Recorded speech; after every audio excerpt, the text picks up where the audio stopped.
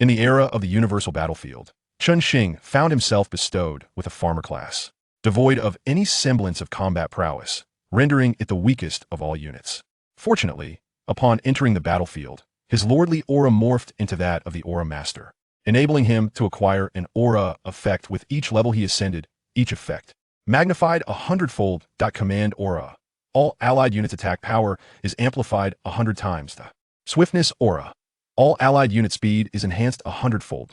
Vitality aura. All allied units' constitution is boosted 100-fold. Power strike aura. The range of all ranged units is increased 10-fold. Spell aura. The spell damage of all allied units is augmented 10-fold. Lifesteal aura. All allied units recover health equal to 10 times the damage dealt. With an array of formidable auras at his disposal, Chen Xing ascended to the pinnacle of lordship, rendering him invincible while others were still in their developmental stages. By the time he emerged from the novice world, every race in the multiverse trembled at his presence. How can his farmers be so powerful? Are you insane? You intend to use farmers against angels? Heavens, a 12-winged seraph was struck down by his farmer with a single blow. Empowered by countless auras, Chen Xing commenced a massacre across the myriad races. Even the deities quaked beneath the might of his formidable aura effects. Chapter 1. The Cataclysmic Beginning. Chen Xing, have you lost your mind? Do you comprehend what those 100 initial coins signify? That is your lifeline. You actually plan to give to Shen Wei. Are you truly seeking your own demise? Amidst a haze, Chen Xing discerned a familiar voice piercing through his thoughts. As he regained his senses and gradually focused on the individual before him, he was momentarily taken aback. Old Gu, how have you grown so youthful? Gazing at the person before him, a wave of confusion washed over Chen Xing. This individual was Gu Ying, his closest confidant from high school. Yet in his recollection, Gu Ying was a middle-aged man nearing 40, sporting a beer belly. How had he suddenly transformed into someone resembling a high school student? You youthful imp, spare me your nonsense. Gu Ying, lacking the patience for banter, urgently interjected, the 100 Lord coins are your initial capital from the Universal Battlefield.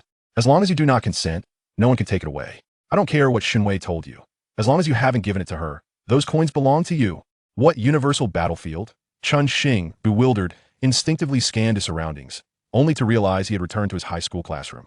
Before he could ponder the situation, an avalanche of memories surged into his mind, overwhelming his thoughts. Observing Chen Xing, who appeared to be in a mental stupor, Gu Ying's urgency intensified. I understand your randomly assigned Lord class and abilities may not be impressive, but you are still a Lord. If you can endure the early stages, your future is bright. If you're unsure how to handle Shen Wei, let me deal with her. I assure you, I won't make things difficult for you. Lord's initial coins, as the chaotic memories settled, Chen Xing finally grasped the situation.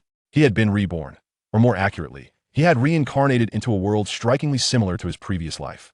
However, unlike before, this world was imbued with extraordinary powers, where everyone, upon reaching 18, had the opportunity to enter the Universal Battlefield and acquire a random class. Classes within the Universal Battlefield were divided into two main categories: combat classes and lore classes. Combat classes encompass roles such as swordsmen and mages, capable of enhancing their strength by slaying monsters within the battlefield. Conversely, lord classes are unique. Lords can bolster their power through territory construction and troop recruitment, and in later stages, they can engage in the conquest of the Universal Battlefield utilizing their domains. Additionally, lord classes possess a remarkable ability to retrieve items from the battlefield back to their territories. In this extraordinary realm, even a blade of grass brought back from the battlefield could be deemed a remarkable item. Hence, when someone awakens as a lord, numerous companies and families vie for partnerships with them. It can be stated without exaggeration that awakening to a lord class is tantamount to reaching the zenith of one's life.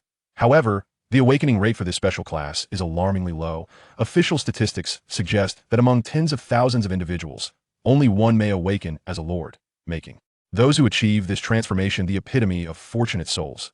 And Chen Xing was one such fortunate individual who had awakened to the lord class. Chen Xing, speak up. Seeing Chen Xing still lost in thought, Gu Ying couldn't help but grasp Chen Xing's shoulders and shake him. You realize that without those 100 coins, you could very well perish? You absolutely must not give them to her. After Gu Ying's jolt brought him back to reality, Chen Xing glanced at his anxious friend and replied with a hint of resignation. The coins. I've already given them to her. You've given them to her? Have you signed a contract with her for the Universal Battlefield? Gu Ying's heart sank, and disbelief clouded his gaze as he looked at Chen Xing. Yes. Chen Xing nodded awkwardly, his memories fully restored. He recalled how, upon awakening to the lord class, countless companies had approached him seeking collaboration. However, Chen Xing had no desire to become an economic lord under their influence. Thus, he declined all offers. Yet, those companies were not willing to relinquish their prize so easily, and after numerous failed temptations, they resorted to the ultimate tactic, the beauty trap. What one might expect from a beauty trap is the allure of a stunning, provocatively dressed woman sent to seduce him. In reality, the beauty trap manifested as a girl who embodied his ideals, someone whose appearance he adored, whose personality resonated with him, who cared for him, understood him, and shared his interests.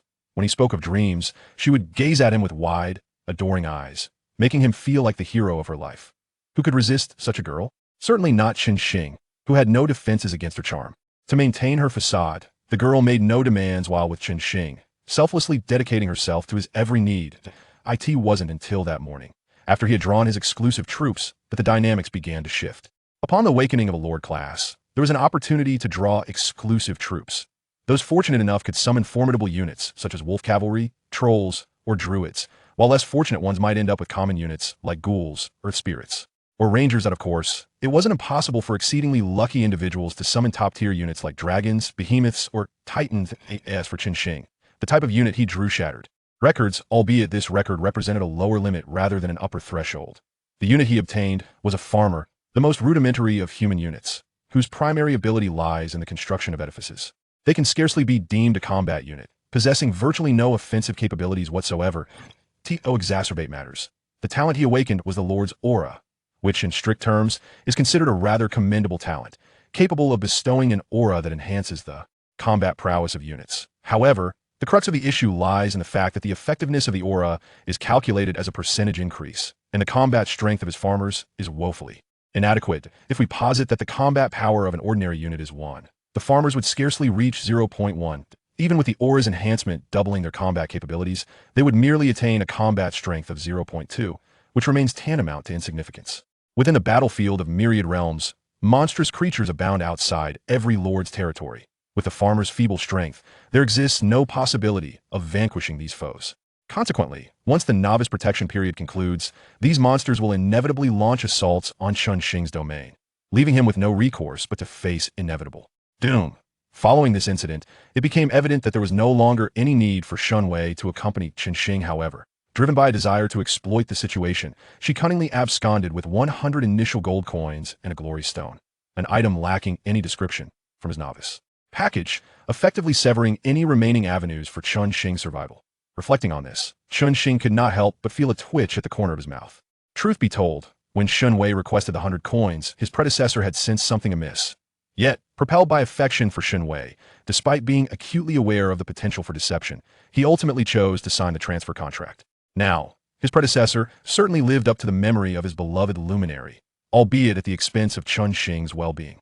With no favorable talents or units to begin with, and now bereft of initial gold and novice gifts, embarking on the battlefield of myriad realms has truly rendered his start akin to a hellish ordeal. Chapter 2. The Battlefield of All Realms. Upon hearing that Chen Xing had signed the contract of the myriad realms with Shun Wei, Guing fell into a contemplative silence. Based on his understanding of Chen Xing, even if he were infatuated with Shun Wei, he would never succumb to irrationality. The fact that he had directly given his initial gold coins to Shun Wei likely stemmed from his disillusionment with the inadequacy of his initial unit. Consequently, after sensing Shun Wei's betrayal, he may have adopted a mentality of reckless abandon. With this thought, Guing instinctively clenched his fists. That woman, Shun Wei, truly deserved condemnation. Enough. I'm fine. The situation had reached this point, and Chen Xing did not wish for Guing to worry excessively. Thus, he patted Guying's shoulder and spoke. Starting as a farmer, the distinction of initial gold coins is of little consequence. As the saying goes, when the cart reaches the mountain, a way will be found. Since I have awakened my lord profession, I am certain I can carve a path through the battlefield of all realms. There is no need for excessive concern. When the cart reaches the mountain, a way will be found. Yet if the path ahead is a dead end, then it may lead to ruin. Though Guing held little faith in Chen Xing at this juncture, even if Chen Xing was merely feigning optimism, he could not dampen his spirits any further. Therefore, he managed a strained smile and said, "The entrance to the battlefield of all realms is about to open. Let us hurry there to avoid being late." "All right." Chen Xing nodded, refraining from further commentary as he followed Guing to the school. The entrances to the battlefield of all realms were scattered across Blue Star, and anyone meeting the requirements could enter through these portals. At Chen Xing's school, there was indeed an entrance, and by the time the two arrived, it was already surrounded by students eager to enter. Upon Chen Xing's arrival, a ripple of excitement coursed through the crowd, for he was a noteworthy figure. having awakened a lord profession and reached the pinnacle of life, only to plummet into despair due to his subpar units. It was safe to say that everyone in the school recognized him. What is he doing here? With his initial units, isn't he afraid of dying in the battlefield of all realms? What choice does he have? Entry is mandatory, even if he does not show up. He will still be summoned when the time comes. If he arrives late, the consequences could be even graver. I believe he should have collaborated with those major corporations. With their resources, even with inferior units and talent, survival would not have been impossible. He has been blinded by the allure of the lord profession. Those who awaken as lords all believe they are destined for greatness. How could he possibly want to work for a company? True enough. But now his talent and initial units are so dismal that even if he wanted to seek a company as support, none would be willing to take him in. I heard his girlfriend has announced their breakup. What a fall from grace for Chen Xing. What is so tragic about it? If he hadn't awakened as a lord, would someone as wonderful as Chen Wei even have noticed him? Now that his talent and units are lacking, it's only natural for her to leave. While such sentiments were expressed, it felt somewhat harsh to mention the breakup during Chen Xing's difficult time. What is wrong with being pragmatic? It's better than being in a relationship with someone doomed to fail. The students around whispered amongst themselves, their gazes toward Chen Xing, filled with pity and sympathy. Though some reveled in his misfortune, Chen Xing paid little heed to the whispers, for amidst the murmurs, Chen Wei, who had just broken up with him, inexplicably stood before him. Do you still dare to show your face here? Gu Ying glared at Chen Wei, a flicker of anger igniting within him. Had they not yet entered the battlefield, he would have relished the opportunity to confront her with the sword. I am here to see Chen Xing. This has nothing to do with you. Chen Wei's voice remained gentle, yet there was a hint of coldness that contrasted with her previous demeanor. What do you want with me? Chen Xing's emotions remained largely unchanged. That 100 gold coins could be considered a deception on her part. But it was more so a consequence of his previous self-destructive choices, a form of breakup compensation. Thus, although the breakup fee was somewhat exorbitant, he had already relinquished it and had little desire to dwell on it further. However, he found himself perplexed as to why she had returned. Did she still perceive some value in him? But how could she have the audacity to approach him? As Chen Wei sensed the distance in Chen Xing's tone, she instinctively furrowed her brow. Yet, recalling her public declaration of their breakup, she reasoned that his emotional turmoil was somewhat understandable. With this in mind, she resolved not to dwell too much on Chen Xing's tone. Chen Xing, I know you are disappointed in me, but I hope you understand that I would never wish you harm. Chen Wei gazed at him with sincerity and continued. I told you before that I took your initial gold coins to save you. Zhao Changpeng is the lord of the Tianhong group this term, and his initial unit is an A-grade two-legged dragon. I negotiated with the company's higher-ups using your gold coins to secure a deal for you. They have agreed to protect you. As long as you have the protection of a lord with an A-grade unit, your safety will be assured. Once you pass the novice phase, you can once again become the coveted lord profession everyone admires.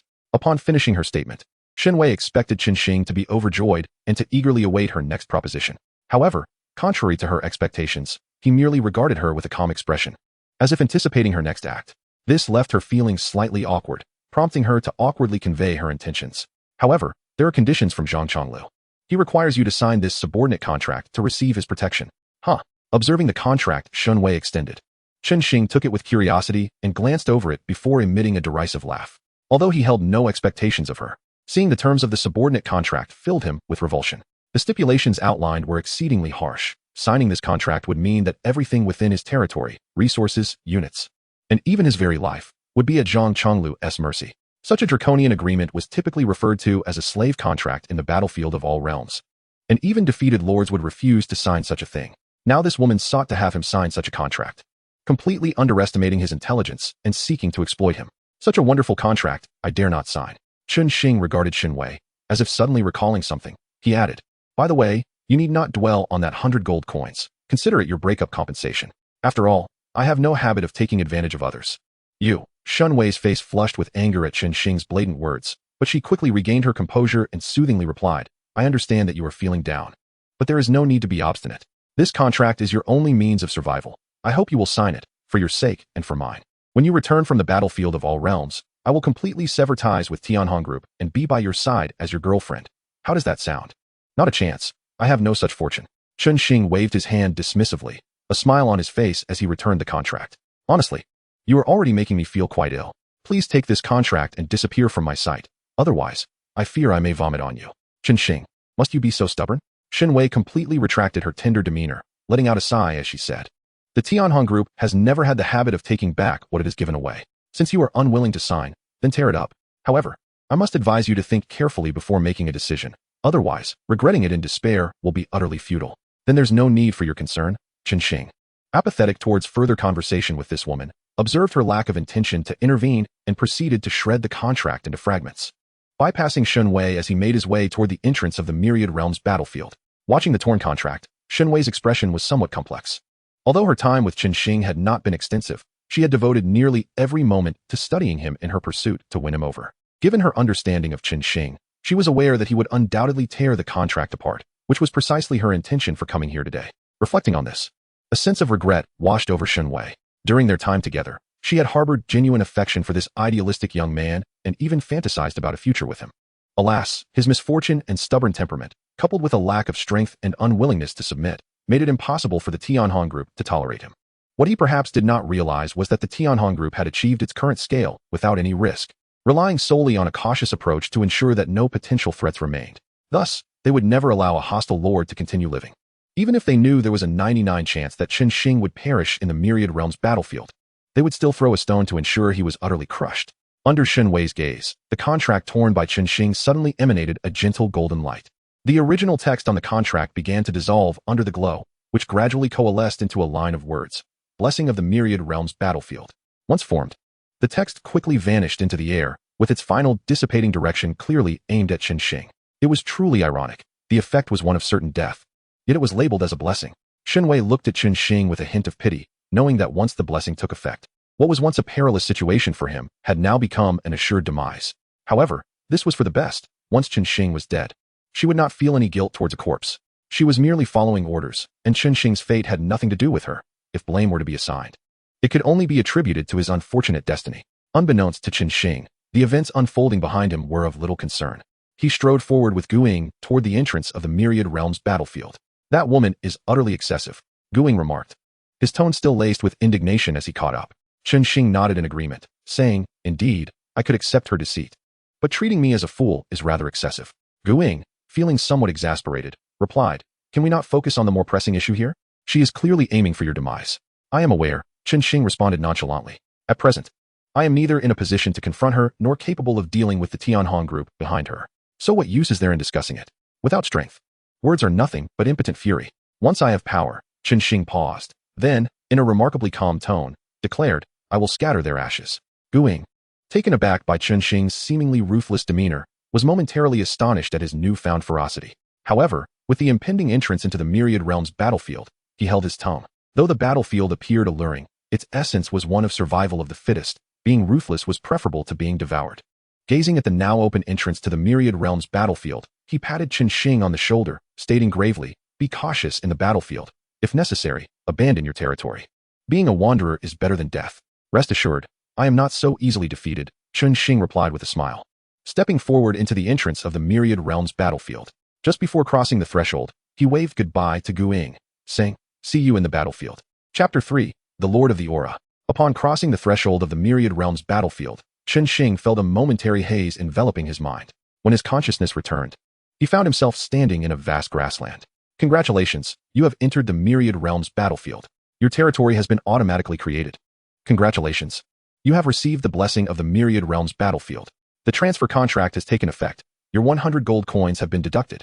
Listening to the notifications echoing in his mind, Chen Xing paid little heed and directed his gaze toward the only structure before him, a dilapidated wooden hut.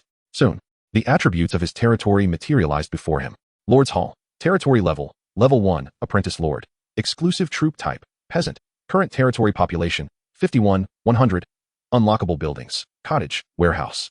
Resources, 0. Territory upgrade conditions, 100 wood, 100 stone, 100 gold, Level 1 Warehouse. Newbie protection time, 48 hours. World channel, unlocked. World ranking, unlocked. Regional channel. Regional ranking. The buildings within the Lord's territory only possess attributes if constructed from blueprints. These blueprints can be acquired when upgrading the territory or obtained by defeating wild monsters. Currently, the only buildings Chen Xing could construct were the cottage and warehouse provided with the Level 1 territory. Greetings, Lord. A group of farmers wielding axes approached him, bowing respectfully.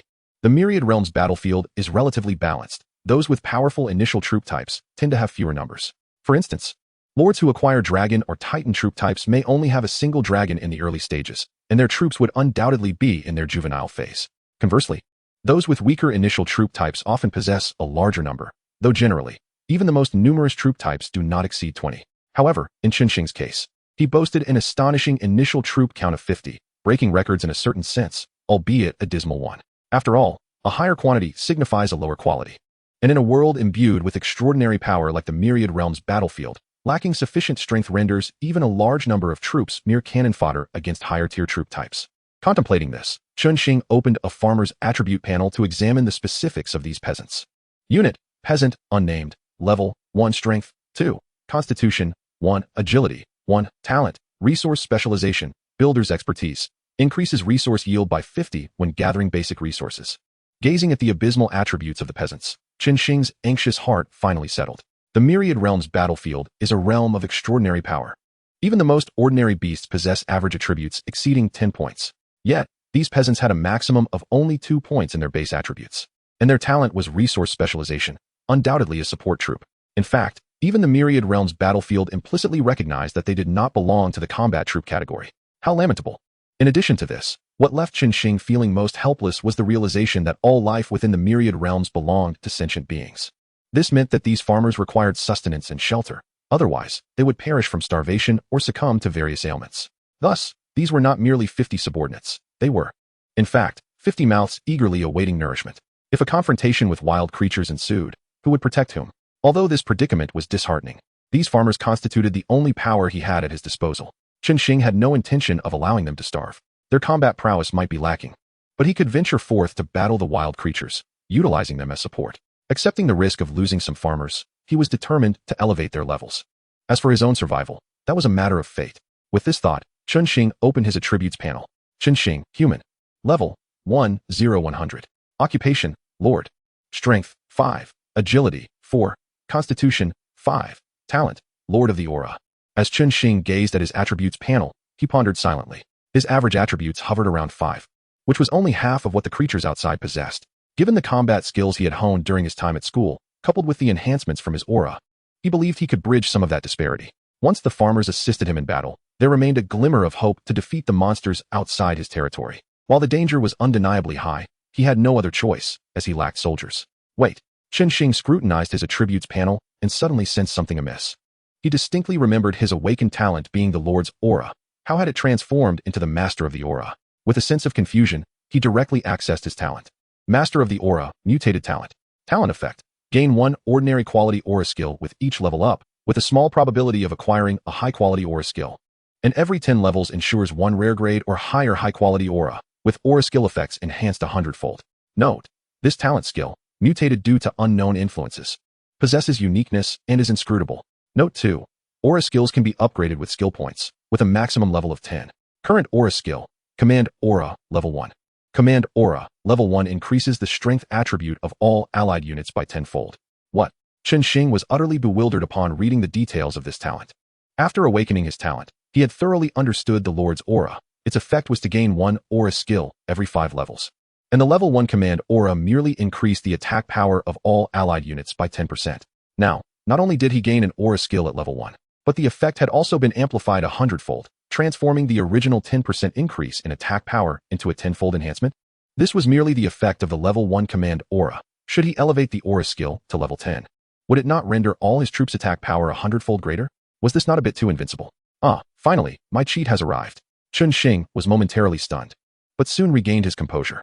Initially, he had prepared to fight for his life on the battlefield of Myriad Realms, yet now it seemed he could relax. The novice might not be a novice after all. I, Chen, have not resorted to cheats. With a grand gesture, Chen Xing bestowed the aura skill upon all the farmers. As the command aura took effect, a faintly glowing gray halo appeared beneath the feet of all farmers. Chen Xing clicked on one farmer's attributes and found that his strength had undergone a dramatic transformation. Unit, Farmer, Unnamed. Level, 1. Strength, 22, 220. Constitution, 1. Agility, 1. Such a disparity in attributes was striking. Observing the farmer's strength in stark contrast to his other attributes, Chen Xing could not help but feel somewhat speechless. He casually named this farmer Farmer 1, then inquired, "Do you feel any issues with your body?" "Thank you, my lord, for the name." After being named by Chen Xing, the farmer's face lit up with joy. He expressed his gratitude and then began to stretch, wielding his axe with vigor. After adapting for a moment, he replied, "Reporting to my lord, my body feels perfectly fine. I feel an overwhelming surge of strength." Indeed, the aura skill bore no negative effects. Seeing that the farmers exhibited no unusual behavior, Chen Xing then empowered himself with the aura. Feeling the power of the aura coursing through him, he sensed it was time to clear the wild creatures surrounding his territory. Chapter 4. A New Aura. Chen Xing turned his gaze towards the territory's outskirts, where several wolf cubs, roughly the size of calves, prowled. However, due to the territory's protective mechanism, these wolves completely disregarded Chen Xing's domain. Only after 48 hours would they launch an attack against it. Yet, Chen Xing had no intention of waiting for the protective period to expire. He planned to preemptively strike against these creatures. With caution, Chen Xing singled out a lone wolf and carefully dispatched 10 farmers to encircle it. The moment the farmers stepped beyond the territory, the wolf immediately sensed their presence. Eyeing the sudden appearance of prey, a vicious glint flickered in the wolf's eyes. And it paid no heed to the farmer's numerical advantage, charging directly at the first farmer. The calf-sized wolf exhibited a speed unbefitting its size, swiftly lunging towards Farmer 1. Empowered by the strength aura, Farmer 1 remained remarkably calm. As the wolf lunged to bite him, he swung his axe with great force. However, lacking combat experience and faced with the wolf's rapid assault, the axe intended for the wolf's forehead ultimately struck its ear instead. With a dull thud, the wolf emitted a piercing howl, its head nearly cleaved in half by the blow. The immense force of the axe sent it tumbling backward. Reeling from the injury, the wolf rolled twice before rising in terror, instinctively attempting to flee. Yet its retreat was already blocked, having just regained its footing. It had no time to react before another poised farmer delivered a decisive blow. This time, the wolf was caught completely off guard, and the axe struck its neck. Compared to its head, the neck was evidently far weaker, and with a single strike, it was decapitated. Your farmer has slain a level 1 wild wolf. You have gained 10 experience points and 1 gold coin.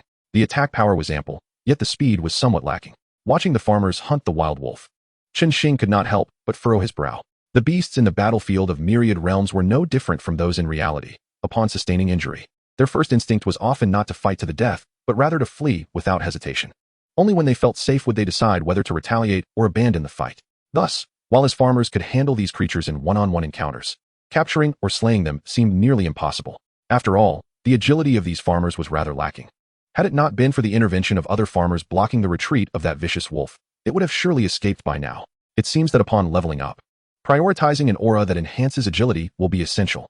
As the other wolves were drawn to the pitiful howls of the dying wolf, Chen Xing quickly commanded the farmers to carry the carcass of the wild wolf back to their territory. The farmers possessed high attributes and singular aspects, yet their shortcomings were glaringly apparent. While they could manage a coordinated assault, facing off against an overwhelming number of hungry wolves posed considerable risks. Not only might the farmers incur losses in battle, but the mere thought of wounded wolves fleeing was intolerable for Chen Xing. After all, he relied on hunting these wolves to level up. Losing even one wolf would sting his heart. Thus, it was far more prudent for him to engage solitary wolves. The wolves, lured by the cries, sniffed around the spot where the previous wolf had met its end. However, due to the novice protection mechanism of the Lord, as long as Chen Xing did not attack monsters within the territory, the creatures outside would instinctively overlook the existence of his domain. Consequently, those wolves, frustrated, lingered for a while before reluctantly dispersing. Chen Xing, however, did not wait for the wolves to leave. With his territory sprawling over several thousand square meters, the gathering of wolves in one area did not guarantee that those in another would be drawn in. Thus, while the wolves were still searching for traces of their fallen comrade, Chen Xing resumed his hunting in a different direction. Your farmers have slain a level 1 wild wolf. You have gained 10 experience points. Your farmers have slain a level 1 wild wolf. You have gained 10 experience points and 1 gold coin. Your farmers have slain a level 1 wild wolf. You have gained 10 experience points and 1 gold coin. As the notifications rang out in succession, the wolf pack outside Chen Xing's territory was swiftly decimated, and at last, his experience reached the threshold for leveling up. Congratulations. You have successfully reached level 2, gaining 1 attribute point and 1 skill point. Congratulations. You have acquired a new aura skill. Please select an aura skill that suits you. With each level gained, the Lord class receives 1 skill point and 1 attribute point. Yet Chen Xing paid little heed to these mundane details. His true anticipation lay in the aura skill obtained upon leveling up. The aura master talent, like the Lord's aura, began at level 1 with a fixed command aura that enhances attack. What follows is entirely dependent on luck. Chen Xing believed that the most pressing need for him was an aura that enhances speed. He recalled that the probability of acquiring the swiftness aura as the second aura from the Lord's aura was quite substantial. He hoped the same would hold true for the aura master. After a silent prayer, he opened the aura skill with eager anticipation. 1. Thorn aura, rare. 2. Focus aura, common. 3. Swiftness aura, common. Thorn aura, level 1, all allied units reflect 100 of melee damage back to the attacker. Focus aura, level 1, all allied units defense is increased tenfold. Swiftness aura, level 1, all allied units agility is increased tenfold. To his astonishment, the Thorn aura paired with the Focus aura and the former being of rare quality. Chen Xing raised an eyebrow at the first two auras. The Thorn Aura, a special rare aura, reflected damage back to enemies. Originally reflecting 1% of melee damage, its enhancement to full damage reflection was formidable. Coupled with the Focus Aura that increased defense, this would allow him to stand still and let enemies perish from their own attacks. Regrettably, he could only choose one aura for now. Selecting either the Thorn Aura or the Focus Aura alone would not yield significant benefits. So the Swiftness Aura appeared to be the most fitting choice for his current needs. After casting a reluctant glance at the first two auras, Chen Xing opted for the Swiftness Aura. With its enhancement, a gray circle of light appeared beneath the farmers, now doubled in size. And even the aura's radiance expanded slightly. With the Swiftness Aura in effect, the farmers' agility attributes soared dramatically, compensating for their previously skewed attributes that had favored attack power. Moreover, Chen Xing still possessed one skill point gained from leveling up. Once he allocated it, the wild wolves outside his territory would merely serve as walking experience bags. Chapter 5, The Leaderboard. Observing the now well-rounded farmers, Chen Xing pondered briefly before allocating his newly acquired skill point to the Command Aura. Command Aura, Level 2, all allied units' strength attribute, is increased 20-fold. The farmers' speed was already sufficient, thus enhancing their attack power was indeed prudent. Originally, the farmers' attributes would increase with their level up. Now, with the effect of the Level 2 Command Aura, he anticipated that when they encountered those wolves again, a single strike would suffice to dispatch them. Unit, Farmer 1. Level 2. Strength, 360. Vitality, 2. Agility, 220. Talent, Resource Specialization.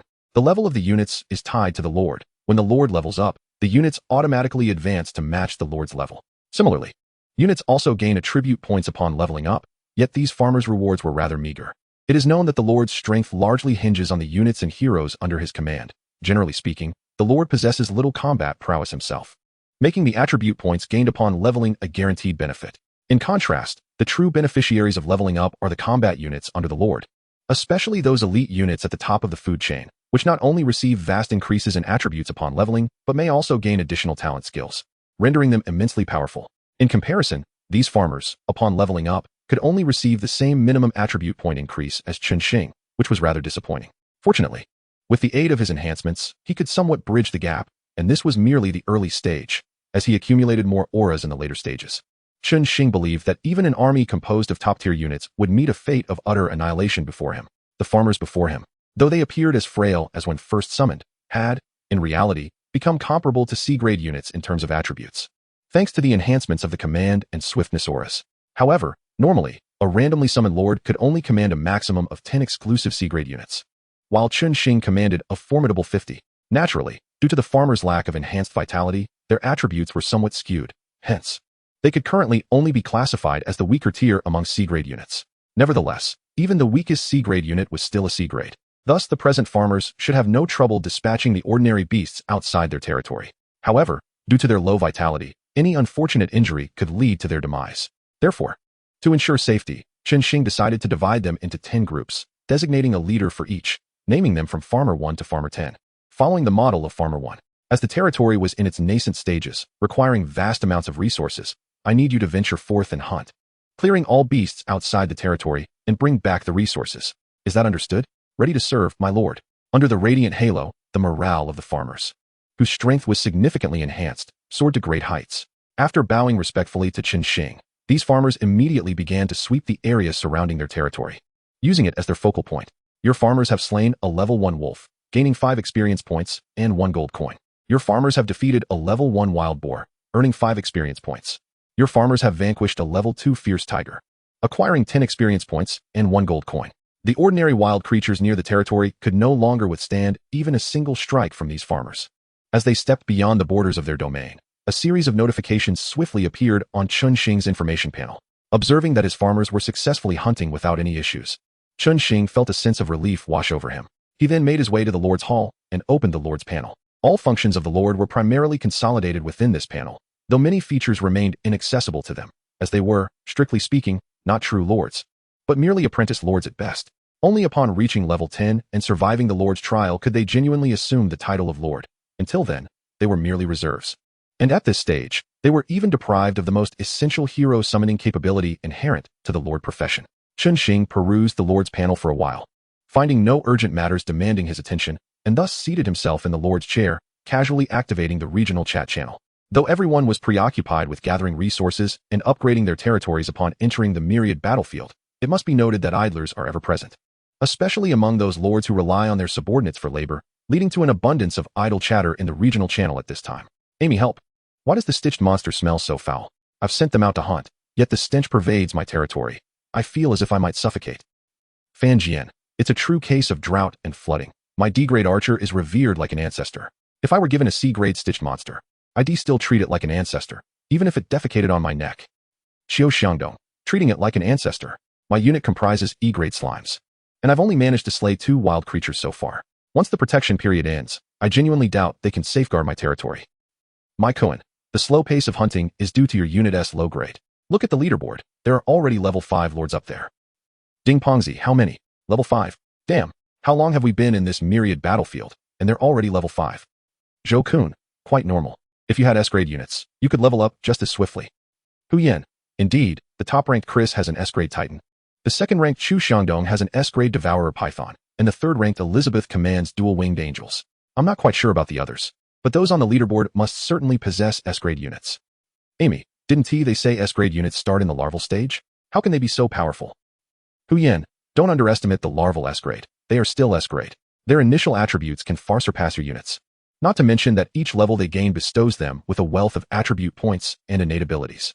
Even in their larval stage, such units can effortlessly decimate ordinary wild creatures. Fan Jian, such as fate, it's unavoidable. What can we do when others possess S-grade units? However, the monsters around the territory should be nearly cleared by them, so their leveling speed should slow down soon. Zhou Kun, that is certain. The myriad battlefield is fraught with danger. If they venture too far from their territory and encounter a peril, resulting in the demise of their S-grade units, they would surely lament. They wouldn't dare take that risk to level up, at least not until their barracks are established. Hu Yen, the leaderboard's significance is minimal for us lords. What truly matters is the territory level leaderboard. I wonder who will be the first to elevate their territory to level 10 this time. Fan Jian, it's certainly 1TB me. My elves take ages to fell a single tree. If a black dragon or devourer python were here, a mere swipe of its tail would fell a multitude. Hu Yen, alas, such is the nature of S-grade units. They excel not only in monster hunting, but also in resource collection. While one may envy their speed in gathering resources, the reality is that when it comes down to it, one must still do the work themselves. After all, one cannot expect a black dragon to carry wood back to the territory. In the chat channel, the majority comprised lords with low initial unit levels. And after perusing the conversation for quite some time, Chen Xing noted that the highest ranked unit was merely a lord possessing a B-grade unit. As for those with higher unit levels, they were likely busy clearing their territories, leaving no time for idle chatter. After observing their discussions for a while and finding no particularly valuable information, Chen Xing closed the chat channel and turned to the leaderboard. Level leaderboard. First, Chris Evans, level 5. Second, Chu Xiangdong, level 5. Third, Elizabeth Anna, level 5. Fourth, Zhou Hong, level 5. Fifth, Arnold Robinson, level 4. Sixth, Anonymous, level 4. 10th, Ling Nai Zhanin, level 4. The level leaderboard displayed only the top 10, with the first 4 ranked at level 5 and the others at level 4. However, Chen Xing did not perceive the lords occupying the lower ranks as inferior to those above. After all, the locations of the territories were randomly assigned, and the abundance of monsters in their vicinity varied greatly. Thus, the reason for the latter lords being only level 4 might simply be that the monsters around their territories had been exterminated, allowing them to reach only that level. Moreover, Chen Xing was convinced that many lords possessing S-grade units existed beyond those listed, but their lack of nearby monsters prevented them from appearing on the leaderboard. Therefore, at present, the level leaderboard held little intrinsic value. What genuinely surprised Chen Xing was the territory level leaderboard. Only upon reaching level 2 could a territory be listed on this leaderboard. And currently, there was only one name displayed, standing solitary in its prominence. Territory level leaderboard. First, Elizabeth, territory level 2. This Elizabeth seemed rather peculiar to Chen Xing. He pondered, logically, these lords could possess at most one S-grade unit. If that were the case, how could Elizabeth manage to both eliminate wild creatures and gather resources to elevate her territory S level? Was it possible that angel units were simply that formidable? These doubts lingered in Chen Xing's mind for only a brief moment before he cast them aside, for no matter how strong an angel might be, it could not rival his own farmers, who were plentiful in both quality and quantity. Moreover, the most crucial aspect was that these farmers were auxiliary units, capable of expediting territory construction. With their ability to both fight and build the territory, he could not believe any other lord could surpass his pace of advancement. Chapter 6, Goblin Camp. Although there were no large-scale damage skills, which somewhat hindered the farmers' efficiency in slaughtering, the sheer number of farmers remained significant. Thus, In less than half an hour, Chen Xing heard the prompt indicating a level up. Congratulations, you have successfully reached level 3, gaining 1 to all attributes and 1 skill point. Upon seeing the level up notification, Chen Xing eagerly opened the talent panel to draw new aura skills. 1. Focus Aura, Common. 2. Vitality Aura, Common. 3. Strong Strike Aura, Rare.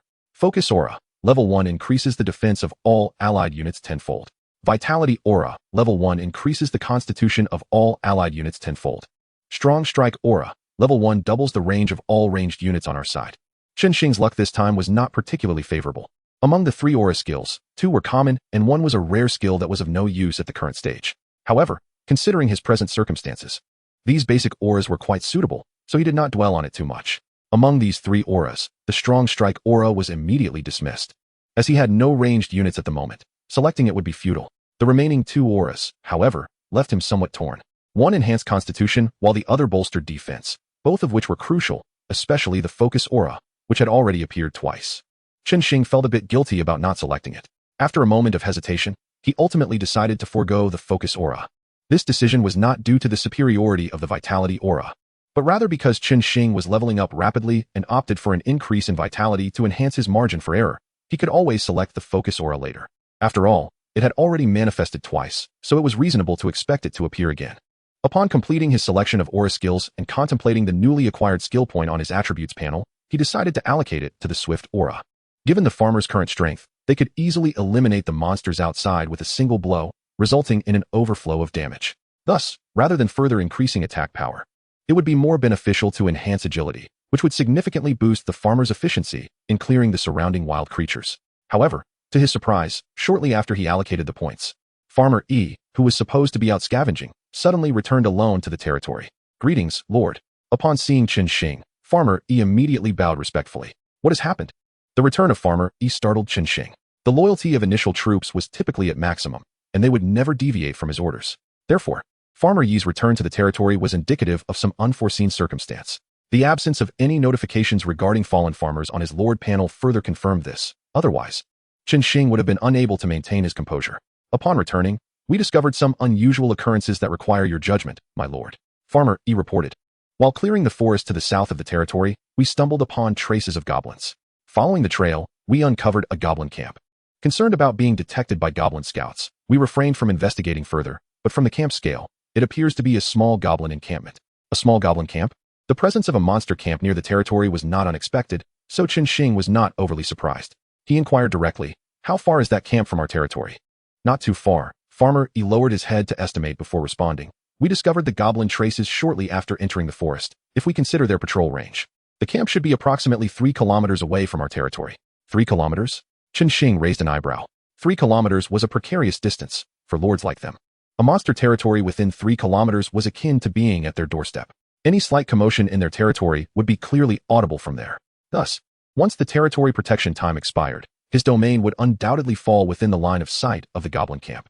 While goblins are often depicted as mere fodder in many literary works, in the multiverse battlefield, they were not to be trifled with. Goblins in the multiverse battlefield were at least level 5, and with a camp, one could expect the presence of a big goblin, and possibly even goblin chiefs and goblin priests, who were monsters of level 10. Moreover, a complete goblin camp would consist of organized goblin warriors and goblin archers, boasting formidable combat prowess. It was not just a mere novice lord who would struggle. Even a lord with S-tier units would face dire consequences when confronting a goblin camp. My luck is truly abysmal, Chen Xing muttered under his breath.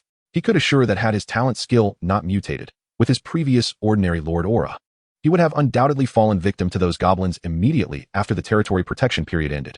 However, as things stood, it was uncertain who would meet their demise. You have done well, Farmer E. Chen Xing commended him before issuing orders. Immediately call everyone back. We must not attract the goblins' attention. Yes, my lord. Seeing that Chen Xing did not intend to recklessly rely on his strength, Farmer E felt a sense of relief. As a semi-native being of the multiverse battlefield, he understood the formidable strength of a complete goblin camp. Engaging in a direct confrontation could lead to significant losses, regardless of whether they won or not. Although as a dedicated unit, Farmer E did not fear death, he also wished to avoid unnecessary casualties. Thus, upon receiving Chen Xing's order, he promptly set off to summon the other farmers. Watching Farmer E depart, Chen Xing contemplated strategies in silence. A direct assault was absolutely out of the question. The goblin camp's strength was far too great. Should they engage head-on, the farmers would likely suffer heavy casualties, rendering any victory hollow. As for cunning tactics, it was also largely unreliable, as a goblin camp essentially functioned as a military base, complete with scouts and sentinels. Getting too close would certainly alert them. Furthermore, the camp's commanders would possess a basic understanding of military tactics, making it overly ambitious for Chen Xing to attempt a clever strategy against them. Thus, the only viable path before Chen Xing was to employ guerrilla tactics. With the talent of Aura Master, he gained significant enhancements with each level he attained. He believed that after leveling up once or twice, he would undoubtedly possess the strength to flatten that goblin camp.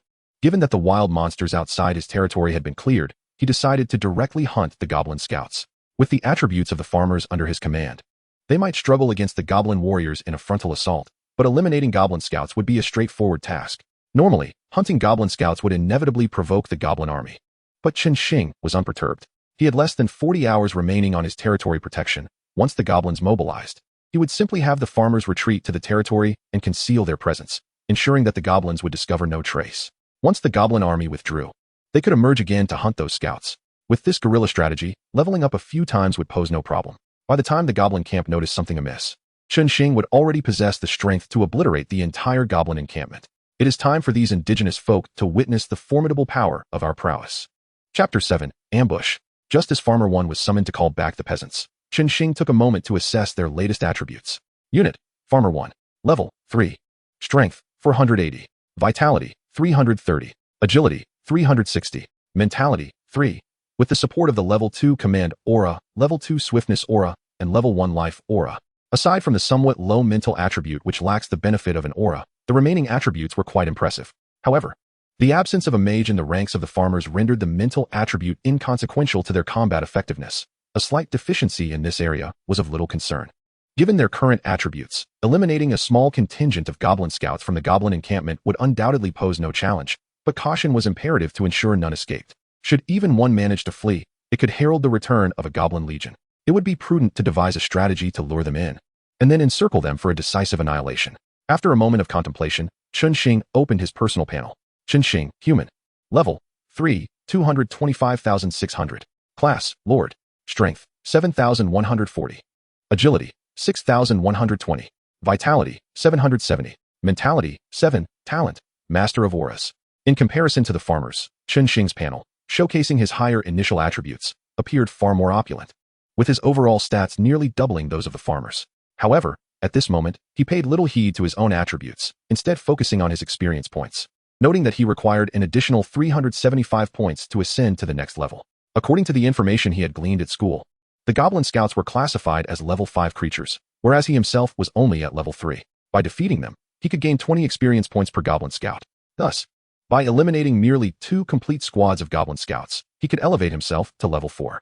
Upon reaching this level, he would not only acquire a new aura skill but also gain a skill point, which he could invest to upgrade his command aura, thereby enhancing his attack attributes significantly. With such an advantage, he would feel confident enough to take on even small groups of goblins. With this resolve, Chen Xing swiftly formulated a plan, addressing the assembled farmers. He commanded, Farmer 10, lead a team to chop wood. Venturing deep into the forest to ambush the goblin scouts would expose them to detection. And should any unforeseen circumstances arise, retreating from a distant location could prove troublesome. Therefore, the best course of action was to create some noise to draw them in, subsequently setting a trap to ensnare them entirely. This plan also held the significant advantage of not hindering resource collection. Chen Xing could conveniently gather timber while ambushing the goblins. Yes, my lord. Though Farmer 10 was unaware of Chen Xing's intentions, he harbored no hesitation in executing the command and promptly set off with his team. Chen Xing then turned to Farmer 1, instructing, Farmer 1, take the remaining individuals and follow me. Yes, my lord. Farmer 1 acknowledged and led the remaining 40 farmers in Chen Xing's wake, soon arriving at the forest's edge. Once there, Chen Xing directed Farmer 1 and his group to use Farmer 9, who was engaged in chopping wood, as their starting point, dispersing to conceal themselves throughout the forest, forming a simple pocket formation. Given the farmers' attributes, they were more than capable of dealing with the goblin scouts one-on-one. Once the scouts entered their encirclement, the farmers could swiftly close in and eliminate any intruding goblin scouts. Once the formation was established, Chen Xing commanded Farmer 10 and his group to commence chopping wood. However, under his orders, they did not all begin simultaneously. Instead, they split into 2 groups, one for chopping and the other for vigilance. Thus, when the goblin scouts entered the ambush zone, the farmers assigned to guard would also become part of the pocket formation. Chopping wood was undoubtedly within the farmers' expertise. With a 50 resource collection enhancement, and with their strength attributes exceeding 80 points, felling trees became as effortless as slicing through vegetables. With just a few strikes from their modest axes, trees of considerable girth succumbed with a resounding crash. This was still despite the farmers wielding relatively small tools. Had they possessed larger axes, they could have easily felled a tree with a single blow. Under the diligent efforts of 10 farmers, the towering trees at the forest's edge toppled successively, sending great noise reverberating through the air, traveling deep into the woods. Chen Xing, concealed upon a sturdy branch, awaited patiently. Within mere minutes, movement stirred in the forest. A squad of goblins mounted on enormous wolves was racing toward their location with astonishing speed. These goblin riders, armed with long knives and clad in simple light armor, approached swiftly. Cursing under his breath, Chen Xing's expression shifted dramatically upon spotting the goblin knights. How could there be goblin knights here? Goblin knights, a formidable goblin unit, not only boasted high burst damage but also exceptional mobility. However, that mattered little, as ordinary goblins. No matter how powerful, they would never stand a chance against his farmers. Yet, the crux of the issue lay in the mere presence of goblin knights. For goblins, wolves were notoriously difficult to tame, and forming wolf cavalry was an extravagant drain on resources. It was nearly impossible for even a medium-sized goblin camp to sustain a squad of goblin knights, let alone a small one. And yet, this goblin tribe had the audacity to employ wolf riders as scouts, equipped with weapons and armor. Was this truly a small goblin camp? Chen Xing found himself momentarily bewildered. But the situation demanded immediate action, and given that he could not coexist with this goblin encampment, regardless of its peculiarities, he had no choice but to eliminate this contingent of goblin scouts. Thus, after a brief moment of contemplation, he signaled to the rear. Upon receiving the signal, all farmers immediately assumed concealed positions, silently ushering the goblin squad into the ambush zone. The goblin cavalry, seemingly accustomed to their dominance, displayed no hint of the vigilance expected of scouts. The entire squad of goblin knights charged into the pocket formation as if caught in a gust of wind. Upon reaching the very center of the ambush, the goblin knights beheld the farmers diligently chopping wood. Rather than launching an immediate assault, they instead paused in the center of the trap, seemingly surprised by the farmers' speed, akin to that of logging machines. The leading goblin knight pointed his blade toward Farmer 9, chattering excitedly as if attempting to seize the farmers as slaves. Just as Chen Xing had prepared to issue the order to strike, he hesitated at this unexpected scene, opting instead to allow Farmer 1 and the others to gradually tighten the encirclement. By the time the goblin knights realized their predicament, they found themselves thoroughly surrounded. Yet, rather than displaying any concern at the encirclement crafted by the farmers, the goblin knights wore expressions of derision. To them, the feeble humans before them, lacking even the ferocity of wild beasts, appeared little more than a swarm of ants. They chuckled at the absurdity of these humans daring to encircle them, entirely unaware of the peril they faced. Consequently, rather than taking action, they merely displayed mocking expressions, allowing Gnome E and his companions to encircle them. It was only when Gnome E and his group approached closely that the leading goblin knight finally raised his longsword. He intended to instill fear through bloodshed and carnage, making these frail humans comprehend who truly reigned over this forest. A sinister grin adorned the goblin knight's face as he swung his sword fiercely towards Gnome E. In his mind, this strike would undoubtedly cleave Gnome E in twain. However, to his astonishment, the moment his sword descended, Gnome E had already hoisted his axe and, with swifter speed, struck directly at his waist. The force of Gnome Yi's blow was tremendous. Before the goblin knight could react, he felt a crushing impact at his midsection. Instantly, he was toppled from his mighty wolf steed. The axe had cleaved through half of his torso, and a torrent of blood, accompanied by entrails, was violently expelled into the air. Before his body even hit the ground, life had completely ebbed away from him. This sudden loss plunged the entire goblin scouting party into a state of shock. To them, these humans had seemed as insignificant as ants. Yet now one of these diminutive creatures had slain one of their own with a single blow. The impact of this scene was akin to witnessing an ant devour an elephant. However, this stupor lasted but a fleeting moment. As soon a wolf rider regained his senses and let out a furious roar, preparing to counterattack. Yet, in terms of individual strength, they were no match for Gnome E.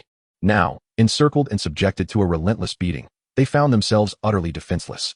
Chen Xing, perched atop a tree, observed the massacre of the wolf riders with a sense of incredulity. What fools were these, to voluntarily halt in the heart of their encirclement and allow themselves to be surrounded?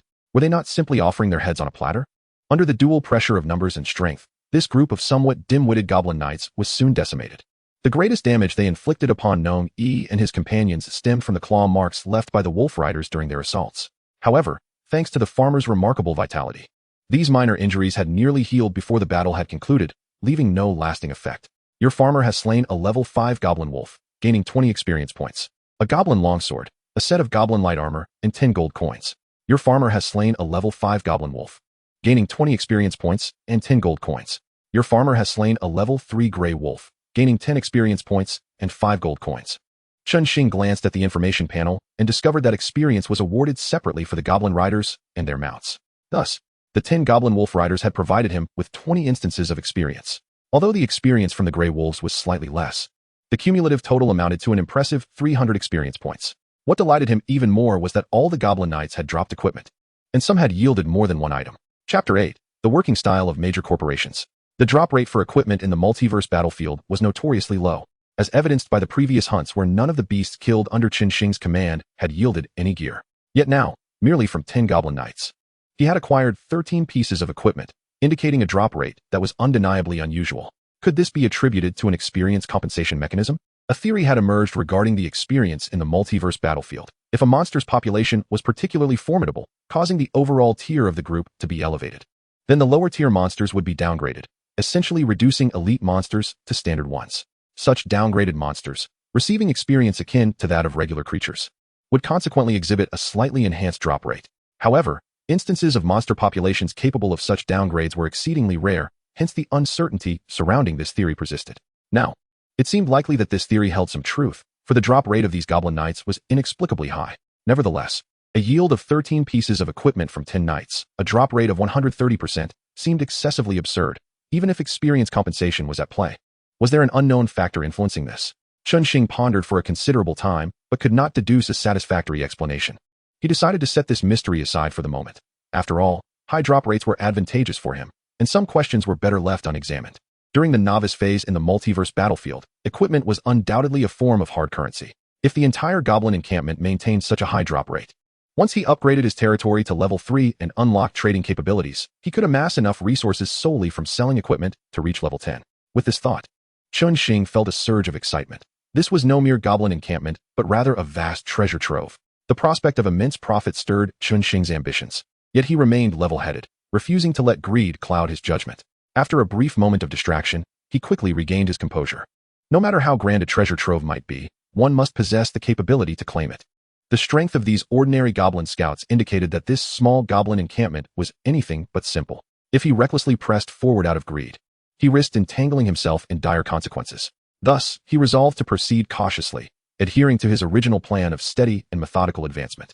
Nongi, dispatch a team to drag these wolf carcasses back to the territory as a food reserve. As for the goblin bodies, Chen Xing glanced at the goblin corpses and frowned slightly. These could not be consumed, rendering them useless to take back. It was a pity that there were no fields within the territory, otherwise, they would have made excellent fertilizer. Well, let us bring them back as well, along with any equipment they possessed. After a moment of contemplation, Chen Xing determined to minimize resource wastage. After all, the storage facilities in his territory would soon be constructed. Due to the unique nature of the Lord class, the warehouses built by a Lord possessed preservation functions, ensuring that anything stored within would not spoil or decay. He could initially place the goblin corpses in the warehouse, retrieving them later as fertilizer once fertile land was established. Given that he would not waste the corpses, he would certainly not neglect the equipment they bore. In the multiverse battlefield, the gear left behind by these monsters held no inherent attributes.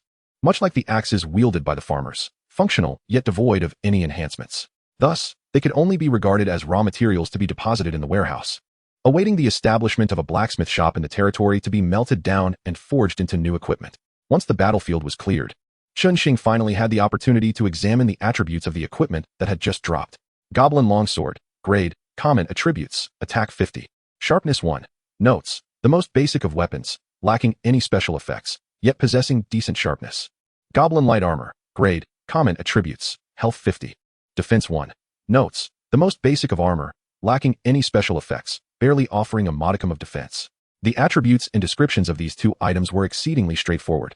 So simplistic, they seemed akin to mass-produced goods emerging from an assembly line, hardly warranting further elaboration. However, simplicity in description did not equate to inferior attributes. Given the rarity of drops, even entry-level items could not be dismissed as worthless. In the vast battlefield of myriad realms, the potency of attack is intrinsically linked to one's strength, with each point of strength translating roughly to an equivalent point of attack power. The attributes of E-rank units hover around 2050 in strength. Should an E-rank soldier wield a longsword, they could transcend their rank, boasting an attack power that rivals that of D-rank units. The effect of Sharpness 1 affords the Goblin Longsword an extraordinary level of sharpness, significantly enhancing its efficacy, whether employed for felling trees or engaging in combat. it can be surmised that any weapon could catalyze a qualitative transformation in the capabilities of a low-tier soldier, rendering it an invaluable asset for lords who happen upon such lower-tier units. Regrettably, Chen Xing's aura effect does not extend to enhancing equipment attributes, thereby diminishing the potential impact of these weapons on his own growth. Farming 1. Please distribute these pieces of equipment.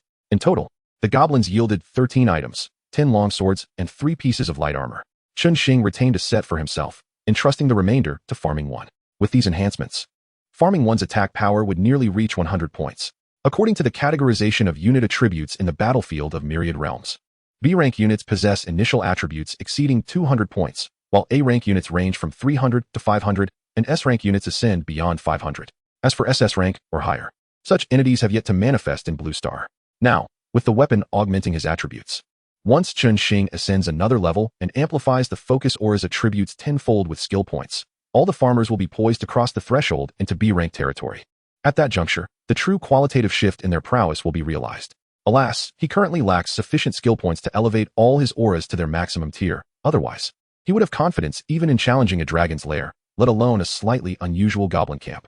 After distributing the equipment, Chen Xing instructed Farming 1 and the others to conceal themselves. This time, there was no need to create noise by felling trees. The goblin camp, having lost a squad of goblin scouts, would undoubtedly send reinforcements to investigate. Thus, all he needed to do was ensure that the farmers remained hidden and await the goblins' return. The wait extended for nearly half an hour before a troop of goblin cavalry appeared to assess the situation. However, this contingent of goblins was markedly different from the ones encountered previously. The earlier goblins stood just over a meter tall, appearing almost like dwarfs atop their dire wolves. In stark contrast, the newcomers towered close to 2 meters, their robust forms exuding an intimidating presence, complemented by the bone-spiked wolves they rode. Big goblins? Observing these formidable creatures, Chen Xing found himself engulfed in confusion. Big goblins serve as an evolved form of their kind, typically acting as captain-level adversaries within a standard goblin camp. Ordinarily, they are regarded as the elite guardians of the goblin chieftain. Defeating a big goblin usually leads directly to confronting the camp's ultimate boss, the goblin chieftain. And upon vanquishing the chieftain, the entire goblin presence would be considered eradicated. Yet, in this camp, it was perplexing to see an elite creature like the big goblin dispatched, as if it were a mere foot soldier.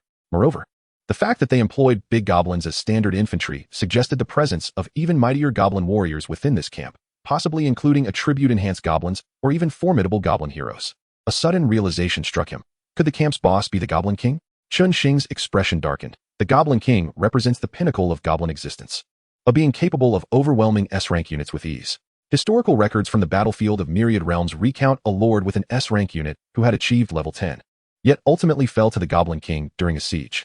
That lord, despite his elevated status, was rendered powerless against the sheer might of the Goblin King, an unequivocal massacre. If ordinary goblins are deemed standard foes, then the Goblin King undoubtedly qualifies as a killer of newcomers, an exceedingly powerful anomaly. Yet, why would such a creature manifest so close to his territory? According to the regulations of the battlefield, unless specific conditions are met, such formidable, unconventional monsters should not appear near the realms of novice lords. The very notion of a Goblin King blocking his path upon his arrival transcends mere coincidence. This peculiar situation could only indicate one possibility. Someone had tampered with him or his territory. Was it the blessing of the battlefield? Closing his eyes, Chen Xing reflected back to the seemingly nonsensical blessing he had received upon entering the battlefield. As it was his inaugural entry, he had dismissed the blessing as a standard procedure for all newcomers. However, it now appeared that this blessing harbored significant issues. If the blessing were indeed problematic, who was responsible for bestowing it upon him? Without hesitation, the image of Shun Wei materialized in his mind. No one else could be the source. It made sense. Shun Wei knew him intimately, fully aware that he would never be subservient to anyone. Thus, her seemingly futile actions at the battlefield's entrance were likely orchestrated to compel him to tear up that contract. Presumably, the blessing scroll had been sealed within that contract through some form of manipulation, and upon its destruction, the scroll's effects would automatically transfer to him. Moreover, being a blessing-type scroll, it would not trigger any alarms in the real world, alleviating concerns of discovery. Chen Xing speculated that this blessing allowed the recipient to establish a territory in resource-abundant areas, in addition to conferring a significant luck enhancement. Otherwise, the exceptional drop rates from earlier encounters would be inexplicable. As for the formidable monsters surrounding his territory, this was a natural occurrence. After all, for a lord, monster resources constitute valuable assets. Enhanced drop rates and resource abundance. This blessing's effects were undeniably potent. Yet, the strength of the blessing had veered into excess. An overpowering monster blocking the way would spell doom not only for ordinary lords, but even for those possessing S-rank units. What was intended to be a blessing had been repurposed as an insidious trap. Indeed, a grand scheme. Chen Xing believed that such scrolls were exceedingly rare, likely not abundant even within the ranks of the Tianhong group. He never anticipated they would wield one against him so readily.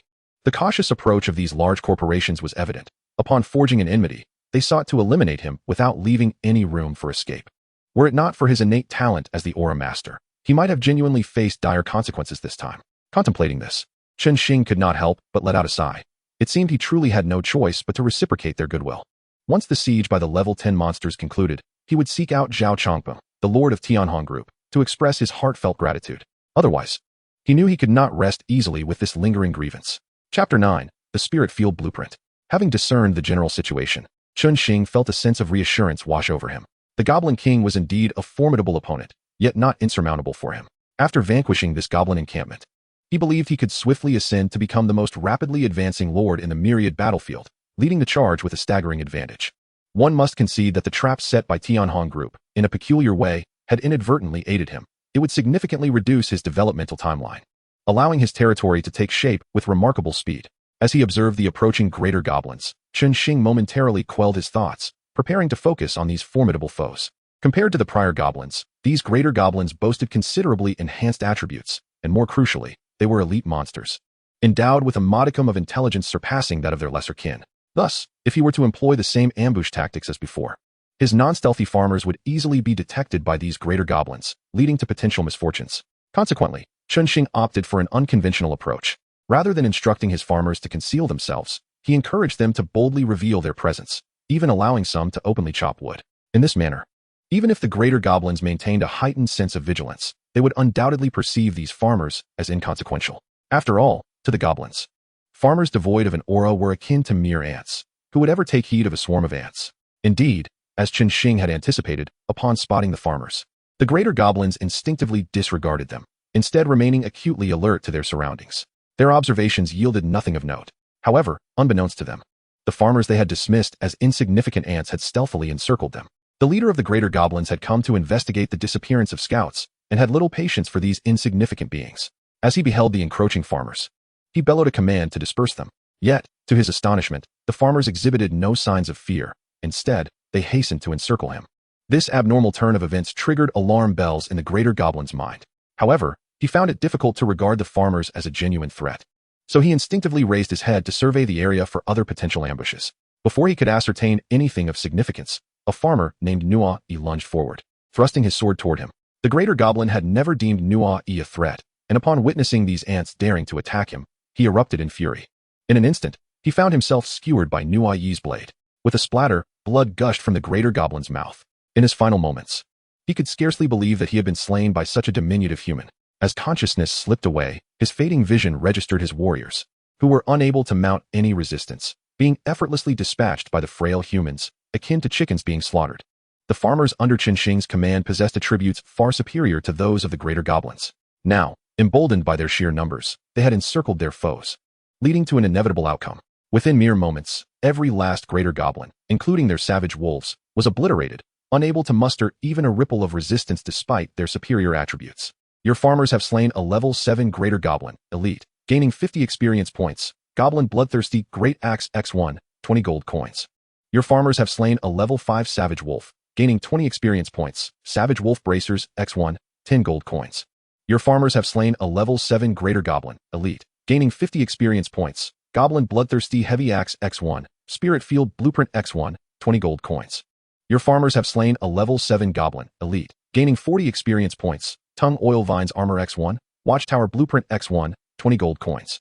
The experience gained from slaying monsters beyond their level provided Chen Xing with a substantial boost, elevating his experience points to level 4, 455, 1152.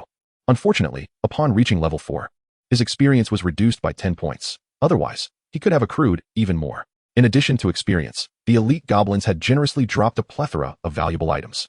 Upon counting, Chen Xing found a total of 7 bloodthirsty heavy axes and 5 tongue oil vines armors, all of which were blue tier equipment. Goblin Bloodthirsty Heavy Axe, blue. Attributes, attack 100, armor penetration 1, additional skill, bloodthirst. Bloodthirst, upon contact with blood, The Goblin Heavy Axe will increase attack power by 20 points until the battle concludes. Note, this is an axe that thirsts for blood. Tongue, Oil Vines Armor, Blue. Attributes, Health 100, Defense 3, Pierce Resistance 1, Fire Resistance 1, Additional Skill, Evasion. Evasion can be activated to increase the chance of evading ranged damage by 30. Effect lasts for 3 seconds, cooldown time, 2 hours. Note, armor soaked in tongue oil provides excellent protection against ranged attacks, but caution is advised to prevent exposure to flames.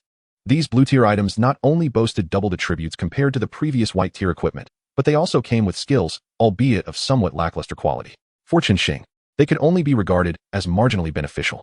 As for the Savage Wolf bracers dropped by the Savage Wolves, a total of 9 pieces emerged, all of which were white-tier equipment. Aside from a meager 50 attack power, they offered nothing else. Given that ordinary units could only equip weapons and armor, Chen Xing found the attributes of these bracers unworthy of his attention. Thus, they were destined to languish in storage, gathering dust.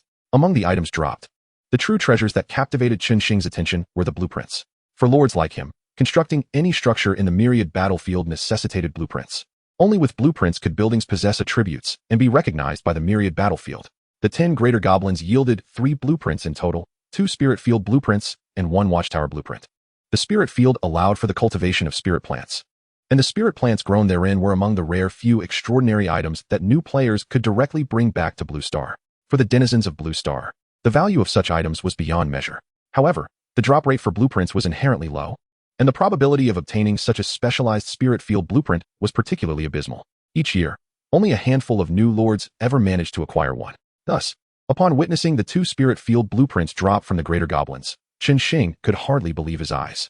He never anticipated that just a few greater goblins could yield 2 spirit field blueprints. This was far more exhilarating than winning the lottery. Tianhong Group truly were benevolent benefactors. Chen Xing understood that the remarkably high drop rate was undoubtedly related to the blessings of the multiverse battlefield. He silently expressed his gratitude to the Tianhong Group and made a quiet resolution. When the time came to eradicate Tianhong Group, he would exercise a measure of gentleness in his approach. As for the blueprints for the watchtower, they were certainly a valuable asset. Once Chen Xing elevated his territory to level 3 and unlocked the defensive tower structure, he would be able to construct the watchtower. With a higher level watchtower, not only could it survey the conditions beyond his territory, but it would also possess a cloaking function, rendering it an essential building for any lord. The fact that it had materialized now was indeed a pleasant surprise for Chen Xing. Chapter 10, The Heavy Strike Aura. After clearing the spoils of war, Chen Xing wasted no time. He didn't even pause to select a new aura, immediately distributing all the equipment. With 2 waves of scouts having disappeared, it was evident that the goblin encampment must have realized something was amiss. The next time they mobilized, it certainly wouldn't be with such small detachments. Engaging in a large-scale confrontation with the goblin encampment was currently beyond Chen Xing's capabilities, so his immediate focus was to seize time. Gather resources as much as possible before the goblin forces launched a significant offensive, and hastily develop the territory S level. Even if he couldn't directly elevate it to level 5 to establish a barracks, he at least needed to reach level 2 to unlock the trading market. Chen Xing had just estimated that it took the goblin encampment half an hour to dispatch a big goblin. Based on this timeline, once they noticed something was off and gathered their main forces, it would take at least 40 minutes to an hour. To be prudent, Chen Xing left 20 farmers to chop wood with strict orders to withdraw after half an hour, regardless of the quantity harvested. Meanwhile, the remaining 30 farmers were dispatched to a mine located to the north of the territory, since the mine lay to the north of the goblins. These miners could easily retreat once the goblin army appeared. Once everything was arranged, Chen Xing finally had the opportunity to open his aura page. 1. Glorious Aura, Common. 2. Focused Radiance, Common. 3. Heavy Strike Aura, Rare. Glorious Aura, Level 1 accelerates mana recovery speed for all allied units by 10-fold. Focused Radiance, Level 1 enhances defense for all allied units by 10-fold. Heavy Strike Aura, Level 1 grants a 10 chance for all allied units to deal 10-fold damage upon attack. Perhaps due to the blessing effect of the multiverse battlefield, Chen Xing had again randomly obtained a rare aura, this time the exceptionally practical Heavy Strike Aura. The only regret he felt was that the Heavy Strike Aura's effect only increased damage by 10-fold, with the probability remaining unchanged. Otherwise, this rare level aura in his possession could certainly rival the effects of a legendary aura. Nevertheless, even a 1/10th chance of dealing 10-fold damage represented a significant enhancement for Chen Xing, so he did not hesitate to select the Heavy Strike Aura. As for the focused radiance that reappeared among his options, he could only silently promise it, next time for sure. Once the Heavy Strike Aura took effect, a golden halo appeared alongside the 3 gray circles beneath Chen Xing's feet, though its dimness was due to the aura's low level. Observing the 4 halos beneath him, Chen Xing felt a profound satisfaction. The intertwining golden and gray halos emitted a soft radiance akin to a breathing light, particularly splendid in the dimmer areas. If he chose not to conceal the aura's external effects, it would undoubtedly exude an air of grandeur. After admiring the aura effects, Chen Xing turned his attention to the newly acquired skill points from the upgrade. He had two options for this skill point. The first was to invest it in the command Aura, raising the attack power to 30-fold. The second was to allocate it to the heavy strike Aura, increasing the strike damage to 20-fold. The former option was stable, while the latter promised higher returns. For instance, if a farmer with 100 attack triggered the heavy strike effect, theoretically, he could deal 2,000 damage, enough to eliminate most creatures with a single blow, provided they were not excessively powerful. However, the 10% probability made Chen Xing hesitate. Statistically, it would require an average of 10 strikes to trigger the effect, which felt rather minuscule. Moreover, he sensed that a 10-fold strike probability was already quite sufficient. Escalating it to 20-fold seemed a bit excessive. If a monster could withstand a 10-fold critical strike, it was likely that even a 20-fold critical damage would fall short. Thus, for the sake of prudence, Chen Xing ultimately decided to allocate the skill point to the command Aura. Farmer 1. Level 4. Strength 5,150. Vitality 440. Agility 480. Following the Aura effect update, Farmer 1's attributes had become quite impressive. When accounting for the additional 100 attack from the Goblin Bloodthirsty Battle Axe, his current attack power exceeded 200. Such attributes would undoubtedly place him among the elite ranks of lords. Alas, the farmer's initial attributes were inherently too low. If he were to equip them with an S-class unit, their attributes would explode under the aura's influence. In that case, not even a small goblin encampment would pose a challenge, let alone a dragon's lair. Nevertheless, farmers had their own advantages. Their numbers were sufficiently ample. In a short span, the territory had amassed a considerable amount of collected resources. Lord's Hall. Territory level, Level 1, Apprentice Lord. Exclusive unit, Farmer. Current territory population, 51,100. Unlockable buildings, Cottage, Warehouse. Resources, wood 720, stone 170, gold 760. Territory upgrade conditions, 100 wood, 100 stone, 100 gold, Level 1 Warehouse. Newbie protection time, 19 hours. It must be said that, with the enhancement of their gathering talent, the farmers collected resources at a commendable pace. In no time, they had gathered enough resources to upgrade the territory. However, before upgrading the territory, he needed to construct the warehouse. Warehouse, Level 1. Space, 100 square meters. Required resources for construction, 50 wood, 50 stone. Resources are sufficient. Would you like to construct? Yes. With a flash of white light, a warehouse materialized before Chen Xing. Warehouse construction completed. Next, upgrade resource requirements. 100 wood, 100 stone. Chen Xing ignored the pop-up notification, pushed open the warehouse door, and found the interior to be approximately 3 meters high and reasonably spacious. Storing the wolf meat he had previously acquired would pose no issue. Moreover, this seemingly unremarkable wooden warehouse possessed an impressively advanced capability. It provided temperature-controlled storage. As long as the territory remained intact, anything placed inside would not spoil with the passage of time. However, Chen Xing had no time to explore the warehouse's features at the moment. His primary goal in constructing it was to upgrade the territory. Thus, after the warehouse was completed and observing that the territory had met the upgrade conditions, he unhesitatingly chose to upgrade. Congratulations, Lord. Your territory has successfully upgraded to Level 2. Chapter 11. Level 2 Territory. Level 2 Territory. Population, 51,200. Unlockable buildings, Cottage. Trading Hall. Resources, wood 610, stone 120, gold 660. Requirements for territory upgrade, 500 wood, 500 stone, 500 gold, Level 2 Warehouse, Trading Hall. Upon upgrading the territory, aside from an increase of 100 in population capacity and the unlocking of the Trading Hall, there was an additional elevation of 100 in population limits. However, these enhancements were of little consequence to Chen Xing, who merely cast a cursory glance before delving into the construction requirements for the Trading Hall. Function: the Trading Hall enables trade with other lords. Construction requirements: 100 wood, 100 or 100 gold. With the current attributes of the farmers, coupled with their innate resource gathering bonuses, their efficiency in resource collection surpassed that of mere plundering. In no time, they amassed enough resources to fulfill the requirements for the Trading Hall. Thus, Chen Xing wasted no time and promptly commenced the construction of the Trading Hall. The Trading Hall is one of the most pivotal structures within the territory and is frequented regularly, prompting Chen Xing to situate it directly adjacent to his own quarters. After selecting the site, within moments, the Trading Hall stood tall before him. Eager to enhance his combat capabilities, Chen Xing immediately accessed the Trading Hall, hoping to find items that could instantaneously augment his strength, such as unit cards. Regrettably, the current lords were still in the exploratory phase, uniformly impoverished. The trade panel was predominantly filled with basic resources like wood and stone, with only a smattering of special items, mostly skill books needed by ordinary practitioners. After perusing the trading hall for a considerable time without discovering anything suitable, Chen Xing could not suppress a sigh. Rare items would only emerge from exploration. And given the current circumstances, few ventured out to seek them, thereby shattering his aspirations for rapid ascension. Given this reality, he resolved to adopt a more methodical approach.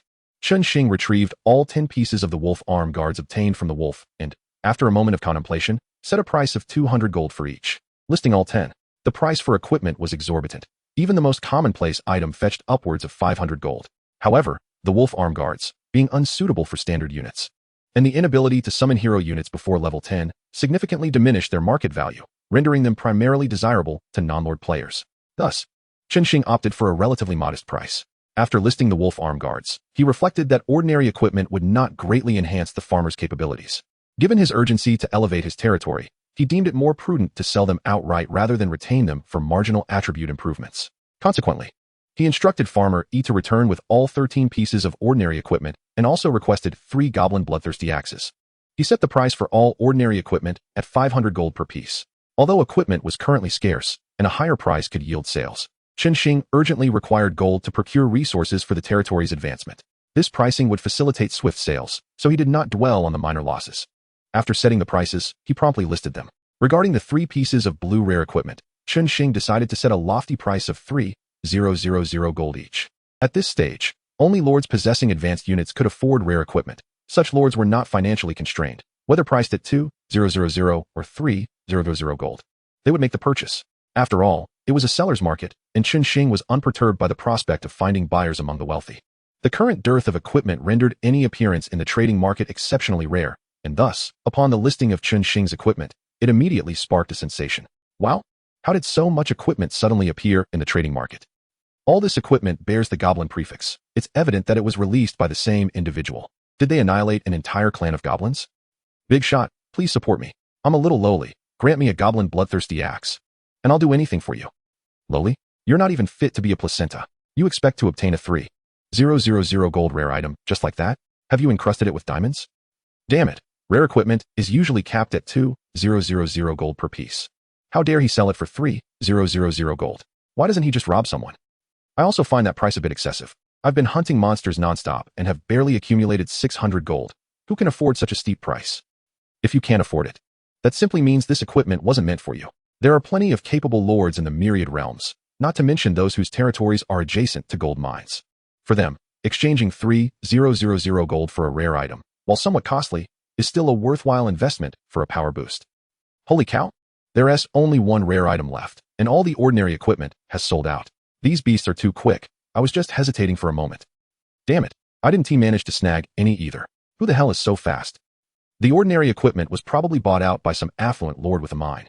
For them, trading gold for power is immensely advantageous. Damn it, those cursed lucky bastards. Chen Xing had somewhat underestimated the fervor these players had for equipment. He genuinely did not expect that in the blink of an eye, only one bloodthirsty axe remained from his listings. Given the circumstances, it seemed that this last item would not last long before being snatched away as well. This cohort of lords truly harbored extraordinary talents. A total of 26 pieces of ordinary equipment, along with one rare axe, netted Chen Xing a staggering 14,500 gold. Gazing at the sum, he felt an inexplicable sense of unreality. Prior to entering the Myriad Realms battlefield, he had to contend with the Tianhong group, which employed various tactics for a mere 100 initial gold, yet now he had effortlessly acquired over 10,000 gold. The stark contrast stirred a profound reflection within him. It seems I truly must extend my gratitude to the Tianhong group.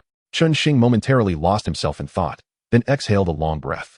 This time, he did not speak in jest, but genuinely felt grateful for the blessing bestowed by the Tianhong group. Without the fortuitous drop rates from this blessing, even with the Halo Master, he would likely be grinding for gold just like the vast majority of lords. Of course, gratitude aside, when the time came to deal with the Tianhong group, he would not show any mercy. Chapter 12, Goblin Hero. In the trading market, basic resources such as wood and stone were priced no higher than 1 gold per unit, and some eager sellers even offered 2 units for 1 gold. With a substantial sum in hand, Chen Xing seized the opportunity and began a sweeping acquisition. He acquired all wood and stone priced at or below 1 gold. And in a short span, he artificially inflated the prices of these basic resources in the trading market, just as he had received over 14,000 gold. It had barely warmed in his hands before he spent a significant portion of it. While he was busy acquiring basic resources, the remaining bloodthirsty axe also sold. This brought his gold total back up to around 10,000, while the quantities of wood and stone in his possession soared to an impressive 5,000. Upon acquiring the necessary resources, Chen Xing commenced the elevation of his domain's level once more. The upgrade to a level 3 territory necessitated a foundational resource count of 500 and an equivalent sum of gold. Ascending to level 4 required 1,000 resources and 1,000 gold coins, in addition to the construction of buildings such as warehouses and defensive towers. For Chen Xing, such resources were relatively trifling. Consequently, he swiftly advanced his territory to level 4. Following the upgrade, he found himself with merely a little over 1,000 units of resources and a slightly greater amount of gold, approximately just above 6,000. However, progressing to a level 5 territory demanded a minimum of 5,000 units of resources and gold. Not to mention the essential unlocking of level 4 buildings, such as the lumber mill. When accounting for all these requirements, a total of at least 10,000 in resources and gold would be imperative. With such substantial gold at his disposal, Chen Xing considered liquidating all his rare equipment to remedy the situation. Yet the pressing issue lay in the insufficiency of resources. It was not his own stock that was lacking, but rather the scarcity of resources available in the trading market. The multitude of lords, laboriously gathering basic resources through logging and mining, had been nearly depleted by his voracious acquisition. Consequently, the price of basic resources in the trading market approached 3 gold coins per unit, inciting a wave of ire among numerous lords in the chat channels, who vociferously condemned him. Chen Xing remained indifferent to their vitriol, recognizing that, even if other lords gathered resources at an accelerated pace henceforth, they would unlikely amass sufficient quantities in the short term. As for those resources with exorbitant markups, he could only advise against purchasing them unless in dire need, deeming such buyers foolish. Thus, it became clear that Chen Xing's aspirations for upgrading to a level 5 territory would be thwarted for the foreseeable future. Although he had anticipated this outcome, the stark realization of his resource inadequacy still stirred a pang of regret within him. For a lord, possessing a barracks versus lacking one could result in a profound transformation. With a barracks, a lord could directly expend resources to summon their initial troop types, alleviating concerns regarding the potential losses of their forces, allowing Chen Xing to employ farmers with far greater ease. It is worth noting that this transformative impact primarily pertains to lower-tier lords like Chen Xing. As for those commanding higher-tier troops, the utility of a barracks is comparatively diminished.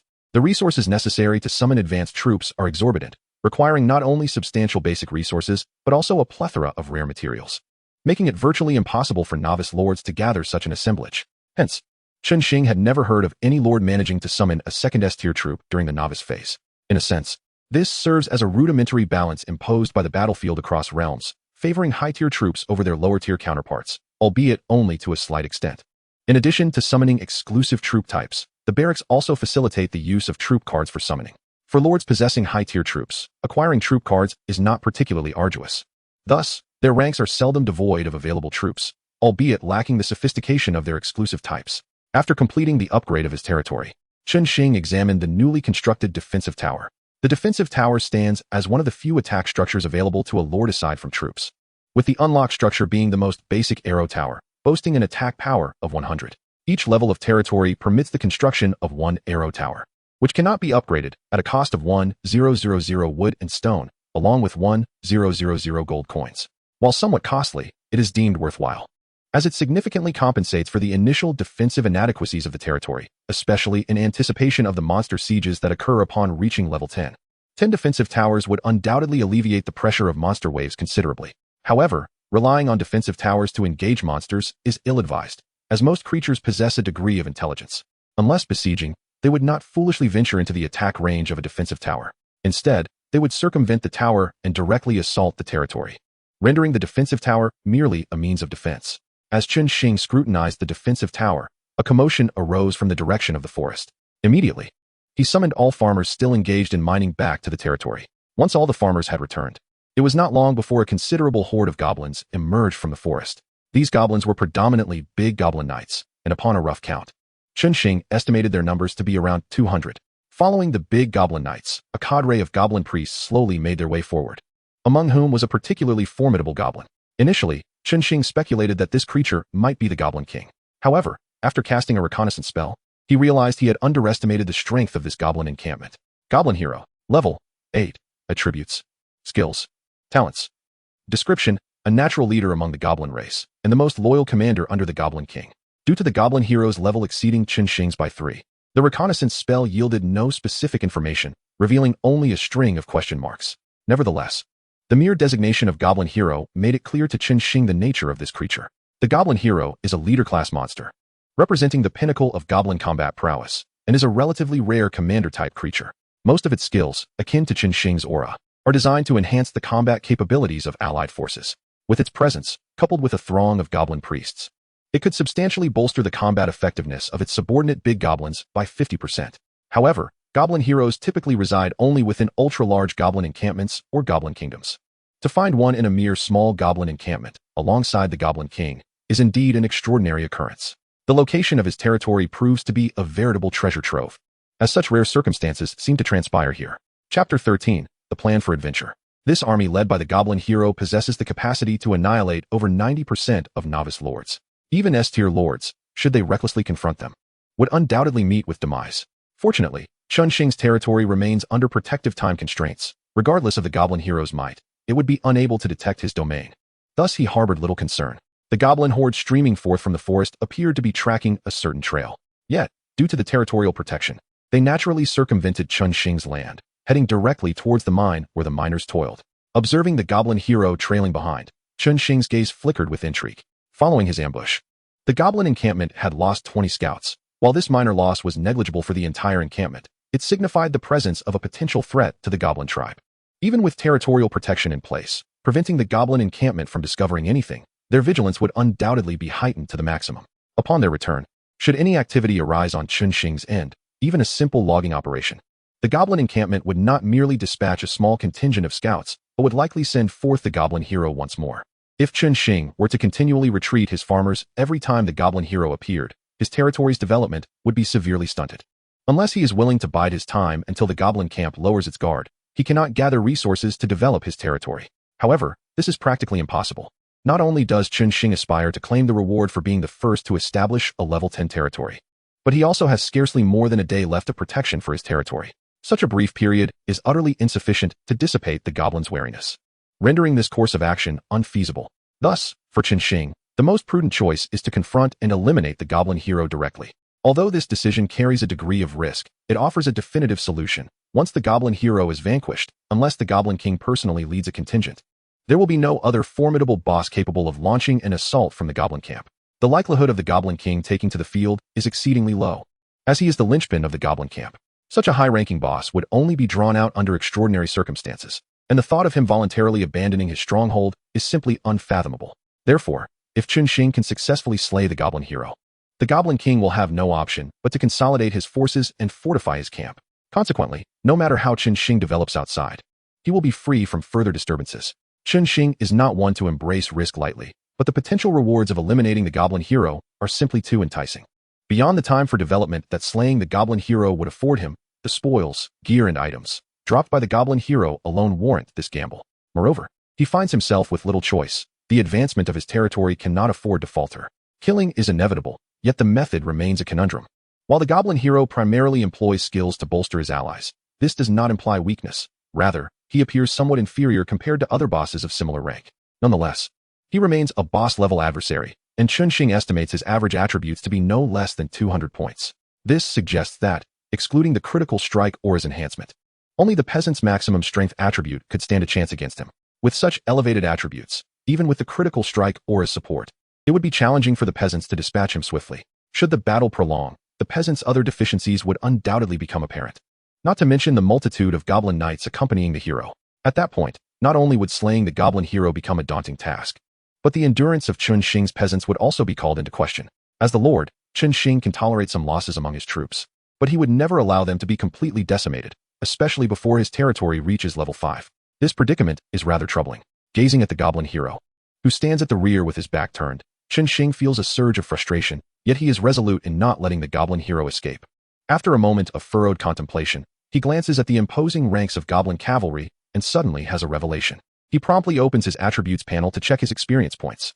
At present, he is merely 600 experience points away from achieving level 5. And by defeating a level 7 big goblin, he can gain 40 experience points per kill. This means he only needs to slay 15 big goblins to ascend to level 5. Originally, the Lord's Aura talent allowed the selection of one aura every 5 levels, with significant milestones at every 10 levels where the available auras would shift to rare quality. Now that the Lord's Aura has evolved into the Aura Master, Chen Xing speculates that this threshold may have changed, possibly offering only rare auras every 5 levels. Thus, should he reach level 5 and obtain a powerful rare aura, swiftly dispatching the goblin hero would certainly become feasible. Furthermore, even if his assumptions are incorrect, he could take a gamble by allocating skill points to the critical strike aura upon leveling up, hoping for a fortuitous string of critical hits to swiftly eliminate the goblin hero. After meticulously deliberating his plan, Chen Xing finds it highly feasible, and he has devised a contingency. He intends to deploy only 40 peasants, with half tasked with swiftly hunting big goblins to gain experience, while the other half focuses on ambushing the goblin hero. This way, should the plan fail, he will still retain 10 units, avoiding a state of utter isolation. In summary, this venture sees Chen Xing placing a significant portion of his fortune at stake. Should he succeed, the horizon will be boundless, free from any impediments to his development. Conversely, if he fails, he must resign himself to forfeiting the level 10 territory reward, retreating to develop his territory slowly. With his plan in place, Chen Xing takes a deep breath, fixing his gaze intently upon the goblin hero. The opportunity is singular.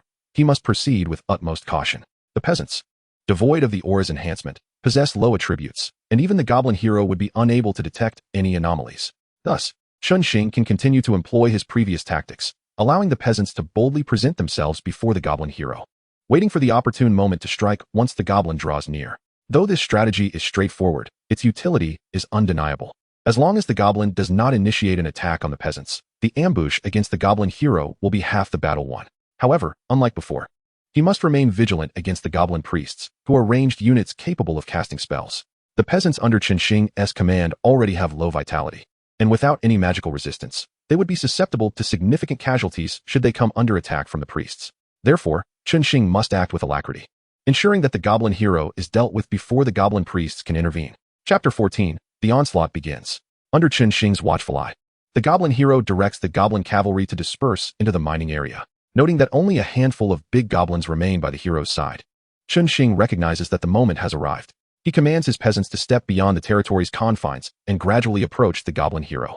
The goblin hero, acutely alert, perceives the peasants almost immediately upon their emergence. Upon witnessing the sudden appearance of the peasants, the goblin hero instinctively furrows his brow. Having scoured the area, he is certain he had not detected any signs of life, thus questioning the origins of these human farmers. As the peasants come into view, the goblin priest instinctively raises his staff, preparing to unleash an attack, only to be halted by the goblin hero. Let them approach. To the goblin hero, these frail humans pose no threat. He wishes to draw the peasants closer, hoping to uncover some clue. He harbors a strange intuition that, should all go as expected, the earlier mysterious disappearance of scouts from his tribe is likely connected to these humans. Of course, he merely suspects a link. He has never considered the possibility that the goblin scouts might have fallen to the hands of the peasants. In his estimation, these farmers are weak enough that a single punch could easily dispatch them. How could they possibly slay the warriors of his tribe or prevent even a messenger from returning? Such a notion is simply inconceivable. Thus, he permits the peasants to approach, primarily to see if he can glean any information. Chen Xing had already braced himself for the possibility of the peasants coming under attack, particularly when he observed the goblin priest lifting his staff. His heart raced. If the goblin priest were to strike first, the likelihood of his plan succeeding would plummet to nearly zero. Thus, once the goblin priest initiated the assault, even at the peril of exposing their territory to the goblin hero, he would undoubtedly summon all the farmers back. Fortunately, the worst-case scenario did not unfold. The farmer's feeble foundational strength was indeed deceiving, catching even the goblin hero off guard. Yet, Chen Xing understood this, for who would harbor defenses against ants approaching? As the farmers gradually drew near the goblin hero, poised to strike, Chen Xing withdrew his gaze and opened his attribute panel. The success or failure hinged upon this moment. Whether he could slay the goblin hero depended on the quality of the halo he could summon. At the instant Chen Xing activated the attribute panel, the goblin hero felt an inexplicable sense of foreboding. Before he could ascertain the source of this unease, the farmers, now fully in proximity to the goblin army, suddenly erupted into an attack. As radiant auras manifested beneath their feet, the farmers, who had seemed like mere lambs to the goblin hero, instantly transformed into fearsome beasts, charging towards the nearest goblin with ferocity. The goblin hero witnessed, in stark clarity, one of his great goblin knights being struck upon impact. It appeared as though a dreadful force had obliterated the upper half of its body into mere fragments. While a few of the other attacked great goblins managed to survive momentarily, the subsequent follow-up strikes swiftly ended their lives. What was worse, due to his oversight, there stood before him 20 of these formidable human beings. The goblin hero instinctively swung his blade at the approaching farmers. Faced with such a vast disparity in strength, the farmers, incapable of inflicting significant damage, were effortlessly sent flying, plunging into a near-death state. Sensing the farmer's relatively modest prowess, the goblin hero felt a wave of relief wash over him. It seemed that the terrifying power they had displayed when attacking his subordinates must have merely been a skill effect. If that were the case, eliminating these humans should pose no challenge.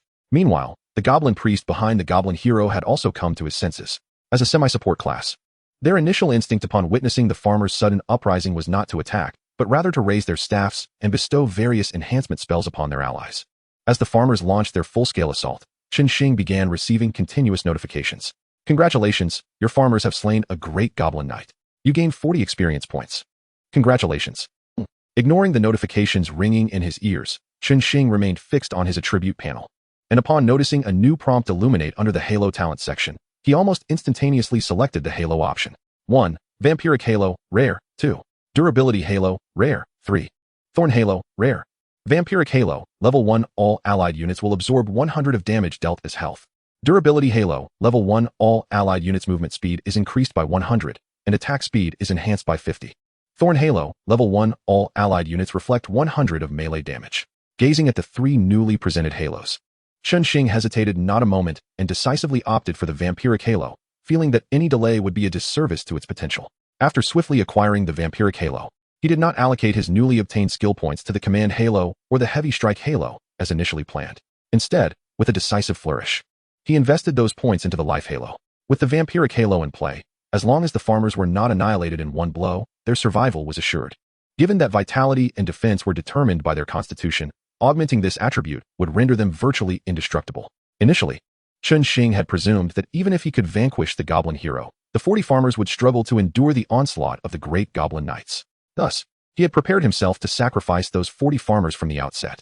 However, with the advent of the Vampiric Halo, he suddenly perceived that retaining the 200-strong great goblin knights was no longer an impossibility. From the selection of the Halo to augmenting the Life Halo, Chen Xing executed his decisions in mere moments. The goblin hero, who had just been contemplating the ease of dispatching these human farmers, was abruptly struck by the realization that the previously near-fatal farmer seemed to have regained some vitality. Immediately, that farmer, with a casual swing, struck at the nearest great goblin, astonishingly restoring his health as if the injuries he had sustained moments ago had vanished. This peculiar phenomenon plunged the goblin hero into confusion. What was the meaning of this? He struggled to comprehend the situation. The farmer's recovery appeared akin to a vampiric ability. Yet, who possessed such a potent capacity for bloodsucking? To transition from the brink of death to full health with a mere strike. What sort of vampirism was this? Such abilities were beyond even the most renowned bloodline vampires. These farmers, having unleashed their true might, were already formidable, and now, with their instantaneous recovery, they seemed invincible. The goblin hero's expression darkened. Yet he had no time for further contemplation amidst the chaos of battle. His only hope was that this extraordinary regenerative ability was an anomaly or a one-off occurrence. Otherwise, he was in grave trouble, as he observed the farmer who had just recovered from the precipice of death charging at him once more. The goblin hero swung his blade again, only to grimace as he realized that these farmers appeared even stronger than before. The same strike that had nearly felled the farmer moments ago now merely forced him back a few steps. Though he sustained considerable damage, his condition was markedly improved. After sustaining the injury, the farmer, in the goblin hero's incredulous gaze, once again swung his axe at a nearby great goblin, instantly returning to full vitality. The goblin hero could only think of two words: it's over. Such formidable regenerative capabilities rendered them almost immortal, without the ability to slay them in a single blow. The goblin hero could conceive of no strategy to overcome them. As the goblin hero succumbed to despair, the other farmers had breached his guard, directly confronting him. Surrounded by a dozen farmers endowed with such extraordinary recuperative powers, the goblin hero realized that he likely had no chance to escape. In the relentless onslaught of the farmers, devoid of any potent offensive skills, the goblin hero soon fell. However, being a boss-level entity, he managed to coordinate with the goblin priest's attacks before his demise, dispatching 3 farmers who had failed to recover in time, marking the first casualties among Chen Xing's territorial forces. However, it was merely the extent of it. Following the fall of the goblin hero, the remaining big goblins, despite their overwhelming numerical advantage, swiftly descended into utter defeat. Yet, owing to their knightly nature and remarkable agility, once they regained their senses and began their retreat, the farmers, with their limited nimbleness, had virtually no hope of catching up. Thus, while this battle could be deemed a resounding victory, the rapid flight of the foes resulted in minimal spoils. In stark contrast, the goblin priests who had accompanied the goblin hero, hindered by their short legs and evident lack of speed, failed to escape and met their demise beneath the farmers' axes. Congratulations on the kill. Congratulations on the kill. After the death of the goblin hero, the battle reports began to flood Chen Xing's vision at an alarming rate. Faced with the incessant repetition of these notifications, he promptly opted to mute them. He then conducted a search and soon located the report he had been eagerly anticipating. Congratulations on defeating the goblin hero, leader level, earning 200 experience points, 100 gold coins. Obtaining the equipment Decapitating Blade, purple, Goblin Commander's Armor, purple, Lord's Ring, purple, and acquiring blueprints for Heavy Artillery Tower and Blacksmith's Forge, as well as a unit card for Big Goblin. Congratulations on your first kill of a leader-level monster, the Goblin Hero. Earning rewards, 1 skill point and 3 free attribute points. Evidently due to it being a first kill, not only did the Goblin Hero drop 3 pieces of purple equipment, but it also yielded 2 maps and a unit card. Even with the enhanced drop rate from the Blessing of All Realms, the occurrence of such exquisite items was undoubtedly remarkable. What delighted Chen Xing even more was the special reward for the first kill of a leader-level monster. For others, a single skill point and 3 attribute points might seem a modest enhancement, yet for Chen Xing, this was sufficient to elevate his strength to a new echelon. The recent slaying of the big goblins and the Goblin Hero had propelled his level to 6,103,51800, thus granting him not only an opportunity to draw a halo, but also 2 skill points and 3 free attribute points. Since the attribute points bore little significance for Chen Xing, he decided to reserve them for future use. As for the 2 skill points, he resolved to first draw the halo. If it yielded unsatisfactory results, he would allocate them to the Life Halo and Command Halo. 1. Focus Halo. 2. Vitality Halo. 3. Thorn Halo. Focus Halo, level 1 increases the defense of all allied units tenfold. Vitality Halo, level 1 increases the health regeneration rate of all allied units tenfold. Thorn Halo, level 1 reflects 100 of melee damage taken back to the attacker. This round of Halo selection seemed to cater specifically to defensive capabilities, with one enhancing defense, another boosting recovery speed, and the last augmenting damage reflection. Given that he already possessed a lifesteal Halo, the Vitality Halo offered little additional benefit and was thus dismissed.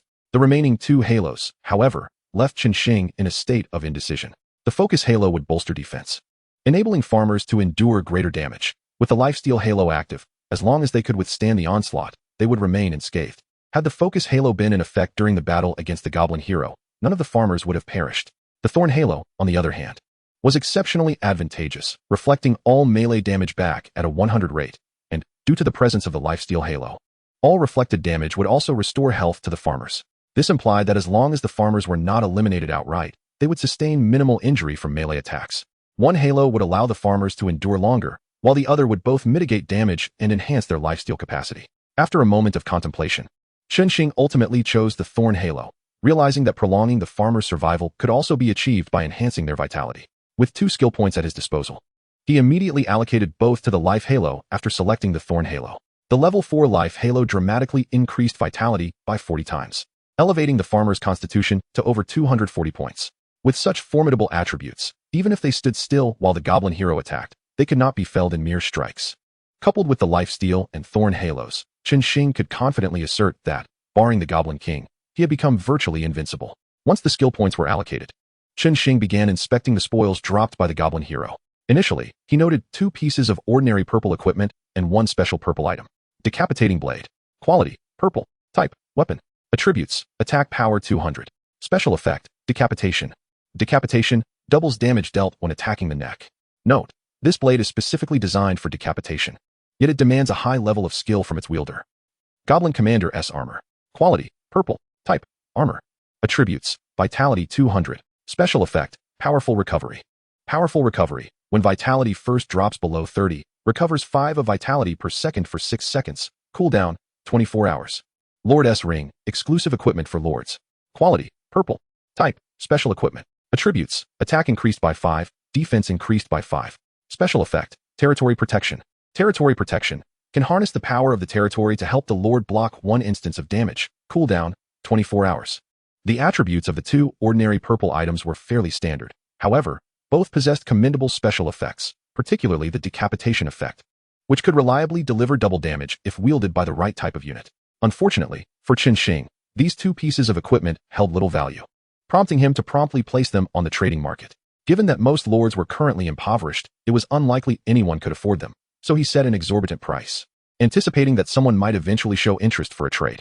As for the Lord's Ring, it was indeed a splendid item, as its enhancements to both attack and defense were percentage-based, rendering it particularly suitable for Chen Xing, especially with its damage-blocking feature that could prevent surprise attacks. This was, without a doubt, a perfect piece of equipment for him, and he equipped the ring without hesitation. Beyond the equipment, there were also 2 blueprints, one for a defensive tower. The heavy artillery tower, which, while boasting high damage, had a low firing rate, rendering it a rather average territory blueprint.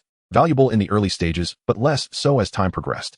Chen Xing, not wishing to let it occupy space in his territory, also placed it on the trading market at a steep price, waiting for a fortunate buyer to make an offer. Upon listing the heavy artillery tower blueprint, Chen Xing's gaze shifted to the remaining Blacksmith S Forge blueprint, causing his eyes to brighten. Blacksmith S Forge blueprint. Effect. A blacksmith shop can be constructed within the territory, requires at least 1 blacksmith. Requirements. Level 5 territory, 1,000 wood, 1,000 stone, 1,000 gold. The blueprint for the blacksmith shop is quite straightforward. Possessing it allows for the establishment of a blacksmith shop within the territory. However, for Chen Xing, the ability to construct such a facility would mean that his domain could continuously forge equipment. Given the current market prices for gear, this would undoubtedly serve as a veritable cash cow. Unfortunately, constructing the blacksmith shop not only necessitates a level 5 territory, but also requires a blacksmith. While the former is somewhat manageable, acquiring a blacksmith, a civilian profession, before reaching level 10 can only be achieved through special means. Thus, the blueprint serves merely as a tantalizing prospect for Chen Xing, remaining temporarily unutilized. With a tinge of regret in his heart, Chen Xing opened the final unit card. Great Goblin Unit Card. Effect. Upon use, the Great Goblin can be recruited from the barracks. Requirements. Barracks.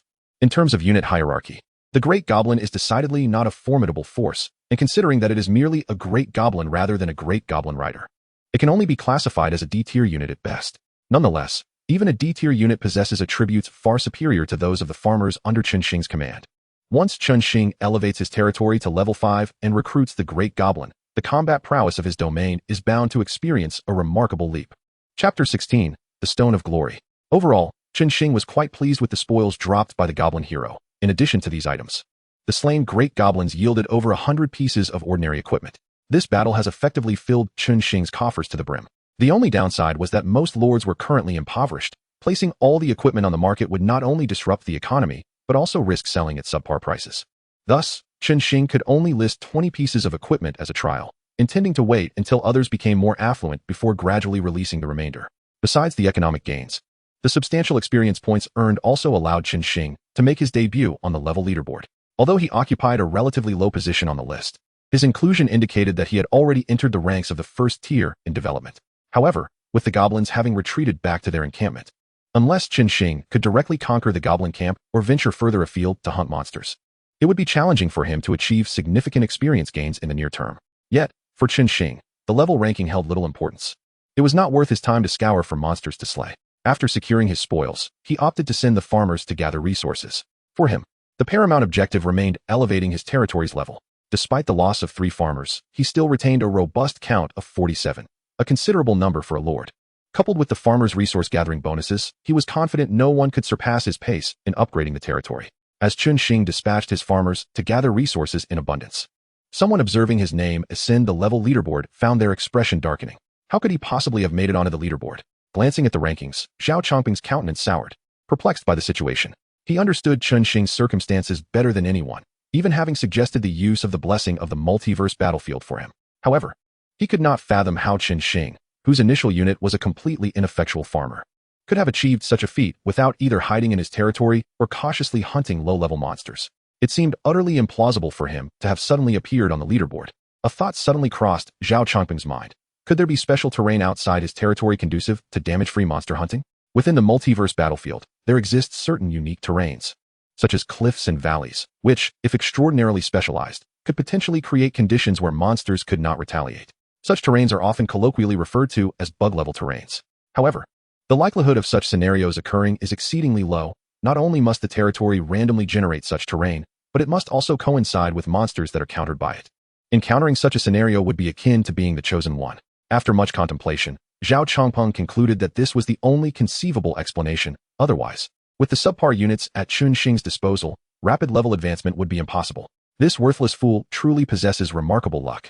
Zhao Chongping's gaze darkened. It seemed he would need to confront Chen Xing sooner than anticipated. Originally, he had planned to resolve matters with Chen Xing as the protective period of the territory drew to a close, but now it appeared he could no longer afford to wait. After all, no one comprehends the effects of the multiverse battlefield's blessings better than he does. And if he did not act to suppress Chen Xing, by the time the latter fully developed, Dealing with him could become quite a challenge. With this in mind, Zhao Changpeng felt a surge of frustration. What he had initially deemed a trivial matter had morphed into a significant inconvenience, compelling him to interrupt his own development time to address it, which incensed him greatly. Once I find you, you will undoubtedly regret causing me so much trouble.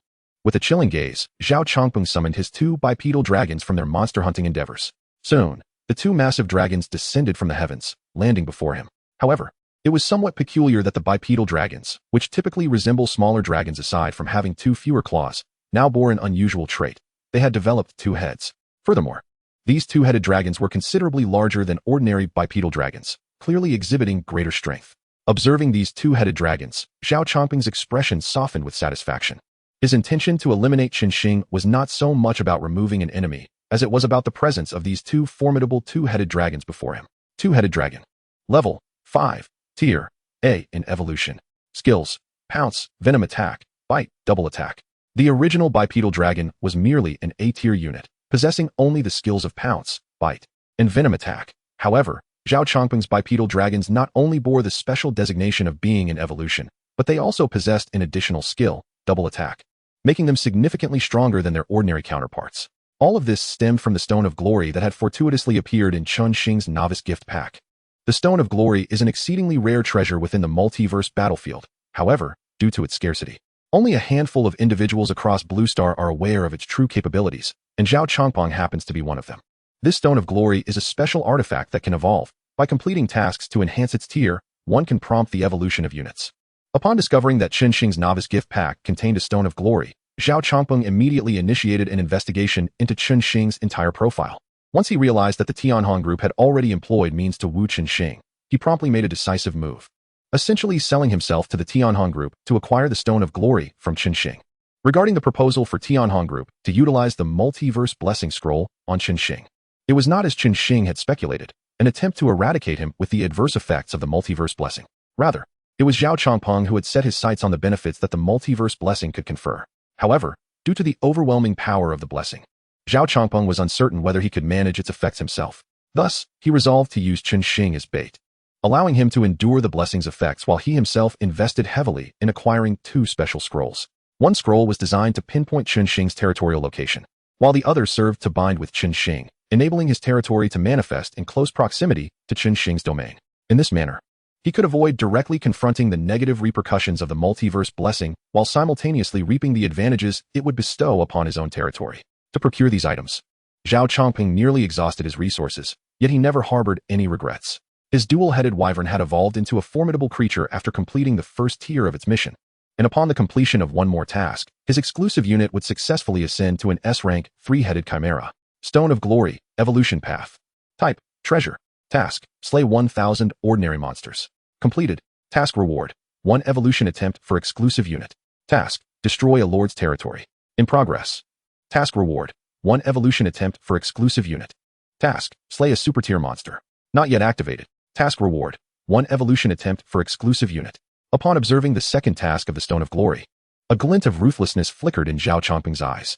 Initially, he had intended to play it safe and wait until the territorial protection period was nearing its end before confronting Chen Xing. However, since Chen Xing had become restless, he could hardly blame Zhao for taking action prematurely. After all, the territorial protection merely safeguarded the territory itself and did not extend to the Lord. As long as Chen Xing was not within his domain, he could slay him and subsequently destroy Chen Xing's territory. At that point, with 2 S-rank units at his disposal, he might indeed find himself capable of contending with a super-tier monster. Should he manage to complete the final task and seize all the geographical resources afforded by the multiverse blessing, his power would experience a monumental leap. What were A-rank lords to him? He aspired to become the mightiest lord in the multiverse battlefield. Once he achieved this goal, Tianhong Group would pale in significance.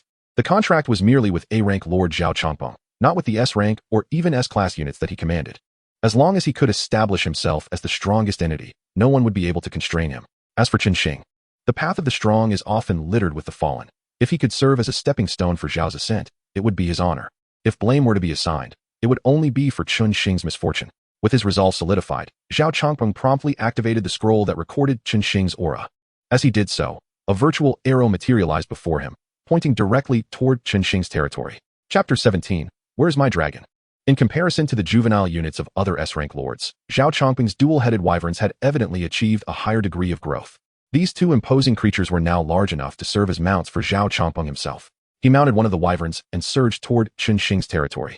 After a considerable time, Zhao Changpeng finally halted outside Chen Xing's domain, landing at a distance to avoid detection.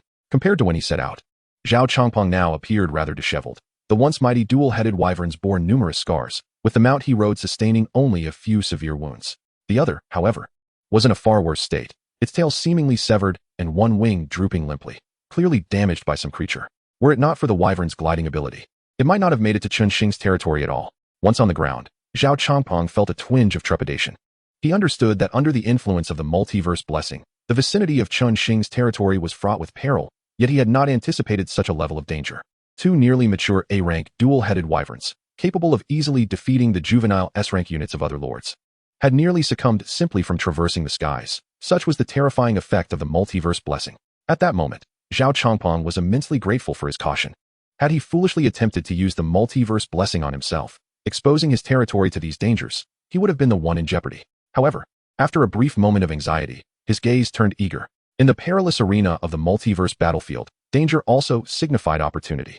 Once he dealt with Chen Xing and evolved his two dual-headed wyverns to S-rank, this bountiful land could very well become his. With this thought invigorating him, Zhao Changpeng concealed himself in the nearby forest, cautiously observing Chen Xing's territory. Chen Xing's domain lay nestled in a vast plain, and since the territorial protection only applied to monsters, it merely prevented Zhao Changpeng from attacking Chen Xing's land. Thus, without any fortifications erected, Chen Xing's territory was fully visible to him. Warehouses, watchtowers, trading halls. Zhao Changpeng's eyes narrowed as he scrutinized the structures within Chen Xing's domain. From these buildings, it was evident that Chen Xing's territory was at least level 3. While maintaining his own level, Chen Xing had managed to upgrade his territory at an impressive pace, indicating that the blessings of the multiverse battlefield had indeed bestowed significant advantages upon him. Watching Chen Xing's flourishing domain, a surge of anger welled within Zhao Changpeng. Initially, he had intended to use Chen Xing merely as a tool, a coordinate provider for his ambitions. Yet now, this tool had unexpectedly developed beyond his expectations, even surpassing his own territory's growth, a notion that was difficult for a self-proclaimed strongman like him to accept. A worthless individual ought to recognize their own limitations. Zhao Changpeng quickly suppressed his rising ire, but as he continued to observe, a thread of confusion began to surface within him. Where, he wondered, was the advantageous terrain that Chen Xing had discovered to slay monsters without sustaining harm? During his surveillance, he had only witnessed the farmers bustling about like industrious bees, transporting resources to Chen Xing's territory, but he saw no locations suitable for monster spawning. Moreover, terrains that allowed for damage-free monster slaying were typically mountains or hills. The surrounding landscape of Chen Xing's territory was entirely flat, rendering it unsuitable for such activities. Could it be that he had not utilized terrain exploits, but instead relied on sheer strength to kill? A sudden thought struck Zhao Changpeng, but he quickly dismissed it with a chuckle. The farmer unit was notoriously weak, hardly even a combat unit. Relying on Chen Xing to slay monsters with farmers was akin to expecting him to ascend to divinity. Shaking his head, Zhao Changpeng expelled this ludicrous notion from his mind. Since he could not observe the spawning terrain, it was likely hidden from plain view. In Chen Xing's territory, there seemed to be only one location that could fit this description. With this realization, Zhao Changpeng's gaze shifted toward the mines located behind Chen Xing's territory. The expanse of this mining area is vast, likely concealing underground caverns. Within the subterranean tunnels of the Myriad Realms battlefield, the terrain is not only exceedingly intricate, but also teeming with countless monsters. If it is indeed true that Chen Xing has discovered a strategic point amidst the caverns, it would be entirely plausible. The more Zhao Changpeng pondered, the more he felt this theory had merit. He believed he had grasped the truth. Chen Xing must have encountered a natural trap-like terrain while mining, which he then exploited to lure nearby monsters to their demise without incurring any harm, thus explaining his rapid ascent in levels. As for why he currently observed no activity, it was evident that the monsters in the vicinity had already been lured away by Chen Xing, leaving those further afield beyond his reach. Therefore, it was not that Chen Xing had ceased farming monsters. Rather, he found himself unable to do so. In a flash of insight, Zhao Changpeng felt like a genius. Connecting all the dots, he immediately accessed the leaderboard and noted Chen Xing's stagnant level, which only served to reinforce his suspicions. Lucky fool. Zhao Changpeng muttered resentfully under his breath, realizing the situation was becoming precarious.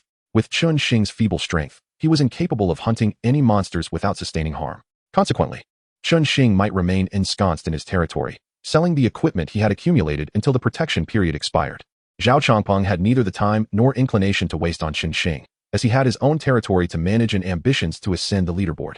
Should he squander too much time here, even if he ultimately upgraded his two-headed dragon to an S-grade chimera, he would feel a sense of loss. He needed to devise a strategy to lure this nuisance out. Meanwhile, Chen Xing had already detected the presence of this sneaky stranger. Fortuitously endowed with ample resources, the affluent Chen Xing decided to upgrade his watchtower to level 4.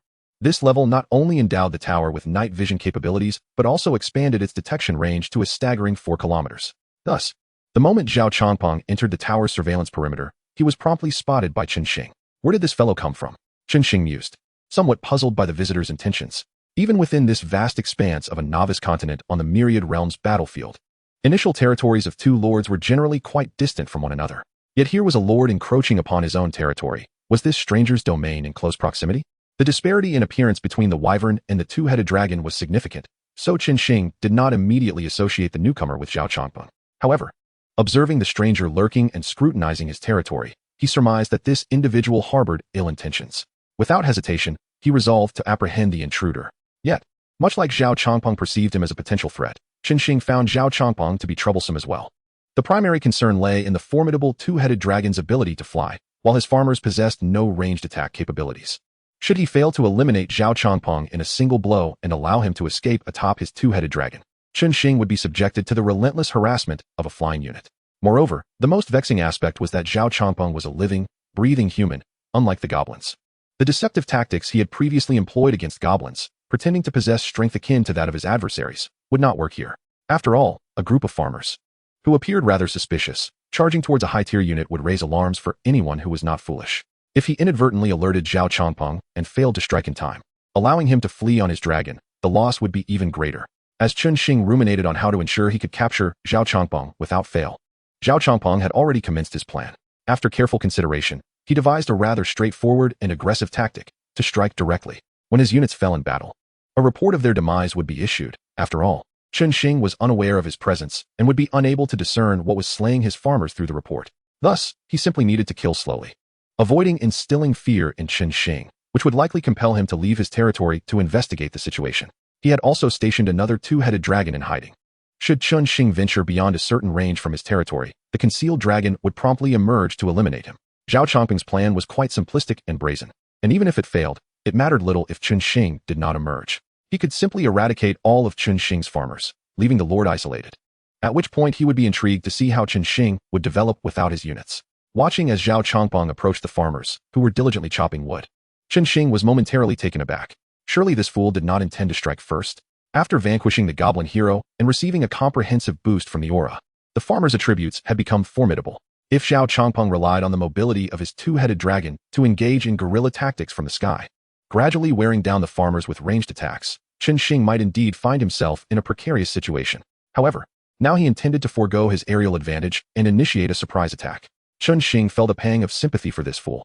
If the dragon were to launch a distant attack, it might endure a single hit, and if it were fortunate, it could potentially withstand the assault. Yet, should the dragon engage in close combat with the farmers, the thorns of the aura, combined with the farmers' counterattacks, would surely spell doom for the dragon. As Zhao Changpeng drew nearer to the farmers, Chen Xing prepared to exit his territory, with Zhao Changpeng splitting his two-headed dragons. It was evident that the other was concealed for the express purpose of confronting him. The moment Zhao Changpeng engaged, Chen Xing would step out of his domain, taking advantage of Zhao Changpeng's distance to lure out the remaining two-headed dragon and deal with it decisively. Zhao Changpeng's plan for a surprise attack was not particularly subtle. After all, he regarded the farmers as mere fodder, easily dispatched by a single claw of the two-headed dragon, unworthy of meticulous consideration. Were it not for the concern that the sudden appearance of the two-headed dragon might frighten the farmers away, he would not resort to such a demeaning tactic. As the farmers entered the attack range, Zhao Changpeng immediately issued commands to the two-headed dragon before him. Go, slay one of the farmers, and keep an eye on the rest. Do not let any escape. Whoever tries to flee shall be eliminated. As an A-grade unit, the two-headed dragon possessed a high level of intelligence. Upon hearing Zhao Changpeng's orders, it leaped into the air, propelling itself with its powerful legs and gliding towards the farmers with a single wing. Given that the venomous attack of the two-headed dragon consumed considerable energy, it would not employ such a potent method against these insignificant farmers. Thus, upon gliding above them, the two-headed dragon dove down. Its claws served as one of its offensive means, and in that moment of descent, it envisioned the farmer beneath it being torn to shreds. Yet, it found itself puzzled. The chosen target farmer exhibited no signs of the usual terror associated with prey. Instead, he silently raised the knife in his hand. This insignificant creature surely does not believe it can withstand my might? Observing the farmer's actions, a ludicrous thought flitted through the mind of the two-headed dragon.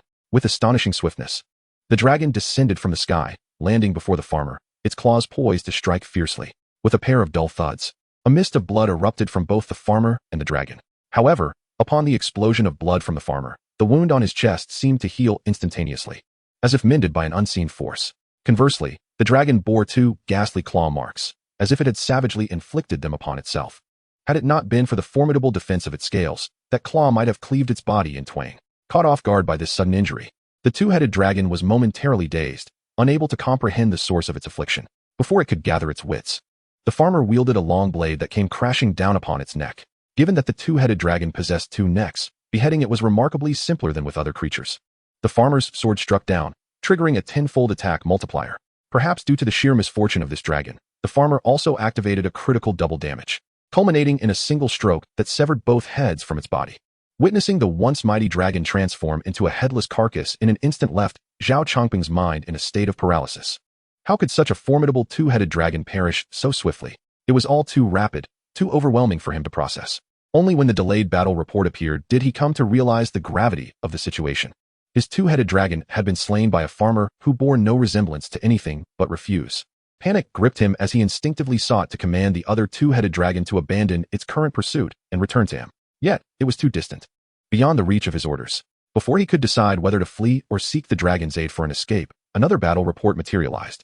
Your two-headed dragon has been slain. It was over. As that report flashed before him, Zhao Chongpeng felt his vision darken. He understood that all was lost. The troops commanded by Chen Xing, which he had once dismissed as insignificant, possessed a formidable combat prowess capable of single-handedly vanquishing his two-headed dragon. The most terrifying aspect was that Chen Xing commanded no fewer than 50 such powerful farmers. At that moment, Zhao Chongpeng finally comprehended the reason behind Chen Xing's elevated status. It was not due to any geographical advantage, but rather his sheer strength and skill. 50 units of comparable power to S-class troops meant that, regardless of the ordinary monsters, even the most formidable of foes would fall before him. Zhao Chongpeng now found himself enveloped in utter despair, his teeth nearly biting through his lip as he gazed at the reports of his two-headed dragon's demise. Yet, he did not surrender. Cautiously, he retreated in the opposite direction of Chen Xing's territory, uncertain if he could return safely without the protection of his dragons. But he knew that failure to escape would guarantee his doom. He silently consoled himself, praying that Chen Xing had not noticed his presence, though he recognized the slimness of that hope. However, as he took a few steps back and turned, he was startled to find several farmers wielding massive axes blocking his path, having appeared seemingly out of nowhere. These ordinary-looking farmers resembled simple woodsmen, yet their very presence shattered any lingering illusions of hope within him. Each of these farmers possessed the strength to slay a dragon, and now, confronted by multiple adversaries, he realized his chances of escape were non-existent. At that moment, all courage to resist faded from his heart. Having previously regarded farmers as mere chaff, he now found himself ensnared like a defenseless creature, dragged back to Chen Xing's domain. "My lord, we have captured the person," Farmery declared, unceremoniously tossing Zhao Chongpeng onto the ground before bowing to Chen Xing. "Very well," Chen Xing replied, nodding and gesturing for Farmer E to return to his duties. He then fixed his gaze upon Zhao Chongpeng with keen interest. "Speak, who are you?" I am the lord of a nearby territory," Zhao Chongpeng stammered, his mind racing. He knew he could not reveal his true identity as Zhao Chongpeng. If Chen Xing discovered who he was, his demise would be assured. Rapidly, he reviewed all his actions since arriving in Chen Xing's territory, deducing that Chen Xing had likely detected his presence upon his arrival. With great caution, he began to fabricate a lie. "While scouting, I noticed your territory and perceived it to be weak, prompting me to act preemptively. Brother, I was wrong. I should not have attacked you. It was a moment of folly, not meant to target you specifically. I implore you, in the spirit of camaraderie as fellow denizens of Blue Star, grant me a chance to live. My parents await my return there. I beg you." In a display of desperation, he fell to his knees, offering several bows to Chen Xing as a show of sincerity. At this juncture, he had no other recourse but to gamble on Chen Xing's compassion, hoping that the student who had never stepped beyond the confines of his school possessed enough mercy to forego bloodshed. Yet, as he observed Zhao Chongpeng's performance, Chen Xing narrowed his eyes slightly, silently scrutinizing his act. Suddenly, he inquired, "You are Zhao Chongpeng, are you not?" Initially, Chen Xing had not connected Zhao Chongpeng to his earlier thoughts, believing him merely a local lord until he received the notification of slaying the two-headed dragon. At that moment, the name Zhao Chongpeng resurfaced in his mind. Although Zhao Chongpeng's troops were bipedal dragons rather than two-headed ones, Chen Xing understood that troop types could evolve. What a remarkable coincidence it was that an A-class lord with dragons resided so near his territory. Chen Xing surmised that Zhao Chongpeng had likely fixated on him from the outset and had somehow maneuvered his territory to encroach upon Chen Xing's domain, locking onto him. In other words, Chen Xing was now certain that Zhao Changpeng had come with the intent to kill him. Yet, one mystery lingered in Chen Xing's mind. What grievance could there be that drove Zhao Changpeng to forsake his development in pursuit of his life? It was perplexing, considering that he, the victim, had opted to delay any thoughts of vengeance until his territory reached level 10, while Zhao Changpeng, the aggressor, seemed impatient to eliminate him, even at the cost of his own advancement. Was his malice so trivial that he felt compelled to extinguish Chen Xing's life? Chen Xing pondered for a moment, finding the situation rather implausible. If it were merely a matter of personal grievances, Zhao Changpeng appeared to be in a perfectly sound state of mind. It was inconceivable that he would forsake his own development to seek vengeance. Given Zhao's promising future, even if the Tianhong group sought to eliminate him, it would be utterly unlikely for Zhao Changpeng to abandon his growth in pursuit of retribution. Thus, there must be an underlying reason, one that he was oblivious to, compelling Zhao Changpeng to hastily come after him. With this thought in mind, Chen Xing felt a surge of curiosity. He gazed at the visibly frightened Zhao Changpeng and inquired, "I am quite intrigued. What precisely drives your unwavering determination to kill me?" Upon hearing Chen Xing allude to his identity, Zhao Changpeng involuntarily trembled. He initially intended to deny it, but when faced with Chen Xing's unwavering gaze, he ultimately chose silence, halting his previously pleading gestures. Only when Chen Xing interrogated him about his motive for murder did he slowly lift his head, acknowledging his impending doom. He ceased pretense and spoke with a hint of mockery in his tone. "Do I need a reason to kill you? Simply standing in my way is reason enough for your demise." "Oh, quite the ruthless character, aren't you?" Chen Xing remarked, observing Zhao Changpeng's transformation from a pitiful wretch to one of nonchalance. He raised his thumb in approval, adding, "Since you are so composed, I shall afford you the same respect." With that, Chen Xing gestured towards a chair in the Lord's Hall, inviting him to sit and converse leisurely. "Come, take a seat and enlighten me on how I have obstructed your path." Zhao Changpeng showed no reluctance in accepting Chen Xing's invitation. He dragged a chair over and sat before him. Having cast aside the specter of death, he appeared considerably more carefree than before. He retrieved the glory stone from his inventory and tossed it towards Chen Xing. "This is your reason for death." As Chen Xing caught the glory stone, he immediately recognized it. He recalled that after his promotion to Lord, he had received one in the novice gift package from the Multiverse Battlefield. It bore no description of attributes, only the phrase, "This is a symbol of glory." Chen Xing had researched extensively, but found no information regarding its significance, leading him to dismiss it as a mere trinket of symbolic value. Even when Shen Wei took his initial gold coins along with the stone, he had paid it no mind.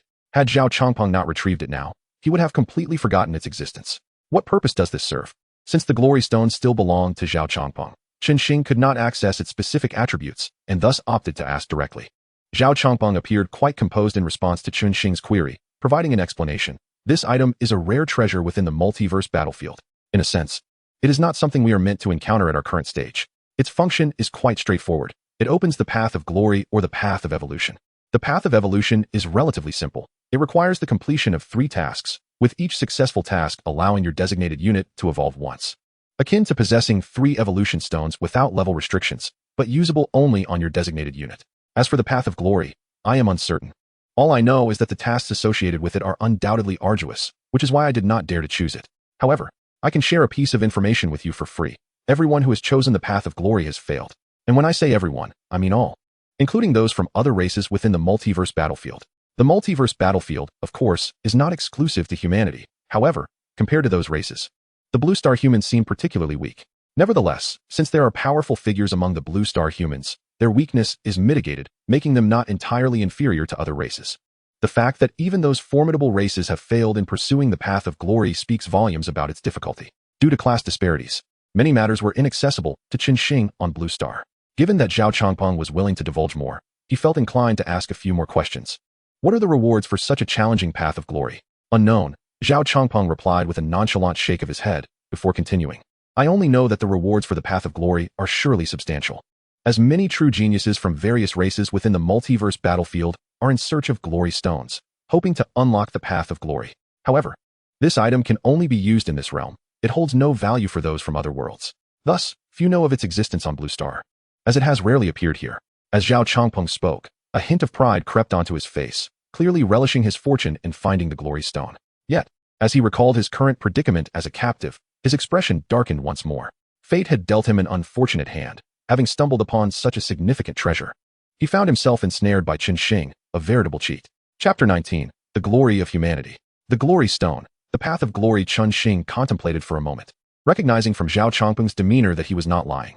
If what he said were true, then the glory stone, sought after even by the greatest talents of myriad races, was undoubtedly a top-tier treasure. However, was it not somewhat arbitrary to include such a high-caliber item in his novice gift package?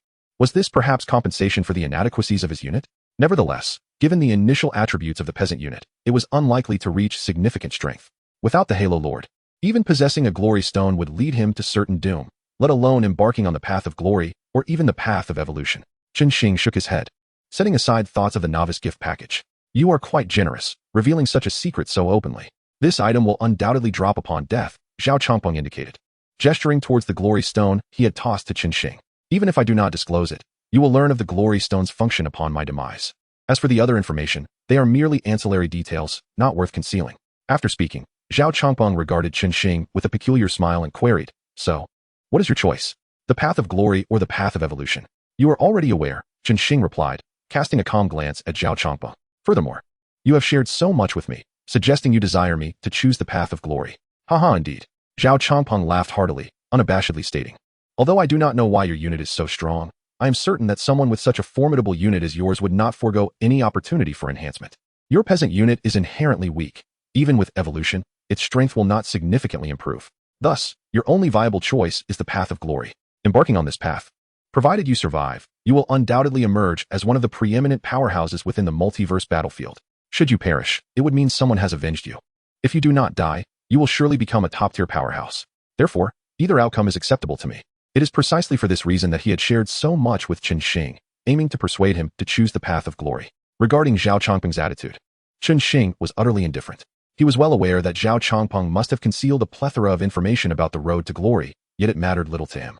With the Halo Master by his side, he possessed the confidence to crush all adversaries. After all, wielding the power of an enhancement that was tenfold at the outset and 100-fold at its zenith, if he were to shy away from even the road to glory, it would be more prudent to retire in Blue Star. Any last words? Chen Xing inquired, casting a gaze towards Zhao Changpeng. Although I know you're plotting against me, given your forthrightness, if you have any final messages, I could convey them back to Blue Star. I am not favored within the Zhao family, and during my lifetime, I had little in terms of resources. In death, I doubt anyone will care, so leaving a last testament seems rather pointless. Facing his impending demise, Zhao Changpeng appeared remarkably unconcerned. However, if the opportunity arises, do assist me in obliterating Tianhong Group. A bunch of worthless cowards who wouldn't dare step into the battlefield of myriad realms wants me to act as their hound. They are hardly worthy. Very well. Chen Xing nodded, agreeing to Zhao Changpeng's request. When the time comes, I shall ensure their destruction and send them to join you. With that, Chen Xing ceased his prattling and delivered a punch to Zhao Changpeng's chest. Bolstered by the Halo's enhancement, Chen Xing's attributes rivaled that of an S-rank unit. And with a single blow, he shattered Zhao Changpeng's internal organs, extinguishing his life force. You have successfully slain a lord, utterly annihilating a territory. Please select the disposition of the territory. 1. Accept the territory. 2. Plunder the territory. 3. Destroy the territory. Among these three options, accepting the defeated territory would mean reclaiming it as a vassal domain, which could also be developed and upgraded. However, vassal territories cannot share the level of the main territory and require protection, and since Chen Xing currently lacked any independent hero units to garrison, this option was essentially ruled out. As for the remaining two options, plundering would maximize the profits, allowing him to seize the vast majority of resources from the defeated territory. However, this choice necessitated being within the enemy's domain, and clearly, Chen Xing had no time to search for Zhao Changpeng's territory, thus he had to forego that as well. Consequently, the only choice left for Chen Xing was to destroy the territory. Upon destruction, the territory would be utterly obliterated, allowing the destroyer to acquire a modest amount of resources and randomly obtain a portion of the enemy lord's possessions. In the battlefield of myriad realms, once a lord is slain, the territory is deemed entirely obliterated. Thus, after the novice phase, many assassin professionals will target lords for assassination. Although the success rate is not particularly high, achieving success even once could yield tremendous rewards. As for those ordinary professionals, the wealth of a lord is staggering. Despite Chen Xing's lack of interest in Zhao Changpeng's possessions, there was no need to retain this territory, hence he opted for destruction.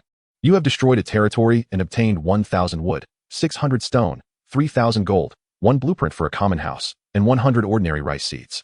Congratulations on obtaining a special item through your kill, Glory Stone.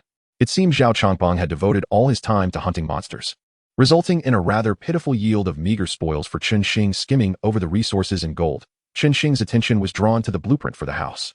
The house served as a residential building, but in comparison to the territory's inherent cottage, the house's attributes were decidedly more opulent. Common house. Attributes: Comfort 20. Stamina Recovery Rate 20. Requirements: Basic cottage, 200 wood, 200 stone, 200 gold. Evaluation, a relatively comfortable dwelling. With it, you can pass a peaceful night. For Chen Xing, this building was quite practical. After all, his farmers were essentially human, not machines. Regardless of their strength, they required rest. The house, which could enhance stamina recovery speed, would undoubtedly shorten their rest periods, thus affording them more time to labor. While contemplating the capitalist rhetoric that would suffice to hang him from a lamppost, Chen Xing took out the rice seeds to examine their properties. Rice seeds. Grade, common. Attributes, none. Evaluation, ordinary rice to stave off hunger. Planting in a spiritual field accelerates growth, and long-term consumption can slightly enhance attribute values. Though the rice's grade was too low to directly enhance attributes, they could still fetch exorbitant prices on Blue Star. However, for Chen Xing, bringing these items back would be an imprudent use of space. Thus, the rice seeds would merely serve as common sustenance within his territory. After collecting the assorted items, Chen Xing retrieved the most valuable item dropped by Zhao Changpeng. Glory Stone activated. Please choose a path. Evolution path, Glory path. Note, the Glory path is exceedingly arduous. Please proceed with caution. Gazing at the Glory Stone, which bore little difference from Zhao Changpeng's description, Chen Xing, well prepared, promptly selected the Glory path. Congratulations on choosing the Glory path. Detecting your unit type as common farmers, generating relevant prerequisites. Human Glory. The barracks building within the territory will be fixed as a Lord-exclusive barracks, allowing farmers to undergo class changes within the exclusive barracks. Each class change will grant related skills and significantly enhance overall attributes. Note, once the exclusive barracks are established, the Lord can only recruit Lord-exclusive units, and farmers undergoing class changes will not increase population demand. Do you choose to join the Human Glory path? After reviewing the prompt regarding the Glory path, Chen Xing instinctively raised an eyebrow. Choosing the Glory path meant that from then on, he could only recruit farmers as his unit type. However, these farmers could undergo class changes through the barracks, which in a sense, could be considered a full spectrum of units. If that were the sole condition, Chen Xing might have hesitated regarding joining the Glory path, as there existed some immensely powerful units that were far beyond the capabilities of even the fully transitioned farmers. After all, no matter how much a farmer may change classes, their strength could not possibly surpass that of an S-rank unit. To forsake those advanced units for the sake of some versatile farmers would undoubtedly be a grievous loss. Yet upon noticing the final stipulation that class changes would not increase population demand, Chen Xing promptly resolved to join the Human Glory path. Regardless of what lay ahead in the Human Glory path, the condition of no increased population demand alone made joining it an unequivocal gain. It is worth noting that all territories have a population cap. Unless one possesses special treasures, the population cap is generally a hundredfold of the territory's level. This means that a level 10 territory can accommodate only 1,000 inhabitants. 1,000 inhabitants may appear substantial at first glance, but units do not simply equate to one population per unit. In the battlefield of myriad realms, the stronger the unit, the more population it occupies. Take the S-rank dragon, for example. They initially occupy 50 population, and as the unit grows, their population requirement will increase correspondingly. Thus, ordinarily, a level 10 territory can muster at most a few hundred troops. However, Chen Xing was an exception. His farmers, due to their low strength, occupied a minimal population cap, with each farmer requiring only one population slot. Once Chen Xing reached level 10, he could swiftly muster a formidable army of 1,000. Moreover, a significant issue loomed. Farmers were exceedingly inexpensive. In stark contrast to the S-class units, which demanded vast resources and rare treasures, the cost of recruiting farmers was almost negligible. Akin to a gift. For Chen Xing, the Lord of Radiance, quantity equated to quality. Not only would farmers experience a substantial boost in attributes upon promotion, but as long as they could address his range deficiencies, even without any attribute enhancement, his path to glory was assured. Chapter 20, Farmer Promotion. Humanity's glory has been chosen. The path of glory has been opened. Upon Chen Xing's selection, the properties of the Glory Stone immediately transformed. Glory Stone, Path of Glory. Type, Special Treasure. Current task, slay an extraordinary tier creature before reaching level 10.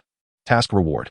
Unlock more common professions. When promoting exclusive units, there is a certain probability of transitioning into a hidden profession. Ignoring any conditions, force promotion. Glory Architecture. Exclusive barracks, not yet constructed. Treasure properties, guaranteed drop upon death. Evaluation. By walking the path of glory, you shall become the mightiest in all realms. The first ring task required slaying an extraordinary tier monster. Gazing at the inaugural task presented by the Glory Stone, Chen Xing finally comprehended why Zhao Changpeng had proclaimed the path of glory to be exceedingly arduous. The difficulty of this task was daunting. It was not merely challenging for ordinary lords, but even Zhao Changpeng, with all his units evolved to S-class, would meet only a fate of demise. However, despite the formidable task, the rewards were indeed enticing. In the multiverse battlefield, hidden professions existed among the myriad of practitioners.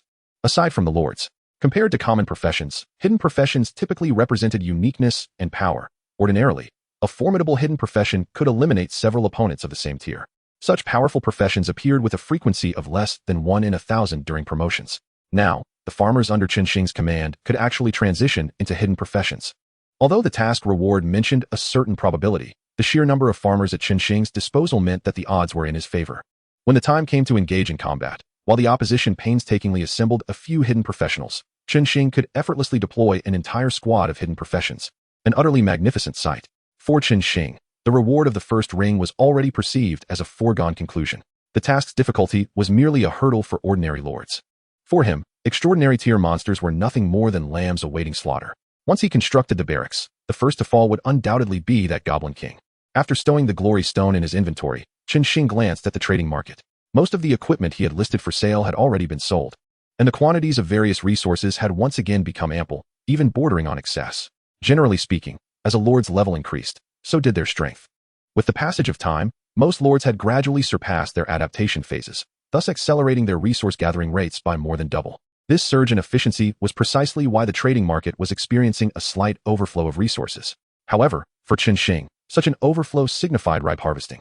It was time to reap the benefits. Following his battle with the Goblin Hero, aside from the equipment dropped by the Goblin Hero, Chen Xing had acquired over 100 pieces of gear from the Goblin Knights.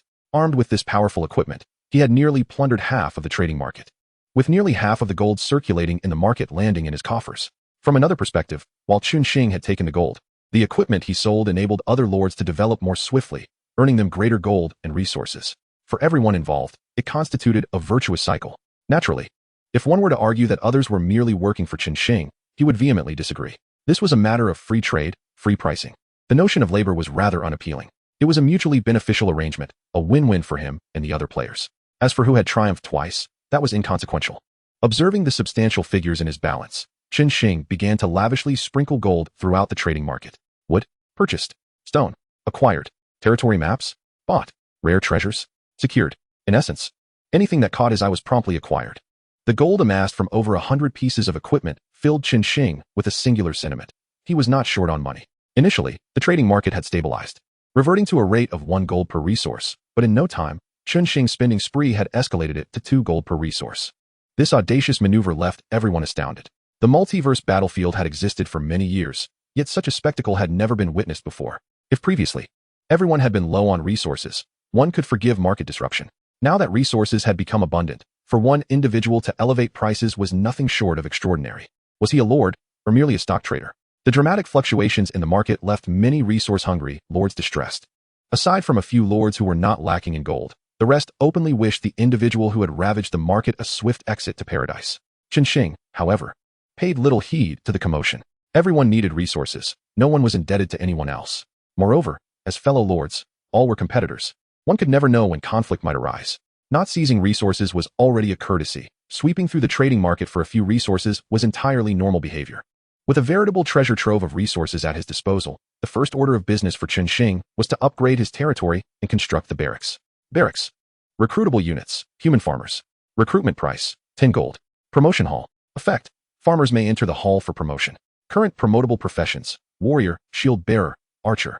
The barracks attributes should have allowed for unit recruitment and the potential to increase unit types through unit cards. However, now, due to the exclusive barracks effect, the option to increase unit types via unit cards had vanished, replaced by the presence of a promotion hall. Though it remained unclear why this promotion hall was separate from the barracks. Originally a mere structure, upon completion, it had transformed into 2 distinct entities. Observing that the recruitment price for human farmers was a mere 10 gold, Chen Xing couldn't help but exclaim in admiration at how fair the recruitment price was. In his previous life on Blue Star, he had seen the recruitment prices for S-class units, which often soared to several thousand gold. And gold was merely the cheapest component of the recruitment cost. In addition to gold, there were gems, source crystals, and exclusive special materials, the costs of which were incalculable. Compared to those, the price of 10 gold for a farmer was practically a gift. After a moment of reflection, Chen Xing directly tested the promotion effects of the promotion hall. At present, what Chen Xing's territory most urgently requires is ranged units. Therefore, he summoned a farmer and encouraged him to transition into the archer profession. Would you like to proceed with the archer class transition? Current transition fee, 100 gold coins. Upon seeing the notification from the transition hall, A question mark instantly appeared above Chen Xing's head. What does this mean? They actually charge for class transitions? His expression darkened immediately. He finally understood why the transition hall and the barracks were two separate buildings. This was a trap laid out for him. After recruiting the farmer, he found that transitioning required an additional expenditure. This transition hall was truly mercenary in its dealings. Although he felt somewhat swindled by the fees, Chen Xing, being affluent at present, decided to proceed with the transition, especially since ordinary professionals also required payment to level up. Thus, despite feeling cheated, he chose to embrace the change. Upon successfully transitioning, the farmer stepped out of the hall, and compared to before, he had not undergone significant changes, save for a simple white hunting bow now slung across his back. Farmer 7. Class, Farmer Archer. Level, 6. Rank, E.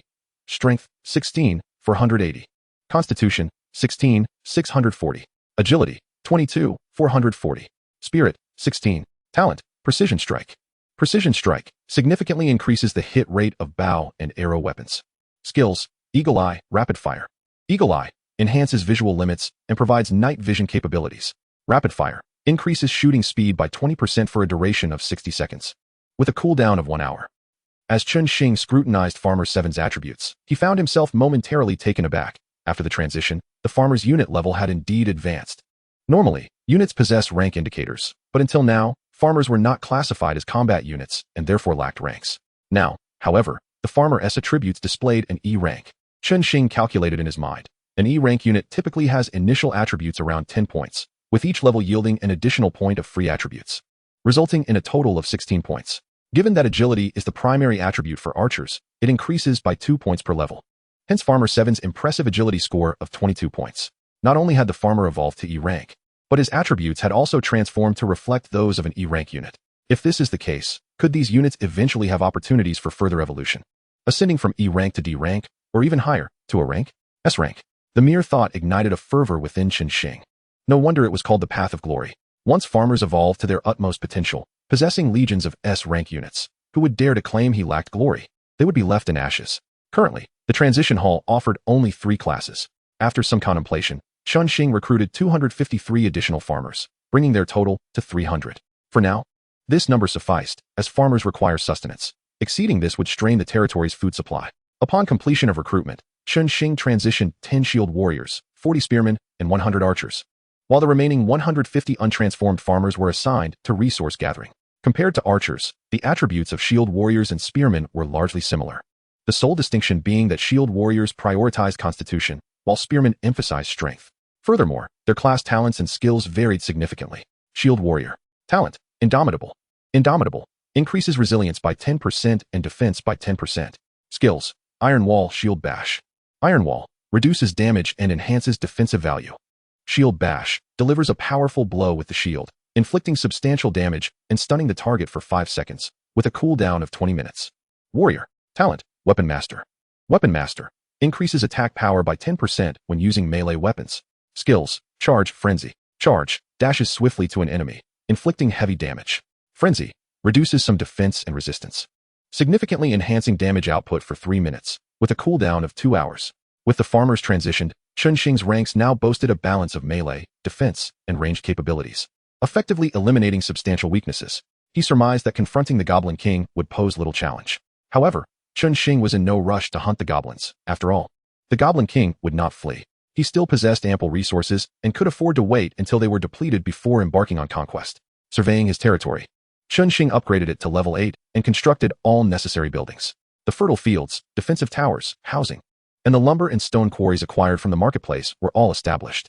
After constructing the fertile fields, Chen Xing promptly utilized all the goblin corpses he had amassed as fertilizer before sowing rice seeds. Fertile fields. Rank, Ordinary. Area, 1 acre. Soil quality, extremely fertile. Current crop, rice seeds. Time until maturity, 12 hours. The multitude of goblin corpses had fully enriched the soil of the fertile fields. The better the quality of the soil, the faster the crops would grow. Given that ordinary rice seeds typically matured quickly, planting them in such nutrient-rich fields reduced the maturation time to a mere 12 hours. Once the protective period of the territory concluded, Chen Xing would likely be able to harvest his first crop of rice in the Myriad Realms battlefield. In addition to the fertile fields, the upgraded watchtower now extended its visibility range to 8 kilometers. Chen Xing estimated that if he could elevate it 2 more levels, he might be able to observe the goblin camp directly from his territory. As for the warehouse, its area expanded to 800 square meters upon reaching level 8. Although it seemed spacious, the challenge lay in accommodating even more items. Just the corpses of 2 hydras occupied considerable space. Fortunately, having dealt with the goblin corpses earlier, the warehouse might still retain half of its capacity. It is evident that while the warehouse's size is substantial, Chen Xing's usage is equally demanding. Relying solely on the increase in area from upgrading the warehouse would be insufficient. Instead, he hoped for the opportunity to acquire warehouse blueprints to construct an additional storage facility. The attributes of the defensive towers and housing remained unchanged, consistent with what Chen Xing had observed from the blueprints. The only noteworthy addition was the lumber and stone quarry blueprints he had recently purchased. The lumber yard could enhance wood production by 30%, while the quarry could amplify stone output by the same margin, for farmers who already enjoyed a 50% resource gathering bonus. This meant that each resource collected essentially equated to gathering 2, effectively doubling their efficiency. After completing all building upgrades, Chen Xing had nearly exhausted his resources. Yet, observing the well-equipped territory, he felt a profound sense of satisfaction. The territory was beginning to take shape. Once he constructed a few more buildings to reach a total of 10 and upgraded to maximum level, he would be poised to elevate the territory to level 10 as soon as resources allowed. Chapter 21, Ascending the Rankings. In the regional chat, a discussion regarding the surge in resources was abruptly interrupted when someone noticed that Chen Xing's territory had suddenly ascended to level 8 on the leaderboard, prompting an explosion of chatter in the channel. What the heck? How did an 8-level territory suddenly appear? 8 level? Is this for real? I barely managed to elevate my territory to level 3. How could there be an 8-level territory? Chen Xing? Which prominent family does he belong to? As far as I recall, there wasn't an S-level lord by that name. Where did he come from? I think I recognize this Chen Xing. He is just an ordinary person, and his troops are merely the most basic farmers. Previously, many at school claimed his lordship was a waste, and now he has suddenly elevated to an 8-level territory? Farmers? Are you certain they are farmers? Whose farmers are that powerful? Farmers have bonuses in gathering resources.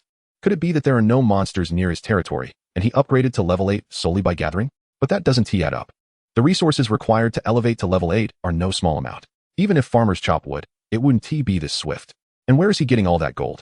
Surely he doesn't have a gold mine in his territory. His luck would have to be extraordinary.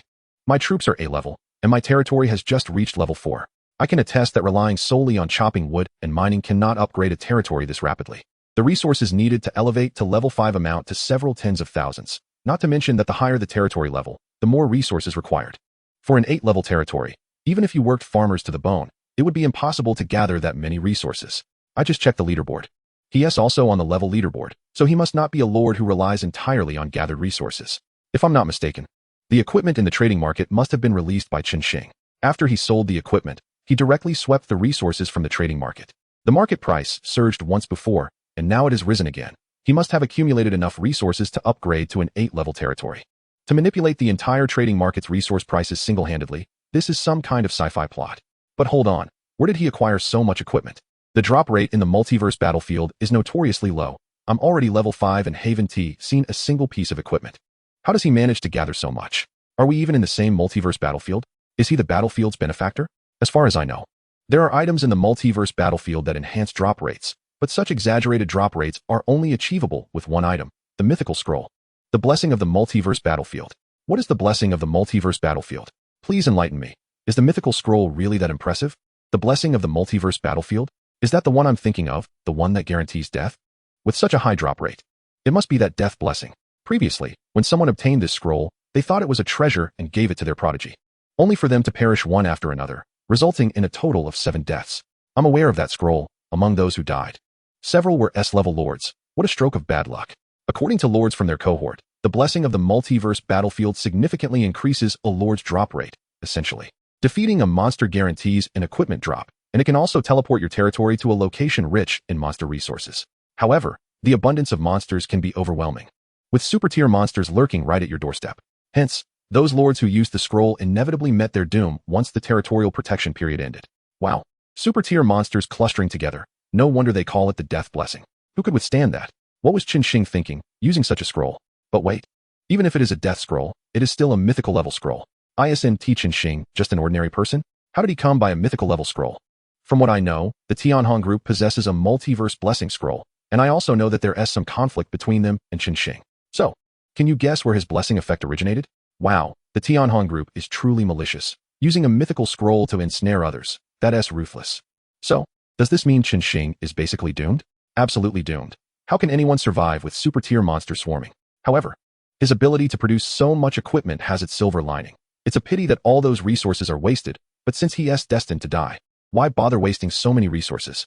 Hey, Chen Xing, since you're going to die anyway, why not stop upgrading your territory and just give me the resources? When I return to Blue Star, I promise to take care of your family. The chat channel quickly ignited with fervor, some reveling in schadenfreude, others lamenting his impending demise, while many condemned the Tianhong group as cruelty. Yet, more were calculating that since Chen Xing was as good as dead, elevating his territory further would be futile. They might as well conserve his inheritance for themselves. Had Chen Xing not previously muted all notifications, his messages would surely have been inundated by countless inquiries. He truly did not anticipate that within such a short span, the chat channel would unearth his secrets. However, he was indifferent. These weren't particularly clandestine revelations, and if they were exposed, so be it. He feared no one's hostility. As for those coveting his inheritance, Chen Xing could only scoff at their naivety, let alone that he wouldn't die. Even if he were to perish, his inheritance would never be handed over to these opportunists. Did they truly believe he had no friends? Chen Xing shook his head, disinterested in the chat channel any longer. He had already begun preparations to confront the goblin camp. Nevertheless, although he had turned his attention away, the tempest he had stirred continued unabated. Territory leaderboard. First, Chen Xing, level 8. Second, Elizabeth Anna, level 6. Third, Duan Wei, level 5. Fourth, Anonymous, level 5. Fifth, Arnold Robinson, level 5. Sixth, Yuna Illis, level 5. 10th, Zhou Hong, level 5. Compared to when Chen Xing last viewed the leaderboard, it had undergone a substantial reshuffling. Except for Elizabeth Anna, Arnold Robinson, and Zhou Hong, everyone else had been displaced, replaced by a slew of new faces. However, the current territory leaderboard evidently bore far greater significance than before. As Elizabeth Anna gazed at the leaderboard, noting Chen Xing's staggering lead with his level 8 territory, her brow furrowed. Only having ascended to level 6 herself, she understood the terrifying resources required to elevate a territory to level 8. Upgrading from level 5 to level 6 demanded 10,000 resources. From 6 to 7 required 20,000, and by this calculation, moving from 7 to 8 would necessitate at least 30,000 to 50,000 resources. Moreover, this estimation only accounted for the basic upgrade of the territory, including the construction of additional buildings. The total would be at least 150,000 resources. Observing the chat channel where the consensus was that Chen Xing had managed his rise through selling equipment, Anna wrinkled her nose in skepticism. Despite her academic struggles, she excelled in mathematics and had long calculated that the resources in the trading market were nowhere near sufficient. She was certain that at least 1/3 of the resources accumulated by Chen Xing for his level 8 territory were gathered by himself. The chat channel was filled with a bunch of fools, spouting nonsense without the faintest clue. As for the blessing scroll of the myriad realms, she was acutely aware of its implications, perhaps even more so than others, since one of the 7 unfortunate souls who fell victim to the scroll was from her own Elizabeth family.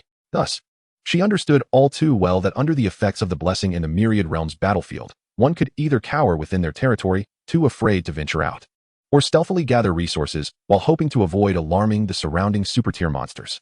Yet, Chen Xing was not only brazenly harvesting resources, but had even leveled up, indicating he harbored no fear of the dangers posed by super-tier monsters. However, the perils brought by the blessing in the myriad realms were not solely limited to super-tier monsters. One could only hope he would ultimately survive. What a freak. Even my 2 angels cannot match his rate of leveling up. Contemplating Chen Xing's terrifying pace of advancement, Anna couldn't help but mutter under her breath, particularly irked by the fact that he had placed a Goblin General unit card on the trading market at an exorbitant price. She believed he must have set such a high price in hopes of bartering for other equipment. Yet, he completely ignored her messages. She had left dozens of comments beneath the listing, but he had not responded even once. If he wanted to sell, then sell. If not, then forget it. Why dangle such a high price without engaging with potential buyers? Purely tantalizing. After mentally berating Chen Xing, Anna leapt from her chair and scurried towards her 2 angels in the territory. Sister Belle, Sister Layla, we need to accelerate our efforts. That rascal has already upgraded the territory to level 8. Upon hearing Anna's words, the 2 angels in the territory exchanged helpless smiles. Anna's talent was dual summoning, allowing her to summon an additional unit when conjuring initial troops. For someone who possessed S-rank angel units, this was undoubtedly an overpowering gift. This was precisely why her territory level and personal level had advanced so rapidly. However, the issue remained. No matter how powerful the angels were, they could not be treated as mere laborers. They could fell trees, slay monsters, and even mine without complaint. But asking them to toil, while also carrying back resources, felt rather disrespectful to the angels. Fortunately, considering Anna's cuteness and the fact that there were no hands available in the early stages of the territory, the 2 angels tolerated the situation. Yet, Such treatment could not persist indefinitely. The colossal resources required later on would be an insurmountable burden if it fell solely on them. Among the two angels, Belle was the most mature in both character and stature, yet even she couldn't help but voice her concerns. My lord, is there any news regarding the unit cards in the trading market? There is news, Sister Belle. Upon hearing Belle's inquiry about the unit cards, Anna couldn't help but frown. But that rascal hasn't replied. He has his private messages turned off, and I've left dozens of comments, yet not a single response. As long as there is news. That's enough. Belle sighed in relief upon hearing that there was some hope. Otherwise, she truly feared they would be overwhelmed by the labor.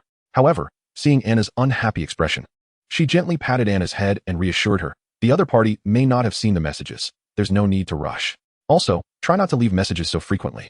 It might give them the impression that you are overly eager, which could lead them to raise the price, and that would be quite a loss.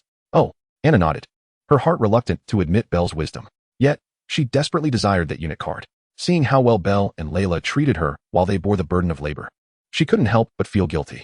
Therefore, regardless of what Chen Xing priced it at, as long as it wasn't excessively outrageous, she would do her utmost to acquire it. Chapter 22, Blessing of the Myriad Realms. Unbeknownst to Chen Xing, Anna's grievances would have struck him as quite unjust if he had known. It was not that he ignored the comments on his listings, but rather that the individuals leaving messages were utterly ludicrous. They sought to exchange his rare equipment and unit cards for pittance prices, with some even attempting to swindle him outright. After engaging in tentative conversations with a few, Chen Xing lost all patience, assuming them all to be impoverished fools unworthy of further discourse. However, before setting out, he did take a moment to browse the trading market, not to check on the status of his own equipment sales, but to scout for suitable gear for his farmers. After their class transition, the primary damage dealers under his command became archers, yet none of the equipment he had previously obtained was suitable for archers. Had it not been for the fact that farmers received a basic piece of gear upon class transition, his archers would currently lack bows. Thus, he sought to see if there were any good bows available to enhance their offensive capabilities. Additionally, he wished to procure some shields for his shield bearers. If he could find a suitable shield, no super-tier monster would be able to fell his frontline shield bearers. Searching through the equipment by quality, he soon laid eyes on a rare purple bow. Whisper longbow. Quality, purple. Attributes, attack 200. Skill, Final Whisper. Final Whisper. Inflicts 20 armor penetration on attacking enemies. Evaluation. Did you hear the whisper in your ear? That is the gentle caress of this bow's final words. Selling price, 200,000.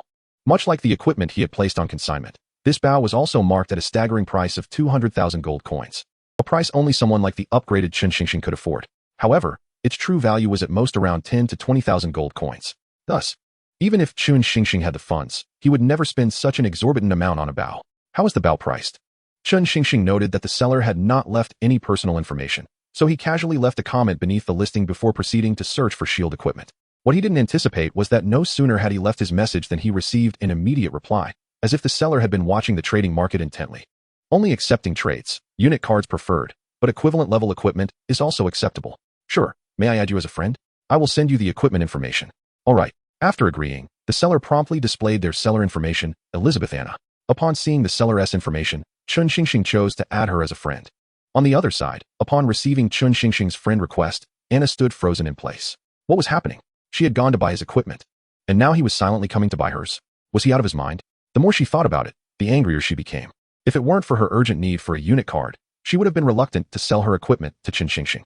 But remembering the sight of Belle and Layla laboring tirelessly to carry resources, she had no choice but to swallow her pride and directly accept the friend request, stating bluntly, I want that Goblin General unit card of yours. Are you willing to trade?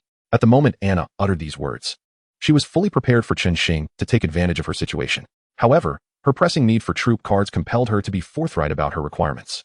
Even if it meant conceding some resources. Goblin troop card? Chen Xing expressed his confusion, uncertain how Anna had discerned that he possessed such a card. But then it dawned on him.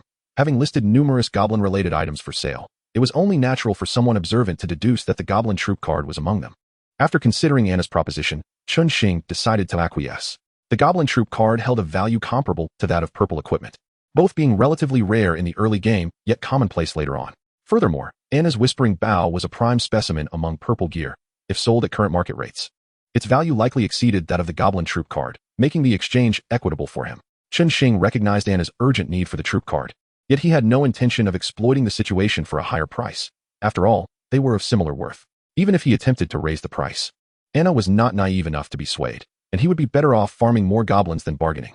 Alright, please adjust your equipment listing. I'll proceed with a direct trade. Anna was taken aback by Chen Xing's willingness to comply so readily, surprised that he had not attempted to increase the price. After a moment of astonishment, she hurriedly adjusted her equipment listing. Moments later, upon confirming the successful transaction and receiving the Goblin Troop card, a wave of gratitude washed over her. He truly is a good person. He must not have seen my previous messages. Having mentally awarded Chen Xing a good person card, Anna suddenly recalled something important and quickly sent him a message. By the way, you've been targeted by the World Blessing Scroll. Are you aware of this? Now I am. Thank you for the heads up. Upon receiving Anna's reminder, Chen Xing understood that she was expressing gratitude for his decision not to raise the price.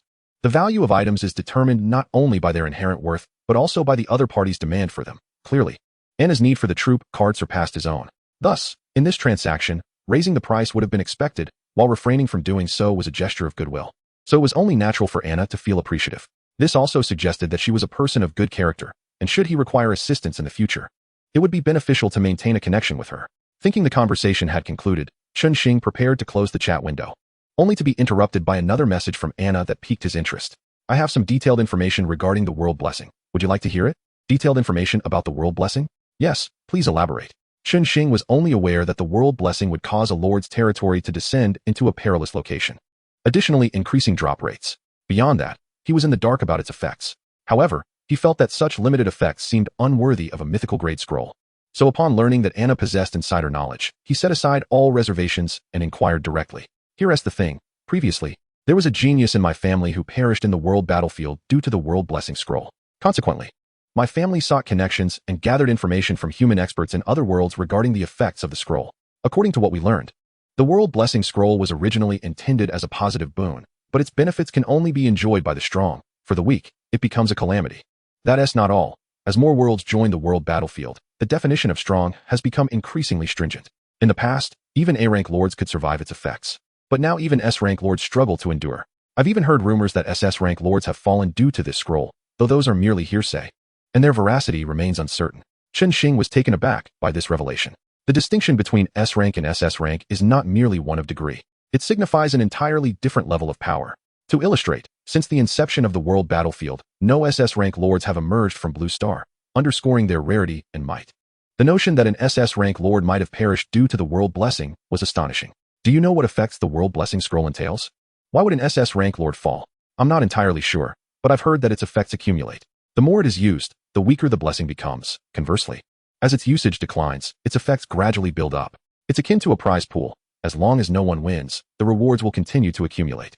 I recall them saying that initially, the world blessing's effects were not particularly strong, offering only a negligible boost to drop rates, hardly worth mentioning. However, it seems that the drop rate has now approached near 100, which is alarmingly high. Yet, correspondingly, the challenges it presents have reached unprecedented levels. After a moment's thought, Anna continued, I've also heard that after using the world blessing scroll, the area surrounding the territory isn't just besieged by a single super-tier monster, but rather, numerous foes, including entire hordes of super-tier monsters and even stronger adversaries. The danger escalates, as not only are there monsters surrounding the territory, but there are also monsters launching siege attacks. They recounted the tale of a genius from a mechanical race who, after overcoming a super-tier monster blocking the gate and surreptitiously leveling up his territory to level 10, was met with an onslaught of all super-tier monsters during a siege, including some that had previously perished. Consequently, that genius met his end. Reading this message, Chen Xing was left speechless. Super-tier monsters are beings that can contend with S-rank troops, so engaging with them would inevitably inflict damage on S-rank units. It is important to note that the recruitment cost of S-rank troops is exorbitantly high. Losing even one can be detrimental. Just as one painstakingly uses S-rank units to eliminate super-tier monsters, they may find themselves besieged by a horde of super-tier monsters during a siege. In this scenario, Chen Xing could easily envision the despair that such talented individuals would face. Fortunately, his troop costs were relatively low, allowing him to summon large numbers easily. Even if some were injured, timely recruitment would mitigate any impact on combat capability. With this in mind, Chen Xing suddenly perceived the world blessing as a potential boon. It seemed to be a generous gift for him. These super-tier monsters, having been felled once, would return to provide him with further opportunities during subsequent sieges. Truly a benevolent gesture from fate. With that realization, Chen Xing felt a wave of relief wash over him. Thank you for the information. Consider this a favor owed to you. Should you need anything in the future, feel free to reach out. Chapter 23, Tianhong Group, Zhouhong. The information received from Anna did not overly concern Chen Xing. His strength lay in his aura rather than in his troops. Regardless of how formidable the enemy's forces might be, he had confidence in his ability to cope with them. If necessary, he could engage in a war of attrition, as his units were inexpensive and he could afford to compete. Moreover, now that farmers could be promoted, with the increase in both the level and quantity of his auras, each level gained would result in a significant enhancement of the farmer's strength. Once he maximized his aura levels, it would be uncertain who would deplete whose resources first. However, Chen Xing remained vigilant, aware that the effects of the blessing of all realms had seemingly caused even SS-class lords to fall, suggesting the presence of more than just superclass monsters. Therefore, once he ventured beyond his territory, he would exercise utmost caution, allowing his farmers to take the lead in any engagements to avoid placing himself in peril. On Anna's side, upon hearing Chen Xing mention that he owed her a favor, she felt a tinge of confusion. She could not fathom why he seemed so confident. Did he truly have no fear, even in the face of a horde of superclass monsters? After pondering for a while, Anna found it difficult to imagine how she would handle such a daunting situation. Confronted with a siege by superclass monsters, even with 2 angels at her disposal, and even if she summoned 2 more through her twin talents, her demise would be inevitable. Thus, she could not comprehend Chen Xing's unwavering confidence. Yet, this matter did not concern her greatly. She was not particularly close to Chen Xing, and if he truly faltered, she would merely offer him refuge in her territory once it was breached, provided he managed to survive until then. Shaking her head to dispel her thoughts, Anna looked at the Goblin Warrior card in her hand with excitement and hurriedly called for her 2 angels. Sister Belle, Sister Rael, I have acquired the Goblin Warrior card. The 2 angels, who had been hauling a massive log towards the territory, immediately dropped their load and soared into the air, landing gracefully before Anna. Is that true, my lord? Rael, the more vivacious of the 2, exclaimed with enthusiasm, lifting Anna into her embrace. Let me see what kind of troop card you have. Struggling to free herself from Rael's grasp, Anna raised the card and proclaimed, Sister Rael, it is the Goblin Warrior card. Goblins? Those filthy green-skinned creatures? Rael muttered under her breath upon hearing the name. However, thinking about the fact that she wouldn't have to perform manual labor, she quickly brightened up. Green-skinned creatures have their uses too. These filthy goblins are undoubtedly adept at hard labor. With this thought, Rael crossed her arms over her chest and silently prayed. The divine states that every race has its mission, and the goblin's mission is to toil. Observing Rael's prayer, Anna felt a bit puzzled. Sister Rael, aren't you and Sister Belle supposed to be angels without faith? Indeed, Rael replied matter-of-factly. So after I pray, it will be the divine who exploits these goblins. If they are dissatisfied with their labor, they can only seek the divine. It has nothing to do with me. Once they seek the divine, they won't be able to come to me. Anna regarded Rael's quirky reasoning with a hint of exasperation. What divine? They are merely doing hard work.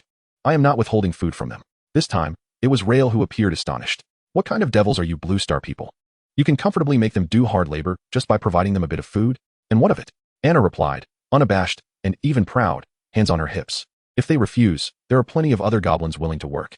Since they can endure hardship, they should be made to endure even more. It is their reward. Wow. Your Blue Star race is truly terrifying. I suspect you must have the blood of devils to be so cruel. As the 2 continued their playful banter, Belle, who had landed gracefully, smiled. She held no objections to Anna's approach. Although they angels would not force others into labor, goblins generally faced purification in their presence. Thus, in comparison to purification, it seemed that these goblins would prefer to engage in hard labor, as Anna put it, truly a reward for them. After their playful exchange, Anna utilized the troop card and summoned a squad of goblin warriors. These goblins appeared considerably weaker than those Chen Xing had encountered. They were taller than average humans, but had a more slender build. Nevertheless, as a D-grade troop, they were more than adequate for resource transportation. Watching the goblins swiftly transport timber back to her territory, Anna smiled with satisfaction. With the addition of these goblins, the speed of upgrading her territory would undoubtedly see a significant boost. However, upon glancing at the rankings and seeing Chen Xing at the top, she couldn't help but feel a twinge of discouragement. Chen Xing was simply too extraordinary. She would never be able to catch up. Even if all the goblins worked tirelessly without rest, once the territory's protection period ended, she would only be able to elevate her territory to level 7 at most, which paled in comparison to Chen Xing's terrifying level 8 territory. It seemed that, barring any unforeseen circumstances, Chen Xing would undoubtedly be the first to claim the reward for reaching a level 10 territory. Meanwhile, as Anna scrutinized the rankings, another individual was doing the same. Zhou Hong, upon seeing Chen Xing's name atop the list, felt a sense of helplessness wash over him. Based on the messages in the chat channel, it appeared as though a large, dark cloud of blame was descending upon him. As the young master of the Tianhong group, Zhou Hong was aware of some of the underhanded tactics employed against Chen Xing, but the reality was that those schemes were orchestrated by Zhao Changpeng. The Tianhong group merely acted as executors, and it felt utterly unfair for all the blame to be cast upon them. Contemplating this, Zhou Hong felt a pang of regret. Had he known better, he would have advised the company to reject Zhao Changpeng's contract. After all, given Chen Xing's prior infatuation with Shen Wei, All the equipment he was currently selling would have rightfully belonged to him. Had that been the case, he would undoubtedly be the one at the top of the rankings now. Feeling the weight of a missed opportunity, Zhou Hong found it difficult to breathe. He attempted to message Chen Xing, hoping to use Shun Wei as leverage to persuade him to part with 2 pieces of purple equipment, but thus far, there had been no response. Having unwittingly lost such a substantial opportunity and acquired a bitter enemy in the process, he felt he had truly been dealt a losing hand. Fortunately, with Chen Xing's imminent demise seemingly assured, he felt a sense of relief. Otherwise, the Tianhong group might have found itself in serious trouble. Zhou Changpeng deserved his fate. Upon returning, he would ensure the company revised the contract to squeeze every ounce of value from Zhou Changpeng. It was naive of him to think that he could outmaneuver the Tianhong group simply because of his background. Casting another glance at the rankings and the infuriating name in first place, Zhou Hong felt a sense of unease. Now, he only hoped that Chen Xing would meet his end before reaching a level 10 territory, thereby vacating a spot on the leaderboard for him. Otherwise, his own position at number 10 would certainly be precarious. With a darkened expression, Zhou Hong closed the rankings and noticed his black dragon resting on the ground. He immediately shouted, "Why have you stopped again? Hurry and get that timber back to the territory." The black dragon was evidently still in its juvenile phase. With a wingspan of merely 5 meters, its deeply sunken eye sockets and the flaking skin around its cheekbones rendered its head resembling that of a skull. Upon hearing Zhou Hong's urging, it emitted a low, rumbling sound. "My lord, prolonged flight consumes excessive energy.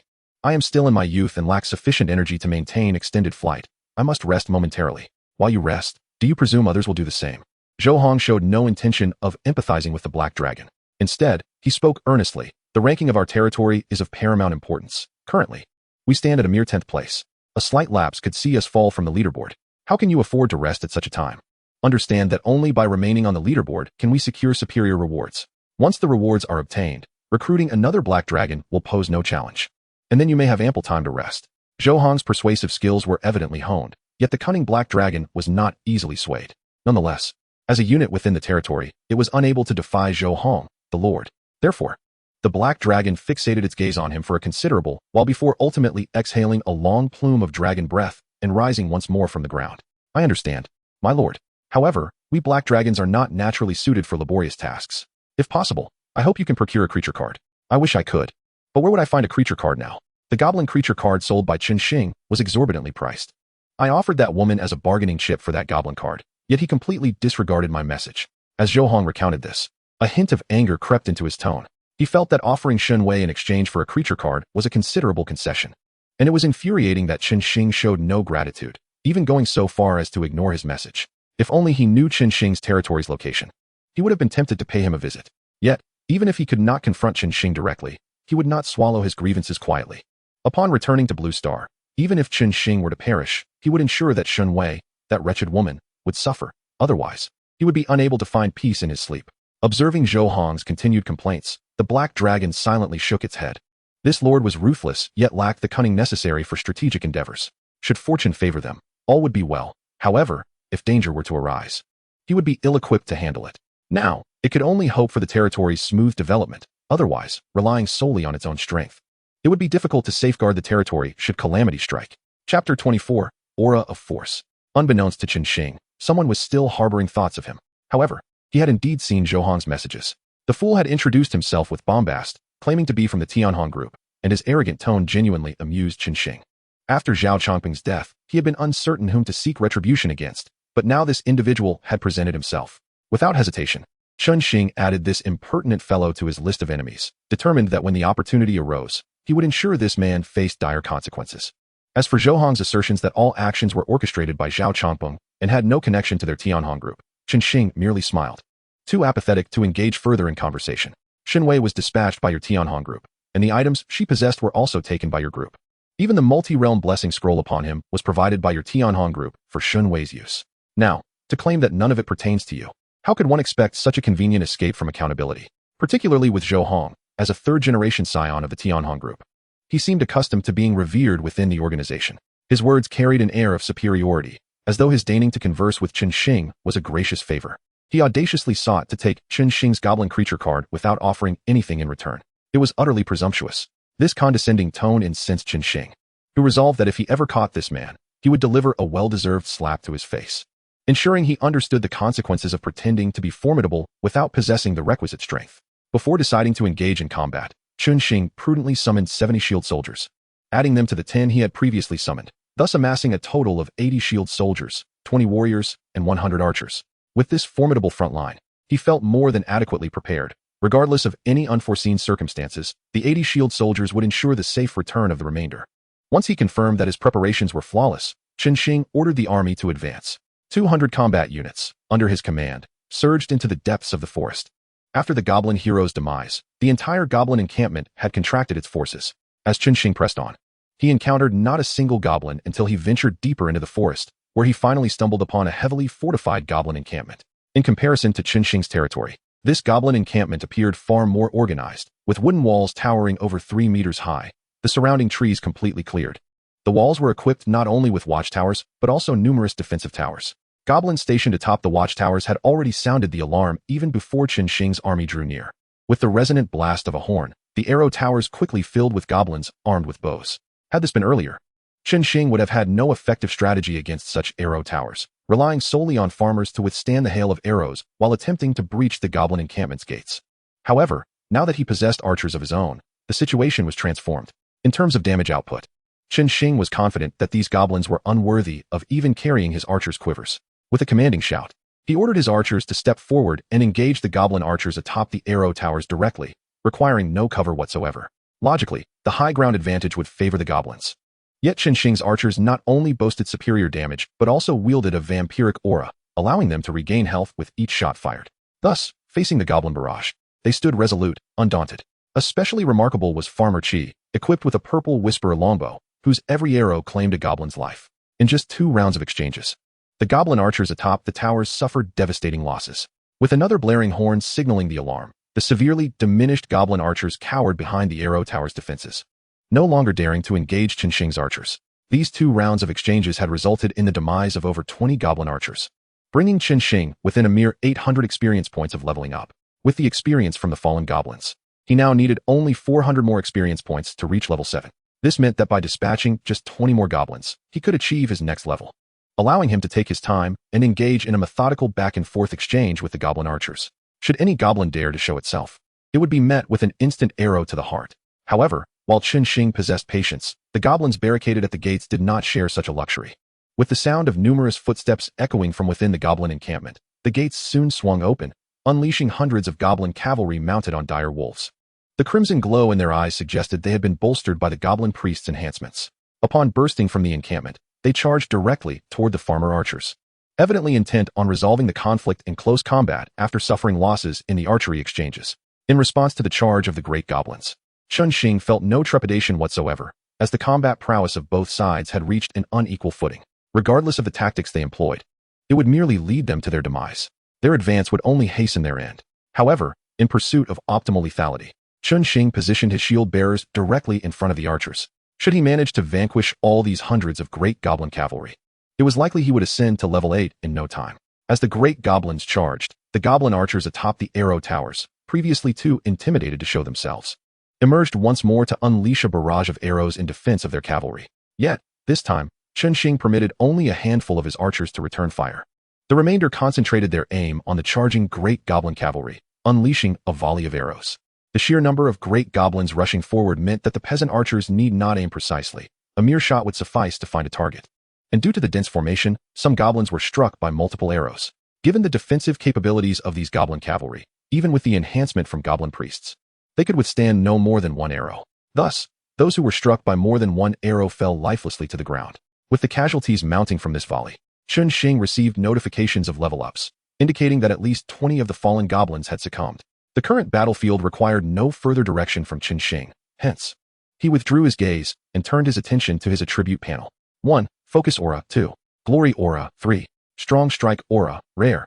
Focus Aura. Level 1 increases the defensive capabilities of all allied units tenfold. Glory Aura. Level 1 accelerates the energy recovery rate of all allied units tenfold. Strong Strike Aura. Level 1 doubles the range of all allied ranged units. Upon accessing the aura options, Chen Xing was greeted by the familiar presence of the Focus Aura. With the addition of the Lifesteal Aura, selecting the Focus Aura for enhanced defense would significantly bolster the unit's ability to withstand damage, marking it as a commendable choice for Chen Xing. Nevertheless, in light of the situation, he ultimately decided upon the Strong Strike Aura. At present, the primary offensive force under Chen Xing's command comprised the peasant archers. Initially possessing a range of 300 meters, their range would now double to 600 meters. For ranged units, such a significant increase in range meant that what was once a single-shot opportunity could now translate to two, rendering it akin to a doubling of their attack power. Furthermore, Chen Xing faced not merely ordinary monsters, but numerous elite creatures. Among these, any ranged adversary could easily exceed the range of the peasant archers, and should such a foe possess flight capabilities, Chen Xing would find himself on the defensive. Thus, the strong strike aura was crucial for his already established ranged units. Silently, Chen Xing offered an apology to the focus aura. It was not a matter of inadequacy, but rather that each time it appeared, he had a superior option, compelling him to set it aside once more. At the moment Chen Xing selected his aura, the great goblin cavalry had reached the shield bearers. However, they were unprepared for the realization that they faced not merely a line of shield bearers, but an impenetrable wall. Utilizing the momentum of their charge, the great goblins struck the shield bearers, inflicting considerable damage, only to be met with an equally devastating counterstrike as the shield bearers retaliated before the goblins could react, swiftly depleting their health. Some particularly unfortunate great goblins managed to land a blow on the shield bearers' vital points, yet they were met with the thorns of the aura, resulting in their untimely demise. The remarkably resilient shield bearers stood resolutely, their formations unyielding against the waves of advancing great goblins, who fell one after another. Within mere moments, hundreds of great goblins had suffered significant losses. Realizing the dire situation, the horns atop the walls sounded once more, this time signaling a retreat for the great goblin cavalry. Yet, against the now exceedingly long-range peasant archers, escape was but a distant hope. A few volleys of arrows felled the retreating goblins, with the furthest among them barely managing to reach the gates of their territory. Following the demise of this cohort of great goblin cavalry, the remaining goblins seemed to adopt a strategy of avoidance, refraining from further engagement until Chen Xing dispatched peasant warriors to clear the goblin archers atop the walls. It appeared that they sought to confront him directly. Chen Xing cast a gaze toward the center of the encampment, a smile gracing his lips. Since the Goblin King was reluctant to emerge, he would go to seek him out. Chapter 25, A Gathering of Leaders. After the battle, bolstered by the life-steal aura, Chen Xing's peasants emerged virtually unscathed, their losses negligible. Such a stark disparity in power only served to bolster Chen Xing's confidence as he strode toward the heart of the goblin encampment. Upon passing through the walls, it was not long before Chen Xing encountered a vast, open plaza at the center of the goblin encampment. At the plaza's center, dozens of goblins stood guard. Markedly different from their ordinary counterparts, clad in finely crafted armor, their weapons gleaming ominously. In comparison, the previously elite great goblin cavalry appeared akin to mere foot soldiers. Behind these elite goblins loomed a dozen or so robed goblin priests, each wielding a staff embedded with a gem the size of an egg, radiating formidable magical energy.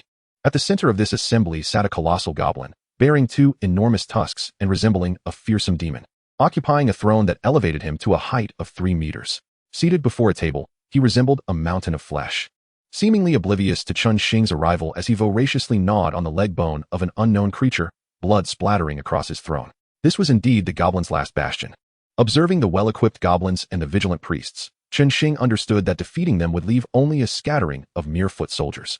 Exercising caution, he refrained from immediate confrontation and instead cast a probing glance at these goblins.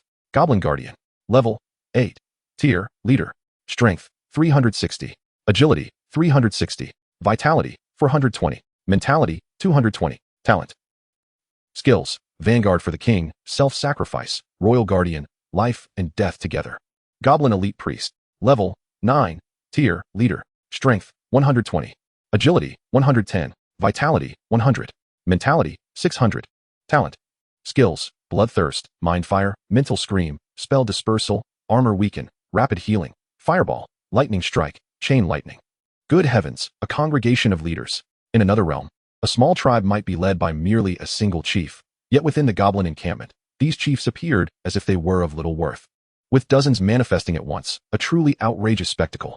Beyond their rank, the skills of the goblin priests nearly dazzled Chen Xing's eyes. It must be said that as spellcasters, they possessed an abundance of abilities.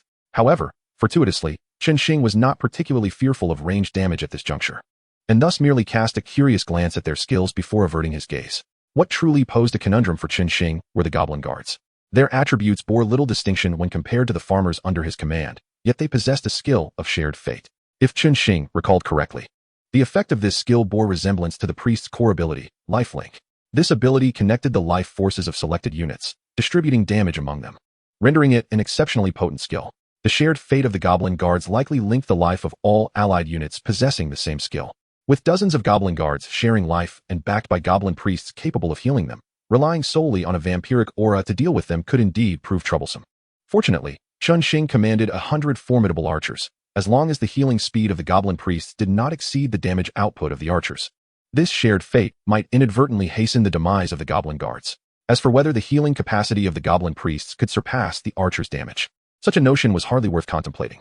Even if one were to assemble the most proficient healers, be they priests or paladins, their healing output would never eclipse the damage dealt. After surveying the minor foes, Chen Xing casually directed a probe towards the gluttonous Goblin King. Goblin King. Level 15. Rank Monarch. Attributes. Talents. Skills. Evaluation. The natural ruler of the Goblin tribe, possessing intelligence comparable to that of humans. Aside from the Goblin Emperor, he is the most esteemed entity within the Goblin clan. Though expelled from his tribe, his power should not be underestimated. Truly, a super-tier monster. Even with his mental preparation, upon witnessing the displayed data of the Goblin King, alongside the series of question marks, Chen Xing could not help but feel a degree of astonishment.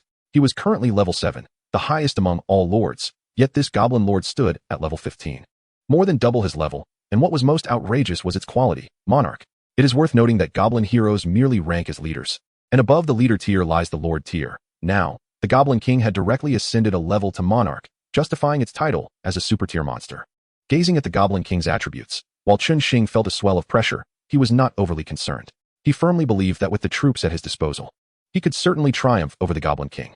Moreover, even if he were to retreat, it was no matter. He could easily recruit more troops. Typically, it was the monsters who engaged in attrition warfare against lords like him. If he were truly unable to prevail, it would be his turn to employ a war of attrition. After all, the recruitment price for his farmers was minimal, even with the cost of class transition. It amounted to only 110 gold coins. Just moments ago, he had amassed over 100 pieces of equipment from vanquishing the goblin cavalry outside the encampment. Even if each piece were valued at 3,000, the gold amassed from selling these items would suffice to recruit a substantial number of transitioned farmers. Should it come to that, he could overwhelm the Goblin King with sheer numbers. Of course, this was merely Chen Xing's worst-case scenario in his mind. However, he believed that despite the Goblin King's strength, compelling him to such extremes was virtually impossible. While contemplating whether to launch a surprise attack on the Goblin King, who was still indulging in his feast, the Goblin King unexpectedly overturned the table. Despicable human, dare you offend the royal bloodline? With a sudden motion, the Goblin King hurled the table in Chen Xing's direction, sending flesh and remnants soaring through the air. After discarding the table, the Goblin King withdrew a massive spiked club, pointing it menacingly at Chen Xing, and bellowed, "Now, kneel before your king." Upon hearing this commanding shout, Chen Xing was momentarily stunned, not only because the Goblin King had spoken the common tongue of humanity, but also due to the debuff he had received immediately following the Goblin King's proclamation. "You have been scolded by the king. Due to the vast disparity in levels between you and the Goblin King, all attributes are reduced by 20%. Was this the skill of a monarch-level boss? Just a single admonition had resulted in a universal debuff reducing all attributes by 20%. It could be said that this was the hallmark of a leader-level boss. Should an ordinary lord dare to confront the Goblin King, this utterance alone could incapacitate all of their troops. Fortunately, the units under Chen Xing's command did not rely heavily on attributes, as long as they were not eliminated in one fell swoop. They could persistently drain the Goblin Guard's life force due to their vampiric aura. While Chen Xing pondered, his archers, at his signal, unleashed a volley of arrows towards the Goblin Guards. Initially, Chen Xing believed that with the shared fate in play, this barrage would yield little result.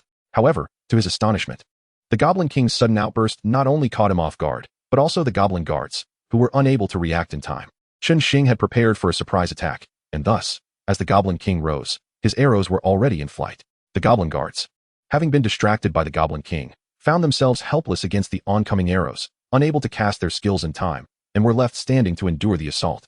In mere moments, several Goblin Guards fell, and this was only due to their relatively sturdy frames and defensive passive skills. Had it not been for these attributes, the arrow storm would have likely felled half of them. Useless. The Goblin King cast a cold glance at the Goblin Guards, aware that their combat prowess had diminished from a lack of real battles. Yet, he had not anticipated their utter lack of basic battle awareness. It seemed that these guards could not be relied upon in this conflict. After being chastised by the Goblin King, the Goblin Guards displayed expressions of shame and indignation. Yet, before the Goblin King, they dared not retort, only shouting as one to activate their shared fate skill upon their comrades.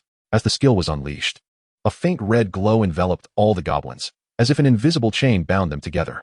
Simultaneously, the Goblin priests raised their staffs, casting a multitude of enhancement spells upon the Goblin Guards as if they were free of cost. In a fleeting moment of opportunity amidst the chaos of unleashed skills, Chen Xing commanded his archers to loose another volley of arrows. Regrettably, the effect of the shared life ability rendered the goblins nearly impervious to harm. With the support of the goblin priest's healing, the minuscule amount of health they lost was swiftly restored. Observing the goblin guards, who were now nearly at full strength, Chen Xing recognized that this encounter marked his first significant confrontation. The outcome of this battle would ultimately determine whether he could conquer the goblin encampment. Chapter 26, The Goblin King. Chen Xing was acutely aware that this would be a formidable clash, and the Goblin King shared this sentiment. For their adversaries had breached their home. Should they falter again, annihilation would surely follow. Following the use of shared life, the goblin guards charged towards the archers with fervor. Driven by the humiliation inflicted upon them, the goblin priests, having cast their support spells, turned their attention to the archers, unleashing damaging spells in retaliation. However, to their astonishment, the archers, realizing that their efforts against the goblin guards were futile under the influence of shared life, swiftly redirected their attacks toward the goblin priests. The goblin priests, initially stationed atop the altar and benefiting from enhanced spell range, assumed that the archers could not reach them unless they approached. Yet, they were utterly unprepared for the archers under Chen Xing's command, who defied convention with their doubled range. A torrential rain of arrows descended upon them, resulting in devastating losses for the goblin priests. Had it not been for the quick reflexes of a few remaining priests who cast protective shields, they would have faced total annihilation. Witnessing the assault on his priests, the Goblin King furrowed his brow. The deaths of goblin guards were of little concern to him. However, the priests were a different matter entirely. Cultivating priests within the encampment was an arduous task, and should they all perish, restoring the camp to its former glory would require an insufferable amount of time. With this thought, the Goblin King, who had been observing from a distance, finally chose to engage. With the stature of a massive mountain, the Goblin King propelled himself from his throne, leaping several meters to the ground, causing the earth to crack beneath his weight. His colossal form moved with surprising agility, swiftly surpassing the charging goblin guards to confront Chen Xing's formation directly. Die! The Goblin King roared, swinging his enormous spiked club at the shielded warriors before him. The resilient shield bearers were sent flying as if they were mere straw. Yet their reflective damage ability triggered, allowing them to recover significantly before hitting the ground.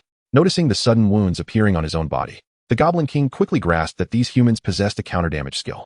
However, he remained unfazed, undeterred as he struck again, eager to see whether their retaliation or his own kills would come faster. As he plunged into the fray, the Goblin King wreaked havoc, disrupting the formation of the shield bearers. Given the vast disparity in attributes and levels, even their shield charge skills failed to impede him. Were it not for their reflective and life-draining abilities, the shield bearers would have been obliterated in a heartbeat. Are these superior tier monsters truly this formidable? Chen Xing thought, observing the Goblin King rampaging through his ranks, while the shield bearers managed to withstand the onslaught thanks to their abilities. Should the Goblin King penetrate their defenses and target the archers, casualties would likely ensue. The thorny aura's damage was calculated based on armor, and the archers' defenses were no match for the Goblin King. Thus, the health restored through the aura would not suffice against the damage he inflicted. If they were to be engaged in close combat, the archers would likely perish after just 3 successive hits. Should the Goblin King find a breach, the entire battle could collapse in an instant. I may have underestimated the superior tier monster, Chen Xing realized, acknowledging that this was not a foe suitable for their current level. Fortunately, he had yet to allocate the skill points gained from leveling up upon entering. Otherwise, he might have been compelled to retreat. With a decisive click, he opened the skill panel and invested his skill point into the thorny aura. At level 2, the aura reflected 200% of damage, meaning if the Goblin King dealt 100 damage, he would suffer 200 in return, even accounting for the Goblin King's defenses reducing that damage. The output could still exceed the damage he sustained. As long as the incoming damage equaled the output, the life-draining aura would allow his forces to recuperate. To be prudent, after allocating the skill points, Chen Xing commanded all warriors to hold their positions. If the Goblin King showed any signs of breaking free from the shield bearers, the warriors were to intercept him with their charge skill. Although the Goblin King's massive size made it difficult to knock him back, halting his advance would enable the shield bearers to re-establish their encirclement. Reflecting on his earlier caution, Chen Xing felt a sense of relief for having recruited an additional 50 shield bearers. Otherwise, relying solely on the initial 10 would have resulted in utter devastation at the hands of the Goblin King. While managing the Goblin King, Chen Xing did not overlook the approaching goblin guards. However, with no excess troops at his disposal, he decided to send a squad of archers to meet them. The goblin guards posed no threat to the archers. As long as they could hold out, the thorny aura would gradually wear down the goblin guards. As for the goblin priests, who had previously remained on the altar, they had now descended and dared not show their faces, prompting Chen Xing to disregard them. Trapped in a maelstrom of conflict, the Goblin King grew increasingly perplexed. Despite his rampage, it seemed as though his foes remained unscathed. Furthermore, he felt the pain of their strikes intensifying, What once felt trivial now felt like incessant nicks from a blade. The damage inflicted was no longer insignificant. It had escalated to a level he could hardly bear. Moreover, the variability in their attacks perplexed him. Their strikes occasionally surged in strength, delivering sudden blows that even he struggled to withstand. Should this continue, he feared he might very well be worn down to nothing. Realizing the dire situation, the Goblin King attempted to break free, but the 60 shield bearers clung to him like tenacious gum, while the waiting warriors outside seemed to swarm like bothersome flies, thwarting any hope of escape. Despite his imposing stature, the Goblin King momentarily faltered upon impact, only to be swiftly encircled once more by the relentless shield bearers, effectively sealing off any chance of escape and trapping him firmly at the center. "You wretched ants!" he bellowed in fury, angered by the incessant harassment from the shield bearers. Ignoring the assaults from his flanks, he hefted his wolf-toothed mace and brought it crashing down onto the ground with tremendous force. With a resounding thud, the earth yielded beneath him, creating a colossal crater. The nearest dozen shield bearers were obliterated in an instant, their thorns of retribution failing to activate. Reduced to mere pulp by this devastating strike, "You have provoked my wrath." Standing amidst the sole intact patch of ground within the crater, the Goblin King surveyed the surrounding shield bearers, his eyes ablaze with murderous intent. This tremendous blow seemed to exact a heavy toll on the Goblin King, who now appeared diminished, his once mighty form collapsing as if it had shrunk. The hulking goblin was now reduced to a terrifying, muscular green-skinned creature. "You shall all perish," he proclaimed, issuing a death warrant to all present. With that utterance, his figure vanished in an instant. In the blink of an eye, he struck a shield bearer across from him, sending the hapless soldier flying. The sheer speed of the Goblin King startled Chen Xing. Yet before he could fully process this phenomenon, he noticed with some confusion that the flung shield bearer did not seem significantly harmed. No, it was not merely a semblance. The shield bearer had indeed sustained minimal damage. After witnessing a second shield bearer being sent hurtling away, Chen Xing discerned the truth. Although the Goblin King's speed was formidable, his damage output had considerably diminished, to the extent that the shield bearer's health was fully restored before even touching the ground. "What is this? A second phase?" Chen Xing thought, his expression tinged with peculiarity. It appeared that the Goblin King had sacrificed power for an astonishing speed in this phase. But Chen Xing's farmers were not intimidated by mere velocity. These farmers thrived on the thorn's retaliatory damage, and no matter how swift the Goblin King was, could he truly outpace the rebound inflicted by the thorns? Yet, at this moment, the Goblin King remained oblivious to this fact. Having entered his second phase, his previously reasonable intellect had regressed to that of an ordinary goblin. Seeing his assaults fail to eradicate these bothersome insects, he became convinced that his offensive capabilities were insufficient. Red mist began to emanate from him. As the mist swirled forth, the Goblin King's damage and speed surged dramatically, albeit at the cost of increasing damage taken. "Still not strong enough, still not strong enough," he muttered, entirely devoid of rationality. The blood mist enveloped him, casting a crimson shadow over his form, while his velocity escalated to such an extent that Chen Xing could barely track his movements. Only when a shield bearer was sent tumbling could one catch a fleeting glimpse of that crimson silhouette. However, under the influence of the thorns, the faster he attacked, the more damage he sustained, and as the blood mist intensified, his defenses weakened correspondingly. It was not long before the Goblin King could no longer withstand the toll. Chapter 27, A Bountiful Harvest. Before the Goblin King met his demise, Chen Xing had been apprehensive that he might transform once more. Fortunately, his fears did not come to fruition. The Goblin King's frenzied assaults ultimately led to his own downfall. "Congratulations. You have slain the Goblin King, earning 1,000 experience points and 5,000 gold. Congratulations. You have obtained the equipment, Devastator Wolf-Toothed Mace, Bloodshadow Ring, and King's Crown. Congratulations. You have acquired the treasure, Greedy Stomach, Fragment of the Legacy Stone, the skill Blood Rage, along with blueprints for the Spirit Field X3, Energy Pool X1, and Warehouse X1. Congratulations. You have defeated a Monarch-level monster, earning 3 skill points and 10 free attribute points." Upon witnessing the notifications that appeared after the Goblin King's death, Chen Xing let out a sigh of relief. Truth be told, he had somewhat underestimated the strength of transcendent monsters. The combat prowess of the Goblin King had far exceeded his expectations. The combat capability of his troops was now sufficient to dominate any S-class unit. Yet, before the Goblin King, they had almost no means of retaliation. Thankfully, the effects of the thorns and lifesteal auras had proven powerful enough to prevent the Goblin King from achieving a kill. Otherwise, he would have truly met his end there, possibly without even a chance to flee. However, contemplating the Goblin King's terrifying combat strength, Chen Xing could not shake the feeling that something was amiss. The Goblin King was excessively formidable. Even a level 15 transcendent hero should not possess such extraordinary might. Not to mention the first phase, where he had toyed with the shield bearers, but the sheer velocity of the second phase was such that the naked eye could barely keep pace. Faced with such an alarming speed, only the protection of his auras allowed him to withstand the onslaught. Had anyone else, even S-class troops of equal number, encountered him, they would have been slaughtered without mercy. Such monstrous speed and combat prowess were not characteristics one should expect from monsters of this tier. A deep-seated doubt began to brew within Chen Xing. Was the Goblin King truly just a transcendent monster? He recalled a lord who had once encountered the Goblin King during a monster siege, though that lord's territory had fallen to the Goblin King's ambush. If the Goblin King possessed such power, why would he resort to ambush at all? He could have simply razed the territory in a matter of moments. He found it hard to believe that any S-class lord could withstand the might of such a Goblin King. Chen Xing felt uncertain regarding whether it was truly the Goblin King's strength that was incongruous. The answer would only become clear upon his next encounter with a transcendent monster. Thus, he temporarily set aside his doubts and began to examine the equipment dropped by the Goblin King. It must be said that the items dropped by the Goblin King were indeed extravagant. It was evident why he was regarded as a transcendent monster. The experience alone awarded him 1,000 points, enough to elevate him to level 8 with ample surplus. As for the equipment, it was exceedingly generous, featuring 3 pieces, all of which were orange tier. Devastator Wolf-Toothed Mace, grade, orange, type, weapon attributes, strength 500, constitution 200, skill, power of destruction, attacks grant the power of destruction, allowing one to ignore the enemy's resilience attribute.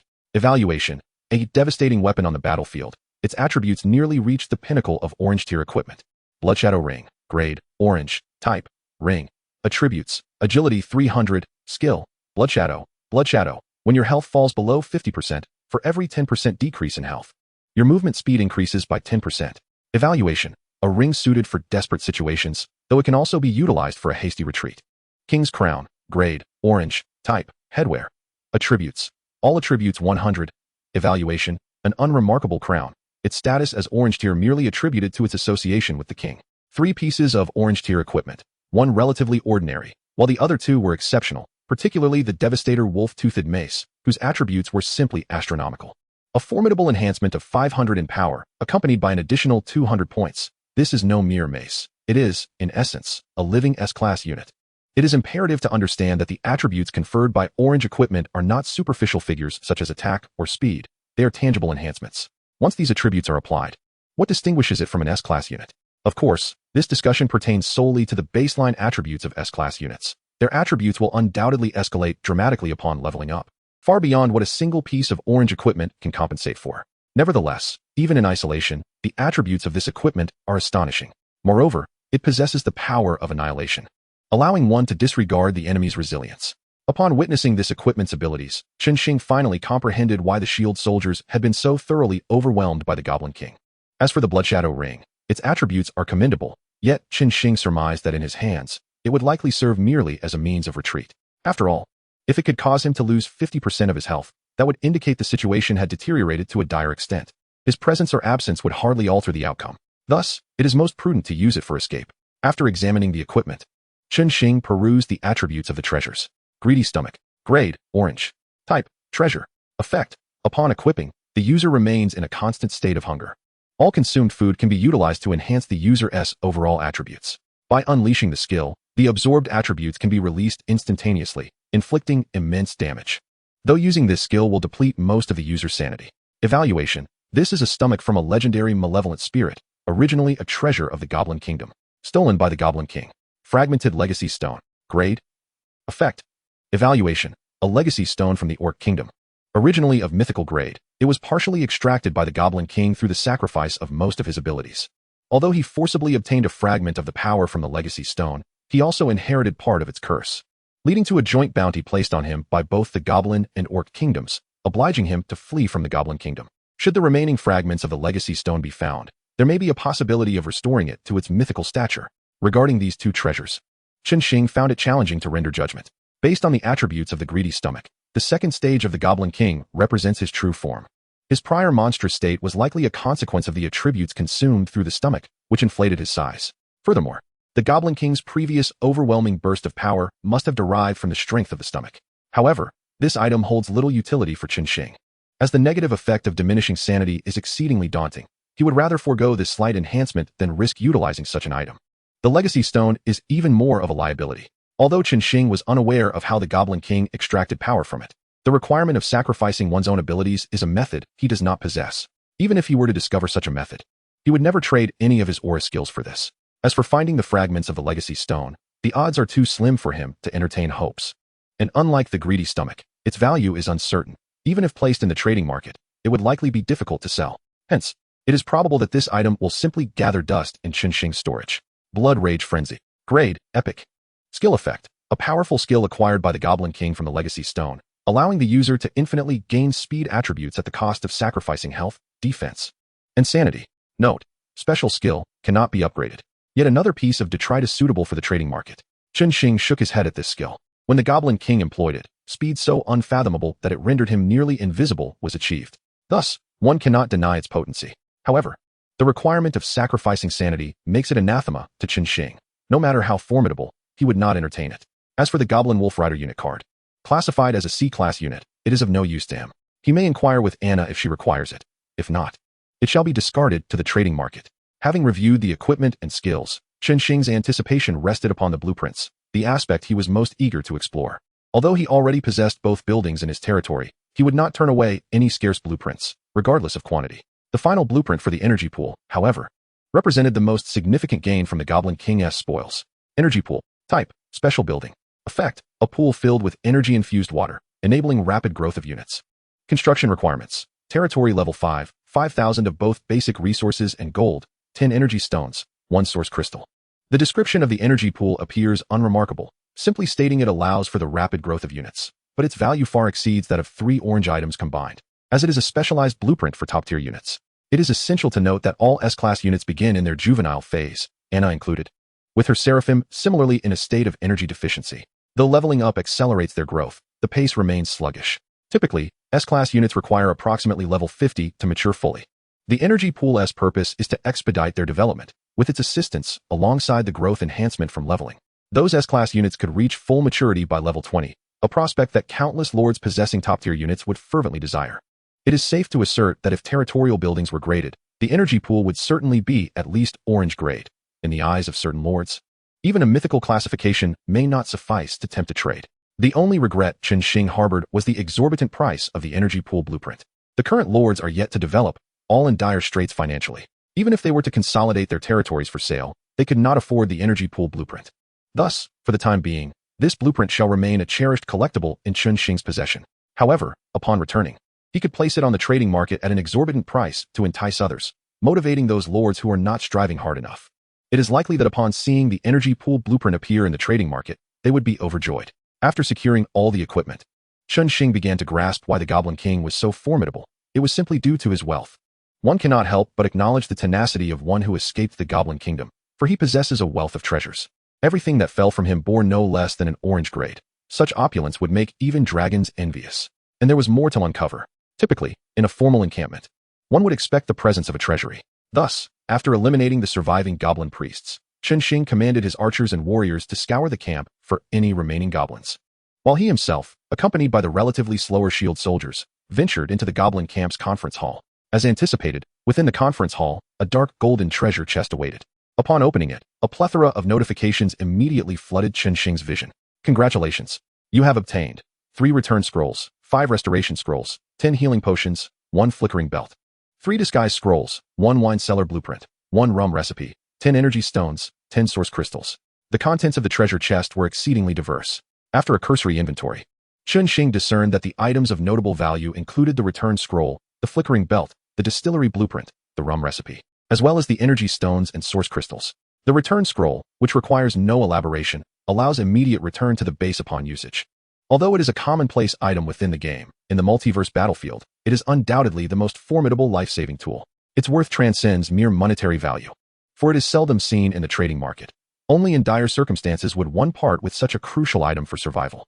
The flickering belt enables instantaneous teleportation up to 20 meters, serving as another life-saving artifact. However, the short teleportation range and lengthy cooldown render it of limited utility for Chen Xing. As for its value, it lies somewhere between purple and orange-grade equipment. Should there be an urgent need for such gear, its price could potentially rise. The distillery blueprint and rum recipe both enhance attributes. The rum provides immediate attribute boosts, while the distillery serves to gradually enhance the flavor and attributes of the stored fine wines. However, the boost from rum is temporary, thus its value is not exceedingly high. If placed on the trading market, it could fetch a price akin to that of purple-grade equipment. Lastly, the energy stones and source crystals are considered the core resources of the multiverse battlefield, positioned as superior to gold. While they are not currency, they are regarded as absolute hard currency. Particularly, source crystals are in high demand, required for upgrading buildings post-level 10 and constructing special edifices, making them invaluable to Chen Xing. Beyond these items, the remaining assortment of scrolls and miscellaneous potions hold little utility for Chen Xing, prompting him to retain only those with unique functions, such as the disguise scroll. As for the potions, they were destined for the trading market. Chapter 28. Strive for Progress. Despite the somewhat perilous nature of the endeavor, the extermination of the goblin camp yielded a bountiful harvest for Chen Xing. In addition to the acquisitions of equipment and items, after dispatching the remaining goblin minions, his experience points surged to level 8, 192160, leaving him merely 200 points shy of level 9. Furthermore, upon defeating the Goblin King, Chen Xing received 10 free attribute points and 3 skill points. Previously, he had 3 and used free attribute points, and with the addition of these 10, he now possessed a total of 13. Regrettably, these attribute points offered little critical advantage, and Chen Xing remained uncertain as to their optimal allocation, thus opting to retain them for the time being. As for the precious 3 skill points, following his ascent to level 8 and the consequent acquisition of skill points from the Goblin King's defeat, he found himself with a surplus of 4 skill points. Unfortunately, the multitude of his aura skills rendered even this abundance insufficient, prompting him to resolve to utilize the remaining opportunity for aura extraction before deliberating on which aura to enhance. However, before proceeding with the extraction, Chen Xing had another task to attend to, reviewing the progress of the Glory Stone quest. The first phase of the Glory Stone quest required the defeat of a super-tier monster, which was a significant motivation behind Chen Xing's urgency to eliminate the Goblin King. Glory Road. Quest: kill a super-tier creature before level 10, completed. Quest reward: ordinary classes of mage, assassin, and priest have been unlocked. The probability of unlocking hidden classes during job transition has been activated. There exists a minimal chance of transitioning into a corresponding hidden class.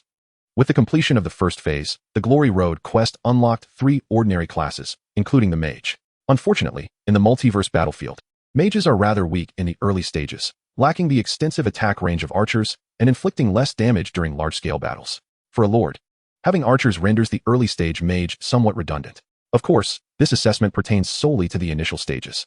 As the game progresses and mages acquire wide-area damage spells and multi-target magic circles, they will evolve into formidable killing machines on the battlefield, capable of decimating vast swathes of enemies with a single spell.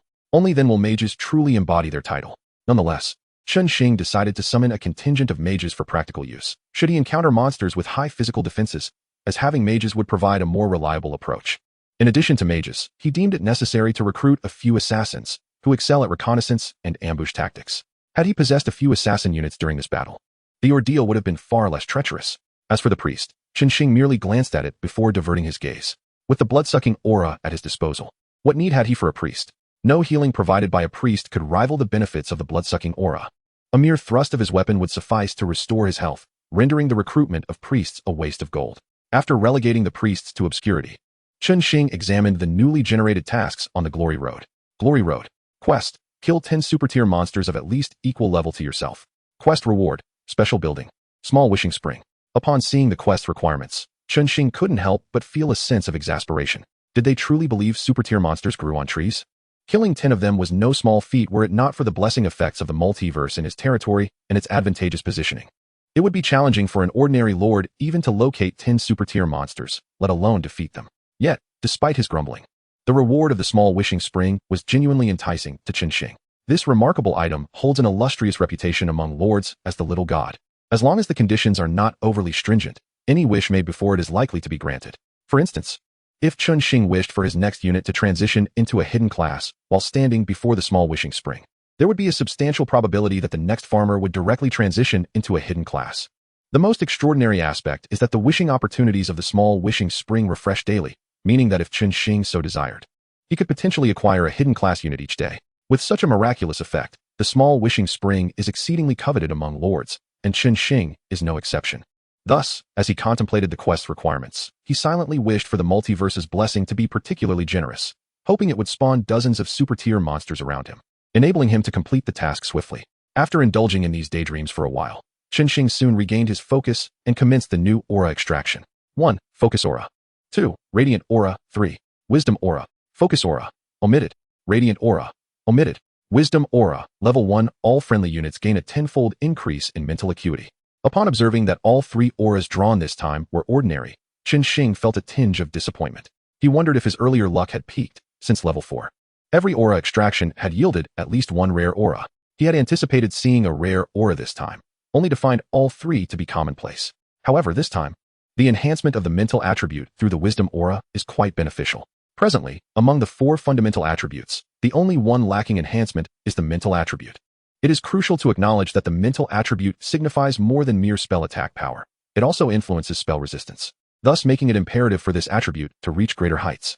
Furthermore, with Chen Xing's subordinates now able to transition into mages, a low mental value would render their spells virtually powerless. Therefore, from every perspective, Chen Xing must choose the wisdom aura. As for the focus aura, an old acquaintance, Chen Xing could only silently promise himself, next time, for sure. After selecting the wisdom aura, Chen Xing allocated a few skill points to elevate it to level 2, leaving him pondering over the allocation of the remaining 3 skill points. For him, the core auras are the lifesteal aura and the thorns aura. However, the current 100 lifesteal and 200 retaliation are sufficiently potent. As long as melee monsters cannot eliminate him in one hit, he can exhaust them using these 2 auras. Conversely, if a melee monster can indeed defeat him in a single blow, then no amount of retaliation or lifesteal will avail him. Chen Xing even contemplated whether to invest in the life aura to synergize with the lifesteal and thorns auras. However, after some consideration, he decided against it. Such an extreme allocation could lead to dire consequences should he encounter a formidable ranged monster. Eliminating the lifesteal and thorns auras from consideration. The second tier of auras comprises the critical strike aura and the strong strike aura. The critical strike aura amplifies critical hit damage tenfold while battling the Goblin King. The critical strike aura proved invaluable. Had it not intermittently delivered critical hits that inflicted substantial damage upon the Goblin King, he would not have succumbed to madness so swiftly. The sole drawback of this aura is its unstable critical hit probability, which stands at a mere 10. However, as Chen Xing's army grows, this flaw can be compensated for by sheer numbers. Thus, after deliberating for a moment, he allocated a point to the critical strike aura, upgrading it to level 2. As for the strong strike aura, both archers and mages currently require enhanced attack range. Consequently, Chen Xing also invested a point into it, thereby elevating the archer's attack range from a mere 300 meters to an astonishing 900 meters, doubling the existing range. This distance is comparable to that of an average sniper rifle, bordering on the terrifying. Regarding the final skill point, Chen Xing contemplated holding onto it for the time being, intending to assess the situation upon encountering more challenging monsters before deciding where to allocate it. Once he had consolidated his resources, Chen Xing retained a portion of the archers, preparing to send some farmers to collect the remaining resources. Beyond the items dropped from the defeated foes, the goblin encampment's warehouse contained a plethora of basic resources, including a portion of premium materials such as iron ore. As nightfall approached, it was imperative that none of these resources went to waste. All must be transported back. Upon returning with a bountiful haul, Chen Xing directed his main forces back to his territory. Currently, he faced no significant resource shortages, allowing him to construct the recently acquired spiritual fields, warehouses, and wine cellars. Within his territory, he now boasted 6 additional structures: watchtowers, spiritual fields, wine cellars, civilian houses, lumber mills, and quarries, leaving only 4 more structures to reach the coveted 10 additional buildings required for a level 10 territory. However, there was no immediate rush.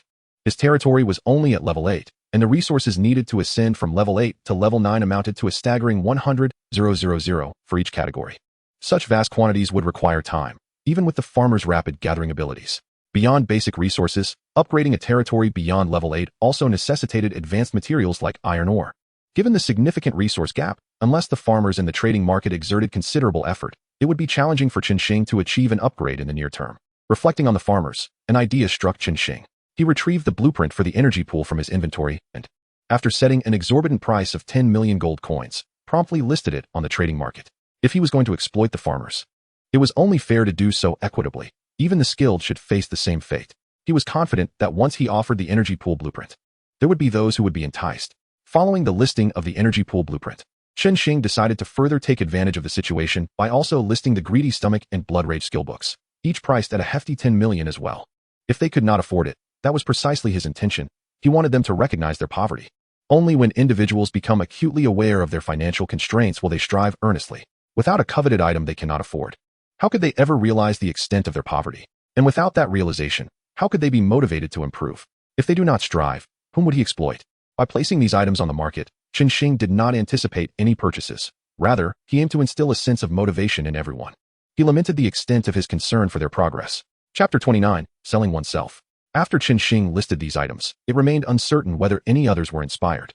But it was evident that the market had indeed been set ablaze. Peng Chuan, what the hell? The energy pool blueprint, an orange-grade treasure, and an epic skill book? Is the trading market going mad? Zhao Taiju, what is happening here? Is this the time we just entered the myriad worlds battlefield? Is this what can be obtained at this stage? Chu Tianming. Yes, brothers, you are not mistaken. There are still 37 hours remaining until the territory protection ends, meaning we have only been in the myriad worlds battlefield for a total of 11 hours. Durand, my god, this is utterly insane. Just a single day has passed. And there is such a powerful lord. If you come to my territory, please let me know in advance. Whatever you desire, I shall provide. As long as you spare my life. Pippin, how do you know this was produced by a lord? What if it's loot from other professions? Su Shan, stop joking around. The neutral main cities are as poor as can be. Any good items belong to those neutral races. How could we, as professions, lay claim to them? Furthermore, at this stage, apart from the lords, who else could be so powerful? Look at the level rankings. Is there even a non-lord profession up there? Trusting them is akin to believing I am the first emperor. Cleavens, do not compete with me. I have my sights set on that energy pool. Anyone who dares to contest with me shall face dire consequences. Duan Wei, you're nothing but a worthless fool who can't even maintain your ranking. If you have the guts, come to the Black Sun Mountains, and I'll make you regret it. Duan Wei and Cleavens had previously clashed over the leaderboard, exchanging insults when Duan Wei first made the rankings. Now, seeing Cleavens re-emerge to hurl insults, Duan Wei wasted no time in retaliating. The chat channel quickly filled with their heated exchanges. Chu Tianming, the big shots are at it again. Xuewen, both are S-rank lords, one with Titans and the other with Hydra. They are both formidable figures. We dare not intervene or inquire. Peng Chuan, what kind of so-called big shots are they if they can't even afford a single piece of equipment? They are just like us, drooling over the trading market. How dare they claim to be big shots? Pippin, I don't know if they are big shots, but I do know that the seller of these 3 items must be a big shot. Do you think it's that Chen Xing fellow again? Su Wen, it's impossible. Although I am unaware of how Chen Xing acquired his equipment previously, it is evident that these items can only be obtained from formidable monsters, perhaps even from transcendent beings. Given the abysmal capabilities of Chen Xing's mere farmers, do you truly believe he could vanquish a transcendent monster? Su Shan, indeed, I share your sentiments. He possesses the blessing of the myriad realms, and each time he defeats monsters, a plethora of equipment appears on the market.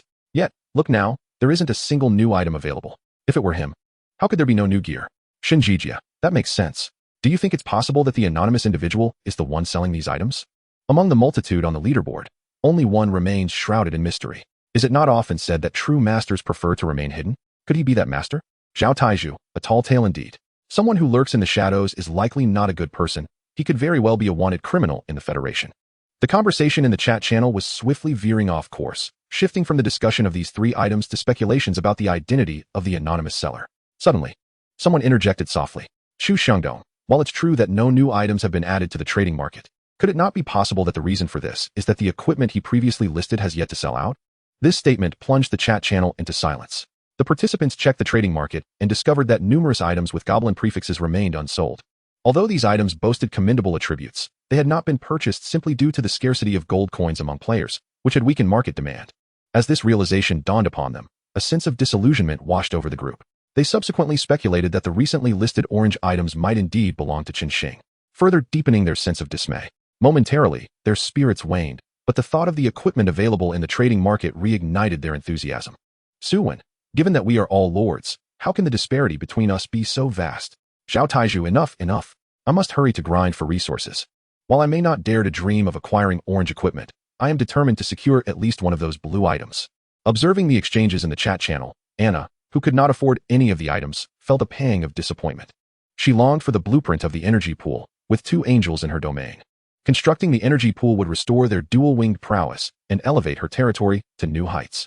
Alas, her poverty hindered her ambitions. As for the owner of the 3 items, she too leaned towards believing it was Chen Xing. However, unlike the wild conjectures in the chat, she had Chen Xing on her friend list, enabling her to inquire directly. Brother Chen Xing, is the orange equipment and the energy pool blueprint listed in the market yours? Her attitude towards Chen Xing had become noticeably more humble compared to their last interaction. If they could communicate via voice, her tone would have undoubtedly soared to new heights. Upon receiving Anna's message, Chen Xing, who had no intention of concealing anything, replied candidly, "What is this? Are you interested in purchasing?" Considering that this girl's territory was only a tier below his own, Chen Xing surmised that she must possess some degree of strength. Although uncertain whether she had anything of equal value to trade for the energy pool blueprint, he felt it prudent to inquire further. "I can't afford it." It turned out Chen Xing had overestimated her capabilities. Despite possessing 2 angels, Anna was still relatively inexperienced. having only entered the Myriad Realms battlefield a little over 10 hours ago. Even if she were to sacrifice both angels, acquiring an orange-grade item was beyond her reach. After all, not everyone was as fortunate as Chen Xing. That's fine, we can negotiate with other items. Chen Xing remained unfazed and replied, in light of the favor you did me last time, I am willing to part with the energy pool blueprint for you, provided the value of your offered item is comparable. Grateful for the information Anna had shared previously, Chen Xing was open to exchanging the blueprint for something of similar worth, even if it meant taking a slight loss. As Anna was about to send her reply, a sudden idea seemed to spark within her. Her eyes darted around as she calculated for a long time before gazing at the sky and murmuring, it seems there's no downside to this. After coming to a conclusion, Anna hesitated for a moment, but ultimately steeled her resolve and typed to Chen Xing, I have something. Initially, Chen Xing had assumed Anna's prolonged silence indicated she had nothing to offer and was preparing to close the chat window. However, upon seeing her sudden claim, he was taken aback with surprise. After all, the energy pool blueprint was of no use to him. His farming tier remained unchanged, and soaking in the energy pool daily would not enhance his strength. Thus, exchanging it for a valuable item seemed like a favorable endeavor. Moreover, Anna's prolonged hesitation suggested that whatever she had to offer must be of considerable value. Chen Xing eagerly inquired, what is it? Send me the attributes to take a look. Chen Xing was momentarily stunned but quickly grasped Anna's meaning, responding with mild irritation, what are you thinking? Focus on gathering resources. Once you've amassed enough, I assure you the energy pool will be yours first. The notion of acquiring something without offering anything in return was pure folly. I'm serious. Seeing Chen Xing's refusal, Anna hastily replied and sent over the attributes of her contract. I can sign a subordinate contract with you. As long as you remain unharmed, I will be your most loyal vassal. Wherever you direct your will, that shall be the path I follow. With 2 S-rank angel units in my territory, aligning with me would undoubtedly benefit you. Moreover, you are exceptionally strong, and returning to Blue Star will surely present challenges. While the Federation will undoubtedly provide protection, it restricts your freedom. My grandmother is one of the strongest lords in the Empire of the Rising Sun. I guarantee that upon your request, no one will dare to disturb you once we return. All I seek is the energy pool blueprint. Sign with me, Brother Chen Xing. You will undoubtedly profit immensely. Observing Anna's eagerness to share her talents and attributes, Chen Xing recognized her genuine desire for the energy pool blueprint. He had not anticipated that an S-rank lord would awaken a dual talent, starting with 2 S-rank units. What extraordinary luck. However, the conditions she proposed did not entice him significantly. First, the subordinate contract she presented bore semblance to the ancient relationship between kings and their vassals. While the king lacked direct command over his vassals in times of conflict, the vassals were obliged to offer their utmost support, and their combat units were to obey the king's commands unconditionally. If viewed from an extreme perspective, signing such a contract could enable Chen Xing to sacrifice all of Anna's troops. From this angle, her proposal demonstrated considerable sincerity. Once the territory relocation feature became available, uniting their domains would yield tremendous advantages, particularly with an S-rank subordinate lord possessing dual talents. However, for Chen Xing, subjects hold little value. He stands as the strongest, requiring no assistance and certainly no subordinates. Instead of summoning subjects, he could simply recruit more peasants, for with a greater number of farmers, there exists no challenge he cannot surmount. Moreover, should there arise a situation beyond the capabilities of the peasants, the arrival of subjects would be futile. After all, their aura only enhances allied units, and allies do not count as his own. Thus, this condition is, for Chen Xing, essentially negligible. As for the second stipulation regarding disturbances upon returning to the Blue Star, Chen Xing remains indifferent. When the time comes, he can simply retreat to the Federation. Let them do as they please. If any extreme troubles were to present themselves, he could always return directly to the multiverse battlefield. After all, once he has entered the multiverse battlefield, he can return at will. With a few years of development in the multiverse, he would be more than capable of dealing with any troublemakers, ensuring their ashes are scattered. Therefore, this condition holds little allure for him. Furthermore, the girl's terms are laced with ulterior motives. The condition of the subordinate contract stipulates that Anna will only serve him if he remains alive. In other words, should he perish amidst the monstrous siege, she could claim a blueprint for the energy pool without recompense. Conversely, if he survives, he emerges as a genius who can withstand the blessings of the multiverse, and at that point, she could easily cling to his coattails. Not only would she not merely serve as a subordinate, but even as a maid, she would still consider it a gain. Chen Xing finds himself helpless against Anna's cunning calculations. Upon seeing her message alongside the angels, he silently mutters, "Serves you right. It is no wonder you have not grown taller, as your wits are spent on such matters." Chapter 30. The harvest of a new greenhorn initially resolved to decline decisively. Chen Xing's heart wavers upon seeing the contract Anna presents along with her 2 angels. He promptly replies, "You dream of taking advantage without giving anything in return. But if you truly desire it, I can offer a lending service." Lending? Anna, who had already cast caution to the wind, had anticipated only a binary response from Chen Xing, yes or no. She was taken aback when he chose the latter. What does lending entail? Is it not akin to selling oneself? Brother Chen Xing, what does lending mean? Just the literal sense, he kindly clarifies in his message. I can provide the energy pool in advance. If you lack the funds, it's not a problem. Just keep a record. When you have the money, simply repay me at double the price of the energy pool. How does that sound? Isn't it quite considerate? After sending this message, Chen Xing feels a twinge of guilt. After all, lending 1 for 2 is rather excessive. However, recalling that he is offering an energy pool, an instrument capable of significantly enhancing efficiency, he quickly regains his composure. What is lending or not? This is to promote the advancement of a budding wealthy lady. With 2 angels at her disposal, once she establishes the energy pool, her ability to accumulate wealth will soar. Thus, this venture could be likened to angel investment. To speak of loans feels rather unflattering. 2 in return? Upon reading Chen Xing's message, Anna is momentarily dumbfounded. Earlier, she had thought Chen Xing to be a good person, but now she perceives him as a despicable fiend. While obtaining the energy pool ahead of time is indeed advantageous, the exorbitant cost presents a significant concern. For comparison, the current blueprint for the energy pool is roughly equivalent to 3 potent orange-grade items. Repaying double implies that she would owe him not only the principal of 3 orange items, but also an additional 3 as interest. 6 orange items. What does that entail? If she signs this contract, her future would be one of servitude to Chen Xing to repay her debts. Initially, she deemed her intention to take advantage of Chen Xing as dark enough, yet she had not anticipated that her little scheme would pale in comparison to his. She merely wished to acquire the blueprint for the energy pool at a discount, and he seeks to treat her as a slave. No, thank you. Though reluctantly, Anna steels herself and opts to refuse the offer. Why not? Don't be like that. The repayment terms are negotiable. Truth be told, Chen Xing is now rather anxious. He is certain that no one will be able to afford the energy pool blueprint in the near term.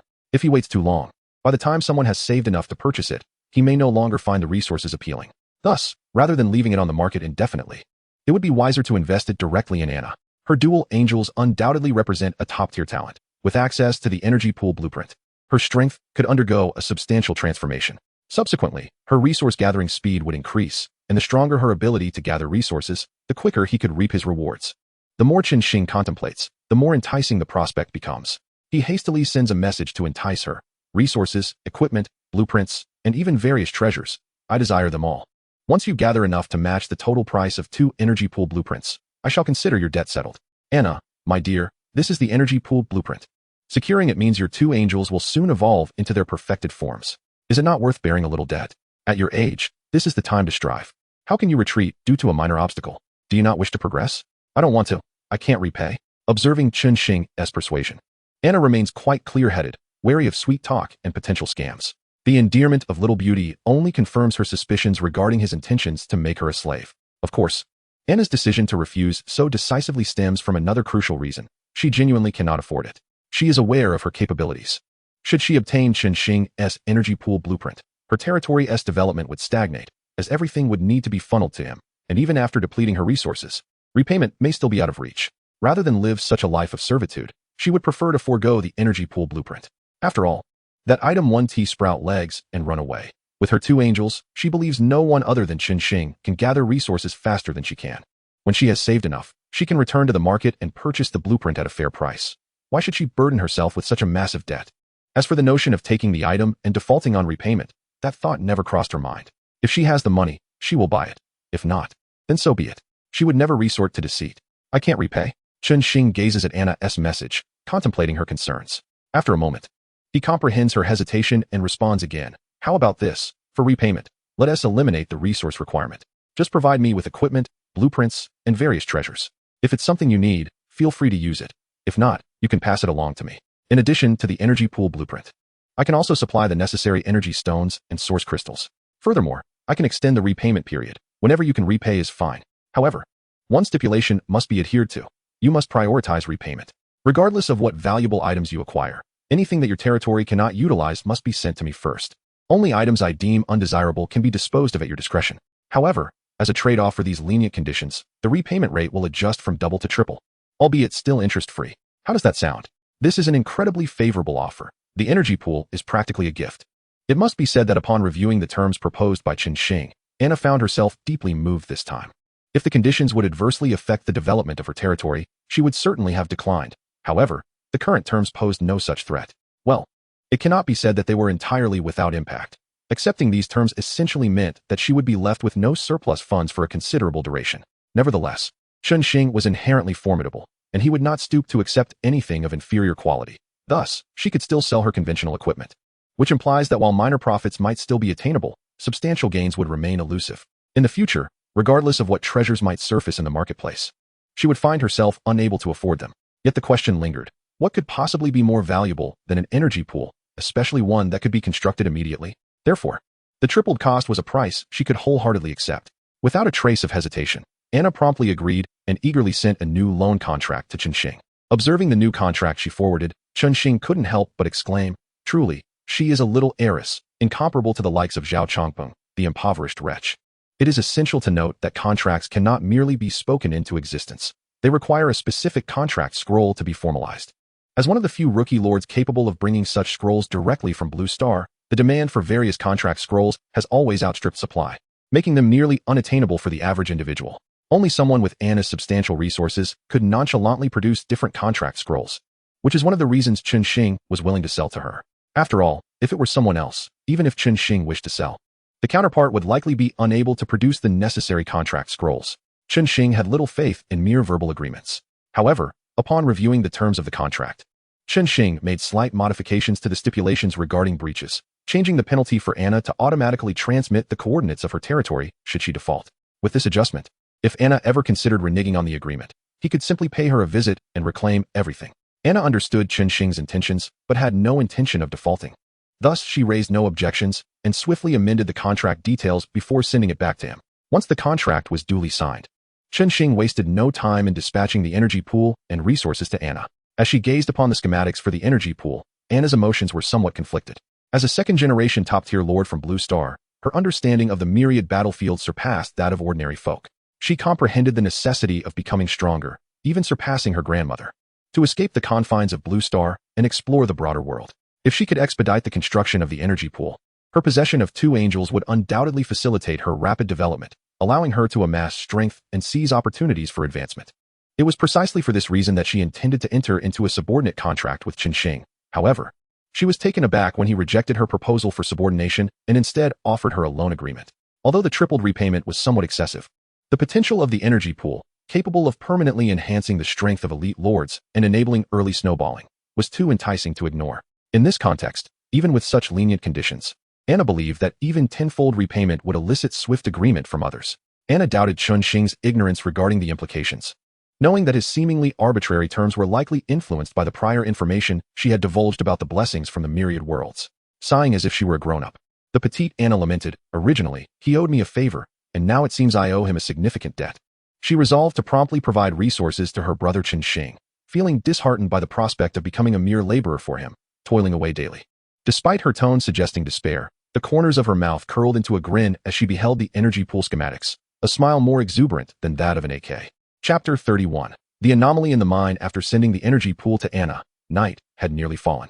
In the myriad battlefields, darkness brings forth a thick fog. Unless one possesses true vision, visibility is limited to mere dozens of meters, rendering it unsafe to venture out for monster hunting. Thus, as the sky darkened, Chen Xing summoned his lumberjacks back from the forest, where the fog was particularly dense. Should they remain in the woods, there was a risk of them becoming lost. If they strayed too far from the territory and became lost in the fog, their units could be deemed dead by default. For precautionary measures, Chen Xing temporarily halted logging activities. However, the good news was that mining remained unaffected. The fog typically permeated the exterior, while mining occurred deep within the mountains, where the miners would be digging downward. Thus the mine itself was largely free of fog. Given that the expansion of the territory had brought it closer to the mining area, Chen Xing procured some torches from the marketplace, placing them strategically in the mine to ensure that nighttime mining would proceed without hindrance. Currently, Chen Xing had a total of 150 farmers at his disposal, some of whom had been with him since he first arrived in the myriad battlefields. These farmers had been laboring and fighting alongside him, and their stamina was nearly depleted. Consequently, he instructed Farmer E to lead them back to the cottages to rest, while the remaining newly summoned farmers would engage in mining. With the augmentation of resource gathering, the speed at which hundreds of farmers could mine was unmatched. Chen Xing estimated that within a single night, he could amass sufficient foundational resources to elevate his level to 9. Nurturing hopes for a promising future, after a long day of toil, Chen Xing retreated to his Lord's Hall for rest, expecting to enjoy a peaceful sleep. However, Scarcely had he settled in when the alert from the battle report on his lord panel roused him from slumber. Your farmers have perished. Your farmers have perished. Your farmers, what on earth? Chen Xing awoke with a jolt, staring incredulously at the notifications. How could this be? They were merely mining, and yet farmers had died. For at once, no less. He mused that even when battling the Goblin King, he had lost only a handful. How could he sustain such losses while mining? What sort of monster had they encountered? Perplexed, Chen Xing opened the battle report panel for a detailed examination, only to discover that there was no record of any combat. This indicated they had not encountered any monsters at all. Moreover, he found it odd that the reports concerning the deceased farmers lacked any additional information. Typically, when a unit under a lord's command was slain, a notification would specify the assailant, such as XXX has slain your unit. Now, the panel displayed only a single line. Your farmers have perished, a bizarre report generally associated with environmental fatalities, such as falling from a cliff. Yet the farmers were not atop a mountain. They were mining below. How could they have succumbed to environmental hazards? Had they unearthed magma? That seemed implausible. Unable to settle back into slumber, Chen Xing rose from his wooden bed. He first summoned all combat units, then recruited additional farmers, promoting some to new roles, ensuring that the number of shield soldiers reached 100. After recruiting the shield bearers, Chen Xing proceeded to enlist a number of farmers, transitioning 50 into mages and 30 into assassins. At this juncture, his combat forces comprised a total of 300 individuals, 100 archers, 100 shield bearers, 50 mages, 30 assassins, and 20 warriors. This formidable assembly was significantly more lavish than his previous expedition against the goblin encampment. However, the mysterious demise of the farmers weighed heavily on his mind, especially under the cover of night, as a smaller contingent would leave him feeling rather uneasy. Before setting forth, Chen Xing took a moment to examine the attributes of the mages and assassins. In terms of attributes, they were not markedly different from other classes, with the former emphasizing mental acuity and the latter agility. The most pronounced distinction lay in their talents and skills. Mage, talent, elemental affinity. Elemental affinity increases spell damage by 10%. Skills, meditation, light, fireball, fire resistance ring. Water shield, assassin, talent, shadow servant. Shadow servant reduces presence by 10% while in shadows. Skills, stealth, backstab. Upon reviewing the mage's attributes, Chen Xing could not help but shake his head. Early-stage mages truly paled in comparison to other classes, with their principal damage-dealing ability being merely the fireball spell. Nevertheless, since he did not intend to rely heavily on the mages for damage output, he did not dwell on it excessively. Once the army was assembled, Chen Xing followed the path illuminated by torches towards the mineshaft. The farmers under his command displayed remarkable organization in their mining operations, having excavated a passage through the mountain that could comfortably accommodate 3 carts side by side. Thus, as Chen Xing led his troops in, it did not feel overly cramped. However, as they ventured deeper, the mineshaft widened unexpectedly, ultimately revealing a vast plaza that appeared to have been hollowed out by the farmers. Chen Xing was taken aback. No matter how skilled the farmers were, it seemed implausible that they could have created such a grand plaza. Furthermore, the surroundings bore signs of renovation. With bright braziers burning around the perimeter, this was clearly not the handiwork of mere farmers. Just as Chen Xing pondered the situation, the farmers stationed in the plaza noticed his arrival and hurried over. What is the situation with this mineshaft? Where did this plaza come from? And why are there casualties? What transpired? Chen Xing inquired, his mind swirling with questions. My lord, this mineshaft was not excavated by us, one farmer explained, visibly relieved to see their lord. When we reached this point, we discovered the plaza. However, we did not report it to you, as we found no signs of life around it. As for the casualties, we encountered goblins underground. The farmers quickly recounted the events from beginning to end. Upon discovering the plaza, they had realized that there was a pre-existing passage beneath the mountain. Since they had not detected any other beings, they had not taken it seriously. Fortuitously, the presence of these passages made their mining efforts more efficient, prompting them to delve deeper, where they stumbled upon a vast underground realm. A stone bridge led to this subterranean world, and some farmers ventured across to explore. However, it was then that goblins, including spellcasters, emerged from the underground realm.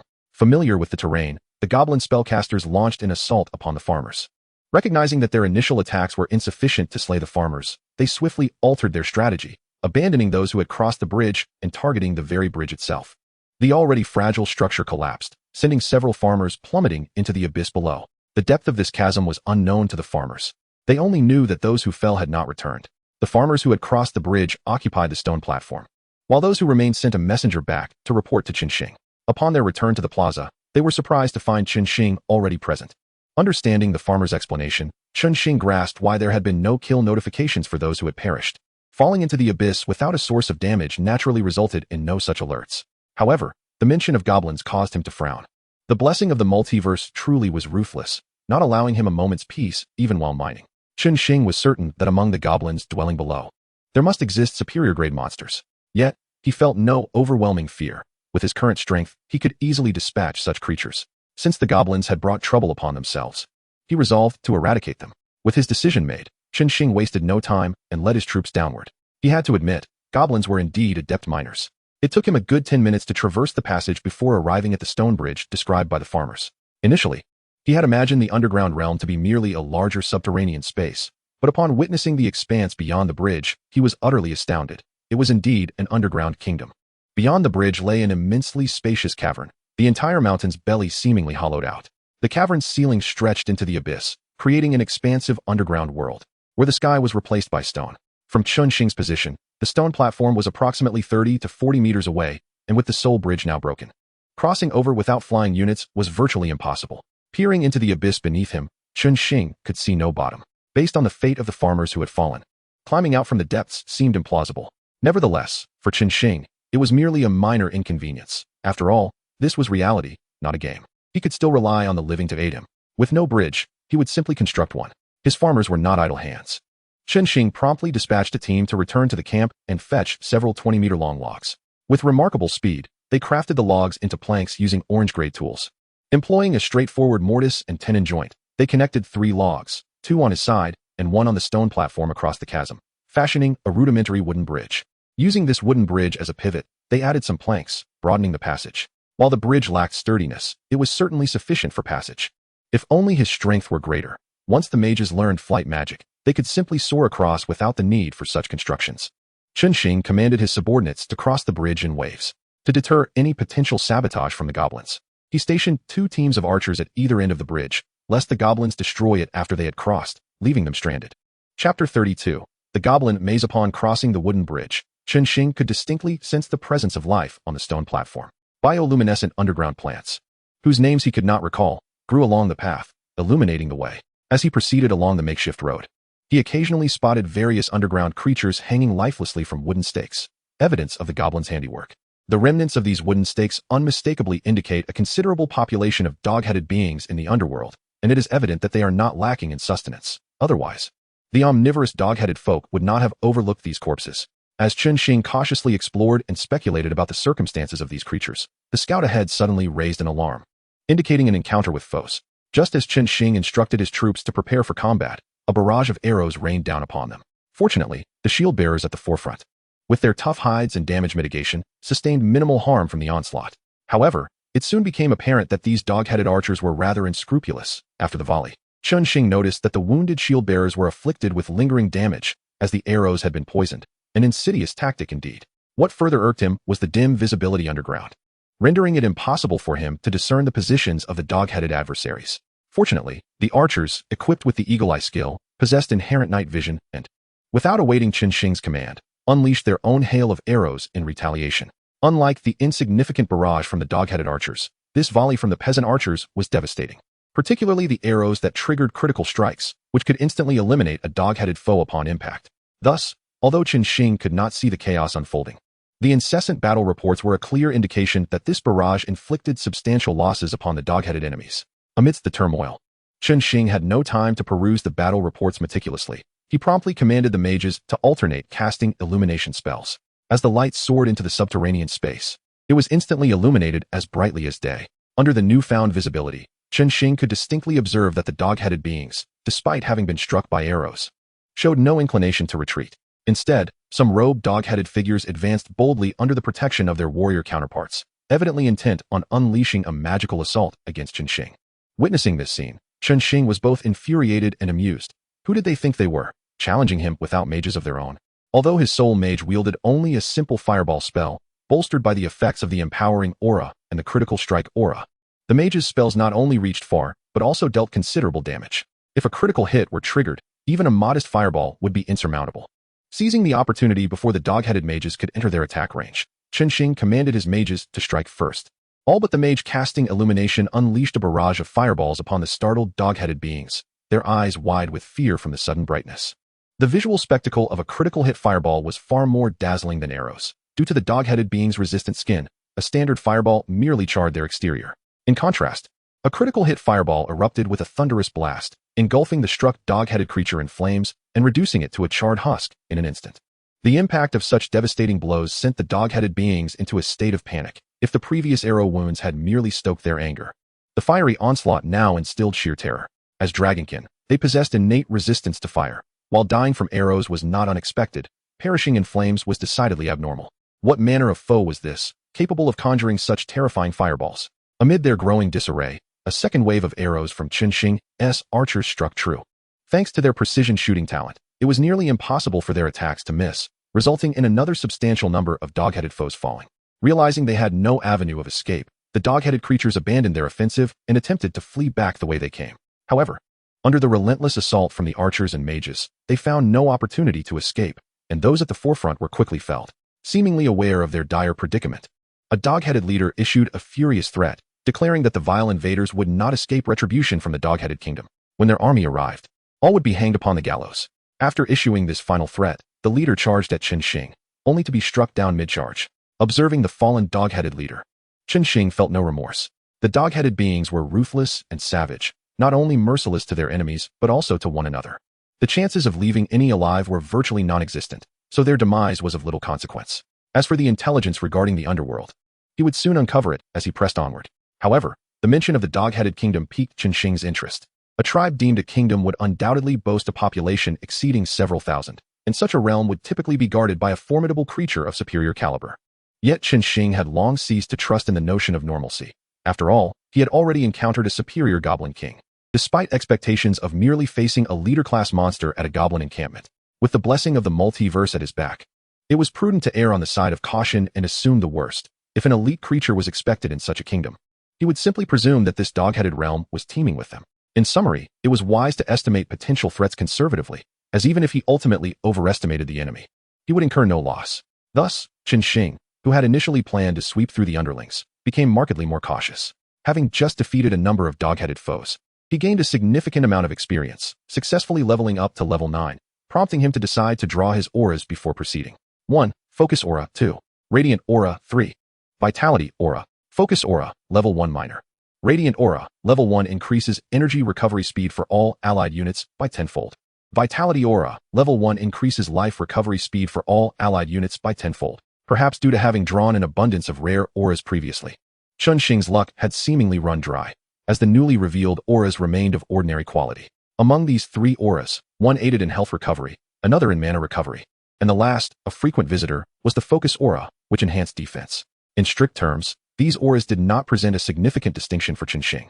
Any choice would suffice, and statistically, choosing the Focus Aura would have been the logical option this time. However, the predicament lay in the fact that Chen Xing was presently in the underworld, where visibility was maintained through the illumination spells cast by his mages. Although he commanded 50 mages capable of alternating the casting of illumination spells, the mana pool would not suffice for an extended journey. Thus, the significance of the Radiant Aura became immediately apparent. For this reason, Chen Xing found himself compelled to select the Radiant Aura without hesitation. As for the Focus Aura, he figured it was time to move on from it. Upon selecting the Radiant Aura, the mana recovery rate soared tenfold. While the mage's mana recovery was not particularly swift, a tenfold increase was not inconsequential, especially considering the mana cost of the illumination spell. No matter how liberally it was utilized, the mana consumed would be replenished at a rapid rate. Consequently, throughout the ensuing journey, the mages could maintain the illumination spell without any burden on their mana reserves. After drawing the aura, Chen Xing proceeded in the direction from which the dog-headed beings had come. Initially, he had anticipated the possibility of encountering a settlement, only to discover that these dog-headed creatures emerged from a mine, revealing that the topography of the underworld was far more complex than he had imagined. Upon entering the mine, Chen Xing discovered a labyrinthine expanse, reminiscent of a three-dimensional maze. As he ventured deeper into this intricate network, he stumbled upon numerous abandoned shafts, clearly excavated by the dog-headed folk, who are renowned for their mining prowess. The further he traversed, the more shafts he encountered, and he even witnessed several active mining operations. Upon noticing Chen Xing and his companions, the dog-headed miners immediately charged at them with fervor, only to be swiftly transformed into experience points for Chen Xing. Having already vanquished the regular forces of the dog-headed army, these simple miners posed no challenge to him. After all, not everyone possesses extraordinary abilities. Though the miners lacked combat prowess, the equipment they dropped surprised Chen Xing. He found a dog-headed mining pick. Quality, blue. Attributes, increases mining efficiency by 50%. 10% chance of producing high-grade ores while mining. Evaluation, As one of the fastest mining races, no one understands a pickaxe better than the dog-headed folk. The drop rate for lifestyle equipment is typically low, and the attributes of this pickaxe could easily be classified as exceptional. For Chen Xing, it surpassed any battle gear dropped by other dog-headed creatures. If all his farmers were equipped with such picks, they would require only half the time to gather the resources needed for upgrading his territory to level 9. With this delightful discovery, Chen Xing decided to take his time exploring the maze rather than hastily seeking the dog-headed kingdom. He patiently scoured every fork in the path, dispatching any miners he encountered for their equipment. In just a short span, he amassed dozens of these mining picks. Additionally, he stumbled upon another fortunate find. Due to the innate mining expertise of the dog-headed folk, the resources within their excavated tunnels were exceptionally abundant. Following their tunnels would not only increase mining efficiency, but also significantly enhance the probability of unearthing high-grade ores. In a fit of excitement, Chen Xing sketched a map of the maze, marking all the shafts he encountered. Once he eliminated the dog-headed kingdom, he could promptly send workers to commence mining operations. The bountiful and smooth journey thus far lifted Chen Xing's spirits to the point where even the fearsome visages of the dog-headed folk seemed somewhat charming. However, as he ventured into the latter half of the maze, his good mood was swiftly extinguished. The treacherous dog-headed folk had set traps within the mine. Known for two innate talents, mining and trap-making, every dog-headed creature was not only a master miner, but also a skilled trapper. In this segment of the maze, Chen Xing finally witnessed their aptitude for crafting traps. Concealed, disguised, and variously designed traps proliferated throughout the area, showcasing their diversity. Had the traps inflicted more damage? And considering the number of troops under his command, it is likely that casualties would have already arisen. The sheer volume of traps made Chen Xing briefly regret his choice of the Radiant Aura. Had he opted for the Vitality Aura, which would increase healing speed tenfold, he would have been unperturbed by the traps. Nevertheless, he felt only a fleeting regret, as visibility was currently of greater priority than healing. To be prudent, he allocated the skill points earned from leveling up to enhance his life aura, thereby amplifying his constitution by 50 times. With such a substantial increase in vitality, even the shield bearers could traverse the traps without imminent peril. Just as Chen Xing prepared to confront the traps, he encountered further trouble. Reinforcements from the dog-headed kingdom began to arrive, perhaps due to the annihilation of their frontline troops. The dog-headed folk recognized Chen Xing's formidable strength and opted for hit-and-run tactics rather than direct confrontation. Utilizing their familiarity with the mine, Chen Xing found it challenging to capture them. Frustrated by the incessant harassment, he altered his strategy, deploying ranged units to the forefront, with assassins scouting ahead for enemy movements. Upon detecting the presence of the dog-headed folk, the assassins would signal, prompting Chen Xing to unleash a barrage of attacks in that direction. Following a volley, regardless of the outcome, the assassins would emerge to finish off any survivors. With their unique stealth capabilities and lethal efficiency, the dog-headed creatures could expect to lose at least half of their numbers in a direct engagement. Under Chen Xing's straightforward and aggressive tactics, the dog-headed casualties began to rise sharply, and it wasn't long before they ceased their relentless harassment. With the disturbances quelled, Chen Xing, filled with pent-up frustration, decided against lingering to record the locations of the mines. He hastened onward, and shortly thereafter, they exited the confines of the maze with ease. Chapter 33. The Dragon Blood Sorcerer. Upon emerging from the dog-headed labyrinth, Chen Xing was greeted by a new world. Unlike the sporadic signs of life he had encountered previously, this area was teeming with fern-like vegetation, some resembling towering trees. Most astonishingly, he discerned the faint outline of a river in the distance. One could easily mistake this place for an underground realm if one did not gaze upward.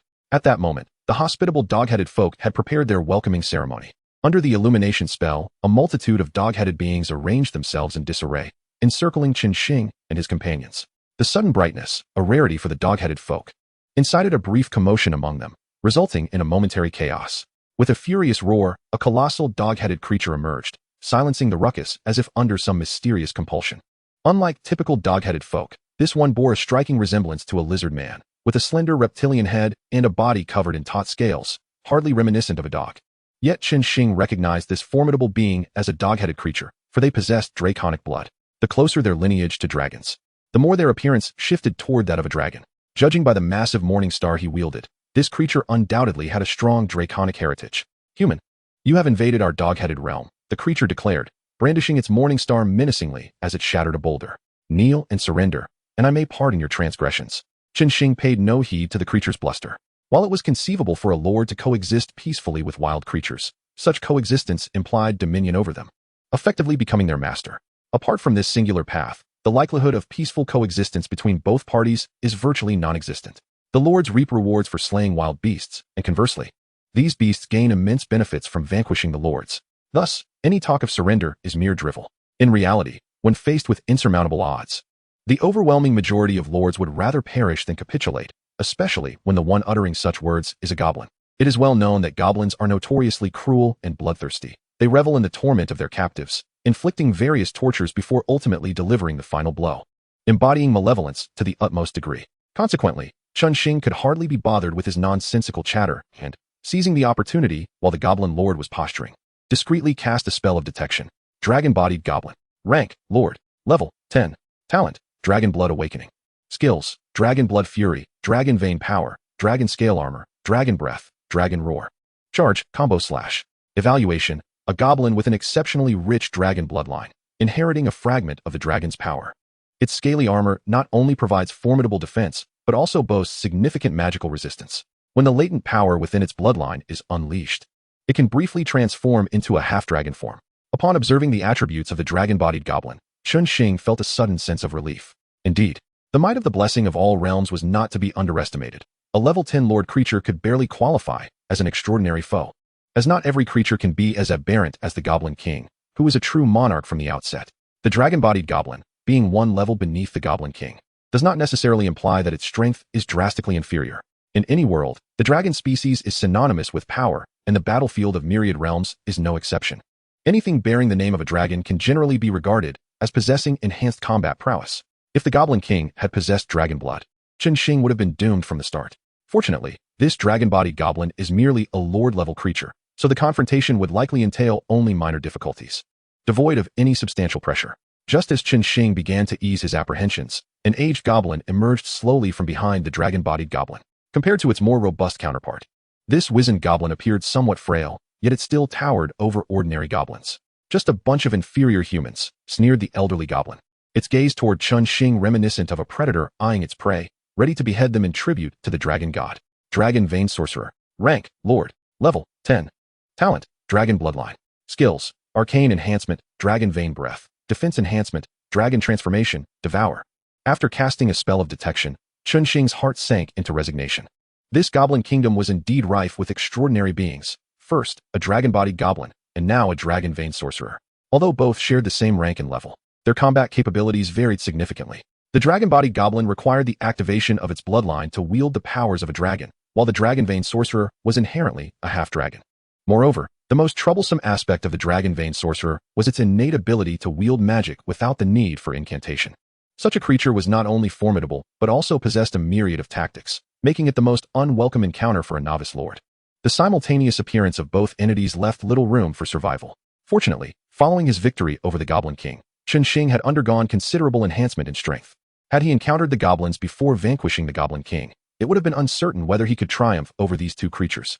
However, in the present moment, two mere extraordinary monsters would soon learn who the true ants were.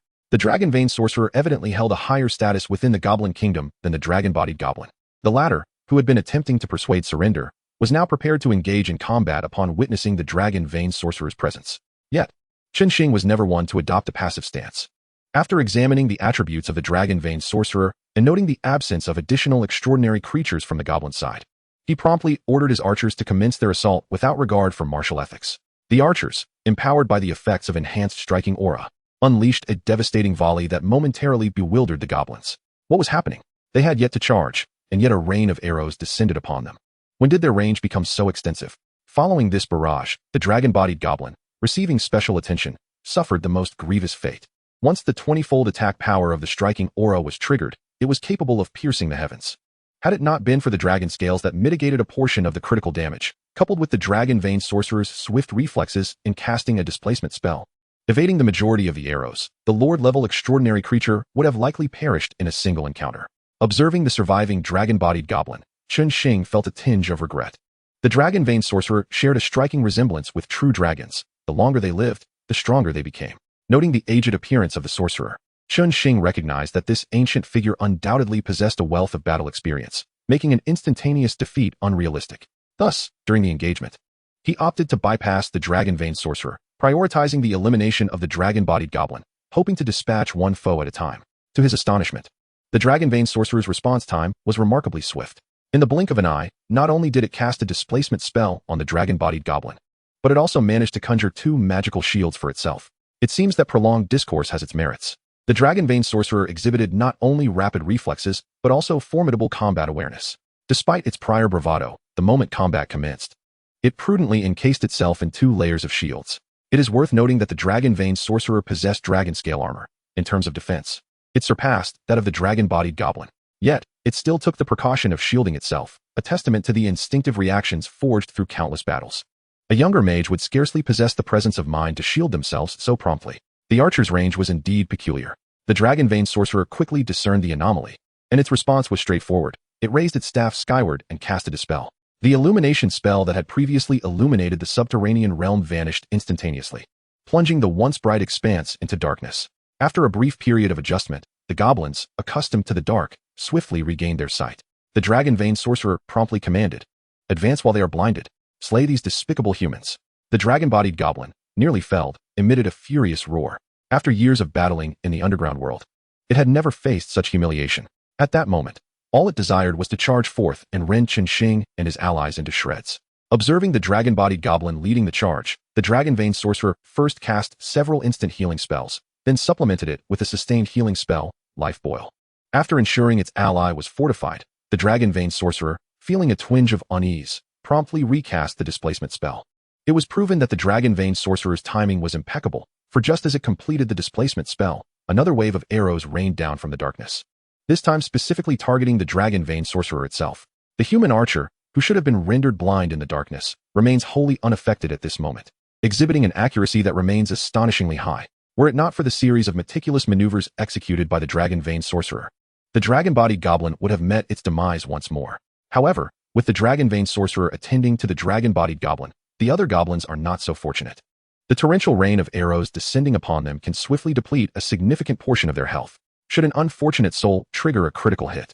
The resulting impact would erupt in a burst of blood mist, claiming their life on the spot. This predicament cannot continue. The deeply lined visage of the Dragon Vein Sorcerer is knitted with concern. The archer's range is simply too great. At this rate, by the time they reach the archers, there may be little left of his forces. Chapter 34, The Sorcerer's Stage. After extinguishing the illumination spell that had once again illuminated the sky with a dispel, the Dragon Vein Sorcerer deftly cast a wide area silence spell towards Chen Xing's direction, completely thwarting any intention of casting illumination from that side. Observing the relentless barrage of arrows, the Dragon Vein Sorcerer contemplated for a moment and resolutely unleashed several earthen wall spells in succession.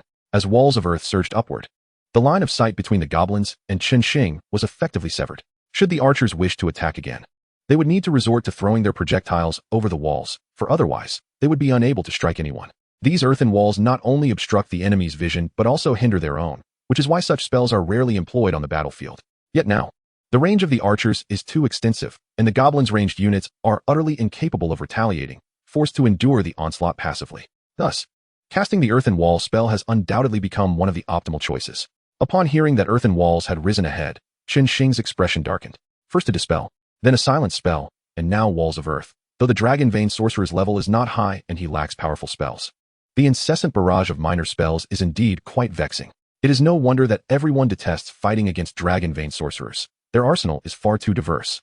And what is most irksome is that not only do they excel at ranged combat, but they also possess remarkable prowess in melee, rendering them nearly omnipotent. If they cannot shoot, then let them not shoot. Do they truly believe our melee fighters will cower before them?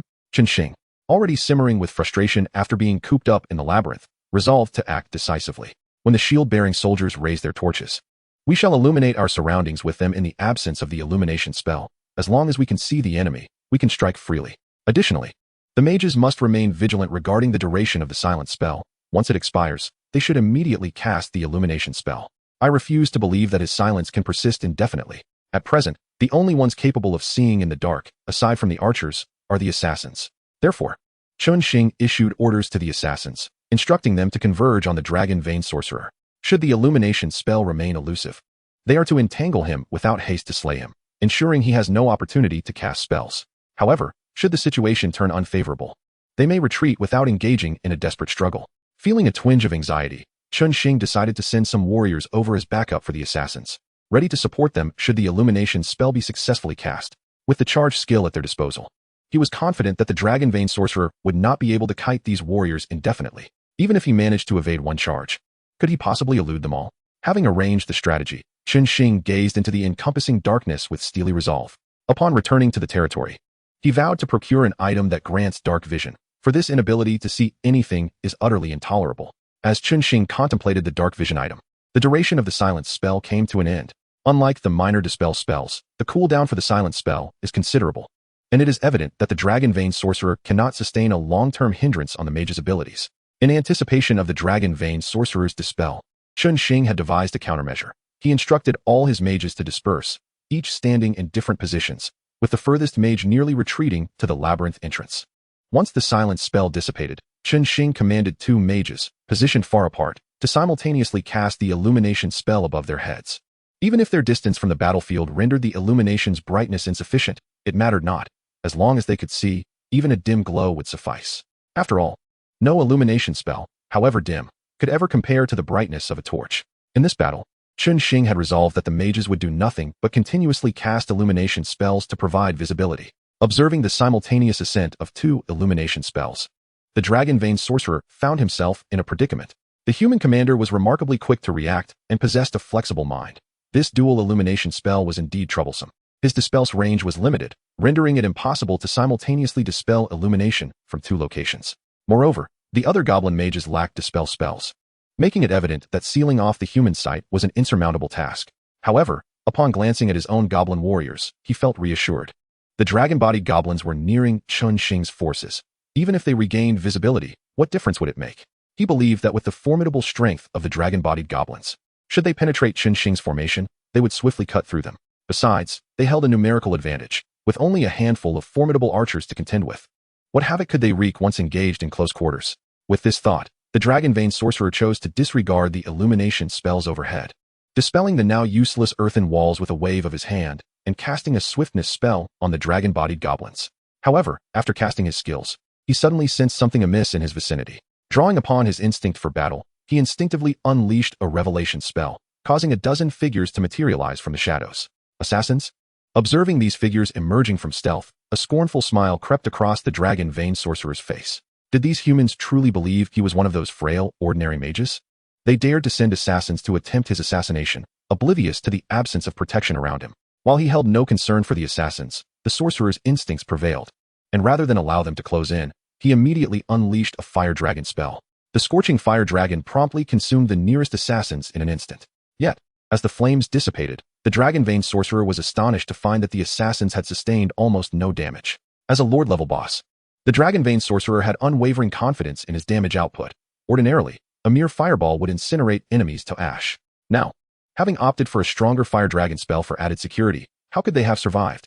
This scene completely shattered the Dragon Vein Sorcerer's understanding. Had he not always perceived assassins as fragile classes? How could they withstand the onslaught of his fire dragon spell? Skeptical, the Dragon Vein Sorcerer raised his hand once more, casting a rain of fire. The rapidly descending flames engulfed the foremost assassins, igniting their garments. Yet, to his astonishment, they exhibited no reaction, instead accelerating forward, swiftly escaping the fiery downpour.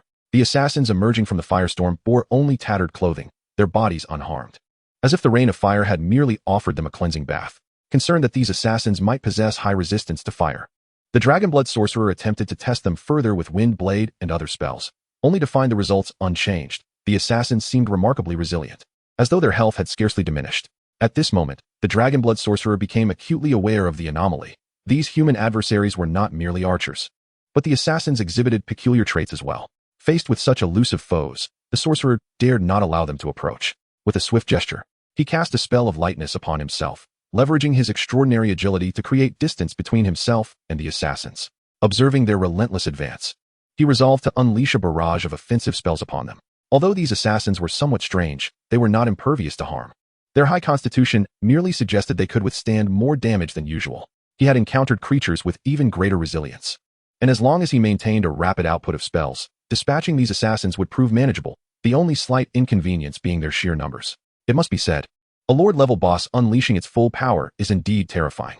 Within mere moments, the assassins, boasting a constitution of 500, found themselves stripped of nearly half their health, all without having a chance to retaliate. If this pace continued, the assassins would be unable to recover any health and would be methodically eliminated. Realizing the peril, the assassins refrained from engaging further and, following Chen Xing's orders, attempted to retreat. Yet, in their presence, the Dragonblood Sorcerer scoffed, summoning a multitude of vines to ensnare their ankles, rendering them immobile. Before the assassins could extricate themselves from the vines, the ground beneath them suddenly softened, transforming into a fine quicksand that ensnared them completely. Although the vines fell away, their escape was now utterly thwarted. With a deft combination of minor spells, the Dragonblood Sorcerer's might was fully displayed. Unless unforeseen circumstances intervened, the assassins trapped in the quicksand were destined to meet their demise at his hands. Fortunately, Chen Xing did not underestimate the Dragonblood Sorcerer. In addition to the assassins, he dispatched warriors to provide support. Upon witnessing the dire situation of the assassins, several warriors charged forth with reckless abandon toward the Dragonblood Sorcerer. Mindless brutes. The sight of the warrior class elicited a visible frown from the Dragonblood Sorcerer, clearly harboring deep-seated prejudices against them. However, as he was preoccupied with the assassins ensnared in quicksand, he could not spare the attention to deal with the warriors. Instead, he conjured an ice wall to obstruct their charge. Yet, the warriors showed no signs of halting their advance, colliding directly with the ice barrier. With a resonant shattering sound, the sturdy ice wall was brutally smashed apart by their assault. Although the warrior who struck the wall came to a halt, the others continued their charge, crashing into the Dragonblood Sorcerer and interrupting his spellcasting. Caught off guard, the Dragonblood Sorcerer stumbled, sustaining no real injury but feeling a profound sense of humiliation. He unleashed a ring of fire to push the warriors away, glaring at them with indignation. Brutes. Mindless brutes. Chapter 35. Exhaustion. The warrior class lacked elaborate skills. Their combat style primarily consisted of wielding their weapons and attacking directly. Most of their abilities were designed either to inflict greater damage or to ensure they struck their target. The charge skill was a quintessential example, boasting a short cooldown and immunity to crowd control. As long as they locked onto a target, they could reliably reach it. Furthermore, with sufficient strength, they could obliterate any obstacles in their path. Thus, even a wall of ice would crumble before their charge, and even an earthen barrier could be breached. This was merely a consequence of the relatively low level of Chen Xing's warriors. Once they achieved level 10, they would learn the more unscrupulous skills of Battle Roar and Fearless. The former could dispel control effects, while the latter provided immunity to crowd control, allowing them to charge and strike with reckless abandon, emphasizing the philosophy of a single decisive blow. Regardless of the myriad skills and spells one might possess, it would all boil down to a singular confrontation. Either the warrior would slay you, or you would perish at their hands, with no alternative paths remaining. Thus, the Dragonblood Sorcerer, adept in numerous arts, found the warrior class particularly vexing. Despite their simplicity bordering on foolishness, they were infuriatingly difficult to deal with. As the warriors shattered his ice wall, the Dragonblood Sorcerer recognized that the assassins were beyond saving, for these warriors displayed abnormal strength. Charge could smash through barriers, but it required a significant strength attribute. Their ability to so effortlessly demolish his ice wall and send him reeling suggested their strength was far from negligible. Unless he dealt with these stubborn warriors, he would be unable to focus on the assassins. As this realization ignited a flicker of anger within him, the Dragonblood Sorcerer pondered the origins of these formidable human adversaries. Confronting warriors posed a challenge even for him. Their charge skill was notoriously troublesome. Aside from relying on brute force to eliminate them, there was little else he could do. However, before he could act, the remaining peasant warriors arrived, as Chen Xing had dispatched all 20 of his farmers out of caution for the Dragonblood Sorcerer. Gazing upon the 20 charging brutes, the Dragonblood Sorcerer felt a prickling sensation on the back of his neck. After deftly evading the first few charges with his blink spell, he found himself finally struck by one of the warriors. Though he was a sorcerer, his dragon lineage endowed him with exceptional constitution. The damage from the charge was negligible. However, his resilience was not particularly high, and being knocked off balance led to a barrage of successive charges that left him feeling like a mere punching bag, with no opportunity to cast his spells. Enough. Enraged and humiliated, the Dragonblood Sorcerer unleashed a ring of fire, pushing all the peasant warriors away. Just as he prepared to unleash his fury, a furious roar echoed from the battlefield ahead. Instinctively, he looked up to see a familiar half-dragon figure. How could this be? The sight bewildered the Dragonblood Sorcerer. The transformation into dragon form was the mightiest ability of the Dragonkin. Yet it came at the cost of a severe weakness during its activation. He would never resort to such a power unless absolutely necessary. How long had they been battling? Moreover, he had bolstered this individual with numerous enhancements. How could he be invoking his dragon blood now? Was he truly that ineffectual? The Dragonblood Sorcerer was unaware of the plight that had befallen the Dragonkin. Had he known, he would never have derided him as weak. As the Dragonkin approached Chen Xing's forces, he lunged into the fray, initially envisioning a glorious rampage against these feeble human archers. Yet, as soon as he entered the fray, a shield bash left him dazed and disoriented. Due to the extraordinary resilience of the dragon-bodied gnoll, the stunning effect of the shield strike was nearly ineffective against him. However, the force behind that shield was undeniably substantial, causing him, who had intended to execute a series of swift thrusts to decimate the archers in the rear, to be forcefully brought down. After taking the blow, the clarity in the dragon-bodied gnoll's eyes noticeably sharpened. He glanced around at the shield bearers, bewildered. He had anticipated a scenario of rampant slaughter upon entering this fray. Why were these shield-wielding humans exhibiting such formidable strength? The dragon-bodied gnoll was engulfed in confusion, rooted in place, while the shield-bearers seized the opportunity. They swung their shields with reckless abandon, delivering blows to the dragon-bodied gnoll as if they were mere trifles. Although the dragon scales conferred upon him a significant resistance to melee damage, even the mightiest of defenses could not withstand the sporadic activation of heavy strike skills. With a 20-fold increase in attack power, it was inconceivable for even a dragon to endure such force, let alone a mere creature clad in scales. In a matter of moments, the dragon-bodied gnoll, already lacking in health, found himself reduced to merely half his vitality. In a fit of rage, he roared, unleashing a wave of dragon fear that immediately instilled a state of terror among the surrounding shield bearers, rendering them immobile and having their attack power. Seeing the shield bearers paralyzed by the dragon's roar, the dragon-bodied gnoll swiftly activated his blood of the dragon skill. This skill represented one of the core abilities of the dragon-bodied gnoll, transforming into a nightmarish specter for his foes. Upon activation, he would gain a continuous lifesteal effect, allowing him to recover a portion of his health with each inflicted damage. Naturally, given his already high vitality, coupled with this potent healing skill, he became nearly invulnerable. As he unleashed the blood of the dragon, the spiked flail in his grasp gleamed with a sanguine hue. Taking advantage of the shield bearers still reeling from their shock, he swung his flail at them with brutal force. A series of dull thuds echoed as the shield bearers, significantly weakened from their stunned state, were sent flying, while the flail absorbed a considerable amount of their health, restoring the dragon-bodied gnoll's vitality. However, thanks to the thorn's aura bestowed upon the shield bearers, any damage he inflicted was essentially returned to him in double measure. Thus, despite his relentless assault, he only succeeded in further depleting his own health. Momentarily caught in a state of panic after nearly striking himself to death, the dragon-bodied gnoll struggled to comprehend the situation. These humans were formidable, and the presence of a reflective damage skill was utterly bewildering. To his utter disbelief, the shield bearers he had sent flying appeared completely unscathed, a fact that confounded him.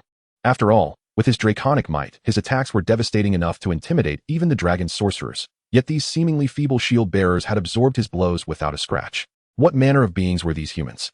The dragon-bodied gnoll was engulfed in uncertainty, yet one truth crystallized in his mind. He was in grave danger. Thus, he could no longer afford to hesitate, and promptly invoked his dragon bloodline. With a mighty roar, his form began to expand. The typical height of a gnoll, around 1 meter, was dwarfed by his towering 2-meter frame, rendering him a giant among gnolls.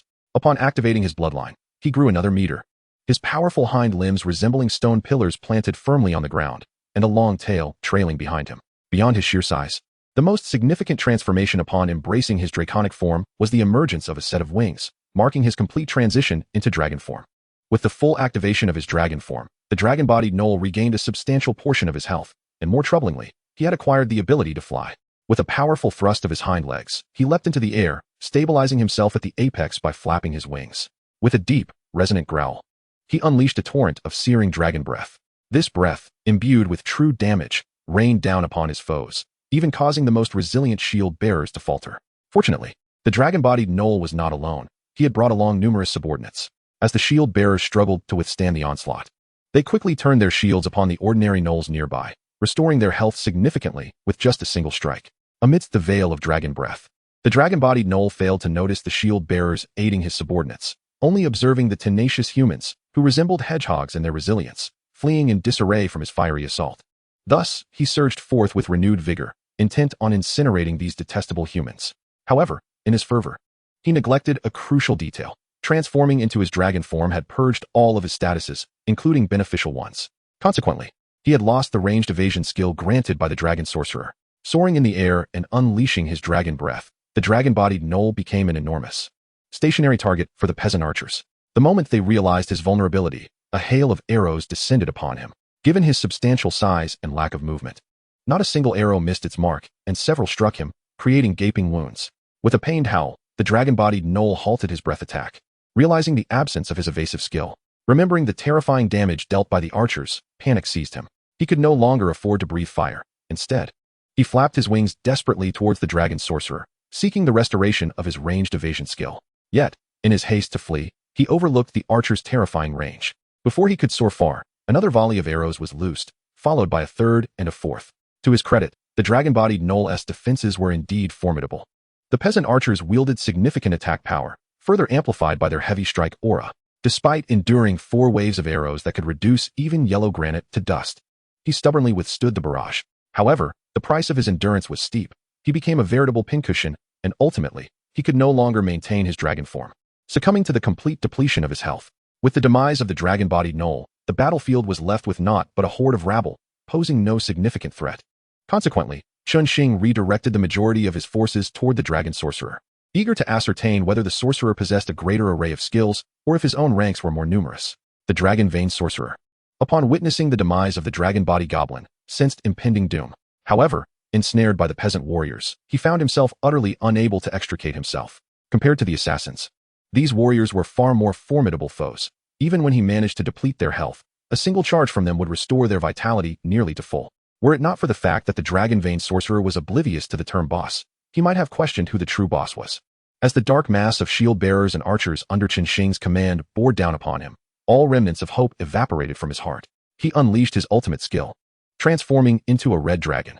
Unlike the activation of the dragon-body goblin-esque bloodline, his transformation was more complete, resembling a young red dragon in form. Yet, as an imitation, he could not fully harness the powers of a true red dragon despite possessing its bloodline. Initially, he managed to hold his ground through enhanced dragon breath and potent draconic spells. However, once the archers entered the fray, his endurance began to wane. Although ranged evasion was indeed formidable, it was merely a low-level magic, incapable of dodging every assault. His damage output, while significant, could not eliminate anyone outright. As he remained airborne, reluctant to descend, Chen Xing prudently withdrew all melee units, leaving only the archers to engage him. Given that his draconic spells could not be cast instantaneously, the archers had the advantage, launching 3 arrows for every spell he cast, regardless of the damage he inflicted. A single arrow striking its mark would restore their health entirely, even if some archers were unfortunate enough to have their arrows diverted. Their sheer numbers allowed them to wear him down relentlessly. Ultimately, after sacrificing 13 peasant lives, Chen Xing managed to exhaust the sorcerer to death in the skies. Chapter 36. The generous goblin. Following the fall of the dragon-veined sorcerer, the remaining goblins posed no significant threat. Encircled on both sides, they had no chance of escape. After the slaughter, aside from a few quick-witted ones who fled upon the demise of the dragon-body goblin, the rest were transformed into experience points for Chen Xing. Recently leveled up, Chen Xing's experience surged to level 9,840,2340, revealing that these goblins were of lowly stature. The highest among them barely reached level 7, with many lesser creatures not even attaining that. This disparity drastically reduced the experience he garnered. Had it not been for the 200 experience points provided by the dragon-veined sorcerer and the dragon-body goblin, he might not have even reached 800 experience. Fortunately, while these lowly creatures were stingy with experience, they were remarkably generous with equipment. Chen Xing had dispatched nearly 300 goblins, yielding over 400 pieces of gear. Excluding the dozens of goblin pickaxes he intended to keep for himself, he was left with a staggering 400 items. Selling these would significantly enrich the economy of his domain. It must be said, the effects of the blessing of the worlds were astonishing. What others struggled to obtain through great peril appeared as common as cabbage to him. Witnessing such an abundance of equipment left him with a sense of visual fatigue. A predicament indeed. Chen Xing endeavored to suppress the involuntary smile tugging at the corners of his mouth. There was no need to celebrate prematurely, for the true rewards lay ahead. The genuine bounty from this battle was the spoils of the dragon-body goblin and the dragon-veined sorcerer. Although their tier was not as elevated as that of the Goblin King, their challenge was indeed formidable, with the dragon-veined sorcerer potentially surpassing even the Goblin King in tenacity. Furthermore, their possession of draconic bloodline made them inherently valuable. It was only fitting that they would yield remarkable treasures befitting their lineage. Chen Xing first examined the drops from the dragon-body goblin, which included 3 pieces of equipment, 2 orange and 1 purple, along with several assorted blueprints and unit cards. While the quality of the drops was commendable, he felt a tinge of disappointment, as if they did not quite honor his draconic bloodline. However, upon inspecting the attributes of these items, his perspective swiftly shifted. For the goblin indeed bore the essence of dragon blood, resulting in high-quality spoils. Bloodstained flail, quality, orange, type, weapon attributes, strength 300, constitution 100, skills, dragon's might. Bloodthirst pact, dragon's might. When attacking an enemy with the flail, its benefits temporarily double. Bloodthirst pact, each time you slay an enemy, gain 1 life steal, up to 20 stacks. Evaluation, a weapon mutated by dragon blood, possessing both the might of dragons and lifesteal capabilities. Dragon scale armor, quality, orange, type, armor, attributes, constitution 300, strength 100, skills, dragon scale protection, dragon's might, dragon scale protection. When attacked in battle, there is a 10 chance to reduce damage taken by 30. Dragon's might, armor radiating draconic power, suppressing all weaker beings, all attributes of enemies at the same level reduced by 5. further reduced by 5 for each level lower, up to a maximum of 15. Evaluation: armor crafted from the scales shed by an ancient dragon, offering exceptional protection while exuding a hint of draconic majesty. Noble ring. Quality: purple. Type: accessory. Attributes: all attributes 50. Evaluation: a symbol of goblin nobility, without additional skills. Among these 3 pieces of equipment, only the noble ring was merely a filler. The other 2 were extraordinary, featuring dual attributes that were rare even among orange-tier items. Moreover, the skills attached to them were exceptional, their worth surpassing that of the elite wolf tooth club dropped by the Goblin King. Not to mention, simply considering these 2 orange items, Chen Xing felt that the drops were indeed worthy of the Dragon Body Goblin's legacy. Additionally, he had received several blueprints. Spirit Field Blueprint X3, Watchtower Blueprint X1, Quarry Blueprint X1, Smelting Factory Blueprint X1, Goblin Miner Unit Card, Source Crystal X10. The 3 Spirit Field blueprints provided by the goblins were exceedingly rare, their scarcity far exceeding that of equipment. While some equipment could still be dropped by various lords, Spirit Field blueprints were not easily obtained. Now with these 3, Chen Xing had amassed a total of 7. Should he utilize them all, he could feasibly establish a farm. As things progressed, he felt entirely capable of cultivating a thriving agricultural enterprise. The Watchtower and Quarry blueprints he already possessed could be sold at a good price in the trading market, while the Smelting Factory blueprint shared a similar nature, enhancing the yield of mined metal resources, be it iron ore, copper ore, or even gold ore. Once processed in the smelting factory, they would yield a 20 resource boost. Given that metals were inherently high-value resources, and the added enhancement for gold ore, the value of this blueprint was difficult to quantify. It could only be described as priceless. Unless one had an excess, no lord would dare part with such a treasure.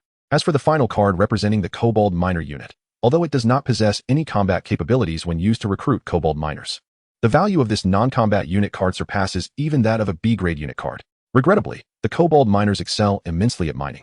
This race is inherently gifted in the art of excavation, granting them additional bonuses not only in locating ore veins, but also in mining speed and resource yield. While the farmers under Chen Xing's command have become adept at gathering various resources, they are merely versatile laborers with general enhancements. When it comes to mining specifically, farmers are hardly worthy enough to lace the boots of the kobolds. Such is the unreasonable nature of racial talents.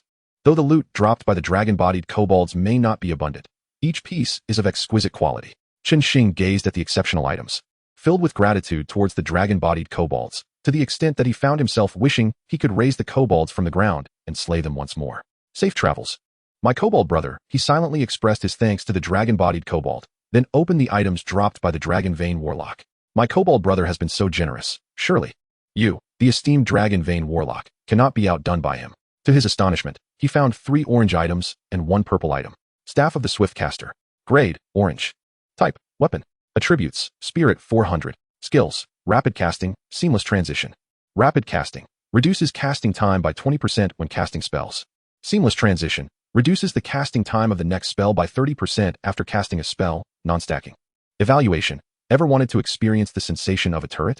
Congratulations. Now you can, but beware of your mana consumption.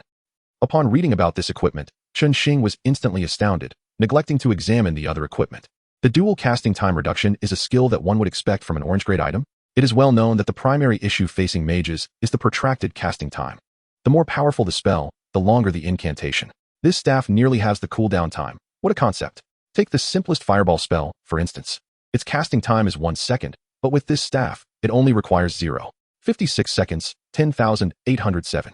This also means that in the time it previously took to cast 1 fireball, one could now unleash 2. This halved cooldown time signifies that a mage can unleash double, triple, or even more damage within the same time frame, as proficient mage skills can synergize. For example, after freezing an enemy, laying down a wall of fire enhances the damage. And the shorter the cooldown, the more skills they can interconnect. As for the requirement of casting a spell first to reduce cooldown time, that is hardly a concern. There are plenty of low-level spells in the mage class, like light, that require no incantation. Casting a light spell first before unleashing more powerful magic does not hinder output at all. The most versatile class, the mage, is primarily constrained by spell casting time. The Dragon Vein Warlock is difficult precisely because it has no casting time for low-level spells. Now, with this staff, a mage's limitations have been significantly diminished.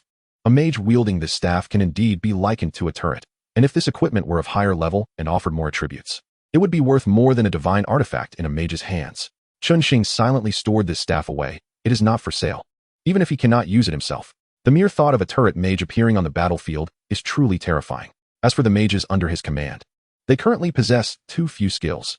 He would wait until they reached level 10 to see if any could transition into hidden classes. In any case, with this single piece of equipment, the Dragon Vein Warlock status in Chen Xing's eyes has already surpassed that of the dragon-bodied kobolds. Even if the remaining items were of little worth, he would still acknowledge the Dragon Vein Warlock as a superior. Dragon Scale Robe. Grade, Orange. Type, Armor. Attributes, Spirit 200. Constitution 200. Skills, Spell Affinity, Dragon Scale Protection. Spell Affinity. Increases damage of spell-based skills by 10%. Dragon Scale Protection. When attacked in battle, there is a 10% chance to reduce damage taken by 10%. Evaluation. Crafted from the scales shed by a giant dragon. This robe carries a hint of the dragon's spell affinity. Ring of Wisdom. Quality, Orange. Type, Accessory. Attributes, Spirit 300. Skills, Mana Control. Mana Control reduces mana cost for casting skills by 10%. Evaluation. An excellent mage requires precise calculations of mana, and this ring allows for a slight surplus in your calculations. Noble Band. Attributes, Minor. With the staff of the Swiftcaster in hand, Chen Xing found the other equipment to be somewhat lacking. Although the attributes of these two orange items are still commendable, they pale in comparison to the staff of the Swiftcaster. However, while perusing the descriptions of these items, one detail caught Chen Xing's attention. Both the dragon-bodied kobolds and the Dragon Vein Warlocks had dropped a piece of dragon scale armor, and the descriptions indicated that they were crafted from scales shed by dragons. This left Chen Xing puzzled. Where in the Kobold Kingdom could there be so many dragon scales? Coupled with the earlier mention by the Dragon Vein Warlock of sacrifices made to the dragon god, he couldn't help but wonder if there truly was a dragon within the Kobold Kingdom.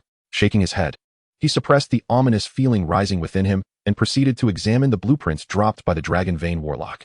Spirit Field Blueprint X3, Quarry Blueprint X1, Minecart Blueprint X1, Mine Tunnel Blueprint X10, Dragon Blood Spirit Rice Seeds X100, Source Crystal X10. 3 Spirit Field blueprints had appeared again.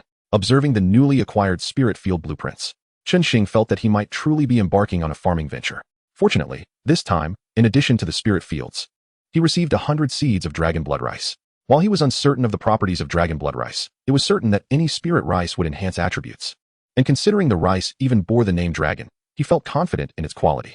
As for the Quarry blueprint, it would serve best in the trading market. The Minecart and Mine Tunnel blueprints, however, are exceedingly practical for Chen Xing. The minecarts constructed from these blueprints not only boast an immense capacity, but also feature an automatic driving function. Once the route is set, they can traverse wherever the mine tunnels lead.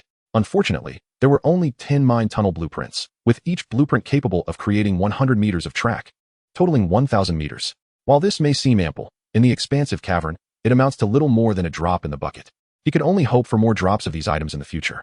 If enough were obtained, Chen Xing could lay tracks directly to his own territory, at which point the farmers would merely need to mine, allowing the extracted ores to be deposited into the minecarts for automatic transport back, a leap forward in mining efficiency.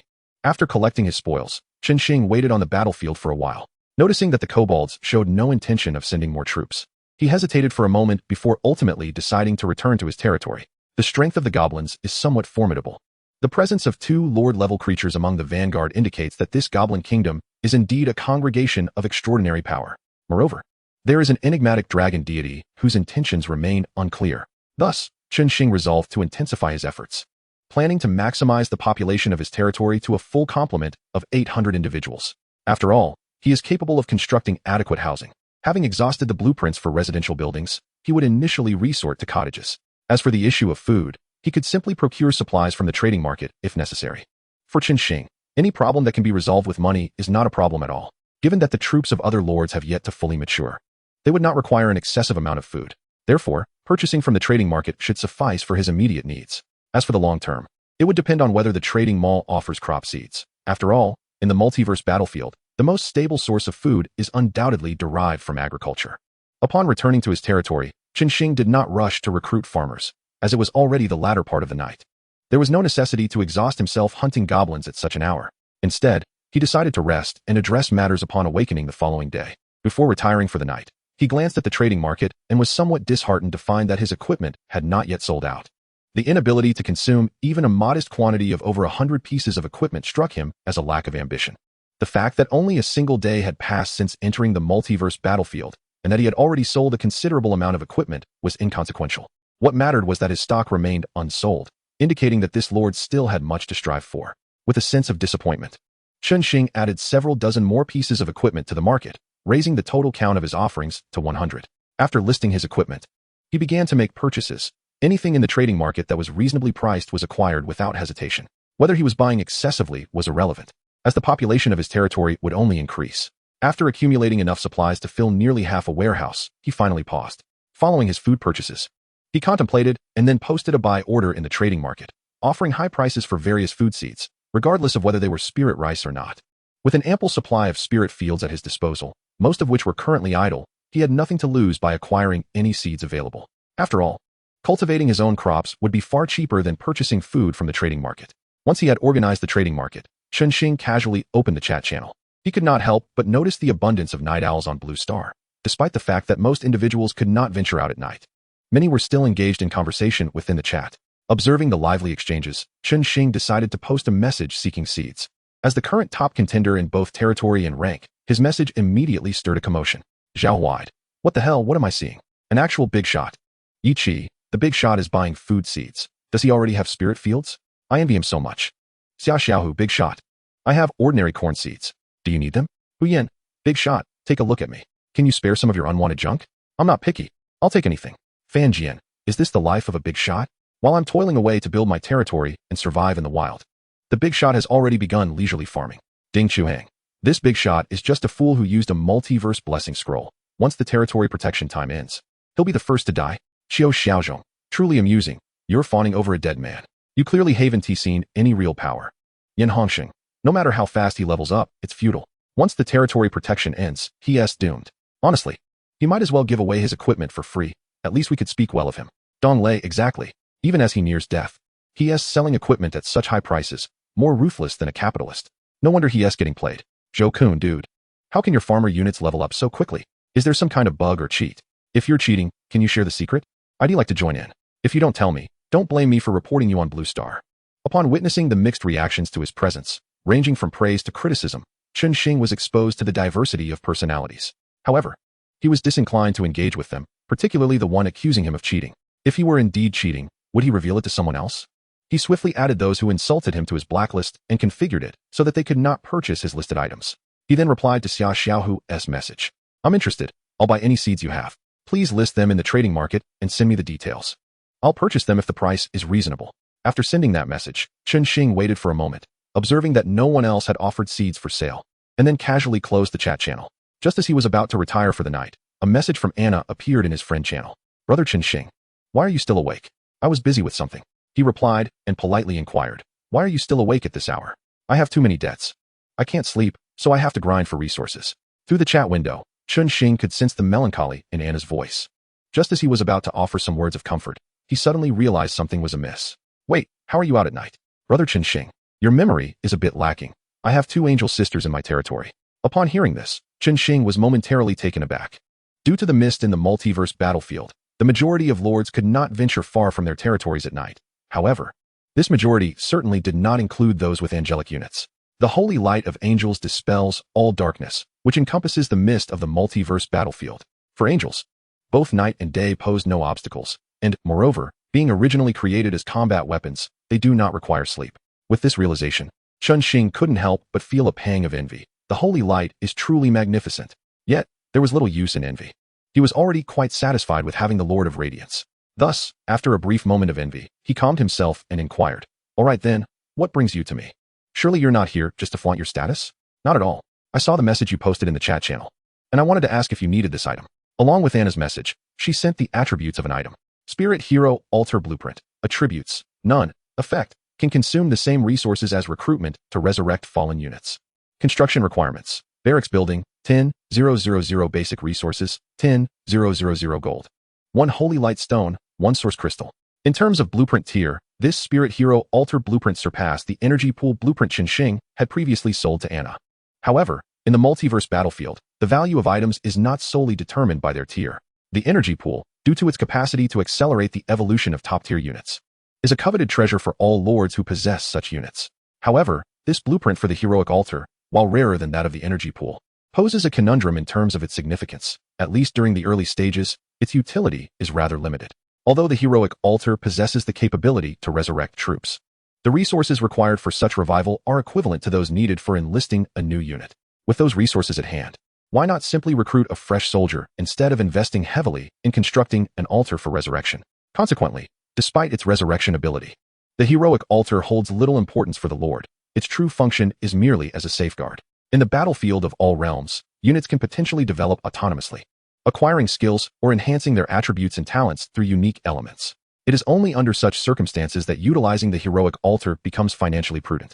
For instance, consider Anna's angel. After utilizing the energy pool, it ascends to its full form quite rapidly, perhaps even advancing from a two-winged angel to a four-winged one due to special treasures. If, at that moment, the angel were to perish, Anna would only be able to recruit a standard two-winged angel anew.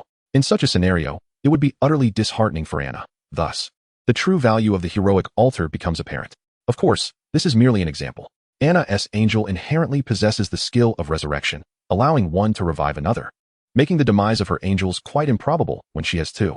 It is precisely for this reason that Anna opts to use the blueprint to settle her debts rather than construct it herself. After all, her bond with her two angels is akin to that of sisters. Were it not for the assurance of resurrection, she would never consider parting with the blueprint. Yet, this item may not hold the same significance for other lords. For Chen Xing, however, the situation is markedly different. Chen Xing requires merely 10 gold coins to recruit a peasant, while a class change demands 100 gold coins. Should a class-changed peasant fall in battle, he would need to expend 110 gold coins to recruit another. With the heroic altar at his disposal, he can resurrect a class-changed peasant for only 10 gold coins, effectively saving a fortune. Thus, without hesitation, Chen Xing replied, "Yes, consider this as one piece of orange equipment. By the way, do you have any holy light stones? If so, please sell them to me as well." In terms of quality, the heroic altar is undoubtedly on par with orange equipment. However, its current market value is less than that of orange gear. Therefore, Chen Xing decided to negotiate, presenting it to Anna as if it were an orange item. Anna confirmed that she also possessed holy light stones. When Anna saw Chen Xing referring to the heroic altar as one piece of orange equipment, she was elated. After this transaction, she would still owe him the equivalent of 8 pieces of orange gear. While that still amounts to a considerable debt, at least part of it was settled that day, marking a beginning. However, when Anna noticed Chen Xing wanted to charge her for the holy light stone, she immediately declined, stating that it was unnecessary since it was procured alongside the heroic altar. She deemed it a complete set. Without waiting for Chen Xing to object, she promptly sent him both the blueprint and the holy light stone.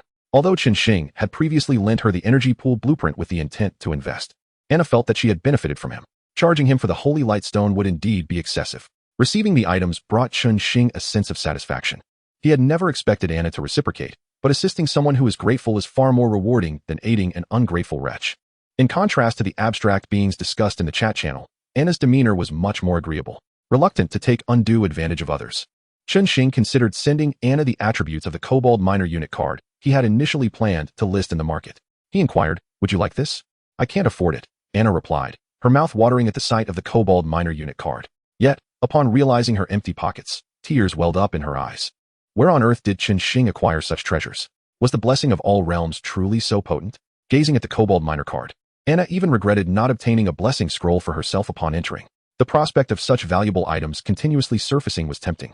Yet the fate of those who had perished after using blessing scrolls loomed in her mind, prompting her to regain her composure. Perhaps the true strength lay not in the scrolls, but in this, brother Chen Xing. I know you can't afford it now. Just keep it as a debt for the time being. This unit card isn't of exorbitant value. You can replace it with something comparable later. Chen Xing casually sent the unit card to Anna, foregoing the need for a contract, especially since Anna still owed him the equivalent of 8 pieces of orange gear. Should she repay those, she would no longer owe for the unit card. If she failed to settle her debt of orange equipment, the contract would reveal her coordinates to Chen Xing, who could then pay her a visit, dealing with both her and her angels. However, given the current circumstances, Anna showed no inclination to evade her debts. On the contrary, she was quite proactive in repaying, even willing to stay up late to grind monsters. This diligent attitude was commendable. If all individuals were as industrious as Anna, he could elevate his territory to level 10 solely through the gold earned from selling gear. Upon receiving the unit card, Anna expressed her gratitude several times, but it seemed Chen Xing had already gone to bed, as he did not respond. Just as Anna was feeling somewhat exasperated, a massive earth dragon descended from the sky, followed closely by a white figure. "My lord, you are still awake?" The figure descending from the sky was none other than Rael, one of Anna's angels. The two angel sisters had clearly defined roles.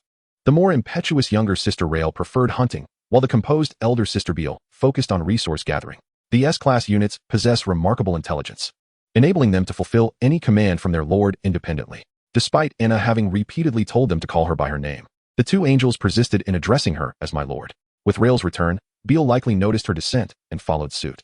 Upon seeing Anna, Beal couldn't help but frown. My lord, weren't you supposed to be resting? Why are you still awake? Originally, Anna had been managing the goblins gathering resources alongside Beale. However, Beale, concerned for Anna's well-being and fearing she might overexert herself, insisted on sending her back to rest. Although this would slow their progress somewhat, it was better than risking her health. Chapter 38, 700 Combat Units. Beale's tone, although gentle, seemed to carry a hint of reproach, prompting Anna to smile awkwardly. For some reason, she felt as if she were a child caught staying up late in front of her mother. Despite being in the battlefield of 10,000 realms, Anna found herself unable to escape the shadow of her mother. However, upon reflecting on her sleeplessness, she soon gained confidence, asserting, "Sister Belle, I had intended to sleep, but I happened to notice that Brother Chen Xing was still awake, so I handed him the blueprint for the hero altar." Brother Chen Xing accepted the blueprint, thus repaying 1/9 of his debt to her, and in addition, he bestowed upon her a new unit card. With a hint of pride, Anna revealed the dog-headed miner unit card. Dog-headed miner? Belle and Lear exchanged curious glances upon seeing the card. They were aware of the dog-headed miner's exceptional mining capabilities, which surpassed most other races in the multiverse.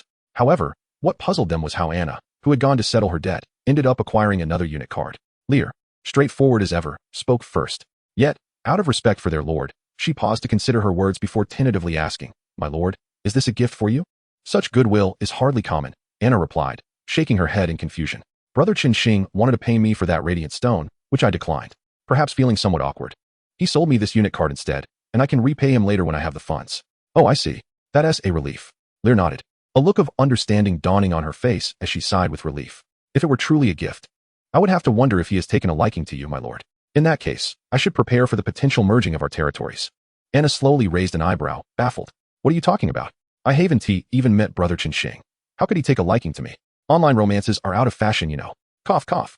"Lear, stop your nonsense," Belle interjected, chastising Lear before turning to Anna. "My lord, it appears that Lord Chen Xing is quite principled and straightforward in his dealings, never taking advantage of others. If possible, I suggest you maintain a good relationship with him moving forward. In my experience, friendships with such individuals rarely lead to misfortune." Belle, however, refrained from voicing the latter part of her thought.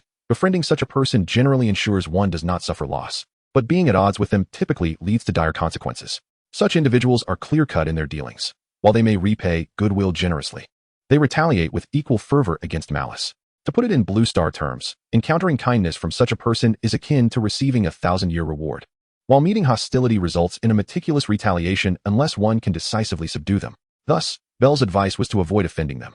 Yet, knowing Anna's character, she withheld the latter sentiment, as it was unlikely Anna would cause enmity unless provoked. Indeed, Lear wholeheartedly agreed with her sister, though not due to any discernible ability to assess character. Her support for Chen Xing stemmed entirely from the multitude of benefits he had provided. Brother Chen Xing possesses an abundance of treasures. As long as we keep pace with him and engage in mutual exchanges, our territory is bound to flourish rapidly. Absolutely.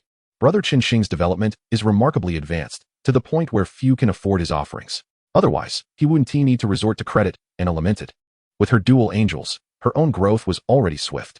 While most territories on Blue Star hovered around levels 1 or 2, with a few reaching 3 or 4, only those exceptional lords with top-tier units had the opportunity to elevate their territories to level 5. Presently, Anna's territory had already reached level 6, and even Lear, through her efforts, had managed to elevate theirs to level 8. It was no exaggeration to say that, aside from Chen Xing, Anna had distanced herself significantly from other lords on Blue Star. If even she could not afford Chen Xing's goods, it was clear others would fare even worse. With a resigned sigh, Anna suddenly sensed an oddity and curiously turned to Lear. "Sister Lear, why do you also call him Brother Chen Xing? Isn't it what the Lord said? On Blue Star, wealth brings one the title of brother," Lear replied with a tone of conviction. "He even provided me with a unit card, sparing me from the toil of hauling wood. What is wrong with calling him brother?" Lear's reasoning seemed sound to Anna, who conceded, "All right, since you're calling him Brother Chen Xing too, you'd best put in more effort.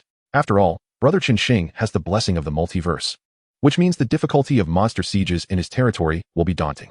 Therefore, we must repay him before his territory's monsters launch their siege. While I don't know if he can withstand the assault, having more resources would certainly enhance his chances." Anna had always been aware of the terrifying nature of the monster sieges in Chen Xing's territory, but she had never contemplated the idea of reneging on her debts should he perish during the assault.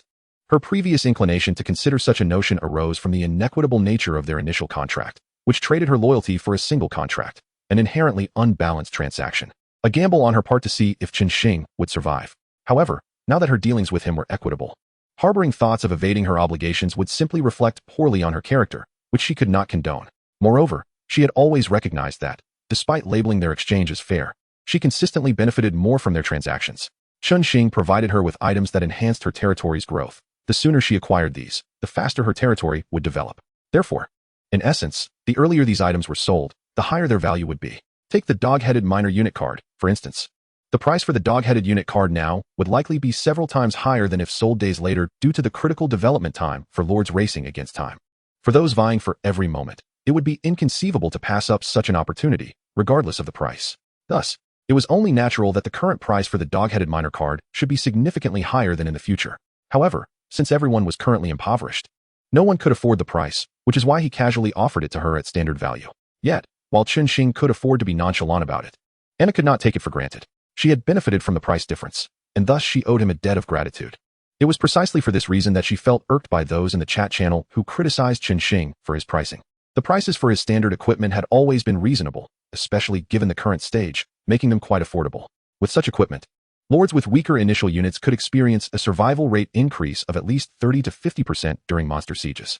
To her dismay, after purchasing the equipment, some individuals even went so far as to insult Chen Xing, with some lords calling for a boycott against him.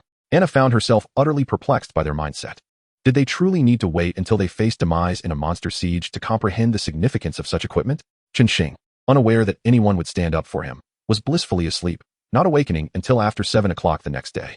Although he had gone to bed rather late, and only managed to accumulate a mere half of a night's sleep from 2 separate slumbers, his attributes had received a significant enhancement, enabling him to fully compensate for the lost rest.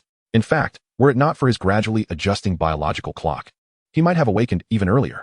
Upon rising, he surveyed the resources of his territory. After a night of diligent labor by the farmers, he had amassed enough resources to elevate his territory to level 9. Therefore, he promptly upgraded it to level 9 and then proceeded to the barracks, where he filled the population cap of his domain. The population limit at level 9 was 900.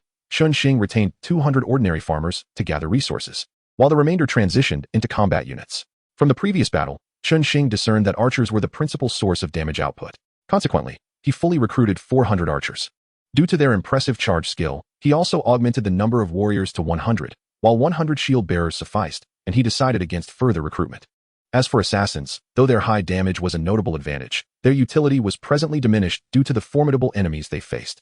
Their stealth abilities were nearly futile against such opponents, prompting Chen Xing to maintain the count of assassins at 20 without increase. Similarly, the mages were in a comparable predicament, possessing too few skills and a shorter range than the archers, rendering them somewhat awkward. Thus, he limited their numbers to 80. With all transitions complete, the total of his combat units reached a formidable 700. 100 warriors charging forward, accompanied by 400 archers unleashing a volley, would unleash terrifying damage when the critical hits occurred. The sheer magnitude of destruction was almost beyond Chen Xing's imagination. Had he possessed such a number of archers in the past, he was confident that even with the drawbacks of range deviation, he could have unleashed a rain of arrows to obliterate that dragon-bodied goblin. What a farce, these so-called super-tier monsters. They were simply monsters to be vanquished.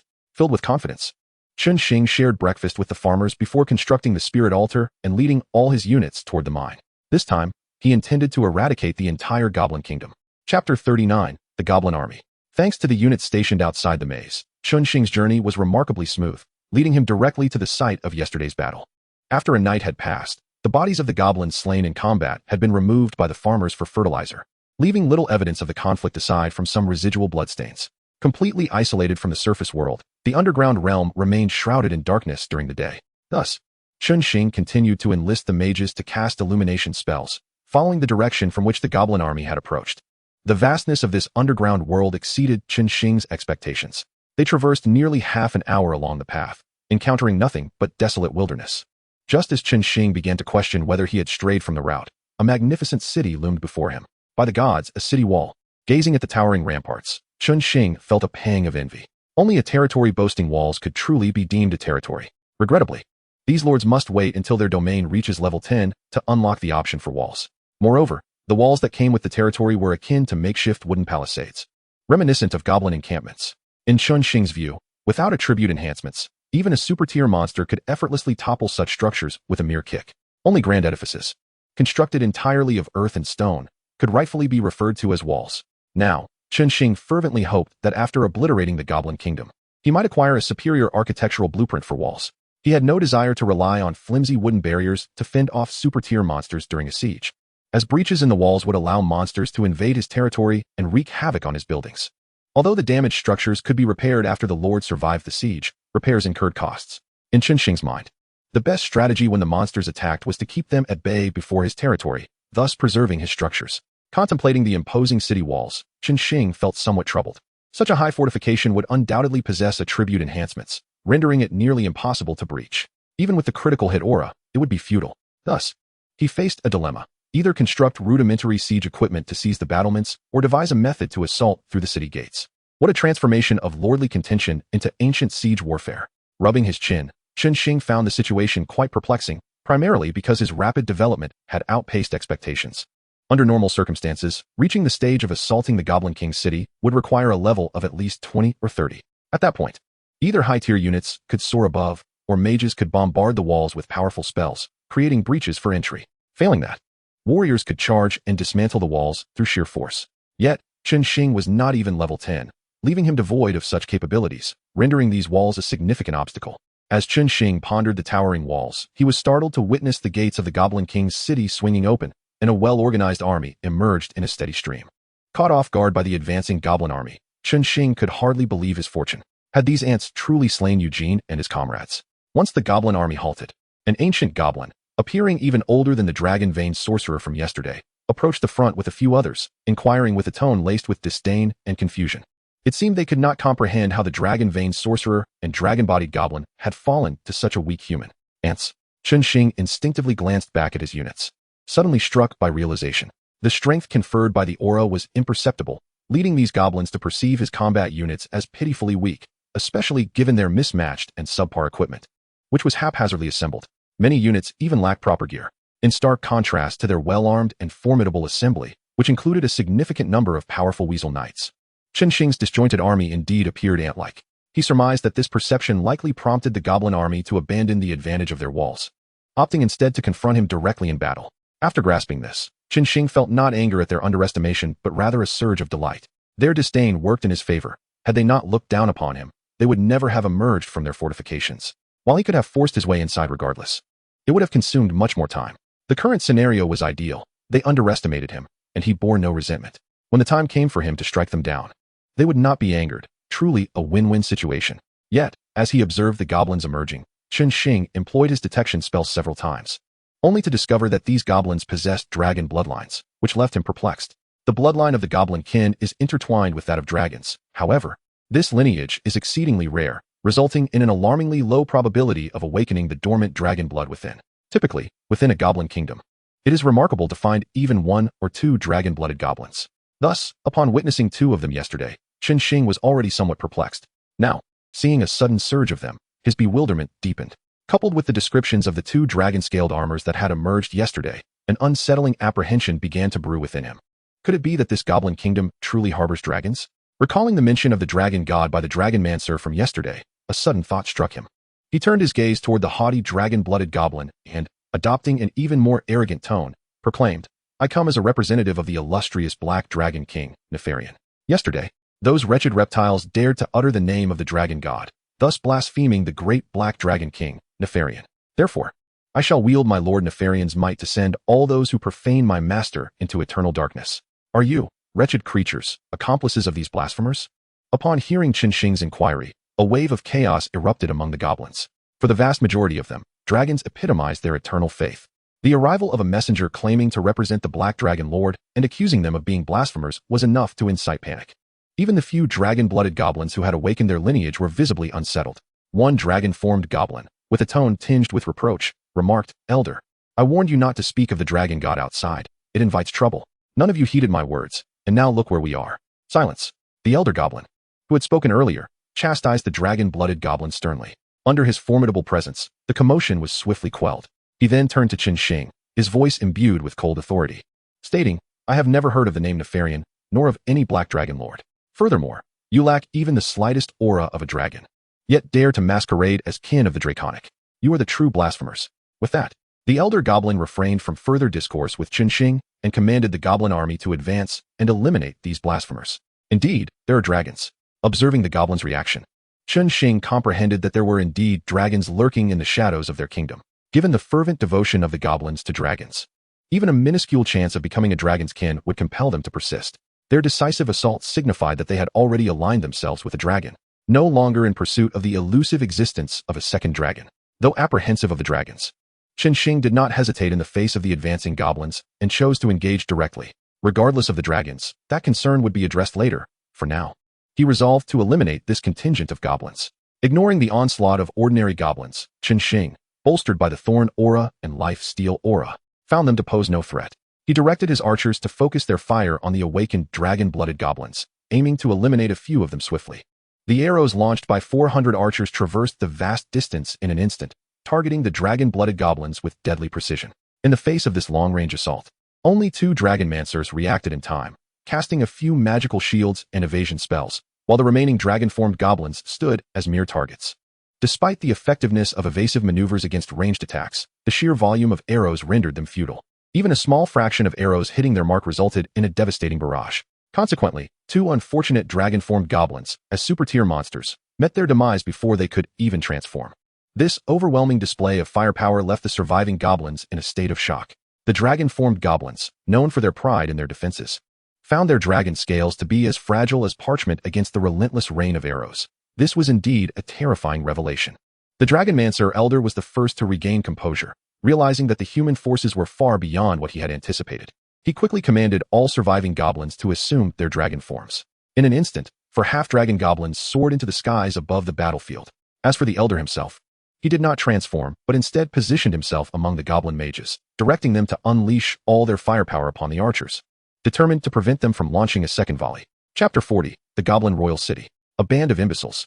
The elder goblins seethed at the sight of all the goblins activating their dragon blood and taking to the skies, knowing full well the formidable prowess of the enemy's archers.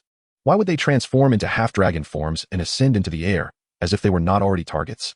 Their foolishness was as if their minds had been devoured by ogres. Descend at once, he bellowed, urging them to return while frantically bestowing shields and evasive skills. Sure enough, before the elder's reprimand could fully escape his lips, another barrage of arrows surged forth, aimed squarely at the large targets in the sky. This time, with fewer arrows and larger targets, even the elder's desperate protective measures could not save one unfortunate goblin whose health was already critically low. Witnessing the fall of the dragon-formed goblin, the elder's lips trembled with rage. As a formidable force within the kingdom, he could accept a noble death in battle. But to perish due to sheer stupidity was utterly intolerable. You fools, shrink your forms, lower your foolish heads, mingle among the ranks, and charge in to slay them. Do you understand? After his rebuke, the elder cast a healing spell and, weary of their incompetence, chose to disengage from their fate. He had spoken his piece. If they were foolish enough to perish now, it would be a testament to their irredeemable stupidity. Now, he needed to devise a strategy to counter the archers. The output of those human archers was alarmingly potent. If left unchecked, even the largest forces would merely become fodder for their arrows. Yet, despite recognizing the archers' overwhelming power, the elder goblin remained unperturbed. Most ordinary troops possess both strengths and weaknesses, and generally, the greater the strength, the more pronounced the weakness. In the elder's eyes, these archers were surely afflicted with significant vulnerabilities. If they could strike them, they would undoubtedly be obliterated in an instant. Isn't it merely a matter of range? For me, that poses no issue. As the most seasoned and powerful dragonmancer in the Goblin Kingdom, leading the realm's elite mage battalion, I possess ample means to address this range dilemma. Prepared to unleash a long-range cataclysmic fire spell, I shall personally guide it. The elder of the Knoll tribe wasted no time in usurping command from the Mage Legion, promptly initiating preparations for a grand-scale, ultra-long-range spell. To thwart any sudden ambush from Chen Xing's archers, he first unleashed several protective spells before, at the cost of his own vitality, gritting his teeth and casting multiple soul chain spells among the mages, linking their health to that of the nearby knights. Only then did he begin to channel his spells. The Legion's magic could harmonize the mana of all mages, allowing for the release of spells far exceeding individual capabilities in both power and range, an ability typically reserved for advanced mage legions. Although these elite Knoll mages had reached level 10, they were still light years away from true high rank. Their ability to wield such formidable magic stemmed entirely from the blessings of the mighty dragon behind them. Thus, the Knoll Elder was brimming with confidence regarding the super-tier magic. Regardless of the formidable foes encountered in the past, their mage legion had always turned adversaries to ashes with their legion magic, and this time would be no exception. It was merely a matter of increased range and damage. He was eager to see whose power would prevail once the mage legion unleashed their collective magic. As the legion's magic brewed, it gathered an immense amount of magical elements. Although Chen Xing had never witnessed legion magic, The overwhelming spectacle made it abundantly clear that something of great potency was being concocted. Chen Xing did not possess the noble composure to stand idly by and await the completion of their spell. Upon witnessing the commotion, he swiftly commanded his archers to commence fire in that direction. To him, it was simple. No matter the nature of the disturbance, the goal was to eliminate all threats. At his command, a torrential downpour of arrows from 400 archers surged toward the Mage Legion. Chen Xing initially believed that the overwhelming firepower of the archers would swiftly eradicate all living beings in that vicinity. However, to his astonishment, those fragile mages inexplicably managed to endure. After 5 waves of arrows, one would expect even the mightiest dragon to be riddled with holes. Yet the gathering of magical elements showed no signs of abating. What Chen Xing was unaware of was that the damage from those barrages of arrows had nearly terrified the Gnoll Elder into submission. The soul chain he had just cast was a unique ability possessed solely by the shamans of the beast clans. Even as a dragonblood sorcerer, this extraordinary skill was beyond his mastery. He could only wield it due to the boon bestowed by the dragon. The soul chain, granted by the dragon's blessing, not only had an expansive release range and could link numerous allies, but could also be cast multiple times, connecting a significant portion of friendly forces' health. However, due to his relatively low level, even with the blessing, wielding such a powerful skill took a toll on his body, resulting in permanent and irreversible damage, essentially a reduction of his health cap. Out of fear for the archers under Chen Xing's command, he reluctantly unleashed several soul chains in succession, only to find that his protective spells could withstand but a single wave of arrows before shattering completely. Had it not been for the effects of the soul chain, which allowed the more resilient weasel cavalry to absorb the damage, the mages would have likely succumbed to the 3rd wave of arrows, perishing en masse. Even so, after 5 waves, the health of both the mages and the weasel cavalry was nearly depleted. The Gnoll Elder surmised that with just 2 more waves of arrows, both the mages and the weasel cavalry would fall victim to the soul chain's effects. Fortunately, the Mage Legion had completed their channeling. As he felt the overwhelming magical elements surrounding him, a fierce expression crossed the Elder's weathered face. It was time for the detestable humans to witness the true power of the Gnoll's magic. Firestorm. With a thunderous command from the Gnoll Elder, fireballs the size of basins erupted into the air, hurtling towards Chen Xing's archers with astonishing speed. Hundreds of fireballs traversed the battlefield, illuminating the dark underground world as if it were day. Observing the formidable firestorm spell, Chen Xing felt a sense of urgency. There was no time to summon his shield warriors to withstand the damage. Thus, he decisively ordered his archers to launch another volley of arrows at the mages. While spells could not be intercepted by arrows, the flight speed of the arrows surpassed that of the fireballs, ensuring that as long as the fireballs did not annihilate the archers in a single strike, their health would be restored. As Chen Xing anxiously watched, the awe-inspiring fireballs plummeted into the ranks of the archers. Boom, boom, boom. Upon striking the archers, the fireballs erupted in a series of explosions, enveloping the entire archery unit in a blazing inferno. Damnable ants. The Gnoll Elder watched with a sense of pride as the archers were engulfed in the inferno of the firestorm. Although they had endured another barrage of arrows, he felt no concern. In his eyes, these archers were surely doomed, with no chance to unleash another wave of arrows. Once they were eliminated, he could unleash his ultra-long-range legion magic to reduce those wretched humans to ashes. Just as the Gnoll Elder was about to retract his gaze, a flurry of arrows inexplicably shot forth from the inferno. Swoosh, swoosh, swoosh. A myriad of arrows sliced through the air with a sound akin to the shrieks of death, raining down upon all the mages before the Gnoll Elder's incredulous eyes. This wave of arrows proved to be the proverbial straw that broke the camel's back. The Gnoll mages, already on the brink of collapse, fell to the ground under the relentless assault. Furthermore, due to the effects of the soul chain, the weasel cavalry that had been guarding them also found their health obliterated. In an instant, the Gnoll Elder was surrounded by fallen bodies, standing alone amidst the carnage. How is this possible? The Gnoll Elder was rendered speechless by the sudden turn of events, gazing in disbelief at the spot where the firestorm had struck. To his astonishment, the archers remained unharmed, standing resolutely in place, their equipment intact. How could this be? The Gnoll Elder, dumbfounded, was filled with confusion. No one understood the magnitude of the firestorm spell unleashed by so many legion mages better than he in past battles. Even the most powerful monsters in the dungeon had barely survived the wrath of the firestorm. Yet now, these archers had emerged unscathed. What exactly had he attacked? Were these humans somehow transformed by dragons? Just as the Gnoll Elder was overwhelmed with terror and confusion, he noticed one of the archers raise a uniquely crafted bow, directly aiming it at him. Realizing the imminent danger and attempting to evade, the arrow released from the bow reached him in an instant, accompanied by a hail of arrows. Chapter 41 startled me half to death. In the recent offensive, the Elder of the Gnolls similarly tethered himself within the chains of the soul, surviving not due to a thicker constitution than the average Gnoll mage, but rather because, as a dragon-blooded sorcerer, he possessed numerous life-preserving trump cards. It was these very cards that enabled him to endure, standing tall rather than collapsing like an ordinary Gnoll mage. However, while these trump cards could spare him from death, they could not restore his vitality, leaving him in a severely weakened state. The arrows loosed from the longbow of the Whisperer pierced through the myriad of shields the Elder instinctively conjured, akin to bursting a soap bubble, and then directly penetrated his body, triggering the armor-piercing effect. Following this, a torrential downpour of arrows descended, enveloping the position of the Gnoll Elder with overwhelming force, leaving him no opportunity to flee. As the second-in-command of the Gnoll Kingdom, his authority sometimes eclipsed even that of the kingdom's Grand Elder. Yet he was struck down before he could even utilize his final transformation, rendered into a pincushion.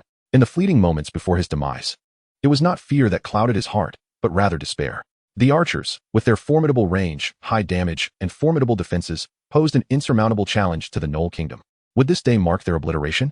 With an unquenchable bitterness, the Gnoll Elder exhaled his final breath. Observing the fall of the Gnoll Elder, Chen Xing felt a wave of relief. These dragon-blooded sorcerers capable of wielding diverse magical arts were indeed troublesome. If allowed to persist, who could predict the havoc he might wreak? Thus, it was best for him to depart this world, for a slain dragon-blooded sorcerer is the most harmless of all. As for the despair that enveloped the Gnoll Elder in his last moments, Chen Xing remained oblivious. Had he known, he would have assured the Gnoll Elder that his despair was premature, for far greater despair awaited him. The dragon-bodied gnolls, upon being reprimanded by their elder, began to exploit their high mobility, recklessly charging into the ranks of the Gnoll army. With Chen Xing's archers concentrating their fire on the Gnoll mages, these dragon-bodied gnolls swiftly approached Chen Xing's formation, only to be met with a relentless onslaught from the warriors. Although the individual might of the peasant warriors paled in comparison to that of the dragon-bodied gnolls, sheer numbers proved decisive. 150 warriors surged forward in a continuous wave, sending the 4 intruding dragon-bodied gnolls tumbling as if they were bowling pins. Each time they were struck, before they could regain their footing, another charge would collide with them, leaving them no chance for escape. Instinctively, they resorted to unleashing their skills in an attempt to eliminate the surrounding peasant warriors. Yet, under the influence of the Thorn Aura, their attacks inflicted double the backlash damage, causing them to bleed profusely the faster they unleashed their abilities. Conversely, the peasant warriors, bolstered by the Lifesteal Aura, regained substantial health with each hit they sustained, with some equipped warriors even managing to fully recover due to their superior attributes. The damage inflicted by the dragon-bodied gnolls felt ineffectual against them. Realizing their predicament, the dragon-bodied gnolls found themselves caught in a dilemma. To strike back would only exacerbate their wounds due to the fierce retaliation, while refraining from attack would expose them to fatal damage from the relentless assaults of the human warriors. If they allowed this unending charge to continue, they would inevitably perish. A flicker of regret began to surface within these dragon-bodied gnolls. Had they known to delay their charge until the rest of the gnoll army arrived, they might have had a chance to escape, rather than facing the dire situation of 4 against over 100 warriors. At this moment, they witnessed the Gnoll Elder being overwhelmed by concentrated fire. Although they did not see the Elder's demise, they understood he would be unable to assist them in the immediate future. Their only hope now rested with the approaching Gnoll army. They did not expect the reinforcements to overpower the formidable human forces before them. They merely hoped that when the gnolls arrived, they could divert some of the firepower, granting them an opportunity to escape. In their hearts, these dragon-bodied gnolls silently vowed that if they could flee, they would return to the capital and seal its gates, vowing never to emerge again. As they clung to their fading hopes for salvation from the Gnoll army, the dragon-bodied gnolls, having endured for a time in a defensive posture, suddenly sensed something amiss. Their speed in charging was swift, yet the ordinary Gnoll warriors were not sluggish either. Particularly, the Weasel Knights exhibited astonishing agility during their previous charge. They were merely a fraction slower than the dragon-bodied gnolls. Why had they not yet arrived to their aid? Filled with confusion, the dragon-bodied gnolls steadied themselves against the impacts of the warriors' charges and gazed back toward their army, only to be met with a crushing realization. The sky had fallen upon them. Their speed had granted them entrance, allowing the warriors to encircle them. But the Gnoll army's ability to join the fray had been thwarted. 100 shield bearers stood as an impenetrable wall at the forefront of the battlefield, effectively halting all Gnoll warriors in their tracks. This wall was no exaggeration. Under the influence of the Thorn Aura, the forceful Weasel cavalry met their demise upon colliding with the shield bearers. Their momentum, combined with their mounts, should have unleashed the mightiest cavalry assaults. Yet they ended up succumbing to their own retaliatory damage, for they lacked the resilience of super-tier bosses. After inflicting such high damage, the backlash proved fatal. The relentless Weasel cavalry crashing against the shield bearers was akin to waves crashing against rocks at the cliff's edge, shattering into droplets without stirring a tempest. Soon, the ground was strewn with the bodies of the Weasel cavalry, and in order to prevent these corpses from obstructing the Gnoll's reckless charge, the shield bearers were compelled to tread upon them, inching the front line forward by several meters. As a few dragon-bodied Gnolls turned to assess the situation, they noticed that the peasant archers, having dispatched the Gnoll Elder, had now redirected their efforts. Because the dragon-bodied gnolls were heavily encircled by the peasant warriors, the archers refrained from contributing to their assault, opting instead to unleash a barrage upon the main battlefield. When facing super-tier monsters, it often required 4 or even 5 volleys of arrows to bring one down, which could appear lacking in potency. However, against these ordinary gnolls, the archers under Chen Xing's command swiftly displayed their terrifying lethality. The gnolls struck by the arrows had no chance to react, collapsing lifelessly on the battlefield. For these ordinary gnolls, the arrows felt akin to the scythe of death, as they fell one by one like wheat being harvested with each wave of arrows. If this trend continued, not only would the gnoll army fail to provide support, but it was uncertain whether they could endure as long as their comrades. Upon witnessing the archers finally free their hands, the quick-witted dragon-bodied kobolds immediately recalled the elder of their kind. Those archers were originally intended to confront the elder, yet now they had turned their attention to the frontline battlefield. Meanwhile, the elder and the elite mage cadre of the kobolds had fallen eerily silent. Where could the elder have vanished?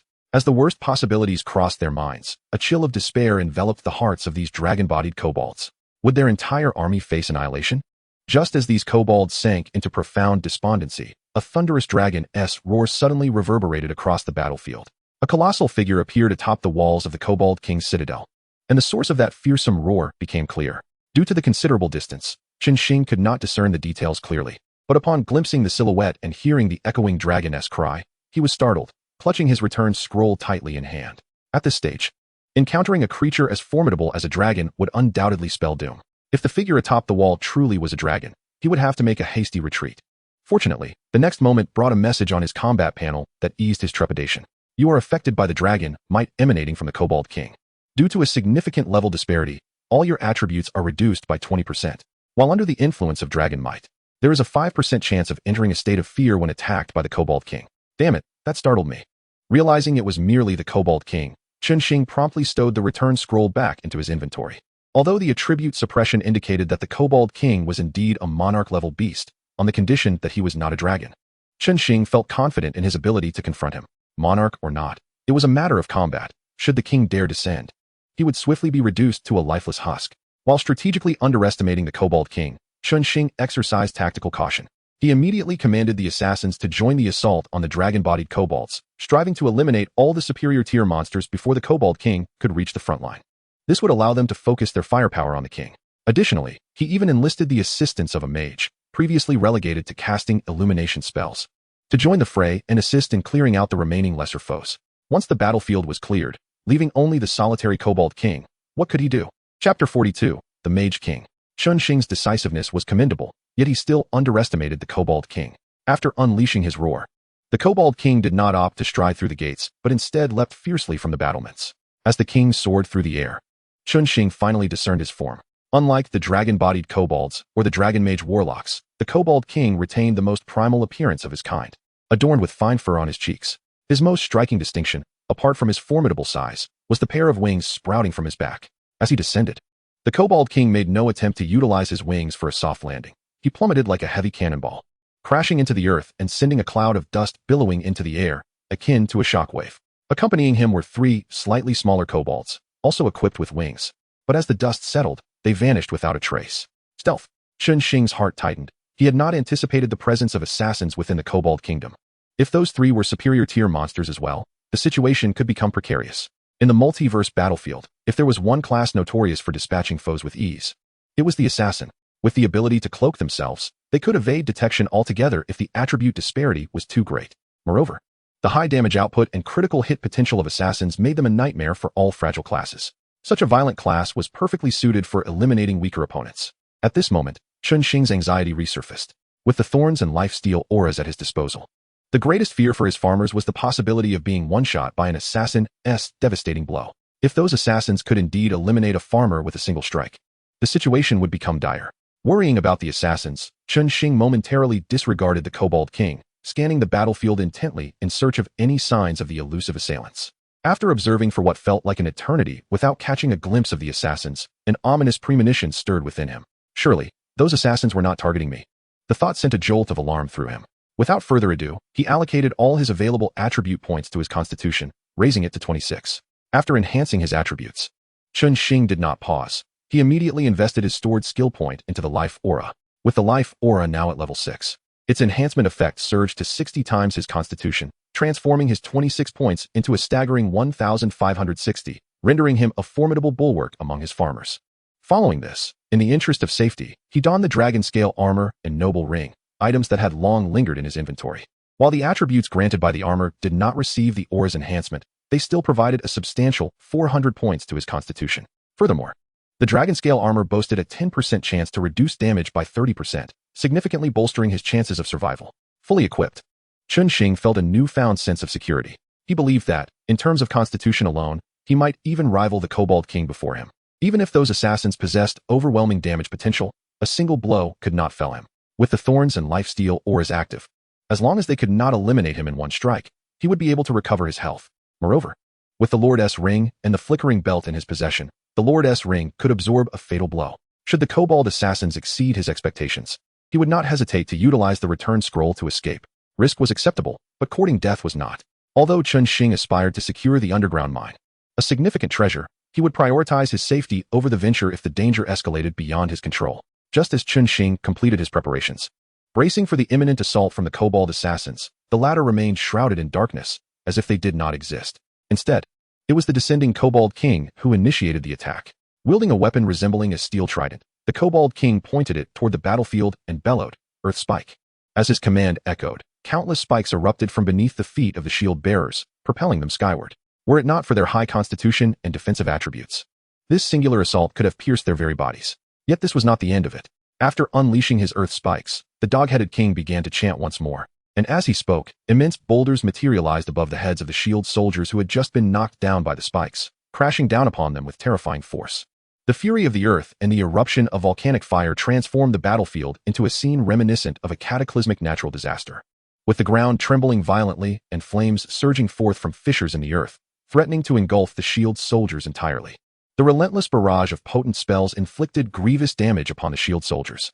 Were it not for the weasel cavalry, who, seemingly inspired by the dog-headed king's presence, charged recklessly toward the shield soldiers in a desperate attempt to eliminate them, the shield soldiers might not have been able to recover much health amidst the onslaught of the dog-headed king's formidable spells. Is this truly a mage? The series of actions displayed by the dog-headed king left Chen Xing momentarily dumbfounded. Such a colossal figure wielding a trident. Who could have imagined him to be a mage? Judging by the potency of his spells, it was evident that this dog-headed king was at least on the cusp of becoming a mid-tier mage, if not already one. Disregarding the lurking assassins, Chen Xing swiftly cast a detection spell toward the dog-headed king. Dog-headed king. Rank, Monarch. Level, 19. Due to the significant level disparity, Chen Xing could only discern the rank and level information. Indeed, the dog-headed king was at level 19. Merely one level shy of the mid-tier threshold of 20. Realizing his strategic error, Chen Xing quickly adjusted his deployment. He commanded the archers to abandon the frontal assault and redirect their focus toward the dog-headed king, as his spellcasting was far too formidable. If he continued his unchecked onslaught, the shield soldiers would surely suffer casualties. Just as Chen Xing relayed his orders, he suddenly sensed a glint behind him. A sharp blade emerged from the shadows, striking him squarely on the back of the head. The backstab, a devastating strike, combined with the core skills of the assassin class, critical hit, stealth attack, and a weak point breach, delivered a staggering output of damage. Chen Xing's health, which had been maximized, was instantly halved under this brutal assault. The brutal output of the assassin class was laid bare at that moment. However, the assassin class sacrifices considerable defense for the sake of extreme output. So even as a superior boss, their defenses were not significantly stronger than those of ordinary elite monsters. Thus, the Thorn's aura, which inflicted absolute melee damage reflection, became their greatest nemesis. Consequently, after failing to eliminate Chen Xing with their strike, the backlash effect of the Thorn's aura was immediately triggered. The massive damage they had just dealt was reflected back upon them at double intensity. For an assassin, enduring the full brunt of their own attack is already a struggle, let alone the doubled return damage. Thus, under the double damage reflection of the Thorn's aura, the dog-headed assassin, a formidable boss, met an untimely demise with a single strike. This was perhaps the fastest death Chen Xing had ever witnessed or heard of concerning a superior boss. At the moment the dog-headed assassin perished, Chen Xing, who had been reduced to half health, instantly returned to full vitality. The assassin's violent strike had accomplished little more than sealing its own fate. The effects of the Thorn's aura and the life-stealing aura triggered instantaneously, from the moment the dog-headed assassin attacked to its demise and Chen Xing's restoration to full health. All transpired in the blink of an eye. As such, the remaining two hidden dog-headed assassins had no time to react. They merely witnessed their comrades strike before they too launched their assaults. In a swift turn of events, they followed in their companions' footsteps. 3 superior dog-headed assassins, exhibiting the same ferocious output, met with the same fate and demise in the same span of time. The rapidity of these events left Chen Xing momentarily stunned. He felt the dog-headed assassins strike from behind, only to find 3 corpses of superior bosses lying on the ground moments later. Observing the fallen bodies, Chen Xing could not help but feel a sense of irony.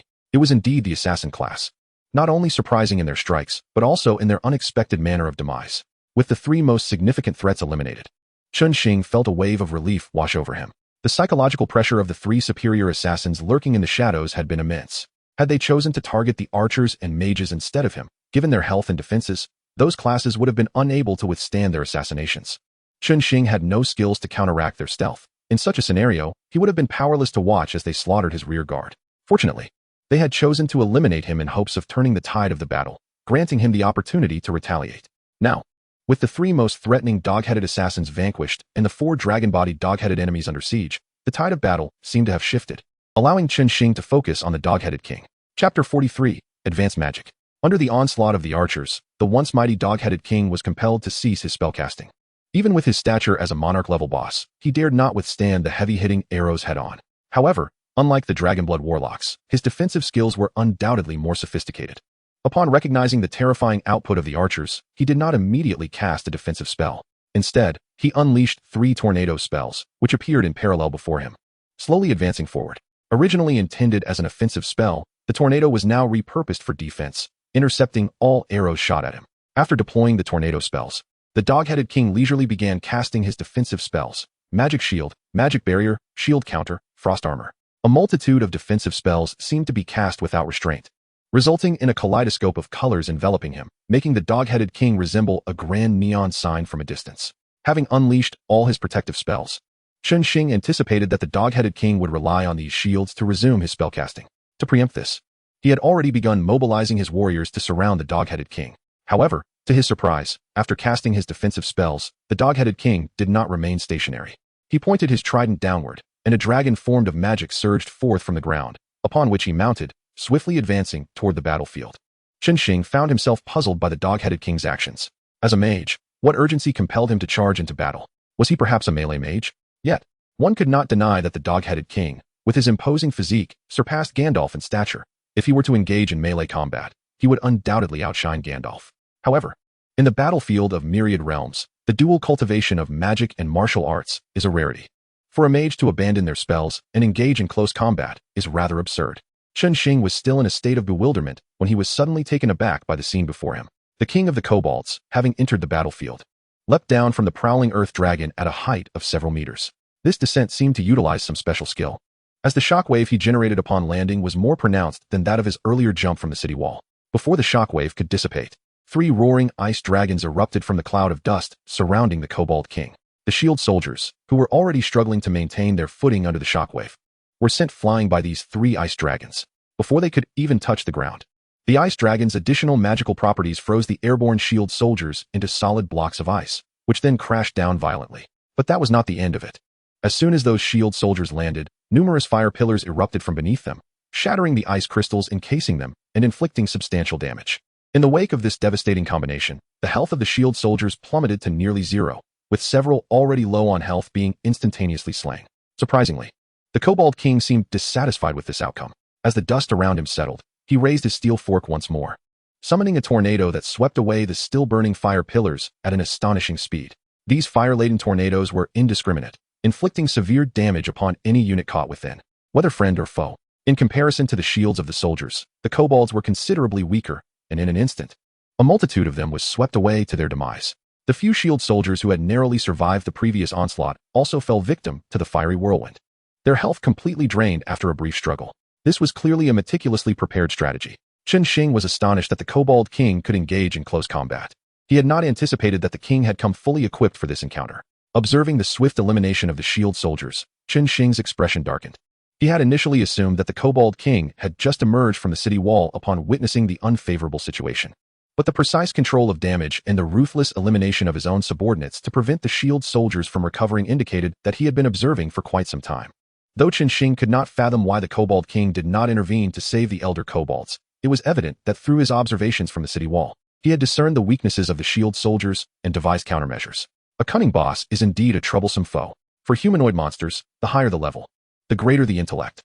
It is nearly impossible to expect them to fall victim to the thorny aura like ordinary creatures. Chen Xing exhaled deeply, his gaze hardening with resolve. If cunning tactics would not suffice, he would confront the enemy head-on. With all the super-tier bosses already defeated, the remaining ordinary kobolds were too intimidated by the indiscriminate fire tornadoes to advance, leaving only the Kobold King as the singular boss that Chen Xing had to face. He was determined to defeat him. The resources of this underground realm would be laid bare before him. He could not believe that with over 600 battle units at his disposal, he could not vanquish a single Kobold King. With his determination solidified, Chen Xing shifted from his previously reckless approach to a more meticulous strategy, treating the Kobold King as a true boss encounter. He organized his warriors, shield soldiers, assassins, and mages into teams of 4 to launch coordinated attacks. The warriors would charge in to draw attention, the shield soldiers would absorb damage, the mages would harass with minor fireballs, and the assassins would lurk in the shadows.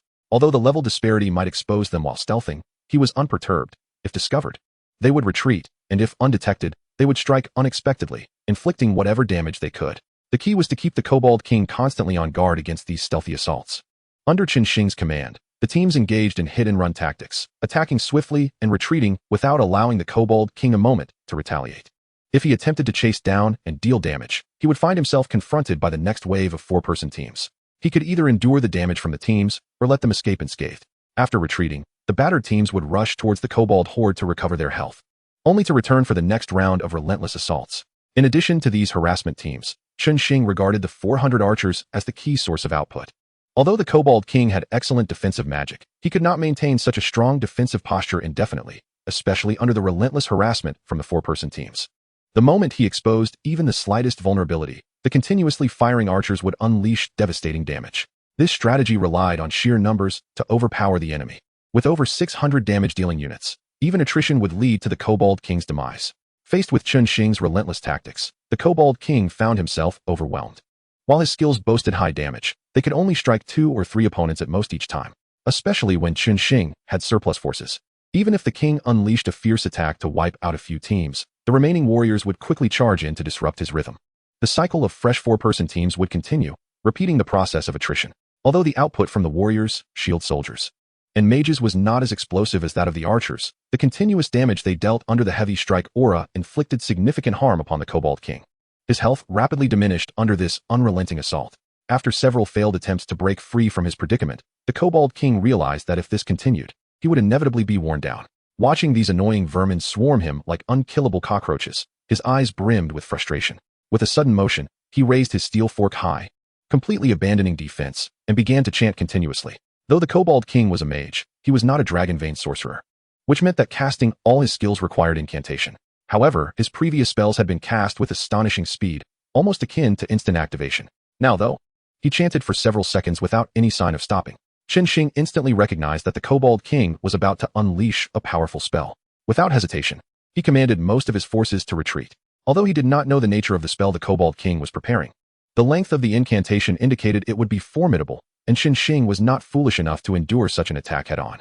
Nevertheless, he did not withdraw all his units. He left behind some of the shield soldiers with the highest defenses and the most mobile warriors to continue dealing damage. This way, regardless of what spell the Kobold King unleashed, he would have ample means to respond. Even in the worst-case scenario, he would only lose a few shield soldiers and warriors. As the dog-headed king's skill brewed, an immense dark cloud unexpectedly materialized above the underworld, with countless electric flashes reminiscent of thunder dragons flickering within, radiating dazzling brilliance. After a full half-minute of brewing, the dog-headed king finally unleashed his skill. The electric sparks darting through the cloud instantly began to strike down upon units on the ground, making every entity within the cloud's ominous reach, including the dog-headed king himself, a target for these electric assaults. In an instant, bolts of lightning, as thick as a bowl, began to rain down incessantly. Chapter 44, The Aura of Endurance. Infinite lightning strikes of high-tier magic? Witnessing the magic employed by the dog-headed king, Chen Xing found himself momentarily bewildered. Infinite lightning strikes belong to high-tier magic, accessible only to mages of at least level 50, yet the dog-headed king was not even at 20. How could he possibly wield such advanced sorcery?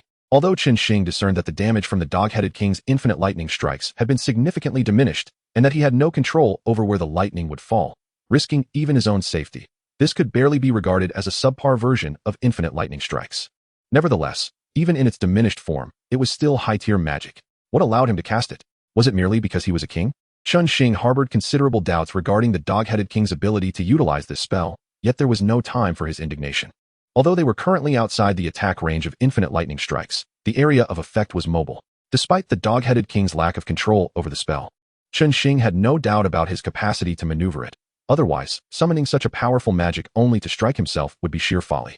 From the dog-headed king's previous conduct, Chen Xing did not perceive him as a fool. He first instructed his archers to unleash a volley of arrows towards the dog-headed king as a test. The moment the arrows entered the range of infinite lightning strikes, they were immediately incinerated by the lightning. It appeared that this high-tier magic not only delivered formidable damage, but also boasted impressive defensive capabilities. After this failed attempt, Chen Xing promptly cast aside all illusions and directed his forces to commence movement. However, his chosen direction was not towards their original path. In such a vast expanse of wilderness, attempting to outpace high-tier magic was tantamount to courting death. Thus, Chen Xing redirected towards the dog-headed army, which was similarly ensnared in trepidation. Yet, his charge into the ranks of the dog-headed army was not an attempt to take them hostage. The dog-headed king's prior inaction as he watched the dog-headed elders perish illustrated his ruthlessness. He would not hesitate to eliminate his own kin. To him, taking these ordinary dog-headed creatures as hostages was nothing short of a jest. The reason Chen Xing rushed towards them was solely because his experience points were nearly sufficient for a level up. A single wave of slaughter among the dog-headed army would suffice. He did not even need to plunge into their midst. Merely allowing his archers to rain down arrows would elevate his level to 10. According to Chen Xing's calculations, reaching level 10 would undoubtedly grant him a rare aura, and if he could draw a particularly potent one, it would significantly ease his confrontation with infinite lightning strikes. Observing his subordinates already engaging in the massacre of dog-headed creatures, Chen Xing felt a twinge of frustration. Damn it, how had it come to this? In the previous battle against the Goblin King, he had relied on leveling up to draw an aura. Now, facing the dog-headed king, he found himself in the same predicament. While there were reasons for his lack of preparation and the dog-headed king's strength far exceeding that of the Goblin King, the primary issue remained that his farmers were somewhat lacking.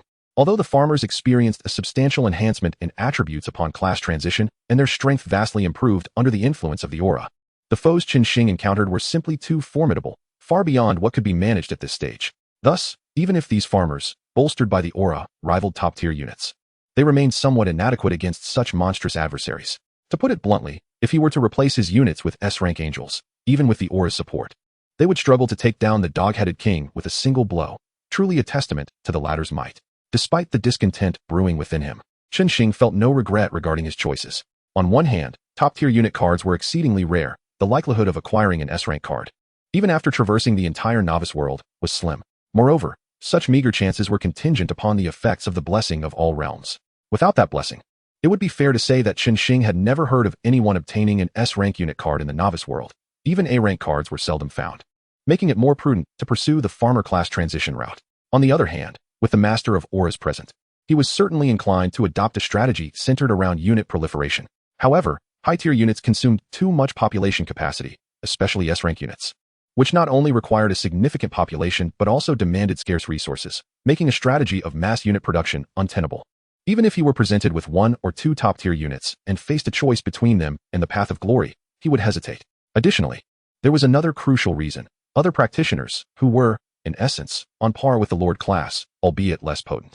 Yet, they too possessed limitless potential for growth.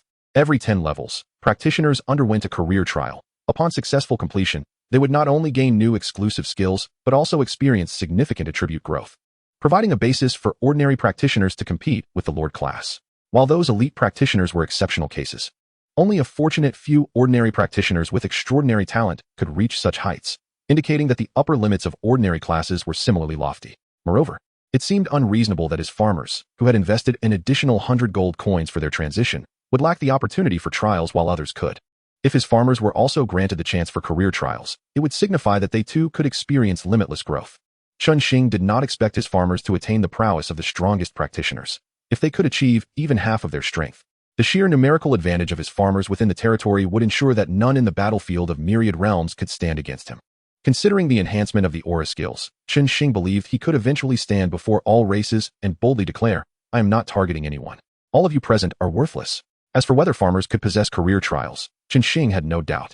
If farmers were denied trials, and barracks could only yield E-rank practitioners, what honor could that bestow upon humanity? It would be more fitting to deem it a descent into disgrace. What Chen Xing remained uncertain about was the form that the career trial would take. Logically, the trial tasks should be undertaken by the practitioners themselves. Yet since the farmer's transition stemmed from their path of glory, he speculated that the trial might ultimately require him to complete the tasks himself. However, this was preferable. Managing so many unit types would be a hassle if they were each required to undertake trial tasks individually. As Chen Xing pondered the potential manifestation of the career trial, his farmers soon amassed sufficient experience for his level up. Upon witnessing the moment of ascension in level, Chen Xing promptly accessed the Aura interface. 1. Durability Aura, Rare. 2. Agility Aura, Rare. 3. Tenacity Aura, Rare. Durability Aura, Level 1. All allied units experience a 100 increase in movement speed and a 50 enhancement in attack speed. Agility Aura, Level 1. All allied unit skill casting speed is augmented tenfold. Tenacity Aura, Level 1. All allied units resilience is amplified tenfold. As anticipated, all 3 auras at Level 10 are of the rare classification. The Durability Aura had previously made an appearance, and its effects are unequivocally clear, as indicated in its description. It enhances both movement and attack speed. Initially regarded as the least desirable skill due to its modest values, the Aura now, under a hundredfold enhancement, suddenly possesses an aesthetic allure in its numerical representation. The Agility Aura, which reduces skill cooldowns, diverges from traditional cooldown reduction in that it imposes no upper limit of 70 reduction. Theoretically, one could bring the cooldown times of skills to approach 0. However, this is merely a theoretical consideration. As the value of skill agility increases, the returns diminish. Chen Xing recalls that 100 skill agility equates to a 50 cooldown reduction, and 900 skill agility corresponds to a 90 reduction. Beyond this, he has not calculated further, as cooldown reduction is calculated at 100,100 skill agility. In summary, this aura proves to be highly practical, particularly for mages. When paired with the Radiance Aura, it effectively translates to limitless firepower. Regrettably, the mage under Chen Xing's command presently lacks prowess, prompting him to temporarily forego this aura. The final aura, the Tenacity Aura, is also commendable. Resilience not only diminishes the duration of control effects, but also enhances one's resistance to interference. Should resilience be sufficiently high, it can even create a pseudo-unstoppable effect. This attribute is not only pivotal for shield warriors, but also bears significant utility for other classes. Excluding the aura of explosive power, which Chen Xing has outright dismissed, the remaining 2 auras are invaluable when contending with the Endless Lightning. The true strength of the Endless Lightning spell lies not in its direct damage, but in its ability to trigger an electrified state. While in this state, lightning damage received is amplified. Alarmingly, under the Endless Lightning condition, this electrified effect can accumulate, meaning each subsequent strike inflicts increasingly greater harm. If allowed to escalate, even a dragon could be felled by a single bolt. With enhanced resilience, the duration of adverse effects on oneself can be drastically reduced. A tenfold increase in resilience would render it exceedingly difficult for any class to eliminate a shield warrior who inherently possesses resilience within the weakened version of Endless Lightning. Thus, selecting the Tenacity Aura would enable Chen Xing's shield warrior to endure the lightning strikes of the Endless Lightning and ultimately slay the Dog-Headed King. However, after a moment of contemplation, Chen Xing ultimately opted for the Durability Aura. This aura is a well-rounded skill. The movement and attack speed it confers are not only applicable in combat, but also beneficial in daily life. With doubled speed, resource-gathering farmers can have their collection time, not to mention the additional boost to attack speed. Consequently, this aura is remarkably versatile in the vast battlefield of myriad realms. It is precisely for this reason that its initial attributes are set so low. When the aura was first introduced, had it not been for the superior value of the Lifesteal Aura, he would have undoubtedly selected the Durability Aura. Given that the Dog-Headed King can be vanquished regardless of aura choice, Chen Xing is determined not to miss out on the Durability Aura this time. After selecting the Durability Aura, Chen Xing had no intention of reserving skill points. He immediately allocated the skill points acquired from leveling up to enhance the Durability Aura to Level 2. Durability Aura, Level 2, all allied units experience a 200 increase in movement speed and a 100 enhancement in attack speed. With the doubling of movement speed, Chen Xing cannot entirely guarantee that his army can outpace the Endless Lightning, but with a twofold increase, even a weakened advanced spell would struggle to pursue them. The damage from the lightning is formidable, thus, he chooses to evade it entirely. He reasons that if he relies on high movement speed to escape, the king must first catch up with his magic before attempting to strike him. The Endless Lightning is not eternally present. Once it dissipates, he will return promptly. He has faith that the Dog-Headed King cannot casually employ high-level magic while facing a 2-tier disparity. Even kings must adhere to the fundamentals. Once the Dog-Headed King is unable to cast high-level spells, Chen Xing is assured that he will swiftly dispatch him, bolstered by the Durability Aura. Chapter 45, Execution. Chen Xing's journey from slaughtering ordinary dog-headed creatures to selecting an aura has consumed a fair amount of time. According to the movement speed of the Endless Lightning, had the Dog-Headed King intended to strike him down immediately, the storm cloud would have already descended upon them. Yet, Even after Chen Xing made his selection, the storm cloud remained stationary, showing no signs of movement. This is not due to the dog-headed king's inability to maneuver the storm cloud as a spellcaster. Although this magic exceeds his control, guiding the area of the storm cloud is still within his capability. The reason he refrained from moving the storm cloud is not a lack of capability, but rather an inability to do so. The dog-headed king initially believed that after casting the endless lightning, Chen Xing would either withdraw his entire army from the storm's reach or advance all units to gamble on killing him before being struck down. He welcomed both scenarios. Should they retreat, their movement speed would inevitably be slower than the storm cloud, allowing him to easily pursue and obliterate these formidable ants. Conversely, if they chose to engage within the storm's domain, he would have little to fear, although the endless lightning spell exceeds his control, making it impossible for him to precisely dictate the lightning's strike points, which could even include himself. As the spell's caster, he retains some influence, ensuring that lightning does not strike him excessively often. With his exceptional resilience, any electrified effects would soon dissipate, and without the accumulation of the electrified state, his magical resistance would render him largely unscathed by the storm. In contrast, Chen Xing's forces do not share his advantages. As soon as they enter the storm's radius, they would be relentlessly struck by lightning. Due to the stacking of the electrified state, regardless of their numbers, they would likely succumb before ever reaching him. The dog-headed king had anticipated these two outcomes prior to unleashing his spell. In his mind, he believed Chen Xing had no other options. However, to his utter astonishment, Chen Xing chose a third path. He withdrew all but a few units, who continued to assail him, placing the dog-headed king in an awkward predicament. He is now directing the endless lightning, unable to defend or evade during its duration, and must endure attacks from shield warriors. Although their damage is not particularly high, the occasional critical strikes are not to be dismissed. If the shield soldiers are disregarded and the thundercloud is allowed to pursue Chen Xing's main force, then without the threat of lightning strikes, those shield soldiers, free to unleash their attacks, would eventually wear themselves down to nothing. However, if the thundercloud remains stationary, merely striking at these few shield soldiers, it would not only waste precious skill time, but also hinder its ability to catch up with Chen Xing and his companions.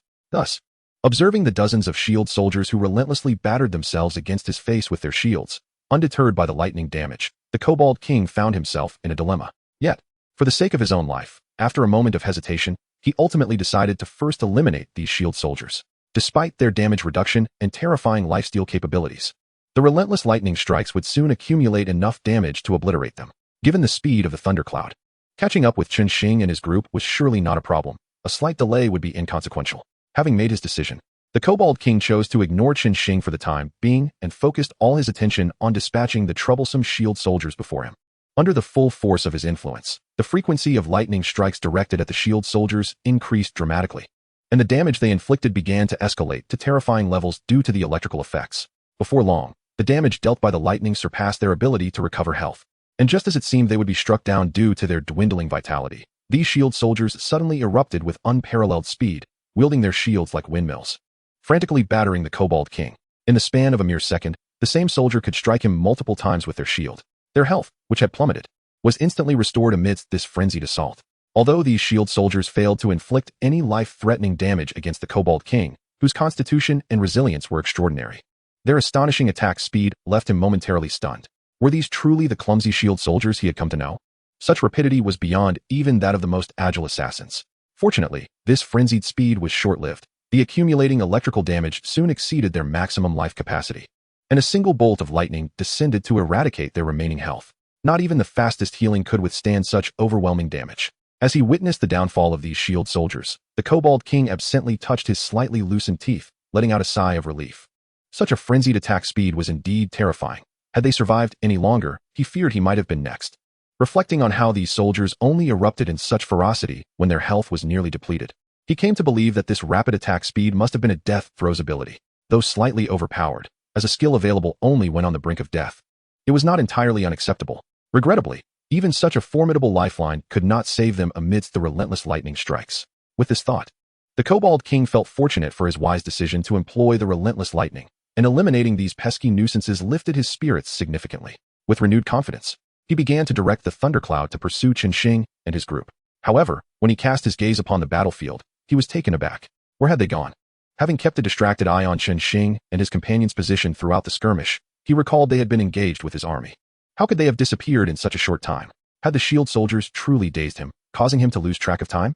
Yet that seemed implausible. Regardless of how fierce the shield soldiers were, they could not possibly endure amidst the relentless lightning. especially with so much time still remaining on the skill's duration. Instinctively, the Kobold King looked up towards the distance, an unconscious gesture born of confusion, not truly expecting to locate Chen Xing. To his surprise, he spotted a group of indistinct figures at the edge of the battlefield. Illuminating spells continued to emanate from above their heads, confirming that these figures were indeed Chen Xing and his companions. How had they ended up there? The Kobold King pondered, but soon provided himself with a plausible explanation. They must have utilized a group teleportation scroll. With this realization, the Kobold King let out a cold snort, astonished that this band of humans possessed such a valuable item. Yet after using such a treasure, they remained stationary, seemingly waiting for his magic to expire. Did they underestimate the potency of high-level magic? The spell he had cast, which demanded such a steep price, was not something that could be easily dismissed. Since they had not fled, they might as well remain. The thundercloud, conjured by the relentless lightning, surged towards Chen Xing and his companions at an alarming speed, claiming the lives of all in its path. Just as the thundercloud was about to catch up with Chen Xing and his group, they unexpectedly veered off course, running towards him while circumventing the lightning. A fool's errand. Due to the distance, the Kobold King could not ascertain their speed, and thus felt no concern as he watched Chen Xing approach. How could these humans possibly outrun high-level magic? It was a delusion. The Kobold King swiftly redirected the thundercloud to pursue Chen Xing and his group, only to discover his realization that the thundercloud could not catch up. Panic surged within him. No one understood the movement speed of high-level magic better than he did. If even the thundercloud could not catch up, how fast must Chen Xing and his companions be? Before long, the Kobold King witnessed just how swift they were. Those who had been outside the battlefield only moments ago now stood before him in mere seconds. Damn it! They dared to lead the thundercloud so far away. He would see them slain. Originally, Chen Xing had intended to wait until the relentless thundercloud had dissipated before confronting the Kobold King. However, he had not anticipated the King's audacity in allowing the thundercloud to chase them so far.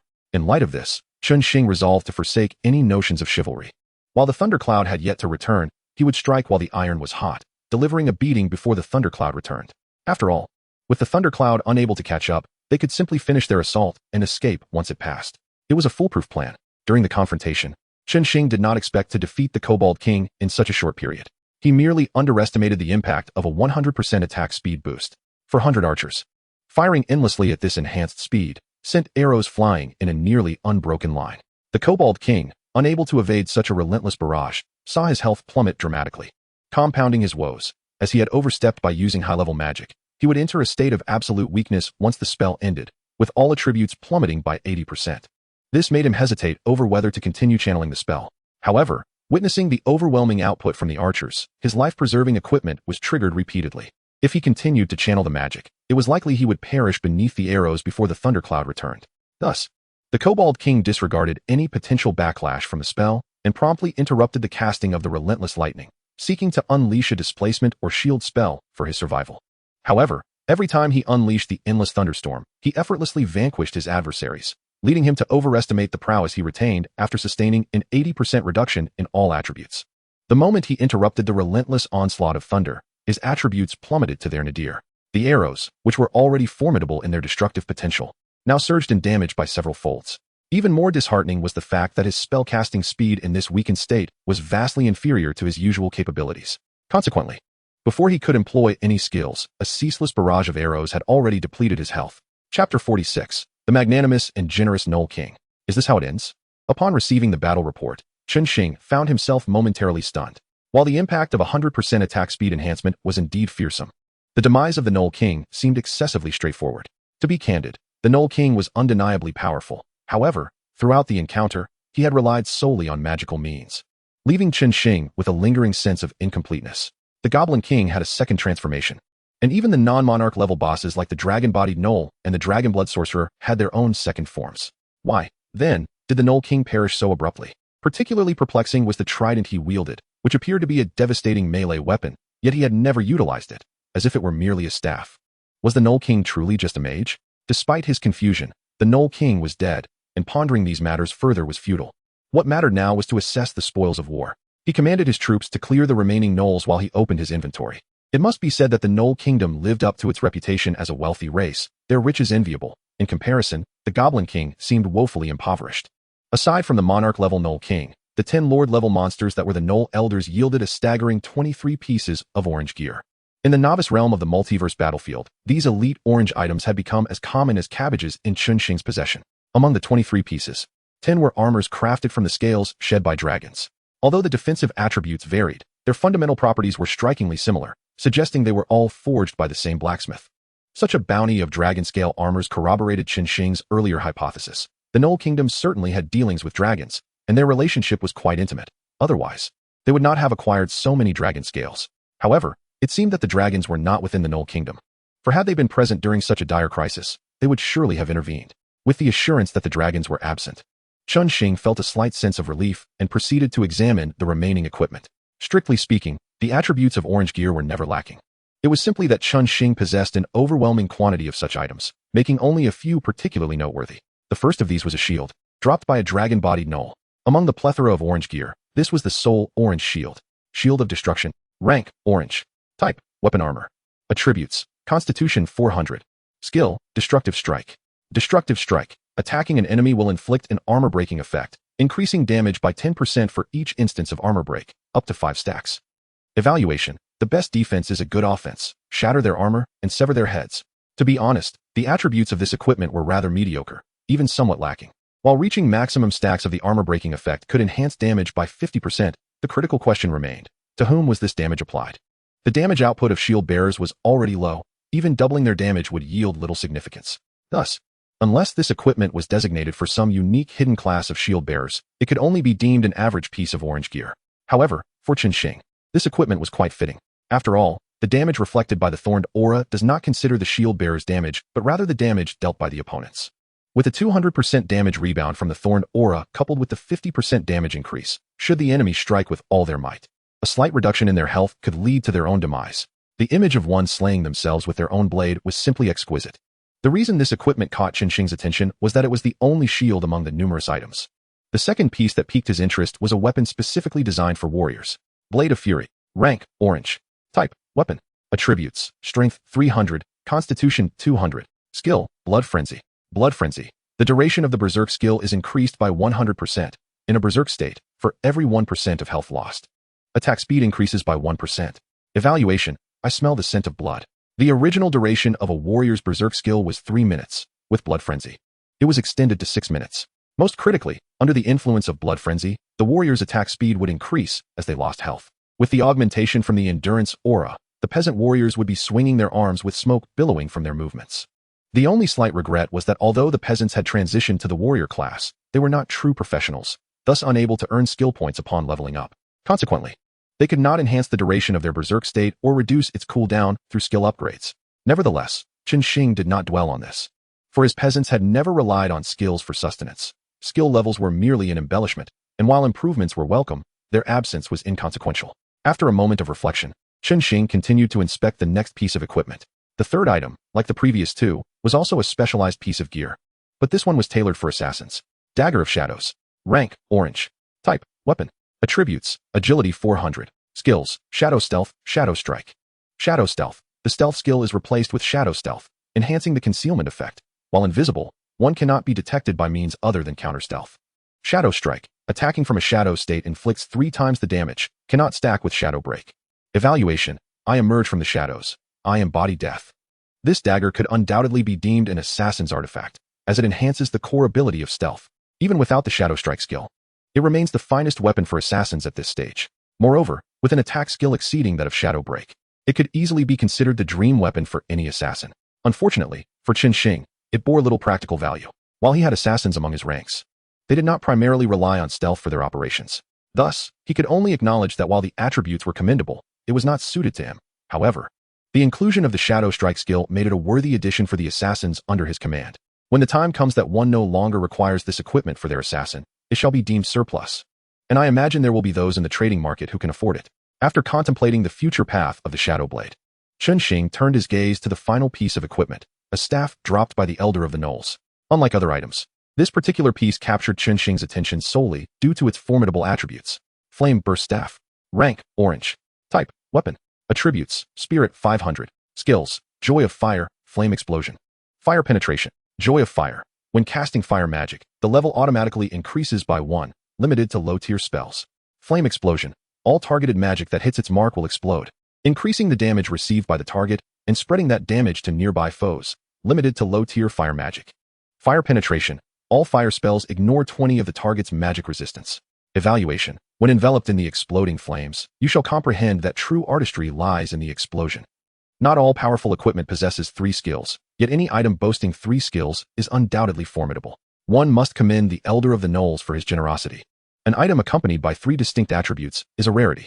Had the first 2 skills not been constrained by low-tier magic limitations, its quality would surely transcend Orange, reaching at least the realm of the epic. Should this staff be wielded by a mage specializing in fire, it would undoubtedly showcase what true artistry entails. Although the mages under Chen Xing's command currently possess only a minor fireball spell, there is no cause for concern. Once the farmers complete their trials and acquire new skills, this staff will inevitably find its purpose. Upon inspecting the equipment, Chen Xing promptly distributed the items to his subordinates, allowing them to utilize them for the time being. As for selling them in the trading market, that notion was abandoned. This group of professionals was simply too impoverished. The orange gear he had previously listed on the market had yet to attract any buyers capable of affording it. Thus, these items would serve their purpose for the time being. Once the traders in the market have matured a bit, he could return to harvest these orange items. After addressing the equipment, Chen Xing began to examine the true treasures of this haul, specifically the drops following the death of the Gnoll King.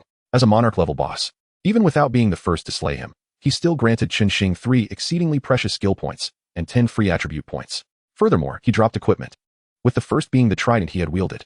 Retribution Trident, Weapon. Rank, Orange. Type, Weapon. Attributes, Strength, 500. Skills, Form Transformation, Shattering Strike, Lights Retribution. Form Transformation. The magical trident possesses dual forms. Switching to magic form increases magic damage by 30, while switching to weapon form increases physical damage by 30. Cooldown for form switch, 60 seconds. Lights Retribution. The Retribution Trident inflicts an additional 30 holy light damage. Shattering Strike. When attacking with the magical trident, there is a 3 chance to ignore all of the target's defenses. Retribution Trident, Magic. Attributes, Spirit 500. Skills, Form Transformation. Lights Retribution, Energy Overload. Form Transformation, NA. Lights Retribution, NA. Energy Overload. When casting spells, increases spell critical strike damage by 20. Evaluation. Crafted by a master blacksmith imitating a legendary judge's weapon from the Holy Light Church, it unfortunately lacks the divine essence, resulting in a dual-form piece deemed a failure. This was the first time Chen Xing had encountered a weapon capable of form transformation. Each form, when considered individually, is far from weak. However, only one form can exist at a time, which renders it somewhat superfluous.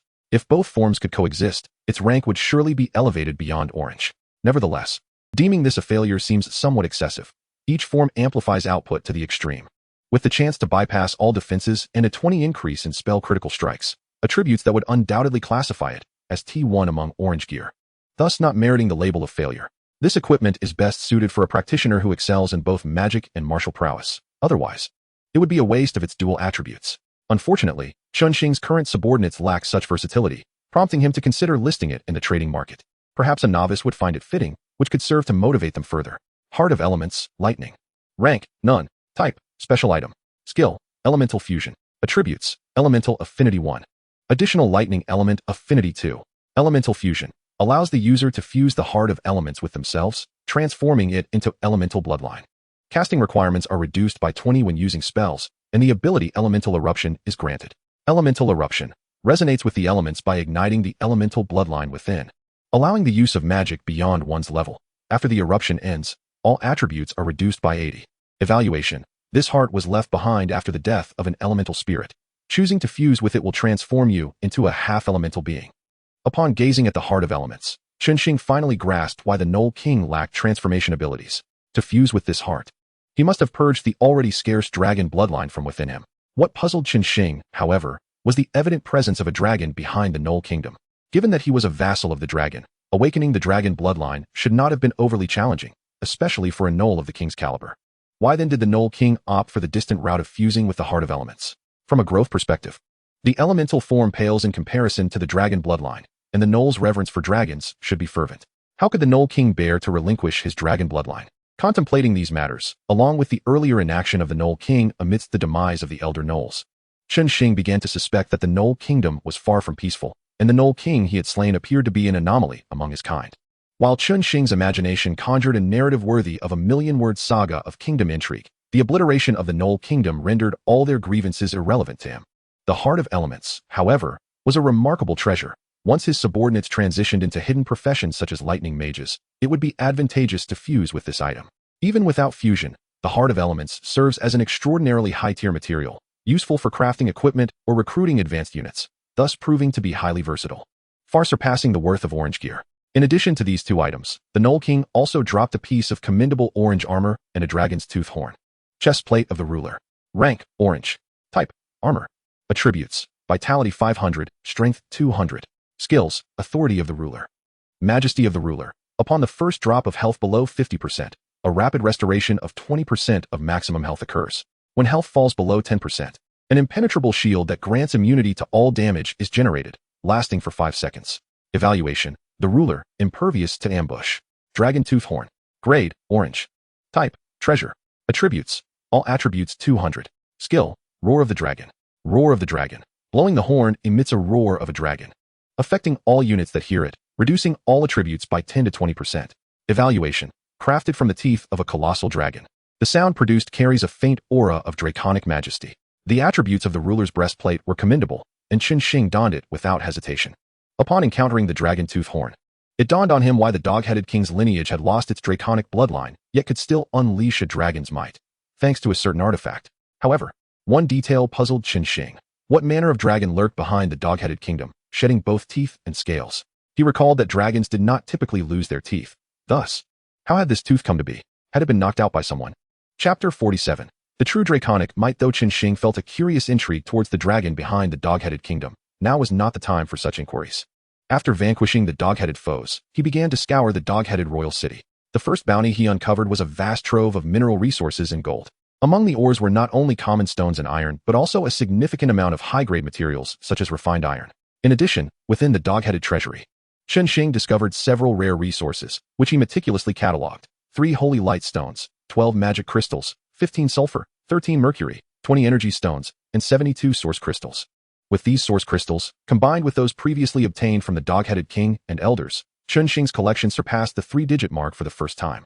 These rare resources were immensely valuable, not only necessary for advanced constructions, but also essential for recruiting high-tier units. For instance, holy light stones and magic crystals were imperative for summoning angels, while sulfur, mercury, and magic crystals were required for recruiting dragons. Naturally, these materials were versatile. Beyond dragons and angels, many elite units of similar attributes also demanded these resources for recruitment, rendering them true currency in the battlefield of myriad realms. Regrettably, the scarcity of these resources was notable. Even bosses rarely dropped them, with most only found through the looting of chests and warehouses. Thus, even with the blessing of the myriad realms, Chen Xing could not amass these high-grade resources in abundance. Fortunately, he did not have an urgent need for the top-tier units. His requirements were modest. Given his efficiency in clearing monsters, the high-grade resources he had amassed were more than sufficient for constructing buildings. In addition to resources, Chen Xing acquired a plethora of blueprints and scrolls, alongside those previously obtained from the dog-headed king and his aides. He decided to review them collectively. Blueprint for the rock wall X1. Blueprint for the spirit field X27. Blueprint for the spirit eye X1. Blueprint for the blacksmith S forge X1. Blueprint for the quarry X3. Blueprint for the Lord S castle X1. Blueprint for the spirit spring X1. Blueprint for automatic irrigation X1. Blueprint for underground water system X1. Return scroll X1. Blueprint for golden ale X1. Recovery scroll X10. This haul of blueprints was nothing short of a bountiful harvest, yielding 27 spirit field blueprints. Beyond the fields, he even secured corresponding blueprints for the spirit spring and irrigation, enabling his territory to truly cultivate farmland. With seeds being the only missing element, the rock wall blueprint was one Chen Xing had long coveted. Its description indicated favorable attributes, capable of consolidating building materials into a cohesive structure. The quality of materials used would directly enhance the wall's durability, likely akin to that of the dog-headed royal city. Chen Xing resolved to dismantle the dog-headed walls upon departure, transporting the materials back for his own fortifications once his territory reached level 10. The Spirit Eye and Lord S Castle blueprints pertain to upgrades. The Spirit Eye would enhance watchtowers for greater coverage and the ability to detect invisible or disguised units, proving highly practical for the territory. The Lord S Castle would transform the Lord S Hall into a fortified stronghold, significantly boosting its defenses while granting control over all functional buildings within the territory. Henceforth, should Chen Xing wish to trade, he could do so directly from the Lord S Castle without needing to traverse to the market. Of course, the Lord S Castle's most notable advantage was its opulent appearance and comfortable living conditions. Though these traits bore no practical value, they provided emotional satisfaction, surpassing the majority of structures. After all, what kind of lord would one be without a castle? The underground water system, while lacking formidable attributes, was an indispensable component of a complete territory. Chen Xing already possessed a blacksmith's forge and quarry, rendering them of little consequence. However, the blueprint for golden ale surprised him, as it required spirit wheat, indicating that the ale would surely possess additional attributes. Regrettably, Chen Xing currently lacked brewing materials, so he would need to store it for later experimentation once he acquired spirit wheat seeds. Beyond these rewards, the most significant gain was yet another return scroll. Previously, he had obtained 3 from the Goblin King, which had already exceeded his expectations. To find another in the Dog-Headed Kingdom was astonishing. The return scrolls in the battlefield of myriad realms facilitated rapid retreat. Regardless of the dangers encountered outside his territory, tearing one would greatly enhance his chances of survival. Now, with an additional scroll, his safety net had expanded further. Though he might not immediately need this scroll, it was wise to possess such items. One could never predict the threats lurking in the battlefield of myriad realms. It was prudent to carry additional safeguards while venturing forth. After accounting for his spoils, items such as recovery scrolls and various potions held little value for Chen Xing. He merely glanced at them before relegating them to his inventory, intending to sell them at the trading market later. Once all treasures were secured, the Dog-Headed Kingdom was thoroughly stripped. Everything that could be taken was taken. As hundreds of ordinary farmers swarmed the realm like locusts, gathering every tangible resource to bring back to their territory. The only regret Chen Xing harbored was the apparent absence of a skilled blacksmith within the Dog-Headed Kingdom, as evidenced by the dragon-scale equipment. He could not ascertain whether the craftsman had perished in battle or simply was not present. Had he been captured, he could have proven invaluable to Chen Xing's forge. However, the likelihood of encountering a life profession within a monster tribe was slim. Since he had not found one, Chen Xing chose not to dwell on it further. As Chen Xing surveyed the Dog-Headed King's domain, contemplating what treasures might be salvaged, an assassin from his ranks hurried to report the discovery of a mine tunnel within the kingdom.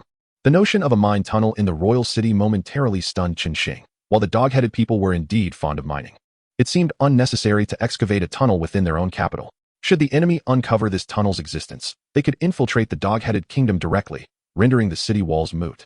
Instinctively, Chen Xing sensed that this tunnel harbored trouble, prompting him to summon his forces. He retained only a small contingent of archers, while the remainder descended into the peculiar mine. The underground tunnel was distinctly crafted in the dog-headed style, broad, winding, and replete with traps. However, bolstered by the enhanced life aura, Chen Xing's army effortlessly traversed these hazards. What peril could possibly withstand the 60-fold enhancement of their physical constitution? With the support of the durability aura, Chen Xing's advance was swift. Though one peculiarity struck him, the tunnel continued to descend. This realm was already subterranean, and yet, after such an extended descent, he pondered where it might lead. Would they find themselves at the very core of the earth, only to be engulfed by magma? Although he understood that the multiverse battlefield was vast, and that reaching the earth's core was no simple feat, the prolonged descent began to instill a modicum of concern. Just then, the lead assassin returned with fresh information, declaring that the tunnel had reached its terminus. Upon emerging, Chen Xing discovered that the tunnel connected to yet another underground realm. The corners of his mouth twitched in disbelief. What was this multiverse battlefield? Why did the underground world seem to unfold in layers? He had never heard of such an expansive subterranean expanse in the novice world of the multiverse battlefield. Unlike the dim depths where the dog-headed king resided, this layer of the underground world radiated brightness, not due to an abundance of luminescent flora, but from the numerous rivers of flowing magma that coursed through it. The incandescent magma glided through the channels, resembling genuine rivers and illuminating the entire subterranean realm with an unparalleled brilliance. Chen Xing had misjudged. This was not the Earth's core, but it certainly featured magma. Observing the scalding rivers, he instinctively cautioned his troops to exercise care. Although he was uncertain whether his warriors could withstand the lava's searing embrace, there was no need to risk lives on such an experiment. Perhaps due to the magma's presence, vegetation was scarce in this underground realm. However, he did spot some crocodile-like creatures in the lava. After instructing his archers to eliminate a couple, he noted they were only level 5 and yielded no experience, thereby losing interest in further engagements. Progressing along the river of magma, Chen Xing soon discovered that both the tunnel and the river converged into a vast cavern. Initially, he paid little heed to it, as such caverns were commonplace in the underground world. This one merely appeared larger. He assumed it was simply a passageway, leading to another exit. However, the moment he stepped into the cavern, a notification flashed before him. You have entered the territory of a dragon. Under the influence of draconic might, all your attributes are reduced by 50%. In that instant, Chen Xing froze, not from surprise, but from an instinctual fear that surged from his bloodline, gripping his heart with an intensity that suggested imminent doom. Taking a deep breath, he struggled to suppress the fear welling within, only then realizing that this sudden wave of terror caused his body to tremble slightly. Was this the awe of an adult dragon? Previously, The feeble draconic aura emanating from the dragon-blooded dog-headed folk had led him to mistakenly believe that draconic might was merely a state-affecting skill. Yet, in the presence of a true dragon, the terror was profoundly palpable. This was not merely a matter of attribute reduction, it was a visceral bloodline suppression. It was evident that the top-tier creatures of the multiverse battlefield were incomparably beyond the reach of the dog-headed beings, who possessed but a trace of draconic blood. As for the dragon kin wielded by other lords, they were but fledglings compared to a full-grown dragon. Perhaps their dragons could one day attain such stature, but for now, they lacked even the privilege of gazing upon an adult dragon. Chen Xing glanced at his combat troops, though they clutched their weapons tightly. Their slightly trembling forms revealed they were not faring much better than him. In such a state, they would struggle to unleash their full potential, even without the 50% reduction. Fortunately, Chen Xing had not come to slay dragons, so he took a moment to regain his composure before raising his gaze forward. At the heart of the cavern lay a vast pool of magma, where the incoming rivers seemed to converge. Unlike the relatively tranquil magma outside, the pool bubbled with a fervent energy, the fiery liquid boiling as if it were water, countless bubbles bursting and reforming upon its surface. The sound of these effervescent explosions echoed clearly in Chen Xing's ears, even from a distance. At the center of the bubbling magma pool sat a somewhat diminutive stone platform, upon which reclined a colossal figure. Though the distance was considerable, Chen Xing instinctively held his breath, cautiously scrutinizing the sight. The creature sprawled upon the platform was a red dragon, its dark crimson scales blending seamlessly with the color of the flowing magma. The only distinction lay in the faint metallic sheen of its scales, forming intricate, smooth patterns across its body. Estimating by sight, this red dragon measured at least 100 meters in length, a veritable behemoth. Its sheer size rendered the stone platform beneath it appear rather cramped. Yet, Chen Xing found it puzzling that, despite the platform's inadequacy for such a creature, the red dragon had coiled its wings and tail to the utmost limit, resembling a towering figure attempting to fit onto a small bed. If it did not contort its body, its limbs would surely hang off the edges. This was evidently not a conducive position for rest. Logically, a dragon should face no rivals in the underground world, free to repose wherever it pleased. Why then? Did it choose such a constricted platform? Surely it could not be to guard some treasure? As this notion flitted through Chen Xing's mind, he quickly dismissed it. From his vantage point, the entirety of the cavern was visible. Apart from the stone platform beneath the dragon, the area was filled with bubbling magma, devoid of any peculiar stones, let alone other anomalies. Thus, the likelihood of treasure being present was exceedingly slim. Since it is not here to guard treasures, what purpose does its presence serve? Beyond this perplexity, Chen Xing felt an unsettling discrepancy. Judging by the size of this red dragon, it must surely be an adult. According to Chen Xing's understanding of the 5-colored dragons, a mature red dragon's level is at least 80 or higher. However, the novice world of the Myriad Realms battlefield can accommodate only a maximum of 20-level lords. Beyond that, they are expelled to the main world. As for wild monsters, their highest level caps at 30. Even if one were to exceed that limit, 40 would be the utmost. Thus, in Chen Xing's original conception, the colossal dragon behind the Kobold Kingdom should likely be merely a juvenile, at best a young dragon. Now, the appearance of an adult red dragon, at least level 80, raises significant questions. Is it reasonable to place a fully grown dragon in a novice world? Are you intending to decimate the entire novice realm? Despite his accustomed exposure to grandeur due to the blessings of the Myriad Realms battlefield, the existence of this red dragon utterly reshaped Chen Xing's understanding. Such a creature simply cannot exist within a novice world. Furthermore, he was certain this was not a result of the Myriad blessing, that only allowed his territory to descend in areas with formidable monsters, without augmenting their strength. While the proximity of his domain to the red dragon could be attributed to the Myriad blessing, the presence of an adult red dragon in the novice world is a burden it cannot bear. Upon realizing the presence of an 80-level red dragon, Chen Xing promptly retrieved a return scroll. A wise man does not stand beneath a perilous wall. Although he was at a safe distance from the dragon, likely beyond its reach, the speed of a dragon is another matter entirely. Should it awaken and take a disliking to him, a single swipe could spell his end. To whom would he appeal for reason then? Thus, he needed to make haste, not only for his own departure, but also to devise a means of relocating his territory. Regardless of how rare a territory relocation scroll might be, he was determined to acquire one. After all, with the Myriad blessing, he was confident that slaying all the monsters surrounding his territory would yield at least one scroll. Once in possession of the territory relocation scroll, he would promptly move his domain as far away as possible. The mere thought of being neighbors with an adult dragon was far too exhilarating for Chen Xing. He simply could not withstand such stimulation. Whoever desired to remain near it could do so, but he was intent on fleeing. Just as Chen Xing prepared to tear the return scroll and escape, the archer, who had been observing the red dragon, suddenly interjected, "My lord, it seems that this red dragon is restrained here." Upon hearing this, Chen Xing halted his actions. What did it mean to be restrained? "My lord, observe the protrusion on its wings." The archer, possessing the eagle-eyed skill, had superior vision compared to Chen Xing. Thus, upon the archer's suggestion, Chen Xing refrained from hastily returning and scrutinized the red dragon's wings. Indeed, following the archer's guidance, he noticed an abnormal bulge on the dragon's body, its dark red hue resembling dragon scales. Initially, Chen Xing had unconsciously assumed it to be a scar, but, prompted by the archer, he discerned that it was, in fact, a chain, one end pinned beneath the dragon's body, while the other penetrated deep into its flesh, securely restraining the creature. If this red dragon was indeed bound here, then its presence on the stone pedestal was now easily explained. It was not a matter of choice for the dragon to curl up on such a small platform, but rather a fate akin to that of a prisoner, devoid of alternatives. With the confirmation that the red dragon was restrained, Chen Xing felt a considerable sense of relief. It is well known that any creature, even deities, appear more benevolent when confined. How much more so for a mere red dragon? A restrained red dragon is entirely different from a free one. Had it been unbound, Chen Xing would have fled at once, but now, there was potential for dialogue. The dragon, locked in its place, would undoubtedly require sustenance and resources, which he could procure for it. Presumably, the previous kobolds had engaged in similar exchanges with the dragon. Although their approach was one of offering tribute in hopes of rewards, fundamentally, it was still a transaction of goods. This was a trade the kobolds could manage, and so could he. With this in mind, Chen Xing's gaze towards the red dragon transformed from apprehension to fervent desire. The dragon was a treasure trove. Despite its seemingly destitute state, Chen Xing was acutely aware that the red dragon possessed a dimensionally expanded stomach. Given the dragon's insatiable greed, unless it were to perish, no one could extract treasures from its belly.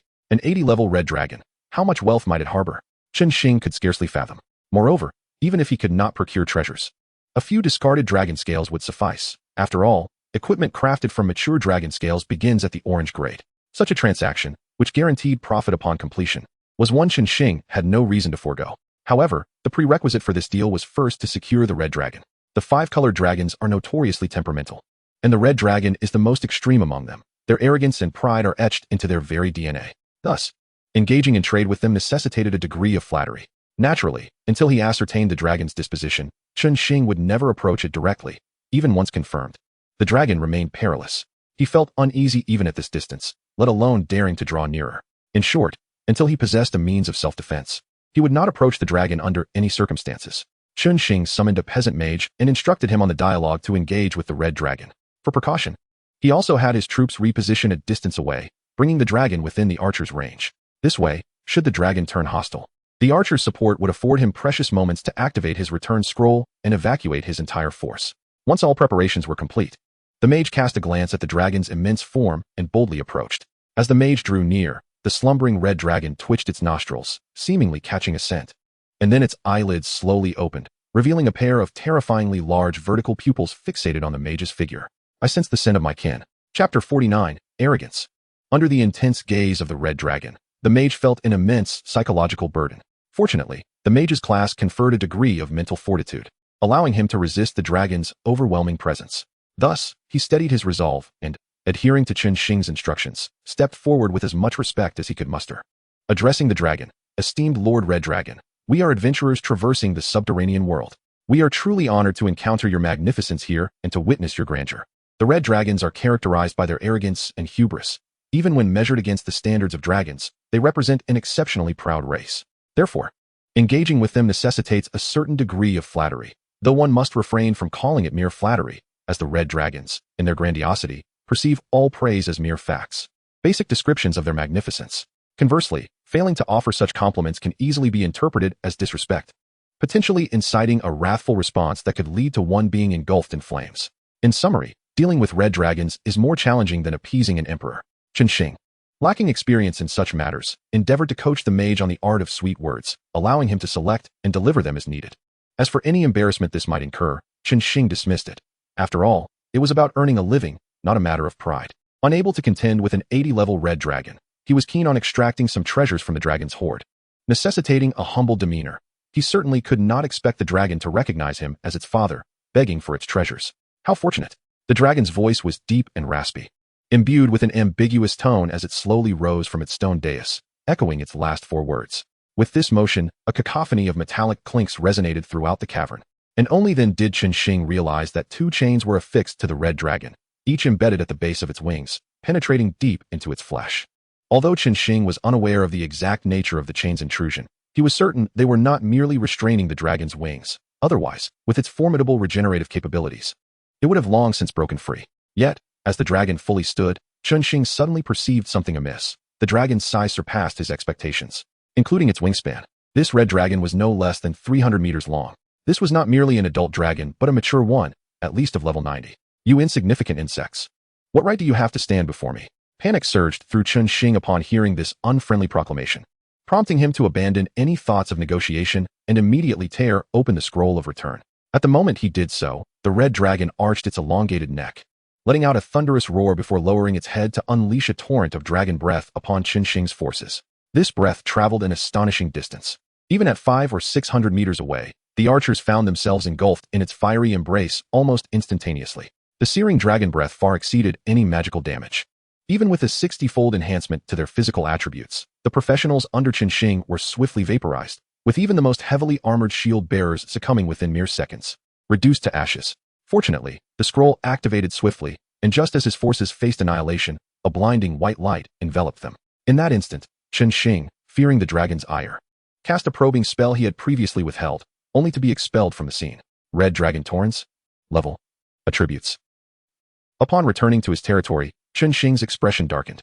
He first examined the results of the probing spell. Due to the vast level disparity, it revealed nothing beyond the dragon's name.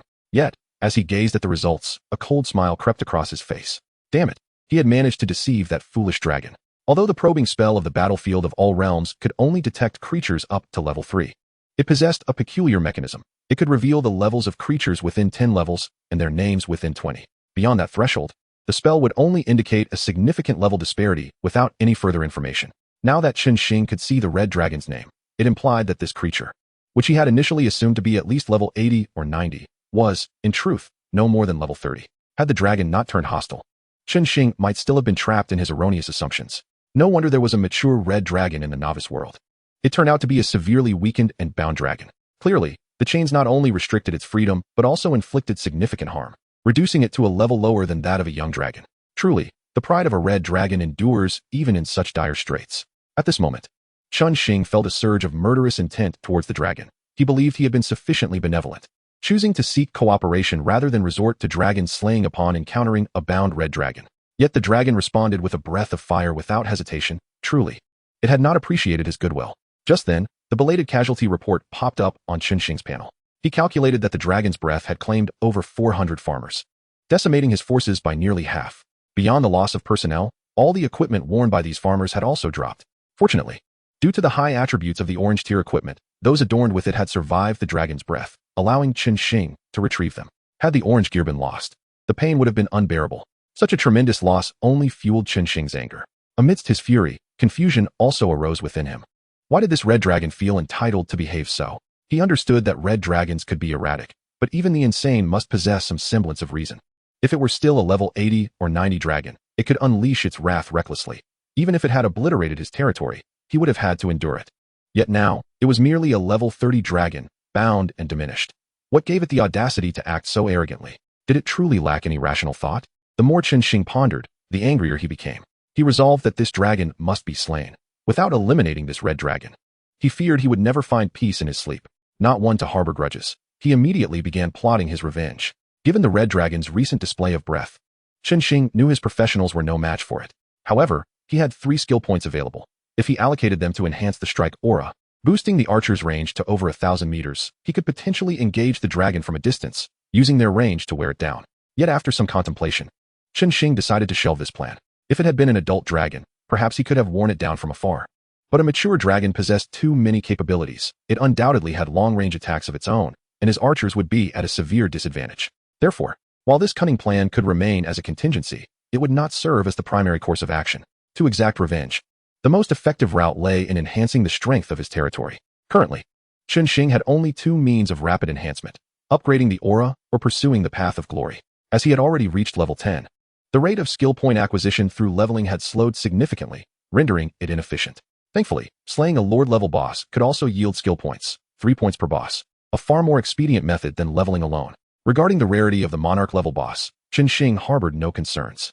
With the blessing of completion upon him, he had no fear of encountering a lack of bosses.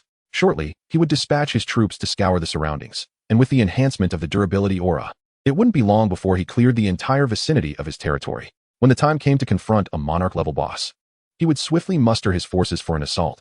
He had full confidence that, with the aura fully upgraded, he could prevail against this red dragon. As for the Glory Road, he had already completed the second ring of tasks, though he had yet to claim his reward. After he collected the blueprint for the Little Wishing Spring, the third ring of tasks was immediately refreshed. Glory Road. Task: defeat 10 monarch-level bosses of equal or higher level. Current kill count, 0-10. Task reward: special building, Trial Tower. Trial Tower. Once a class has been advanced, one can use the Trial Tower to promote their profession and acquire new skills. Note: there is a low probability of directly advancing to a hidden class when completing a profession promotion through the Trial Tower. The requirements for the Glory Road tasks had escalated significantly, jumping from any superior creatures to the formidable monarch-level bosses. Should an ordinary lord undertake this task, they would surely find themselves despondent. The task demanded the defeat of 10 monarch-level bosses, a goal that aligned perfectly with Chen Xing's desire to acquire skill points. In this way, while farming for skill points, he could simultaneously complete the Glory Road task, truly a double boon. As for the rewards of this Glory Road task, Chen Xing felt a sense of satisfaction. He had been pondering how farmers would complete their class advancements, only to discover that the task directly granted him a Trial Tower. With the establishment of this tower, farmers would essentially become indistinguishable from ordinary professionals, aside from lacking skill points upon leveling up. Moreover, Chen Xing was pleasantly surprised to learn that the Trial Tower could also enable farmers to advance to hidden classes. Although the probability remained low, it was certainly more favorable than the extremely low chances he had encountered with the barracks. After having transitioned hundreds of professionals, he had yet to trigger the barracks' minuscule hidden class probability. Hence, upon acquiring the heroic spirit altar, he had largely abandoned the pursuit of hidden class transitions through the barracks. Now that the Trial Tower offered a chance for hidden class transitions, he found himself harboring a renewed sense of anticipation. He hoped that its low probability would yield slightly higher odds. Chapter 50, The Little Wishing Spring. Having solidified his plans, Chen Xing approached the heroic spirit altar and chose to resurrect all fallen professionals. As his gold was deducted, a faint glow emanated from the altar, and one by one, figures began to materialize from the ethereal realm. The resurrected farmers gazed around in bewilderment, seemingly oblivious to what had transpired, until Chen Xing called them down, instructing them not to obstruct the altar. Only then did they realize they had returned to life. "Thank you, Lord." The farmers knelt in gratitude after disembarking from the altar. "No need for thanks." Chen Xing waved his hand, directing them to stand aside. Once all units were resurrected, he gestured grandly, commanding them to disperse in all directions of the territory to commence their cleansing operations. They were to eliminate anything living they encountered along the way, sparing no creature, not even superior monsters, as long as there were no monarch-level bosses. At Chen Xing's command, hundreds of professionals scattered forth, and it was easy to envision that in the time to come, every creature surrounding his territory would soon face dire consequences. Chen Xing paid little mind to the rampaging professionals. Instead, he retrieved the blueprint for the Little Wishing Spring. This blueprint was undoubtedly a treasure, even worthy of note in the main world. In his previous life on Blue Star, he had merely heard tales of such a wondrous structure, never imagining he would have the opportunity to construct one himself. Little Wishing Spring Blueprint. Construction requirements. Territory level 5, 10 magical crystals, 10 energy stones, 10 mithril, 50 source crystals. My goodness. Upon seeing the resources required to build the Little Wishing Spring, Chen Xing was taken aback. Not only did he need 10 of each of 3 high-level resources, but he also required 50 source crystals. This cost was nearly equivalent to recruiting an S-class unit. Fortunately, Chen Xing had profited from the Goblin King's castle, or he would have lacked the resources to construct this Little Wishing Spring. Although the exorbitant cost was somewhat outrageous, Chen Xing proceeded without hesitation. The high price came with justifiable reasons. The Little Wishing Spring had a fundamental utility. It could yield high-level resources such as energy stones, holy light stones, and magical crystals, producing 1 of each daily. If one wished for source crystals, it could generate 10 per day. To clarify, an S-class lord, even without engaging in any activities, could recruit a new S-class unit using the resources obtained from the Little Wishing Spring within 2 months at most. However, Chen Xing did not lack resources, nor did he have high-tier units to recruit. For him, the Little Wishing Spring held a more significant purpose. Upon completion, the Little Wishing Spring appeared much like an ordinary fountain, with water flowing gently, propelled upward by some mysterious force, only to cascade back into the crystalline pool below. Strangely, despite the water's clarity, it bore the appearance of an abyss, reflecting nothing of the world around it. After observing for a while, Chen Xing stepped to the wishing area before the Little Wishing Spring and began to articulate his wish for the day. The first farmer to undergo a class change today shall undoubtedly transition to a hidden class. Following his wish, the previously flowing water abruptly stilled, and the once abundant pool began to diminish as if it were leaking. The fountain's height gradually lowered as the water rapidly receded. Soon, the wishing pool was entirely drained. Seeing the water within the little wishing spring vanish completely, Chen Xing recognized that his wish had been successful. The wishing mechanism of this spring was remarkably unique. If a wish were granted, the water would deplete, only to gradually replenish overnight until it was full again for a subsequent wish. However, if the wish exceeded the spring's capacity for fulfillment, the water would turn black, preventing any further wishes for the day and extending the cooldown period if the wish were excessively absurd.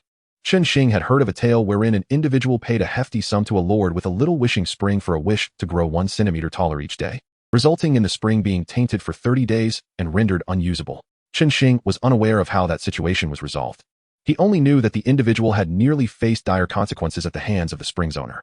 Reflecting on this well-known story, Chen Xing couldn't help but chuckle. Fortunately, he had no need for money, and he certainly would not sell his wishing rights for the little wishing spring. However, gazing at the small wishing fountain that had already granted a wish, Chen Xing could not help but feel a twinge of hesitation. Which hidden profession should he transition into first? To be frank, the professions he currently possessed, warrior, shield bearer, archer, and mage, were all quite valuable. The shield bearer excelled at damage mitigation, the warrior specialized in crowd control, the archer delivered formidable damage output, and the mage, well, held promise for the future. Oh, and let us not forget the assassin. Chen Xing almost overlooked the assassin class. However, its current utility was decidedly minimal. Thus he resolved that it would be best not to participate in this round of hidden profession transitions. After discarding the assassin, Chen Xing pondered further and eliminated both the shield bearer and the warrior from consideration. His expectations for the shield bearer were modest. As long as he wasn't eliminated in an instant, a transition to a hidden profession seemed unnecessary. After all, if a standard shield bearer were to be defeated immediately, even a hidden profession shield bearer with marginally higher defense would likely succumb to damage as well, making the transition moot. Regarding the warrior, his control skills were presently reliant on numerical superiority, employing a charge to forcefully assert control, which had little to do with the profession itself. The enemies Chen Xing faced were far too sophisticated. Even a hidden class would struggle to subdue those formidable bosses, leading him to exclude the warrior profession as well. With these professions set aside, only the archer and mage remained. Logically, the archer was currently the primary source of damage output, and it would be prudent to first transition into a hidden archer profession. Yet after some contemplation, Chen Xing ultimately decided to pursue a hidden mage profession instead. The archer's numerical advantage meant that the difference between having an additional hidden profession or not was negligible, while the prospect of the mage held considerable promise for the future. Of course, this was merely a jest. The real impetus behind his decision to choose the mage was the plethora of exceptional items he possessed that were suited for mages. The rapid incantation staff, the fire-exclusive flame burst staff, and the elemental heart of the lightning type. All of these were invaluable. With a powerful mage equipped with such gear, even a novice mage's damage output could be dramatically elevated. Hence, for his first hidden profession, Chen Xing resolved to become a mage. Chapter 51, Flame Sorcerer. Having confirmed his choice of profession, Chen Xing promptly summoned a farmer to enter the barracks and transition into a mage. As the farmer stepped inside, he soon emerged transformed as a mage, brandishing a standard staff in place of his former lumberjack axe, his coarse clothing replaced by a striking crimson robe. Farmer Flame Sorcerer, level 10, rank E, strength 20,800, constitution 201,200, agility 20,400, mentality 30,600, talent fire element affinity, increases all fire spell damage by 50%. Skills, meditation, light spell, fireball, flame resistance, flame blink, firewall, flame enhancement. Upon observing the attributes of the flame sorcerer, Chen Xing felt fortunate. Although he had not transitioned into a particularly powerful magical hidden profession, he had fortuitously acquired a fire-specialized mage, which was well suited for his current needs. In comparison to a standard mage, the flame sorcerer's attribute bonuses were identical, with a 1-point increase in all attributes per level and an additional boost to the main attribute. The only distinction lay in the talent, which shifted from elemental affinity to fire elemental affinity, enhancing fire spell damage from a 10% increase to a remarkable 50% increase. It was difficult for Chen Xing to ascertain whether specialization or generalization would ultimately yield a higher cap, but it was clear that a general mage could not compare to the flame sorcerer in potency. Beyond attributes and talents, the flame sorcerer boasted several additional skills, including a defensive firewall, an escape mechanism in flame blink, and a skill to augment subsequent spell damage with flame enhancement. While these spells were undeniably practical, within Chen Xing's domain, it seemed that aside from flame enhancement, the other spells would have limited applicability. Thus, this flame sorcerer, like other mages, held promise for the future. Now, all that remained was to see if the flame sorcerer's profession would evolve after promotion. After reviewing the flame sorcerer's attributes, Chen Xing immediately entrusted him with the flame burst staff. As for the elemental heart of lightning, after some consideration, he ultimately decided against integrating it into the flame sorcerer. Although the elemental heart enhanced elemental affinity, it primarily boosted lightning elemental affinity, making its integration into a fire mage somewhat wasteful. Given that such integration opportunities were limited, Chen Xing resolved to proceed with caution, awaiting the emergence of a more formidable mage profession. Having concluded matters with the small wishing fountain, Chen Xing first listed the surplus orange equipment, such as the retribution fork, on the trading market, aiming to provide some motivation for the numerous newcomers. Oh, but wait. So much time had passed, surely those newcomers must have matured by now. While it was one thing for ordinary lords, the top-tier S-class lords should be able to afford orange equipment, and he wondered if today any newcomer would surprise him. Yet for Chen Xing, these were merely trifles. His foremost concern was to construct his territory. After acquiring a plethora of blueprints from the Goblin Kingdom, there was no time to waste. Upon returning to the Lord's Hall, his first order of business was to upgrade the Eye of the Spirit, followed by the Spirit Spring, irrigation system, underground water system, and the 27 plots of spiritual farmland. Given the abundance of resources, these structures quickly materialized within his domain. Even though in the current context of seed scarcity, Chen Xing was aware that establishing the spiritual farmland might not yield immediate benefits. He nonetheless proceeded with its construction. After all, he had slain too many beings. Those devoid of intelligence could serve as sustenance, but those capable of speech could only be utilized to enrich the soil. Otherwise, the accumulation of so many corpses would pose a problem. Thus, he constructed all 27 plots of farmland in one go. If they could not be cultivated, they could at least function as a recycling station, enhancing the soil's fertility and spiritual energy in the process. The only aspect that took Chen Xing by surprise was that among these buildings, the blueprint for the Eye of the Spirit turned out to be a high-tier structure, costing him 10 source crystals. Consequently, as soon as the Eye of the Spirit was constructed, Chen Xing immediately opened its attributes panel. Eye of the Spirit Tower, traits, global observation, anti-invisibility, anti-camouflage, self-hiding. Range, territory radius 9. Evaluation, this is a unique eye. Upon merging with the territory, the entire landscape comes under your control. After upgrading to a tower, the Eye of the Spirit transformed from a mere structure into an icon resembling an eye, hovering above Chen Xing's Lord Castle. Observing this eye-like appearance, Chen Xing felt it bore a striking resemblance to the true sight eye icon he had encountered in games of yore. As for the attribute of self-hiding, he surmised that this icon was likely visible only to him. After reviewing his attributes, Chen Xing decided to test the observational capabilities of the Eye of Psychic Energy. It must be said that this global observation feature is indeed far superior to the previous watchtower. The former merely projected an image of whatever one wished to observe, whereas the latter has evolved into an immersive augmented reality experience. Upon activation, it felt as if Chen Xing had acquired a divine perspective within the observation range. He could gaze wherever he pleased and adjust the angle at will, rendering it exceedingly convenient. Besides the active observation, the Eye of Psychic Energy also boasts a warning mode. Should any creature from outside the territory enter its observational range, it would alert Chen Xing with varying degrees of warnings based on the creature's classification, which is undeniably a practical ability. At the very least, with this capability, Chen Xing would no longer need to worry about receiving notifications only after his territory structures had been dismantled. Once everything was in place, Chen Xing began constructing the final edifice, which was of utmost importance to him, the Lord's Castle. Aside from the Eye of Psychic Energy, the blueprint for this castle was the one that pleased him the most. It is worth noting that the Multiversal Battlefield is remarkably intelligent. The blueprint for the Lord's Castle allows one to select the castle's exterior design. In addition to traditional Western castles, there are numerous other styles, including Chinese architecture, exotic designs, elven tree fortresses, mechanical halls, and even breeding nests for insectoid species. An abundance of choices that left Chen Xing somewhat dazzled. However, regarding the styles of castles from other races, he merely approached them with a mindset of appreciation. As for the type of castle he intended to build, he had long since made up his mind. Constructing the technological version of the Copper Sparrow platform, Chapter 52, Technological Copper Sparrow Platform.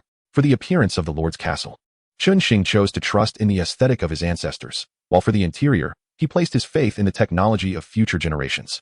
However, this fusion of technology came at an additional cost. Aside from the resources required for the blueprint, the Multiversal Battlefield charged Chen Xing for the resources needed for the modifications. Yet, Chen Xing was not short of funds. It was merely a matter of some renovation expenses, and he paid without hesitation. As the resources were deducted, a magnificent ancient-style structure soon rose from the ground. Upon completion, the Copper Sparrow platform stood 10 zhang tall, with 5 stories, reaching an impressive height of over 60 meters. Atop the building sat a colossal Copper Sparrow ornament, gleaming with resplendent radiance. Chen Xing, not particularly eloquent, gazed at the awe-inspiring Copper Sparrow platform and could only utter, "It's truly enormous." If it weren't for his territory having been upgraded to level 9, significantly expanding its area, constructing such a grand Copper Sparrow platform would have been quite challenging. No wonder the ancients spoke of it as majestic and towering, high as a mountain. with flowing light illuminating it, its wings spread as if in flight. They were absolutely right. The ancient aesthetic is beyond reproach. After admiring the exterior, Chen Xing ventured inside the Copper Sparrow platform to explore its internal functions. Upon entering, any lingering doubts he had about the renovation fees dissipated as he realized their worth. The technology within the Copper Sparrow platform, while derived from future generations, was evidently somewhat outdated. The first piece of remarkable technology he encountered was quantum teleportation, which essentially allowed Chen Xing to instantly appear on any floor of the Copper Sparrow platform with a mere thought. Compared to this technology, any high-speed elevator seemed utterly trivial. Moreover, the intelligent control systems were nothing short of extraordinary. Every piece of furniture responded at his command, all equipped with cutting-edge smart technology. To put it somewhat exaggeratively, within the Copper Sparrow platform, Chen Xing felt akin to a deity, capable of manifesting whatever he envisioned. Furthermore, the technology not only enabled him to control the Copper Sparrow platform, but also integrated the functionalities of other controllable structures within his territory into the control center of the Copper Sparrow platform. This integration simplified the management of his territory considerably and saved him a great deal of time. Standing on the observation deck of the 6th floor of the Copper Sparrow platform, Chen Xing summoned a floating beach chair with a snap of his fingers. Reclining upon it, he gazed at the vibrant and flourishing scene of his territory, his heart swelling with satisfaction. This was indeed the life befitting a lord. The only tinge of regret for Chen Xing was that, within his territory, he was the sole representative of humanity. Thus, as he surveyed the desolate Copper Sparrow platform, he silently resolved that one day, once he had become invincible, he would fulfill the aspirations of his predecessors by housing a group of sister flowers within this very platform, with the farmers tending to the land and the adventurers clearing out monsters beyond his territory. All that Chen Xing needed to do now was await news of the Lord-level boss, thus affording him a rare moment of leisure. However, glancing at the industrious farmers, Chen Xing felt as though he had forgotten something important. Instinctively, he opened his information panel and began to scrutinize it, quickly discovering his oversight. He had been the first to reach level 10, and as the regional leader, he was now eligible to claim the rewards for the level leaderboard. However, Chen Xing did not place much importance on the first-place reward, and it wasn't until he scrolled down to the notification that he remembered he had yet to claim his ranking reward. Yet, he held little expectation for this reward, as the first-place reward on the leaderboard typically consisted of a customized orange equipment piece. Unfortunately, such customized gear seldom provided significant benefits to a lord, and it was common for lords to allocate these rewards to their top-tier troops. Even non-human units, like dragons or hydras, could utilize these customized pieces, significantly enhancing their combat prowess, though without inducing any qualitative transformation. Thus, while the reward was decent, it was somewhat lacking in impact. For Chen Xing, this reward was hardly a boon. It was merely a trivial addition, as he already possessed an ample supply of orange equipment, making the difference negligible. Nevertheless, since it was a complimentary orange item, he decided to claim it without hesitation. Please select the type of equipment you wish to customize. Lord class, enhancing lord skills or territory construction capabilities. Customization failed. Please reselect the type of equipment for customization. As expected, observing the failure notification, Chen Xing couldn't help but shake his head. The rewards from the level leaderboard were indeed rather futile. Strictly speaking, this leaderboard was not designed for them.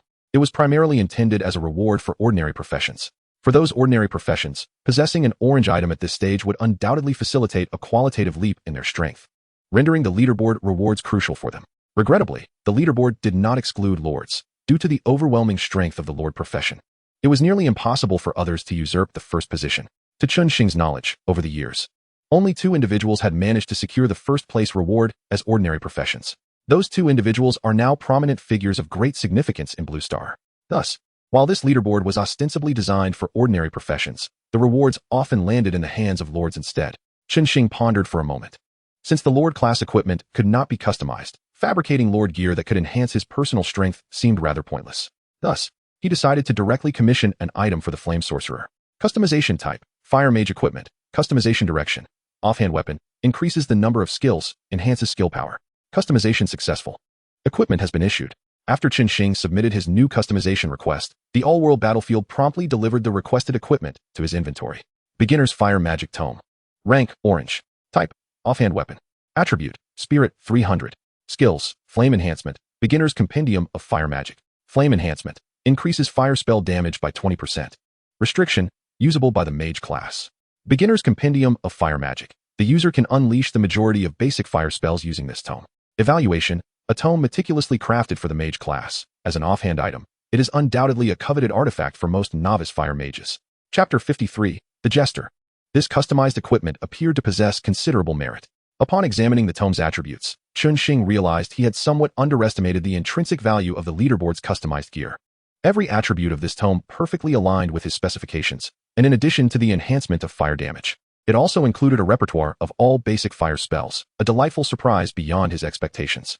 As he opened the tome, Chen Xing discovered a plethora of fire spells inscribed within, including the likes of Fireball, Firebolt, Explosive Flame, Rain of Fire, and Path of Flames.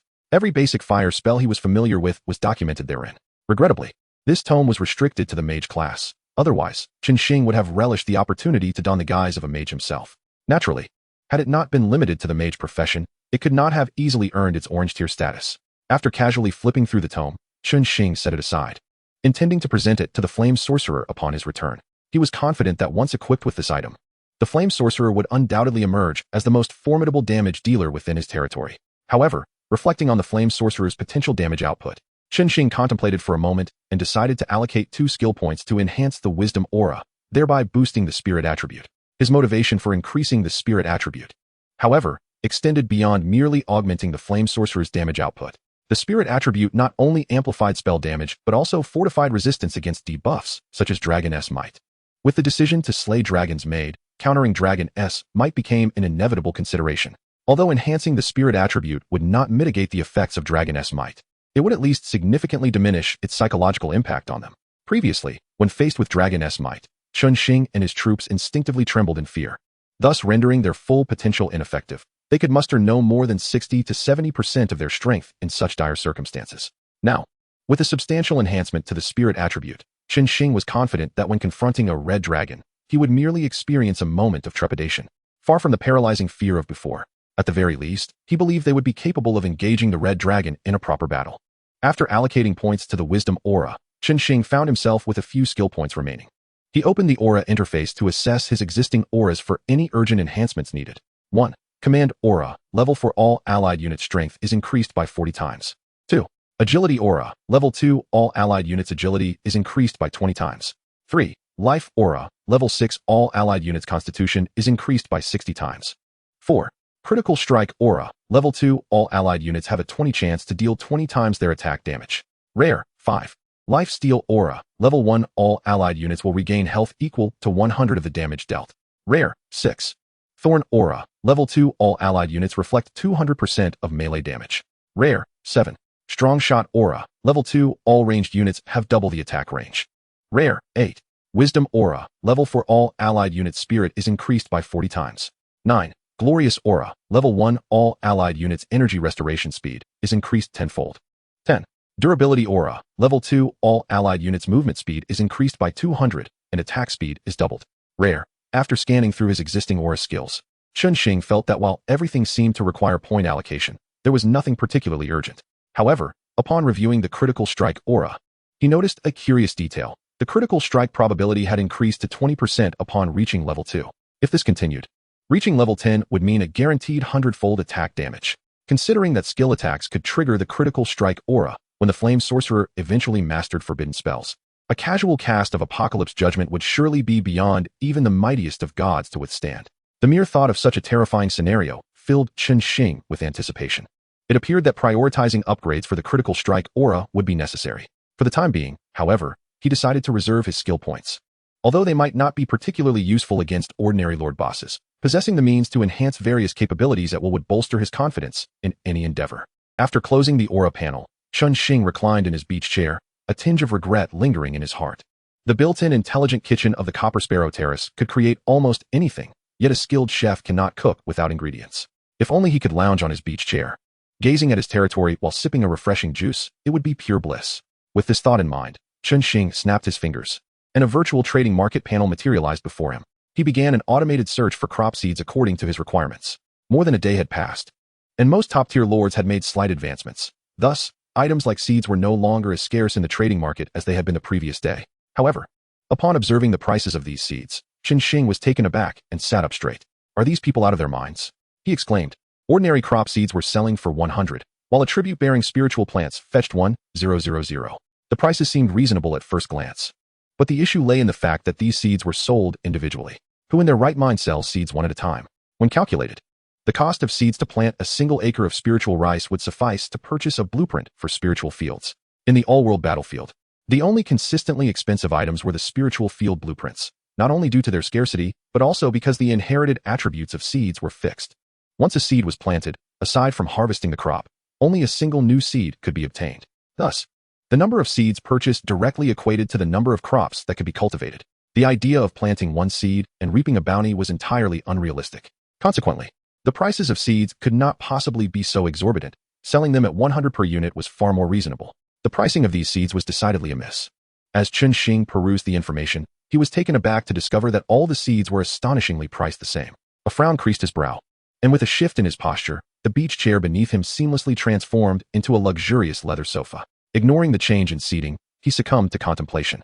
It was common knowledge that he alone possessed the spiritual fields, which rendered the sudden spike in seed prices suspect. It seemed likely that this was a targeted maneuver against him. With this thought in mind, Chen Xing set some keywords and swiftly filtered through the chat channel, quickly uncovering the underlying scheme. After he had mentioned his need for seeds the previous evening, a group had begun to hoard them en masse, purchasing nearly every seed available in the trading market. By this morning, they had commenced releasing seeds gradually, not with the intent to sell, but to artificially inflate their prices. Under their orchestrated manipulation, the already scarce seeds saw their prices soar to the exorbitant levels Chen Xing had just witnessed. It was no wonder that the individual named Xia Xiaohu, who had initially offered him corn seeds, had suddenly gone silent after sending multiple messages without reply. He too had likely fallen victim to this group's underhanded tactics. Observing their maneuvers, Chen Xing felt a sense of disdain. They were employing economic strategies in the context of the interdimensional battlefield.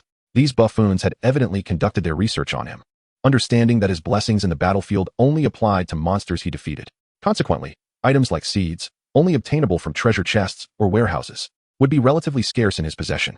They had misjudged his motivation for seeking seeds in the trading market, not out of desperation but as a precaution.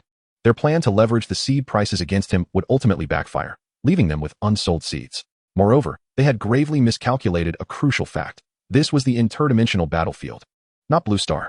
Even if Chen Xing were in dire need of seeds, he would not acquiesce to their inflated demands. Instead, he would lead his troops directly to the strongholds of those who sought to exploit him. In this battlefield, the weak had no right to manipulate the game. Chapter 54. The ranch. While Chen Xing paid little heed to these clowns, he nonetheless took the time to discreetly note the most vociferous IDs of those targeting him. His intent was not vengeance, but rather a desire to engage with them later and enlighten them on the principles of a free economy in the interdimensional battlefield. With seeds now unattainable, he felt no urgency to collect them further. After all, his territory could sustain itself for a while longer with the wolf meat provided by the goblin tribe and the food purchased from the trading market. However, due to missing Anna's previous message regarding the equipment he had consigned, Chen Xing made a point to review the consigned items before closing the trading market.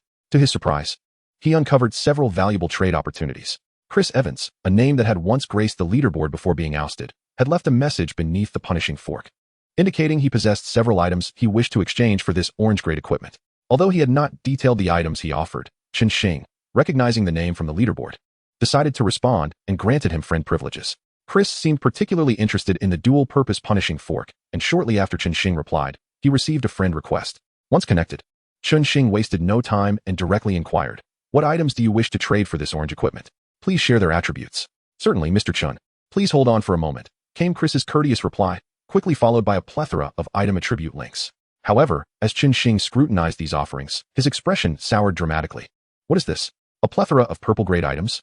Are you unaware that I am renowned for selling equipment? Currently, 99% of the purple items in the trading market are my own sales." Irritated, Chen Xing's tone turned brusque. "Mr. Evans, do you truly believe I lack equipment? If you cannot present something of superior quality for trade, then we shall have to defer the exchange of this orange item until a more opportune moment." Upon receiving Chen Xing's message, Chris displayed a hint of regret. It seemed he had underestimated Chen Xing's understanding of his family's standing and had harbored no intentions of leveraging it, which was understandable considering his precarious position. However, it was now evident that his aspirations of acquiring the orange equipment at a low price were dashed. While feeling somewhat displeased, Chris maintained a humble demeanor and responded, "My apologies, Mr. Chen. I suspected you might not be in need of equipment, but having just entered the interdimensional battlefield for a mere day, these are the best items in my possession. I am uncertain about what you currently require, but I will do my utmost to gather some.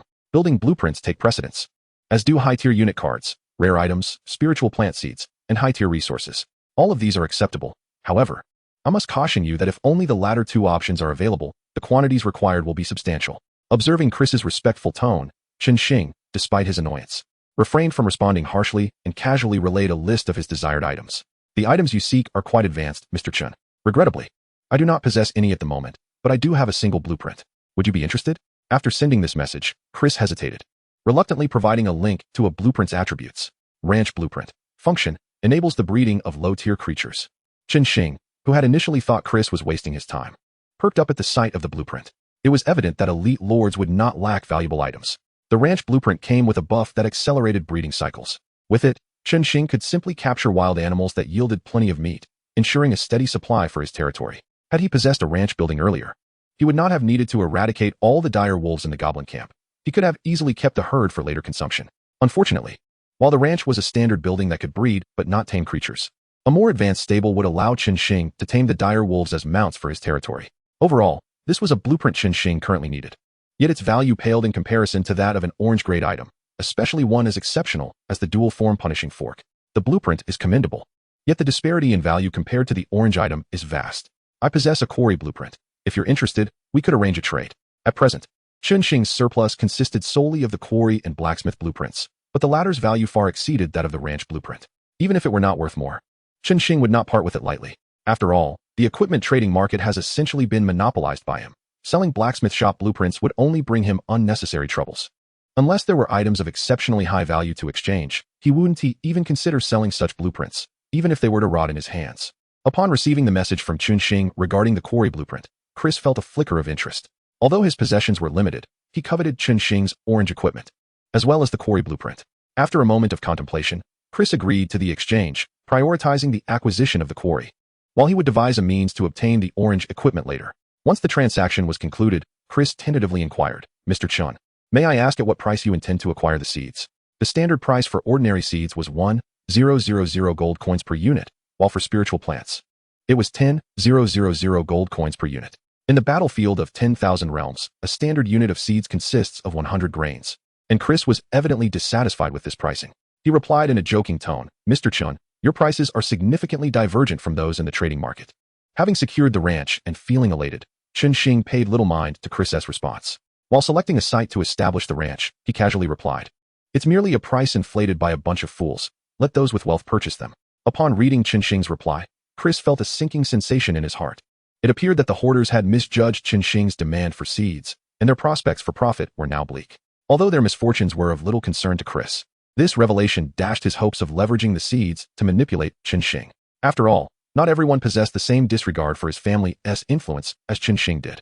If Chen Xing were truly in dire need of seeds, he could easily seize them from those hoarders and then trade them for the orange equipment.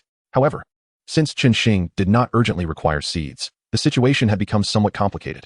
Chapter 55. A hand without a wolf. Chris was not one to shy away from challenges.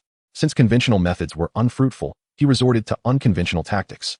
After carefully choosing his words, Chris cautiously messaged, Mr. Chen, we have only recently entered the battlefield of 10,000 realms, and everyone is still in their developmental phase. To be frank, your orange equipment seems rather ahead of its time. I estimate that, in the short term, there may not be anyone capable of affording it. After establishing the ranch, Chen Xing initially intended to close the chat with Chris, knowing that Chris could hardly offer anything of value. Though he might possess better items, he certainly would not part with them, rendering further conversation pointless. However, upon reading Chris's message, he narrowed his eyes with interest. It appeared that Chris was considering a loan. Chen Xing was enthusiastic about investment and lending. As Chris had pointed out, at this stage, his orange equipment was indeed ahead of the curve, and most lords lacked the financial means to purchase it. Even a select few elite lords who could afford it would not forsake everything for a single piece of orange equipment. Thus, for Chen Xing, the optimal choice was to engage in investment and lending, acquiring one piece now to later exchange for two or even three. Though the interest might be slightly elevated, Chen Xing felt no guilt. After all, in the battlefield of 10,000 realms, time equates to money, and time is life itself. The opportunity to obtain orange equipment early and develop quickly meant they were saving not just time, but their very lives. The value of life could not be measured by mere orange equipment.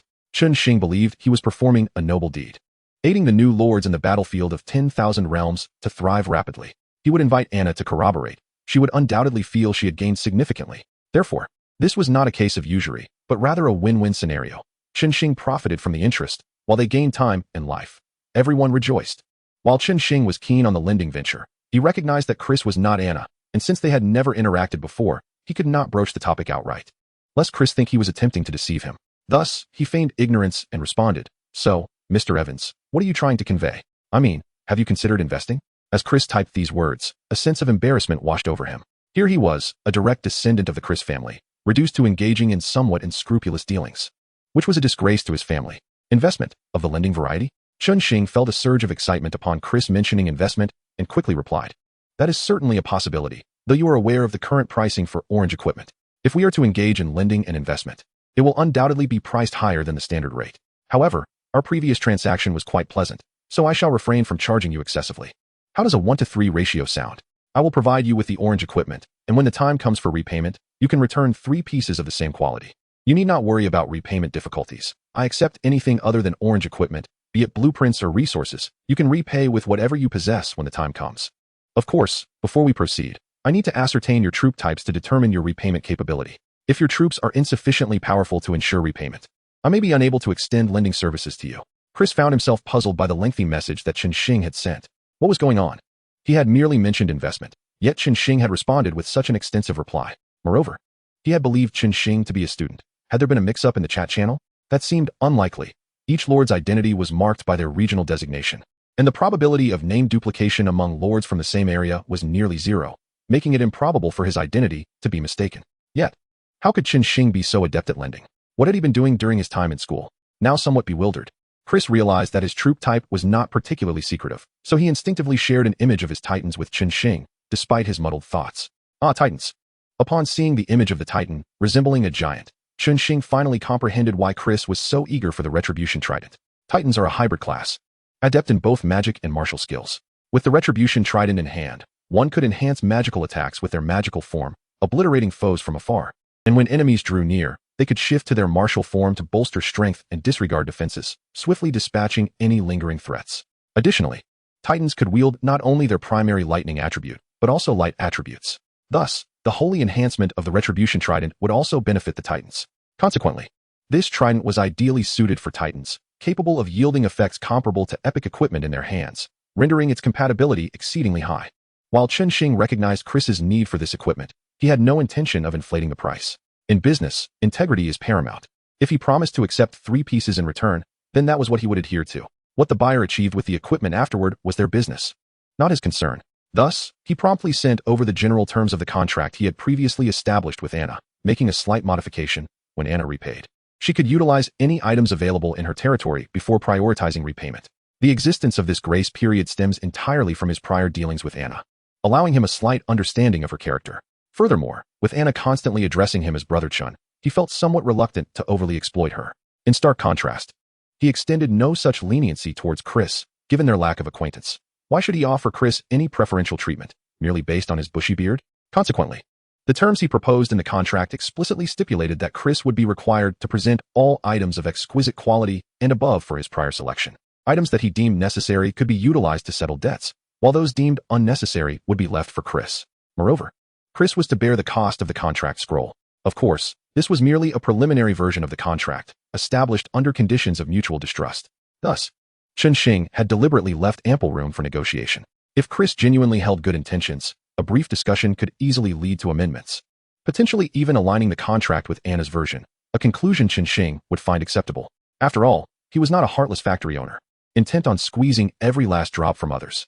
However, upon reviewing the entirety of the contractual terms, Chris could not help but furrow his brow. Yet, after a moment's contemplation, he refrained from outright rejection. Instead, he sent a message, "Mr. Chun, I have reviewed your terms and find them fair. However, there is one complication. I did not anticipate needing to sign a contract upon my arrival at the Multiverse Battlefield, and thus, I did not bring a contract scroll with me. How about this? We can forego the contract, and I assure you, on the honor of the Evans family, that I will abide by the agreement. What do you think?" Upon reading this, Chen Xing was momentarily taken aback. What was going on? Was this fellow attempting to gain something for nothing? In the Multiverse Battlefield, Chen Xing had even harbored doubts about the enforceability of the Multiverse contract. When signing with Anna, he had included a clause that would expose her territory's location in the event of a breach, ensuring that if she attempted to circumvent the contract or default, he could retrieve his belongings himself. Yet now, Chris had the audacity to suggest he did not even wish to sign a contract, relying solely on the empty promise of the Evans family's honor. What a joke. Not even the chief of the Blue Star Federation would suffice. Apologies, Mr. Evans. While the terms of the contract are negotiable, the contract itself must be signed. Chen Xing replied bluntly to this attempt at subterfuge. As for the contract issue, you need not worry. I have a friend who possesses several, and if you require one, I can procure it from her. However, you will need to cover the cost of the scroll. Upon receiving Chen Xing's response, Chris's expression darkened. Not only had he never intended to engage in an equitable transaction, but even if he had, he would never agree to such a stringent contract. The stipulation that he would prioritize the selection of all rare items meant he would essentially be working for Chen Xing. He sought this equipment to develop his territory, not to serve as Chen Xing's laborer. It is worth noting that the guiding principle of the Evans family has always been to seize what can be taken rather than purchasing it. Now, he was abandoning his family's traditions, resorting to deceit, and even daring to stake the family's honor as collateral, yet Chen Xing remained obstinate. Given this, Chris saw no reason to continue being polite to Chen Xing, merely a dying man, who could not possibly believe he would survive. With this thought, Chris smirked coldly and replied, "Very well, it seems Mr. Chen places great importance on the contract. If that is the case, let us proceed with signing it. However, there is no need for limited repayment terms. I have confidence in my Titan giant. How about this? We maintain the borrowing conditions, but the repayment period is set for 10 days. After 10 days, I will return items equivalent to 3 top-tier orange pieces. Does that sound acceptable? 10 days?" Upon hearing this time frame, Chen Xing could not help but frown. Although acquiring 3 top-tier orange items within 10 days was not overly unreasonable, he sensed that this duration felt excessively long. His original intention in issuing the loan agreement was to expedite the development of his territory, requiring various blueprints to enhance it, not necessarily 3 orange items. Now, with Chris establishing a 10-day deadline, the loan seemed utterly pointless. With 10 days, at his current rate of development, he would likely reach level 20 and venture into the main world, rendering the need for orange items moot. Wait a moment. Chen Xing suddenly realized something was amiss. According to the rules of the Multiverse Battlefield, a monster siege would commence 10 days hence. Thus, Chris had cunningly set the repayment deadline for that very day, clearly harboring ulterior motives. This fellow was far worse than Anna. While Anna had also considered wagering her contract, she had been nearly transparent about her intentions, even putting herself on the line as collateral. In contrast, Chris had not only concocted a misleading 10-day time frame to obfuscate the impending monster siege, but had also sought to contribute nothing. This indicated he was quite certain he would perish during the siege, at which point he would owe nothing. Faced with such duplicitous intent, Chen Xing was unyielding. Very well, since Mr. Evans possesses such confidence, we can amend the repayment deadline. However, let us set it after my monster siege. Once my siege concludes, you shall repay me. How does that sound? Chen Xing's words illuminated Chris's intentions. Should Chris choose to back down at this point, all would be well. If he remained obstinate, then he could not blame Chen Xing for being ruthless. His territory was on the verge of reaching level 10, after which it could promptly trigger a monster siege. Once that siege was over, if Chris failed to repay his debts, not only would the punitive trident be forcibly reclaimed, but Chris would also be liable for the remaining debt. Moreover, and most crucially, at that time, the location of Chris's territory would be sent to Chen Xing. This notification would persist. Even if Chris relocated his territory, Chen Xing would still receive the new location. When that time came, Chen Xing would undoubtedly pay him a visit to demonstrate the true meaning of aggressive debt collection. Clearly, Chris understood the implications of Chen Xing's straightforward remarks. However, he showed no signs of conceding. Rather, he perceived Chen Xing's confidence as somewhat misplaced. Chris was well aware of the multiverse blessing and regarded Chen Xing as merely a dying man. To believe that a stroke of good fortune could allow him to survive the effects of the multiverse blessing was exceedingly naive. If that were the case, the multiverse blessing scroll in Blue Star would still be considered taboo. Very well, let us proceed as Mr. Chen suggests. Chris dropped his pretense and, having previously claimed he lacked a contract scroll, promptly signed a contract in accordance with Chen Xing's stipulations and sent it to him. A self-inflicted calamity, indeed. Chen Xing lamented Chris's fate and shook his head as he signed the contract. Meanwhile, Chris was not idle, gazing at the punitive trident now in his possession. A glint of excitement flickered in his eyes. This exquisite orange item had finally been acquired, and most exhilaratingly, he had not paid any price for it. It seemed this fortunate individual had indeed amassed a wealth of valuable possessions. With this thought, a ruthless expression crossed Chris's face. What had once been a source of hesitation transformed into unwavering resolve through his exchanges with Chen Xing. He would inform that Eastern man of his agreement to join the Council of Gods. You advised him to seek out that group of mice, conveying that Chen Xing does not urgently require the spirit plant seeds. Upon receiving this news, the mice will likely join as well. Furthermore, refrain from approaching Miss Anna, for she may have clandestine dealings with Chen Xing. Should you engage her, not only will she refuse to ally with us, but she may also divulge our plans. Lastly, inform that Oriental individual that a contract is a valuable instrument. Urge him to draft a high-level agreement, mandating that all participants consent to sign it to prevent any breach of confidentiality. Once all matters were arranged, Chris, hands clasped behind his back, gazed into the distance. A hint of regret lacing his tone, This tactic of signing contracts is indeed a lesson you imparted to me. Though I dare say you did not foresee it being wielded against you, did you? You wished to wait for the monsters to besiege the city. Yet with so many treasures in your possession, it would be a lamentable waste were you to perish amidst the chaos. Chapter 57. The Council of Gods. The Oriental individual Chris mentioned acted swiftly. Upon receiving his dispatched message, he promptly forwarded a confidentiality contract to Chris, accompanied by a list. Observing the list in his hands, Chris retrieved a scroll, and as he examined it, a look of discomfort briefly crossed his features. Ultimately, he steeled himself and tore the scroll asunder. Upon tearing the scroll, a golden virtual canvas materialized before him, floating in the air. Chris, using his finger as a quill, inscribed each name from the list onto the shimmering canvas. As he pinned the names, the corresponding professionals received an alert. An unknown player has established the Council of Gods. Would you like to join the council? Joining options, anonymously or with real name. Note: upon joining the Council of Gods, a confidentiality contract must be signed to ensure the contents remain undisclosed. Otherwise, entry is prohibited. What trickery is that jester of the Evans family attempting this time? Beside a massive three-headed hellhound, a recipient of the notification scoffed. Yet despite having received prior notification from the council, he chose to join anonymously. Meanwhile, in another domain, a young man clad in traditional attire observed a behemoth hauling timber into the territory. Upon receiving the message, a flicker of annoyance crossed his face. But he too opted for anonymous participation. Isn't it a tad premature for the Council of Gods to convene? What are these fools up to?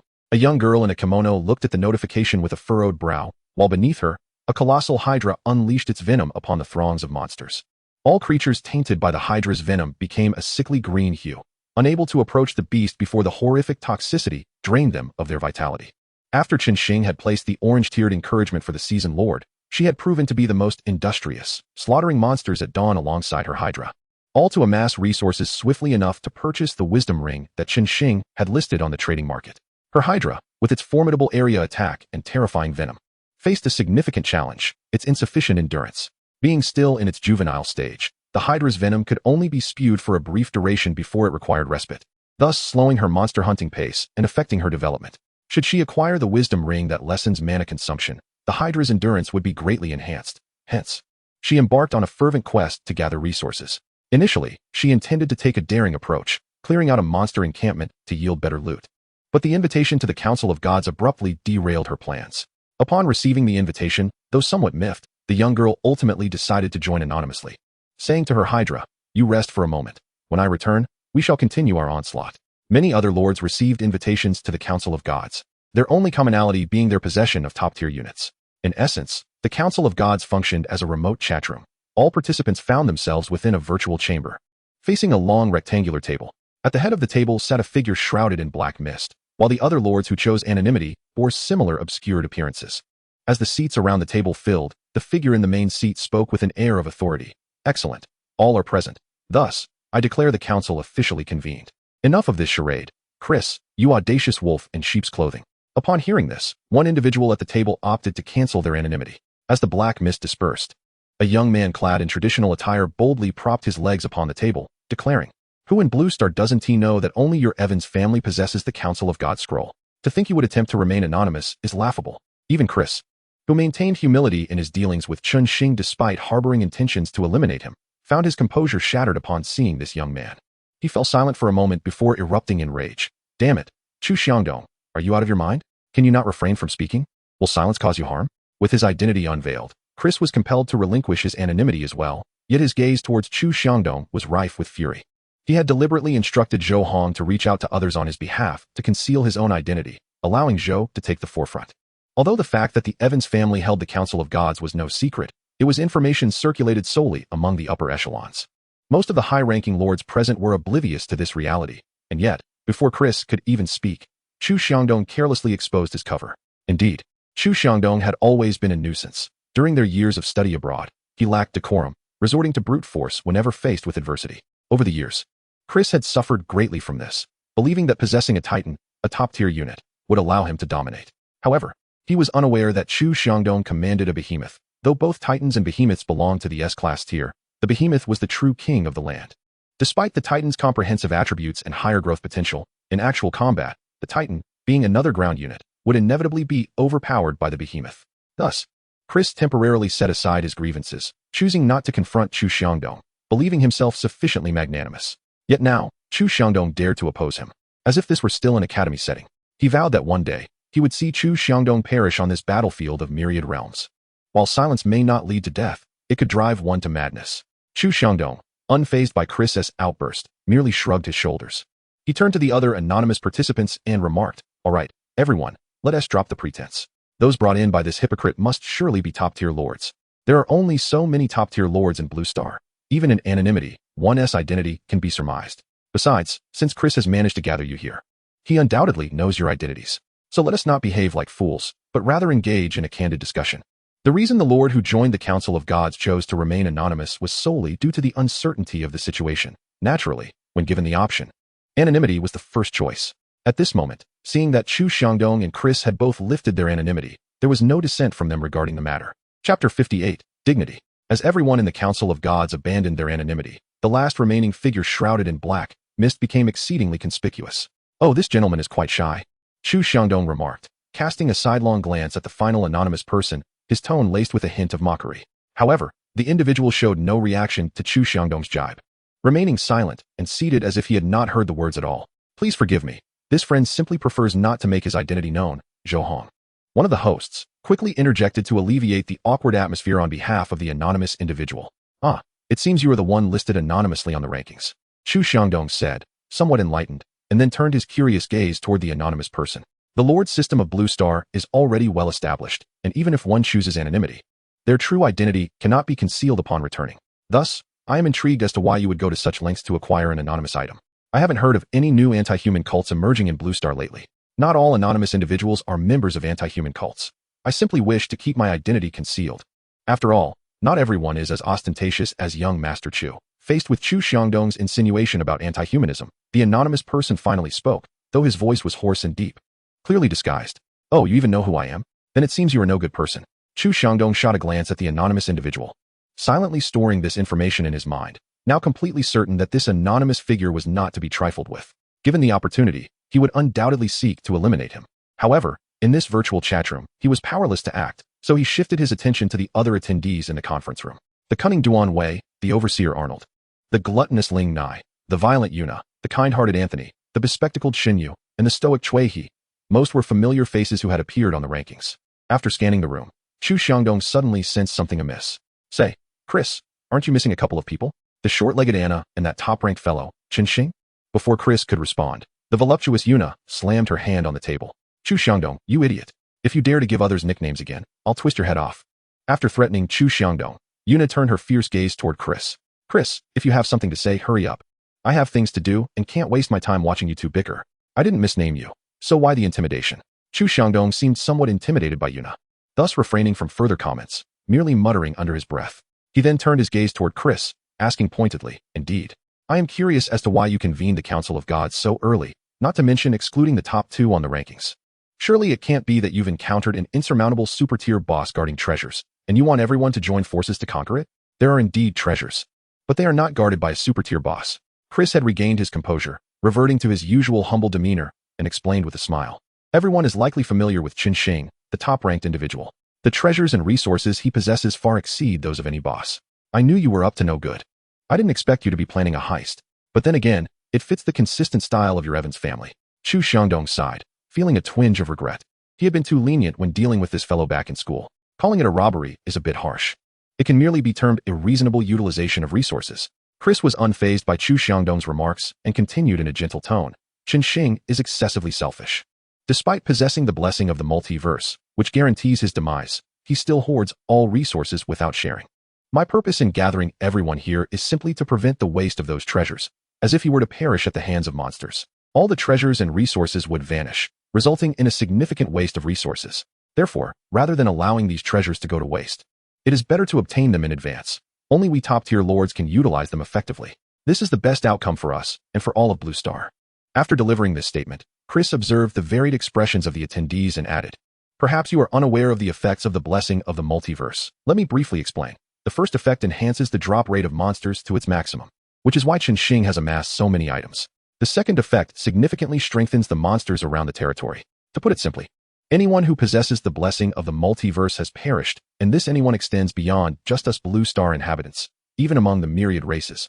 None who have received this blessing have survived a monster siege."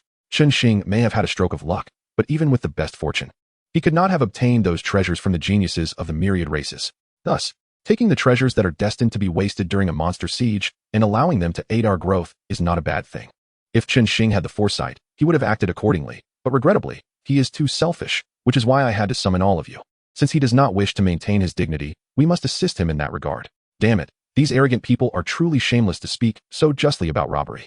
Chu Xiangdong was nearly amused to the point of laughter by Chris's words. When others refuse to give, he resorts to theft, and then claims that others lack vision. This was beyond mere shamelessness.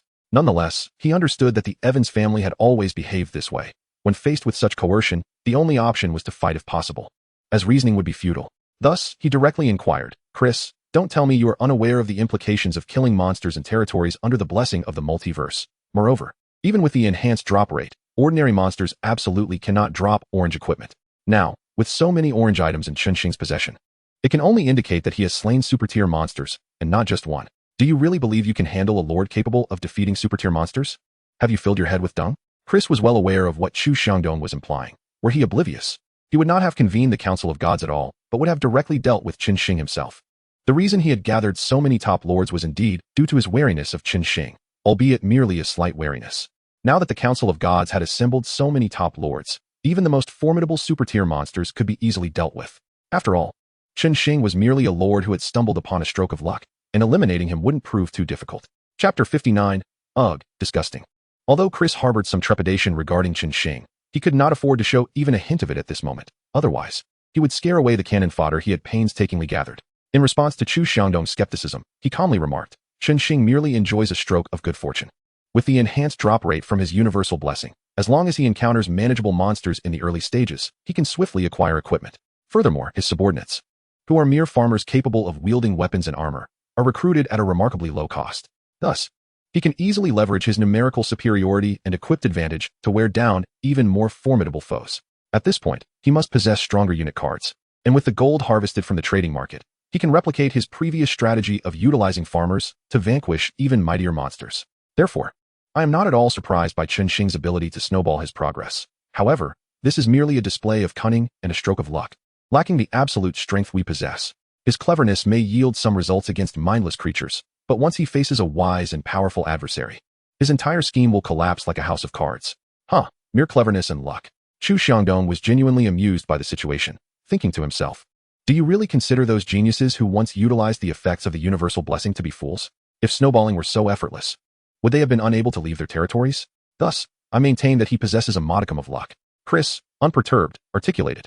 He must have stumbled upon some treasure early on. That is the only explanation for his rapid development. Furthermore, this indicates that the treasures and exceptional equipment in his possession surpass what he displays, perhaps even exceeding our expectations. As the saying goes, wealth stirs the heart.